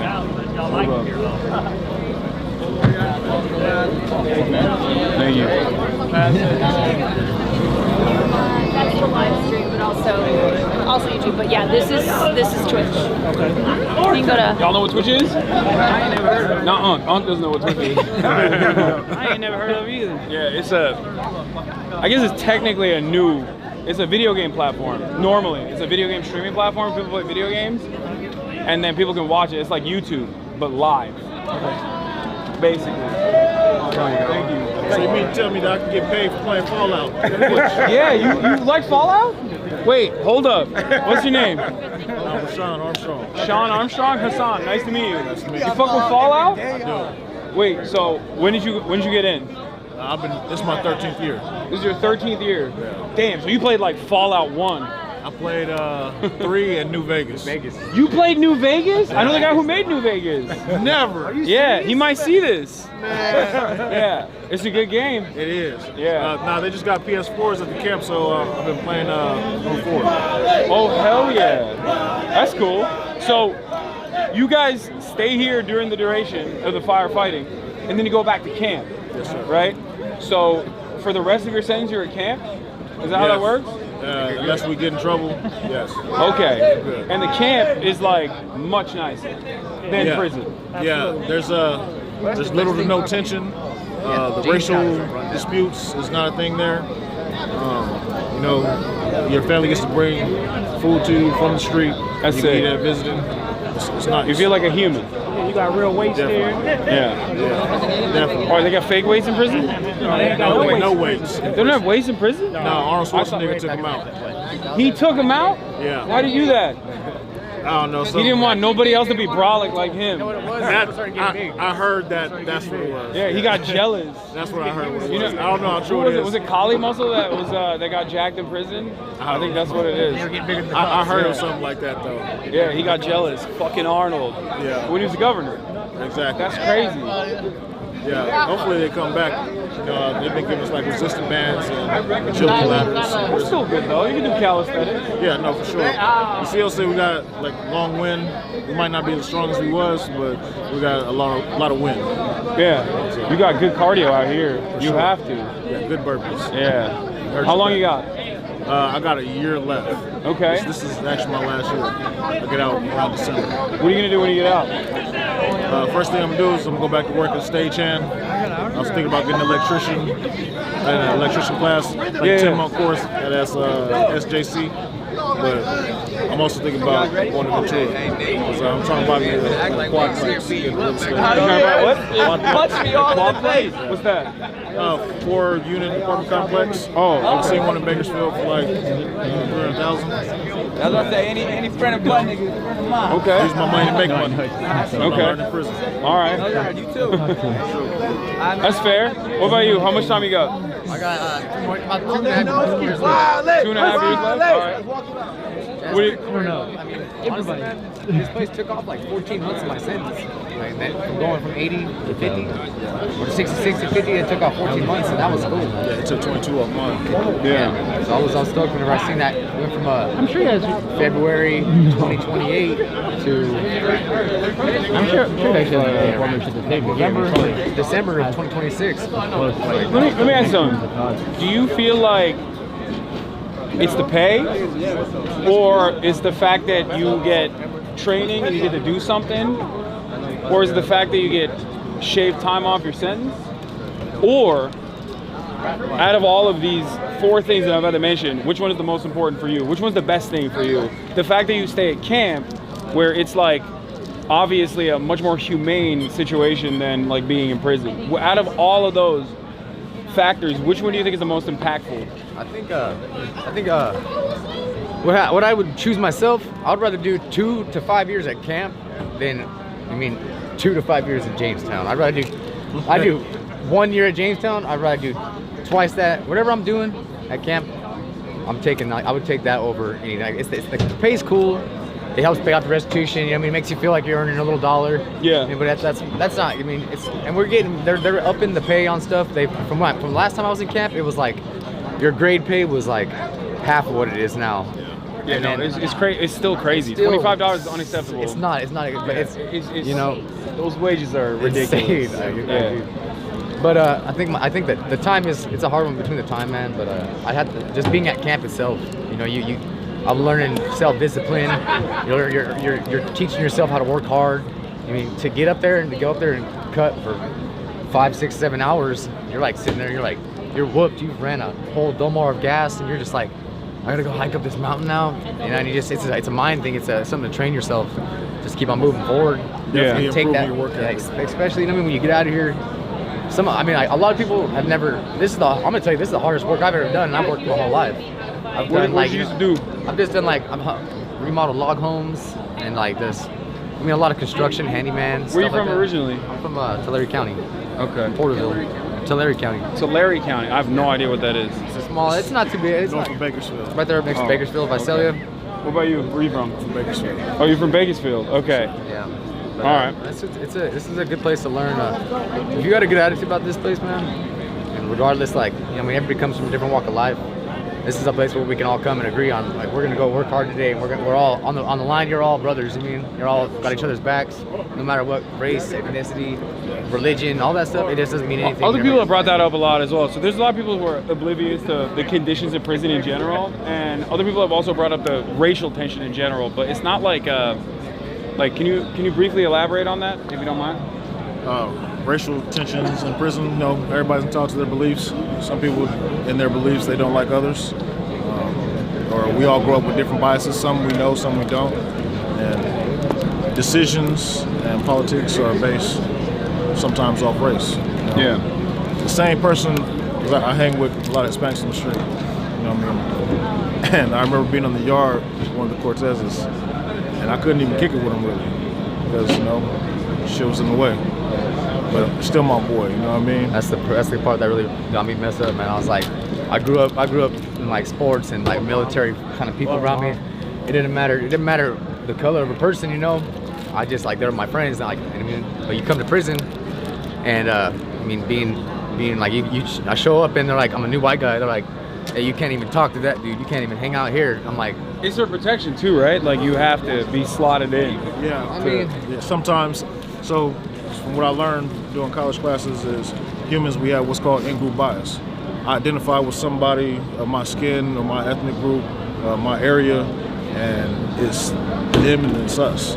We do that naturally, you know what I'm saying? And it's a defensive mechanism that's based on instinct. But we're not born with it. We learn that through life, We're really not. We tend to emphasize it a lot over small shit, over insignificant shit. You know what I mean? We were saying that's a big part of why camp is better as well, because you can just kick it wherever you want, with none of the other additional animosity. Yeah. They do give us that. A lot of that stuff is gone. It rears its ugly head sometimes because again, it's people's beliefs, but the majority of the people in camp, they're gonna nail that in the bud. Like, we're not doing that here. Yeah, because you don't want to fuck up. How does that work? Is it like community policing? Like you're just like, hey, we're not going to tolerate that here, or is it like, because when somebody comes in and an example would be somebody with a bad attitude. Like, how do they weed themselves out? They usually kind of weed themselves out. You know, they show up and you become like. Everybody that's been there, they have a program. They got something that works. Everybody's getting along. Everybody comes in. We'll have like a big old group, something going on in the camp, and it's causing a lot of problems. We're rocking the boat too much. We all come together. Hey guys, we need to come to agreement. We got some new guys coming in. We always, we run it down to them like, hey, this is what we're doing, guys. We're not doing the crazy, high power politics. We're just here fighting fires, man. How do they get weeded out? Is like that's what I'm saying. Do they just send them back? They go back to the prison. Either they're gonna get write-ups from the dumb stuff that they're doing, or they'll clash with somebody because a person will try to take them underneath their wing. Each one teach one is the rule when I first came to prison. So hey man, you're my boy from my area. I'm gonna lace you. Hey look, this is the do's and don'ts. This is why you don't do it. But if you don't want to listen and you want to buck the system, eventually you're gonna clash heads with somebody, and there's always some bigger dog. They're gonna see like the person that's causing problems. Yeah. And you can just, they don't stick around too long when you start the cops see everything. They watch us there. Are these the same like camp cops, or are they coming in from? Those are from our camp. Oh, okay, yeah. They're regulars there. We see them every day. They've spent years in the prison systems, worked their ways down to a camp, and a lot of them are veterans, and they know the game. You feel like they're nicer overall than like normal COs inside of the regular county jail prison? I've met some good and tolerant COs since I've been in prison. A lot of those COs are now working at camps. So yes. Yeah, these guys that are here, they realize that, like, you know. Yeah. It's just like it's good for us to be down here, you know what I'm saying? It's cool, it's where we want to be. It's the same thing for them. I mean, they've been surprisingly chill. I feel like normally, under normal circumstances, they'd be like a lot. I mean, regular fucking beat cops are more annoying than the guys. You have some, but they. It's really even just their coworkers. Everywhere's gonna have their assholes and their hard asses. Yeah. You know, and like the people that are kind of like still in that 4-yard. Yeah. And like, you know. I want to ask you guys, have you been able to shower? Yes. Yeah, it was. Apparently, they haven't been able to shower in 5 days. Oh, yeah, when we showed up, there was only. It was out there beating that ground. I know why y'all ain't got to be able to shower. Yeah, I mean, he was saying that Scott is bringing in. He got Coachella to donate some like mobile showers for these guys because they haven't been able to shower in 5 days. Yeah, they just really showed up today. The mobile showers just got here today. Yeah. There was a situation that they had told us.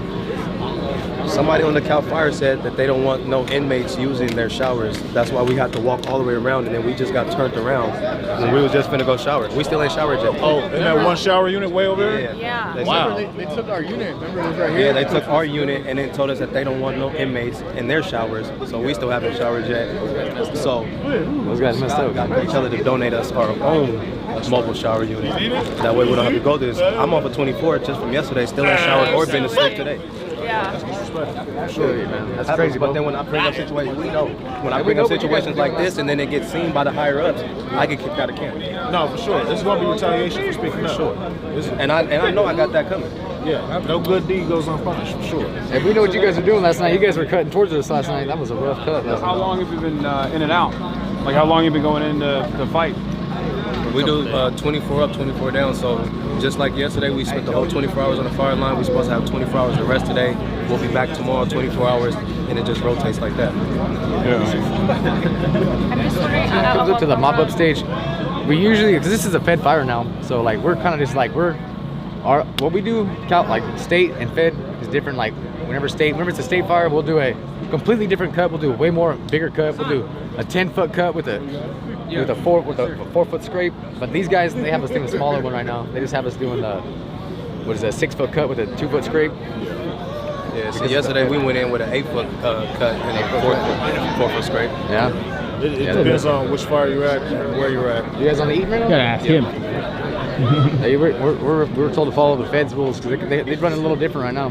We were on the spot where the dozer line, where the fire blew blew over. That's where we were. You guys were coming towards us. We were going up. Where Fenner Canyon was meeting you guys. That was rough last night, bro. They had us trenching the whole way up, the whole way, and I'm second Pulaski.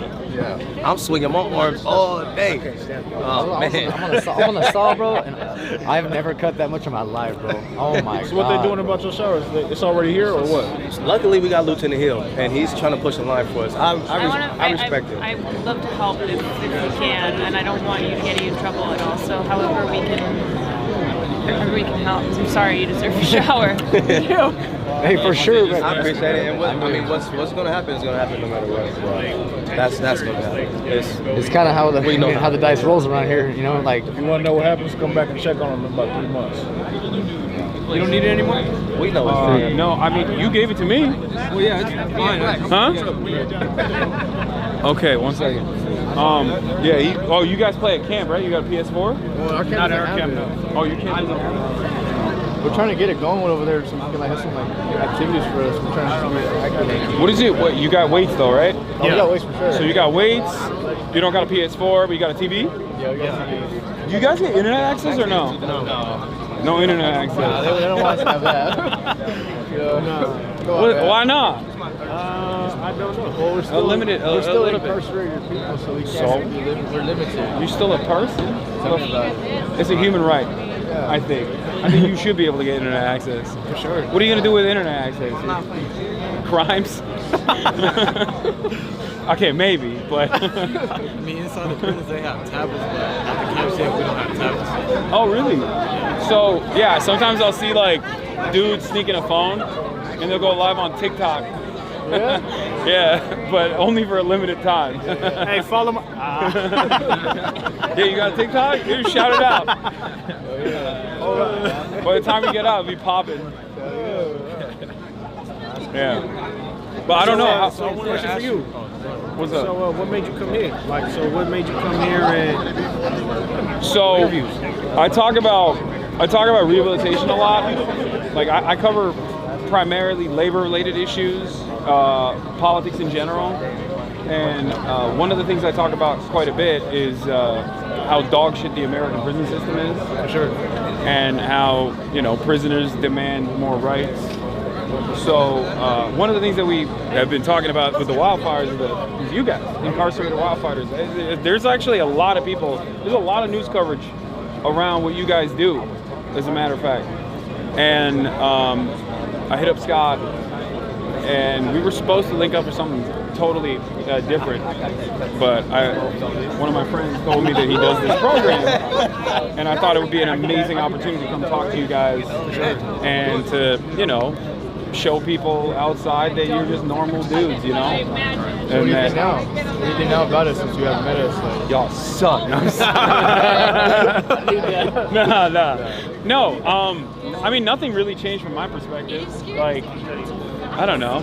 It's just, yeah, you guys are just regular dudes, you know? But I think the way that a lot of people approach it, they think like, oh, someone has done a crime, they're evil, they're automatically bad, they're scary. And I want to break that stigma a little bit, you know? And show people that that's not the case.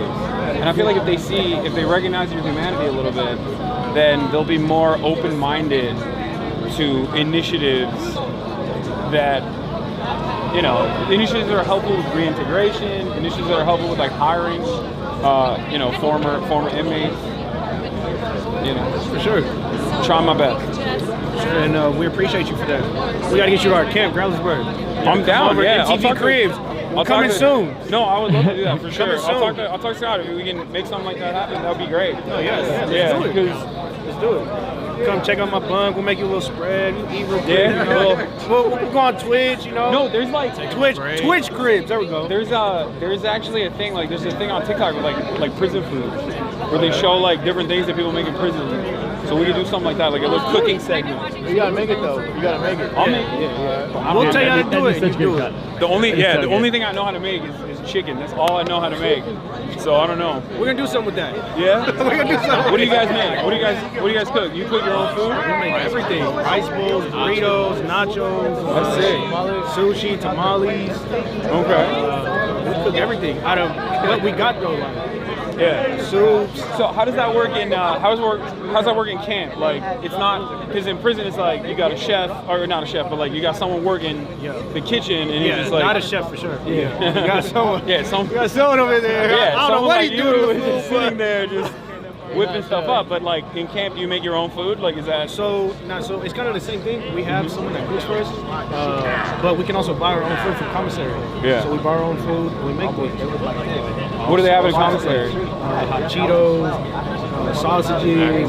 How much is the hot Cheetos in the commissary? Like $2.65. Oh, okay, so it's like normal price. It's not, because I know phone calls are like, I don't know how it is in California. It's free now. Yeah, it used to be a big ass fucking problem. It used to be a lot. That shit was awful. So the phone calls are free now. So everyone that left, come back. I could call you now. Wait, tell them what it used to be like. So it used to be a lot, like 33 cents a minute. 33 cents a minute. 33 cents a minute. $1 a day. Like only 15-minute phone call. We just spend like $100 a week. Yeah. So that's why we're all single now. Am I right? Oh no, just me. Just me. Wait. Okay. So How does that, like, why is that important? Why is it important that you have access to the outside world like that? Well, just because we're not trying to get institutionalized. Like, we're not trying to get stuck in here because we're still people, like you said. Yeah. We're still people, and we're still trying to strive, and we're still trying to grow and get out of what we're in. Don't get me wrong. Like, what we're in, it's a great environment with the people that we surround ourselves with. These men right here, I'm with them every day, and they're helping me grow every single day. They're helping challenge me. Whenever I call home, I'm able to talk to my family. Not only does it motivate me, but it keeps me updated with the streets. Hey, this is going on in crypto. Hey, you need to get your bank account up. You need to, like, all these information they're giving me that he can't give me because he didn't experience that, or he didn't experience crypto, that. don't do crypto, bro. You're gonna lose all your money. We'll see. Oh my God, bro! Don't do it. I promise. Don't do it. It's not a good idea. All right, you got to put me up on game on that. Okay, yeah. Don't do that. Gotta get into the sports bet. Oh my God. No. No. So what would you suggest to get into? No, don't gamble, bro. Don't gamble. What I suggest you Unless get you're going for into the 49ers, then gamble. Hell no. Go ahead, though. Anyway. No, what I would suggest is you know, trying to get a decent wage job, and you know, work a job, pay rent, live a decent life. There's a lot of people who don't go to prison who are also lose a shit ton of money doing crypto and gambling and all this stuff. It's bad. It's not good. We see, so without connection to the world, I wouldn't know this. So now I'm just thinking I'm going right into crypto, but look, we need more connection with the world now. No, you need less connection with the world. You're trying to make crypto puts. You're trying to make calls. How's the crypto doing? Hey, so what's going on over there? Like, would you mean Allah? What? But okay, so I asked some of the other guys this question. I was wondering, what do you think? Like, out of four qualities of the program that you're in, like, which one do you think is the most significant for you? You got time reduced. You got conditions in the camp as opposed to prison, which are significantly more humane, right? You got a job, so you're busy. And I forgot what the fourth thing was. God damn it. What the fuck was it? But okay, out of those three, what do you think is the most significant? Time reduced. Time reduced? Time reduced. Okay. I'm trying to go home. That's it. Yeah. I feel like a lot of us, we got over sentenced, especially for the crimes that we committed. For sure. So it's like, it's giving us a chance to go home early. And Yeah, you guys are also young offenders, right? Yeah. Yeah. So we're not supposed to be here. Of course, someone probably already told you that, but yeah, we're not supposed to be at camp right now. No, yeah, I know. Because Scott Budnick, shout out Scott, you're number one, man.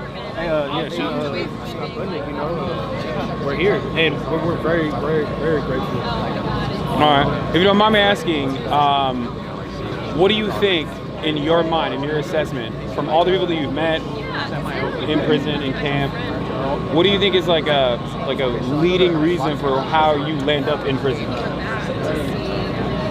Leading reason. Like what is it? For me, I would say no positive role model. Because for me, I was like left at home a lot, and I just started running the streets at a young age. So it led me to the things. Where are you from originally? San Diego. San Diego. Okay. So that led me to like just start roaming the streets and start getting options. I would say, kind of touch on the same thing. No guidance, just not having a positive guidance. The environment that I grew up in, of course, it led me into a different direction. And yeah. What about you? So first off, obviously there's no excuses for what I'm saying, right? I hold myself accountable for what I've done, right? But I'm not the commissioner board. There's circumstances, right? No, I feel you. My circumstances, like my mental health, as in my insecurities, I didn't have no one like I could talk to. The schools I was in, they didn't really teach me how to like behave and like correct behavior. They were like favoritism towards different races and ethnicity, and I think that like made me go different ways into social groups. So like I couldn't really like fit in with nobody. So I had to branch out to different people, and like that's what made me commit my crimes and find different people that had the same values as me, which is violence. Okay.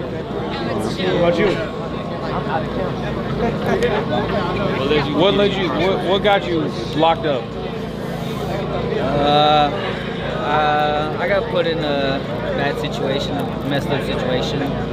But I mean, that was part of it. But just, I would say, the way I was living really is what led me here. You know, like trying to find love in the streets, love that wasn't at home. And once I fell back into my bad habits again, carrying guns again, and to do dumb things. But when I had that gun that night, then I would have probably still went out. How much time we got? Right now, my out date's August 2026. Okay. I'm trying to get my GD to get some more time off. I'm hoping to get home by like December this year. Okay. What would you say is, how do you like camp as opposed to prison? Camp compared to prison? Yeah. I love camp. I'll take camp over prison any day. Yeah. Tell me about your first hike. Oh, so my first, I got to camp on a Monday. My second day we went out to work, like cutting trees and stuff. And then Wednesday, the next day after that, we did this hike called Rocket Ship. They say it's like one of the worst hikes.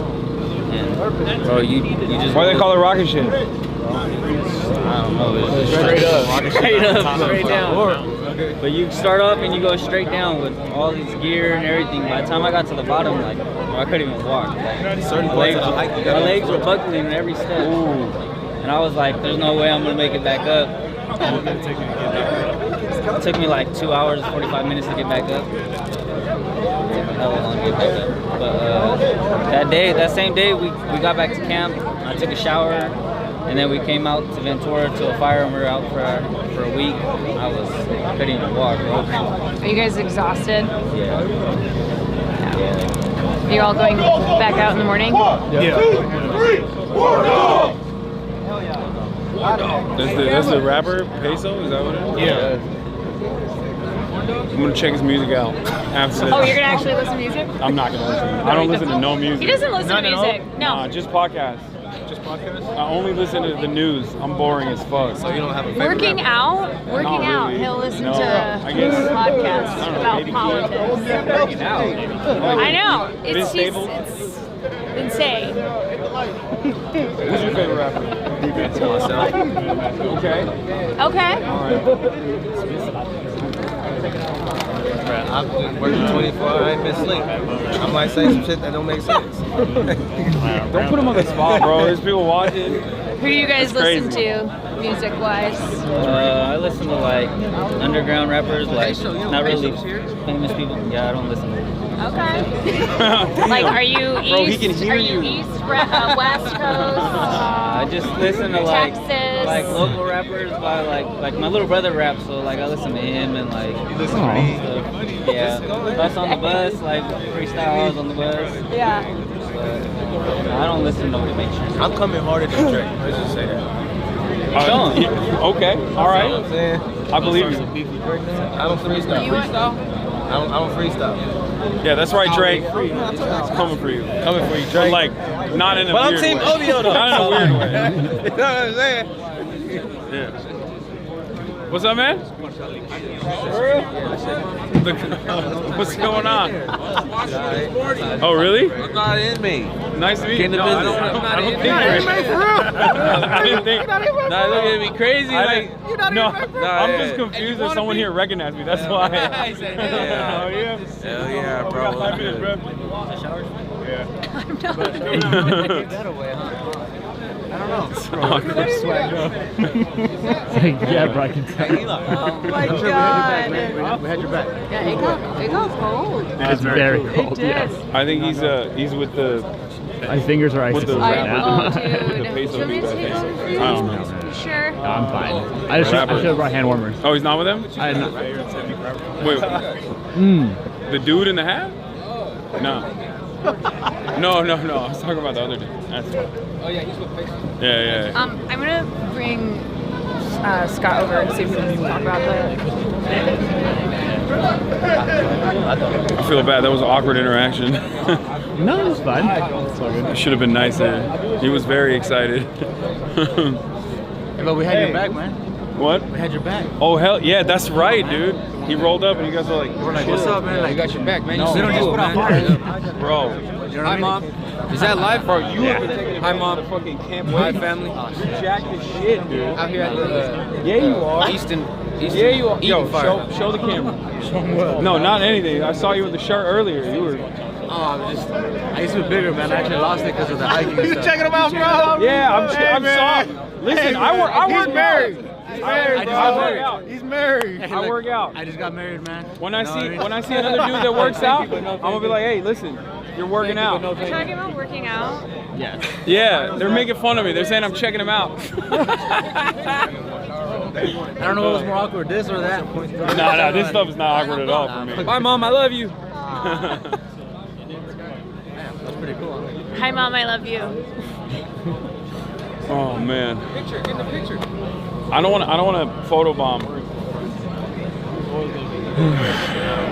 All right. They said, how are we doing, chat? I was gonna have Scott come over just to talk about the fundraiser and like, you know, what ARC is doing, because that's how I found him. He said he had like one thing he had to do, and then he wanted to come over. He's like, I just have been leaving you guys be. Is it good? I was like, No, it's been great. It's been great. It's up to you. Chat, do you guys enjoy it? Are you guys enjoying this?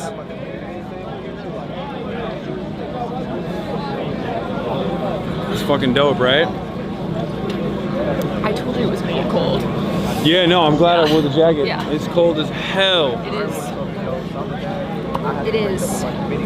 Yeah, it's crazy that they don't get more gear than like. Dude, I also like that showers thing. I'm not trying to be like, who can I talk to? But Woke police. who can I Calling talk the to? manager. This I'm young man wants to talk kind to of. you. What's up? I heard you be gaming. What's your favorite game?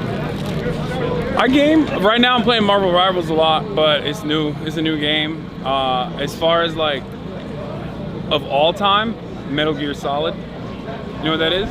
Yeah, I've heard of it. What do you play? You play any games? Super Smash Bros. And Fortnite. Okay. Oh, you play Fortnite? Nice. They have a PS4. No, I know. Yeah. Well, they at their camp they have a PS4. Smash Redhead Bros? camp they Which don't one? have a PS4. All of them. I went to, I want to say, either 2017 or 2018, I went to Texas and had like a little game fest they did. One of my cousins, I played for players. Oh, really? Oh, nice. Yeah, you know about RDC? Supreme Dreams? They have a thing called DreamCon. Yeah. Where they do a convention in Austin. This year it's going to be in Houston though, I think. But anyway, it's very cool. It's like an anime gaming convention. When it's going to be this year, when? This year's going to be in Houston, I believe. But I don't know when. I think it's in the summer, maybe. Chat, when is DreamCon? Yes, it is. July. Oh, I'm there for sure. What? I'm there for sure. Yeah, you're out in what, 50 days, you said? Yeah. March 9th. Yeah, all right, man. I'll see you there. If you go to DreamCon, we're going to link up. Yep. All right? All right, play me Fortnite too. I'm really good. I suck at Fortnite. You beat my ass. You got a lot more time to play Fortnite than I do. Well, at our camp we don't have internet, so like we play. Like right now I'm playing Dream Hunter. I'm playing Monster Hunter Ice World Reborn. Oh, there's a lot of good single player games out there though. That's a really good game. How does that work? Can people just like buy you guys games or no? I think so. We can get games sent in. I think we can. Okay. As long as they're pre-approved by our lieutenant. Wait, what? Oh, so the lieutenant's like, this is too violent. Like, I mean, we have Mortal Kombat. We have. oh, okay, then never mind. Yeah, That's not a so- problem. Okay. All right, that's good to know. So Washington Ridge Camp, right? All right. That's sick. Chat, there you go. You can send in video games to Washington Ridge Camp. How do they do it? Is there like a Department of Corrections website portal, something like that? Gotta ask him. Because I need you. Lieutenant Hanks. This is the Lieutenant Hassan. Nice to meet you. Nice to meet you. I can't say nothing. How do we send these guys video games? There's a lot of people watching right now. Yeah, How do we and- send these guys video games? Yeah. Video games are a challenge because I can't give them access to the internet without it being supervised. Yeah, no, I meant like hard copies. You donate them to the camp, so you send it to the address of the camp, and you state that you wish to donate it for camp, and then we'll include it in the systems we have. Hell Does it yeah. have to be like a maturity level restricted? Yes, it has to be maturity level restricted, and it can't have an online component to it. Yeah. Okay. There's a lot of good single player games. They have PS4s, right? Yes. All right. Get to work, chap. It's Washington Ridge Camp. They'll send you guys some hard copies of video games. There it is. All right. Nice to meet you, man. I'll see you in July. All right. We cold? So cold. You're a little bitch. There's people. Hey, nice to meet you guys. Hi guys. I just want to say what's up to my wife, to my son. I do this for you guys. You know, thank you to the program. You know, got me a lot of time off, chance to earn some money, send it home for the holidays. Chad, you know what's up, man? Get this to my wife, man. Thank you. All right. Are we out of here? Yeah, I think we can. Yeah, let's do a photo. This is our first shower in a whole week. Just let them know we've been out here for a week. Let's go. It's our first shower, It's bro. about time. About You guys time. get a Thank you shower. guys. It's because of y'all. Y'all about to say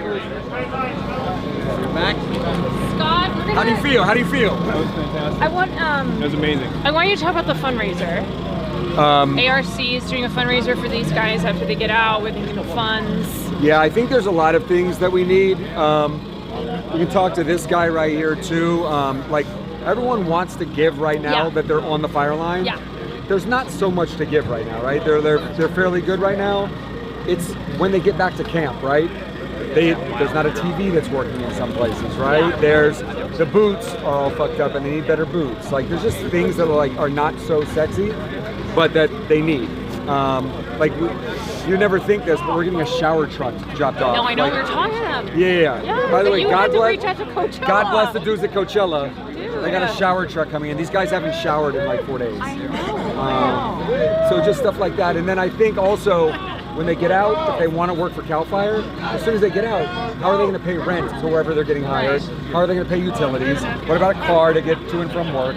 Right? Those sort of things. So we're setting up a scholarship fund to help them when they get out. A lot of people have talked about how, you know, reintegration, like one of the biggest problems is like getting a job in general and, you know, keeping up with parole. Yeah. And from what I've heard, it's just like having something that keeps them grounded and busy and look forward to is like a major impact, I feel like. I think we nailed it. And it's like, the work ethic this gives them too. Like these guys are fucking beasts, right? Yeah. Animals. Dude, we were hearing stories about, and they were all swapping stories too. What they are doing out here it's so physically demanding and how hard They're gonna run working. circles, whatever job they get out here, if they don't do fire, they're gonna run circles around everyone. The work ethic's insane, right? Yeah. So like these guys are insanely hireable. And now, because of a bill ARC did, they can now expunge the record. So they don't have to check the I'm a felon box. They're no longer a felon because they risked their life to save our state, which they did last night and they'll be doing tomorrow night. So while we're sleeping in our bed, they're up all night long on the mountain. Yeah, and they were saying they pretty much just have what is on them. Like there's nothing. That's it. And by the way, those Subway sandwiches and stuff that we just delivered, I'm sure they'll be sneaking those in their pack. So at 3 in the morning after they've been working for 20 hours, they can sneak a bite. Yeah. But Dude, how did it's you great. get involved? How long have you been involved? I was just like, I was doing Old School. Do you remember that one? You're too young for Old School. Old School? Will Ferrell running Oh, Streaking? yeah, of course. I was doing Old School and I met a guy that said, come down to Juvenile Hall in the San Fernando Valley and come be in this creative writing program. And I went down and the first kid I met, no exaggeration, I'm like, how was your day? He said it was a really tough day. I just got 300 years to life in prison. And I looked at him, he was little with a little mohawk on his head. And he said, I'm 15 years old. And he got 300 years to life in prison. And I'm like, what did you do? In my mind, I'm thinking like, is this kid like Charles Manson? Like, right, what must did he have murdered, do? 100 people. Yeah, he's like, I stood next to my homie who shot the victim in the butt. The victim was in and out of the hospital in a day, and for standing next to the guy with the gun and never touching the gun, I got 300 years to life. And in my mind, I'm like, okay, maybe there's some punishment for that, right? But I don't think any of us would say 300 years to life is a proportionate 15-year-old. for a 15-year-old, right? Yeah. Like I did a lot of dumb shit when I was in my early 20s. And if that was my kid, A, he'd be out on bail, right? He wouldn't be sitting in that juvenile hall. And B, he'd have the best lawyer in LA. And for not shooting somebody, he would probably get probation. Because he's my kid. He looks like me, has my money, has a good lawyer. Like he's fine. Yeah, resources fine. But David is going to prison for 300 years to life. And so like that got me, I started getting into it. learned how to pass laws in Sacramento, ended up passing a law called Senate Bill 260 that let any kid under the age of 18 who got a life sentence go to the parole board at 15, 20, or 25 years. So David got reduced from 300 to life to 25 to life, got his college degree, mentored people, and then the governor commuted his sentence, and he's home now, and raising That's 2 twin amazing. daughters. Yeah, and I mean, it's awesome. But it's like, in our business, like, and what I do, I meet so many people that are just like so selfish, self-centered and narcissistic, and being around people like this, who like all they want to do is give back and they want to kind of redeem themselves from what got them here is, you know, I find it very beautiful. I think like even just asking, you know, you asking that kid, David, how are you? How's your day? You know, Yeah. it's like just starting there and caring, right? Showing that you see this person as a human being. Yeah.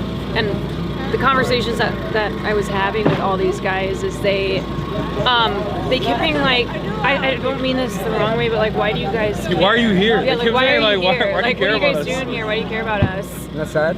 They don't think people care. Yeah. Yeah, and Until I they think see a night like tonight. I know, and I think right now, you know, with disasters like this, it's a huge moment to raise awareness, right? Because people are like, okay, I want to help. I want to feel collective action. I want to be in solidarity, and it's like, let this moment radicalize you in a good way, right? Don't fall prey to like misinformation, to individualism.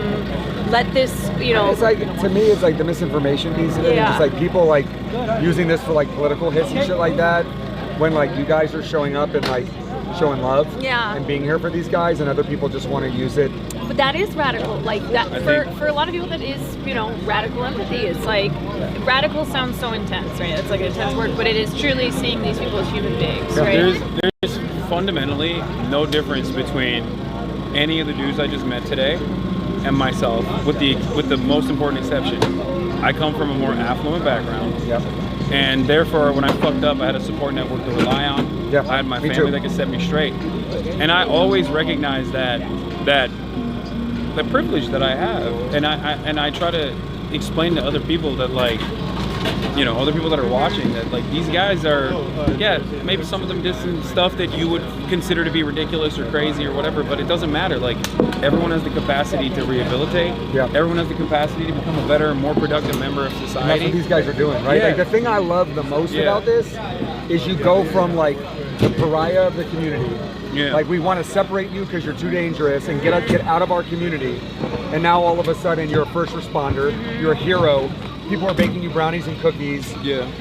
Because you're going up in a mountain and fighting a fire so it doesn't kill our. I think it's but I think, yeah, you're right. The dignity aspect The of dignity it aspect of it is huge, and I feel like that's another thing I want to do if we can do this, because they were talking about like going back to camp. Yeah. If we could potentially film the camp at Bro, some point. no, we go. Because as soon as they're back, let's go. Okay, that's a great idea. I want to do that 100% because I think from what I see, this is like one of the closest aspects to a more rehabilitative approach. Yeah. In like the American carceral structure. 100%. Because like one of the things that everybody talked about, and across age groups from different camps, everyone was like, there's no racialized, like there's no race stuff. Everyone is the same. Nobody rocks the boat, because you get all of these positive incentives of sentence reduction, but more importantly than that, the conditions in the camp are significantly better than prison. Significantly. And by the way, that doesn't mean it's actually like better than your Those living guys conditions at couldn't- home. Yeah, those guys couldn't shower for 5 days. They also don't have you know, they don't have internet. They don't have internet access unless it's supervised. But I think that plays a major role in people feeling like human beings, and it helps with reintegration in general. 100%. David, Campos, get Jersey, bring him over here, please. You, both of you. It's an incredible story. Wait till I tell you this story. You'll love this. I think, like, I was on your live stream as you were driving, and I saw all the people commenting about modern day slavery. And I'll say this, it's like, I'm running like a massive campaign right now with Governor Newsom and others, trying to get him to raise the pay, because I agree that the pay, it's been $1 an hour since 1984, Yeah. right? That's unacceptable. So there was an actual legislative proposal this year to go from $1 an hour to $5 an hour, and it got killed. So this year I want to accomplish that, but like no one's forced to be here, right? This is voluntary, and it's now. 5 years ago there was no path to a career. You risked your life, you got paid nothing, you got out, and it's like, no, we won't hire you. Now there's a path to a $100,000 a year job. And I tell these guys, like, who cares what you get paid? Volunteer to get out of a prison cell, save people's life, make amends, redeem yourself for the shit you've done. Even if you're volunteering and you get paid nothing.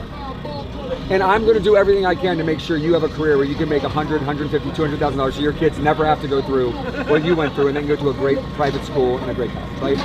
And so like, I really love the program. 5 years ago, maybe it was more like that. Today, not so much. Let me tell you, yeah, go on. Oh, I was just going to say, can you give any update on where a bill like that is? So you're working with I think it's gonna be more like you can go a bill route or you can go a budget route. The budget process starts now in January. The governor released his budget this week. And then they close the budget in June and it becomes a state budget. So between now and June is when he will either force his Department of Finance to do it or not do it. And the governor was here tonight. I'll sing his praises if he does. Yeah. That's right. He, I'll tell you this, like he really, in terms of fire stuff, he's done incredible. No governor in the last 30, 40 years has doubled CAL FIRE's budget. $2 billion when he came in, $4 billion now. 7,000 firefighters there, 14,000 now. Like he's doing it. I want to tell you a quick story. Where's Campos? Get Campos. Campos, stop talking. Get over here. Okay, this is a great story. So this guy right here was my student in Somar Juvenile Hall when he was 14 years old, facing life in prison. Didn't get life in prison, but got 14-year sentence. 14-year sentence. At 18 years old, as a kid, he gets sent to the most violent prison in California, Pelican Bay State Prison, up on the Oregon border. So he's now an 18-year-old at Pelican Bay, and he got out of there without ever getting into trouble, went down a level, and then came to a college program I was doing at this prison called Ironwood, and ended up graduating college, doing great, came home, interned for me at my film company for a little bit. The director, I don't know if you guys know who Destin Cretton is, but he did this movie called Just Mercy that I did with Michael B. Jordan and Jamie Foxx. Destin's like, I need an assistant during post-production. I'm like, interview David. David interviews. He becomes Destin's assistant for the post-production of Just Mercy. Destin then does a DC Comics movie called Marvel. Oh shit. Okay. No, shit. We're talking about both. Okay. Marvel movie called Shang-Chi in Australia. Takes him while he's on parole to be his assistant in Australia on Shang-Chi. Yeah. Gets better. This motherfucker right here is the lead man, so he's a headset dresser, Local 44, and Let's Make a Deal on The Price is Right, which I've watched my entire life. And he hires him in the union, so now we're talking about $150,000 a year, etc., to work for him on Let's Make a Deal on The Price is Right. This motherfucker crushes and works so hard on Let's Make a Deal on The Price is Right. This guy's now hired like 20 guys that have come out of prison and is doing incredibly, right? Hell yeah. Best guys in town. Yeah. You know, they want it. They're happy. They're better than getting somebody's kid that wants to get in. You know, they've been taught. You know, and it's one of those things. The drive, and you can't teach that in people. You know, the drive, their work ethic, all that kind of stuff. You don't get that. These guys have proven. And it's like, whatever their past is their past. We don't give a crap, you know. I just want a happy, smiling face and somebody to hang out with at work and have a good time. And now 20 of them are, and if I could get more, you know, I would have 150 of them because it's, you know, they're great workers, you know. What a cool job to have. Yeah, I feel extremely blessed, honestly. And we're at Price is Right, and Let's Make a Deal. We're all a family. So it doesn't feel like work. You know, I look forward to going there and being with my friends. And yeah, we work, but it's a great time. You know, we all get along really well. It's a great opportunity. My cousin won a car on Price is Right once. There you go. Oh, bro. See? We're always making somebody's life a little different, you know. To see him at 14 years old locked in a cell facing life and mentor him when he was 14 years old, to now see him making hundreds of thousands of dollars on the show, then to now see him here giving back and feeding guys that are currently incarcerated, like talk about Fort Circle. Okay, sorry guys, sorry I interrupted you. And this is the man right here. Thank you. Nice to meet you. I think we're about to head out. Yeah, Are we nice heading to out? meet you guys. Thanks for sharing your story. Oh, shit. Thank you so much Thank you, for Scott. everything. Thank you for giving us the opportunity to talk to these guys. How were the combos? Fantastic. So good. So good. Amazing. So good. I think, I would love to do more stuff with you on specifically this Let's do issue, it. because this is something that I think is unfortunately an area where a lot of people just don't ever even encounter, like don't even broach the subject matter with like any dignity whatsoever. Everybody just writes off prisoners. They don't ever talk about them. They don't ever think about them. They they want more. They don't want to reduce sentences. They want to make sure that people stay in prison for as long as possible without ever thinking about it. And I think showing the camp conditions specifically as juxtaposed with like what county jail looks like, what prison looks like, and how much that helps people feel human, and how successful that is in terms of like rehabilitating people and allowing that integration to happen is really huge. This is a major aspect. Wait till you see the camp, you'll really enjoy it. Yeah, we'll go there, we'll shoot it, it'll be great. I think also right now, you know, as we said, a lot of people are very like, oh, thank you to the first responders, like finding out they're incarcerated, great, everybody's, you know, grateful. Once these fires are cleared, Everyone go back to their lives and no everyone one goes will back to their remember lives, this. and it's about like what happens after, you know, it's not just like now, but also when they get out of prison and making sure that they have a pathway. So, so thank you guys for coming and It was really shining a nice to light. meet you. Yeah, Appreciate it. Thank you so much. Thank you for the work that you're doing. Big dog, I'll see you. I'm going to San Francisco. Blown away. Yeah. My house is burned down. Yeah. Hopefully not. Rad. Thank you. Thank you very much. Thank you very much. Big dog. Good to meet you, bro. Thank you, my guy. See you later, bud. It is cold. It's definitely cold as I'm hell. so All right, weak. let's get out of here. Oh, thank you so much. No, I've seen it. Shall we? Yeah, let's dip. You want to do a little send off or? Oh yeah, let's do it here. All right, everybody. This was a wonderful experience overall. Thank you so much, Caroline. Thank you, Scott Budnick, as always. Thank you, Murat, for showing up as well. You know, this was a wonderful experience, and I'll of course be live tomorrow. And I hope you learned something today. All right, that's all I got.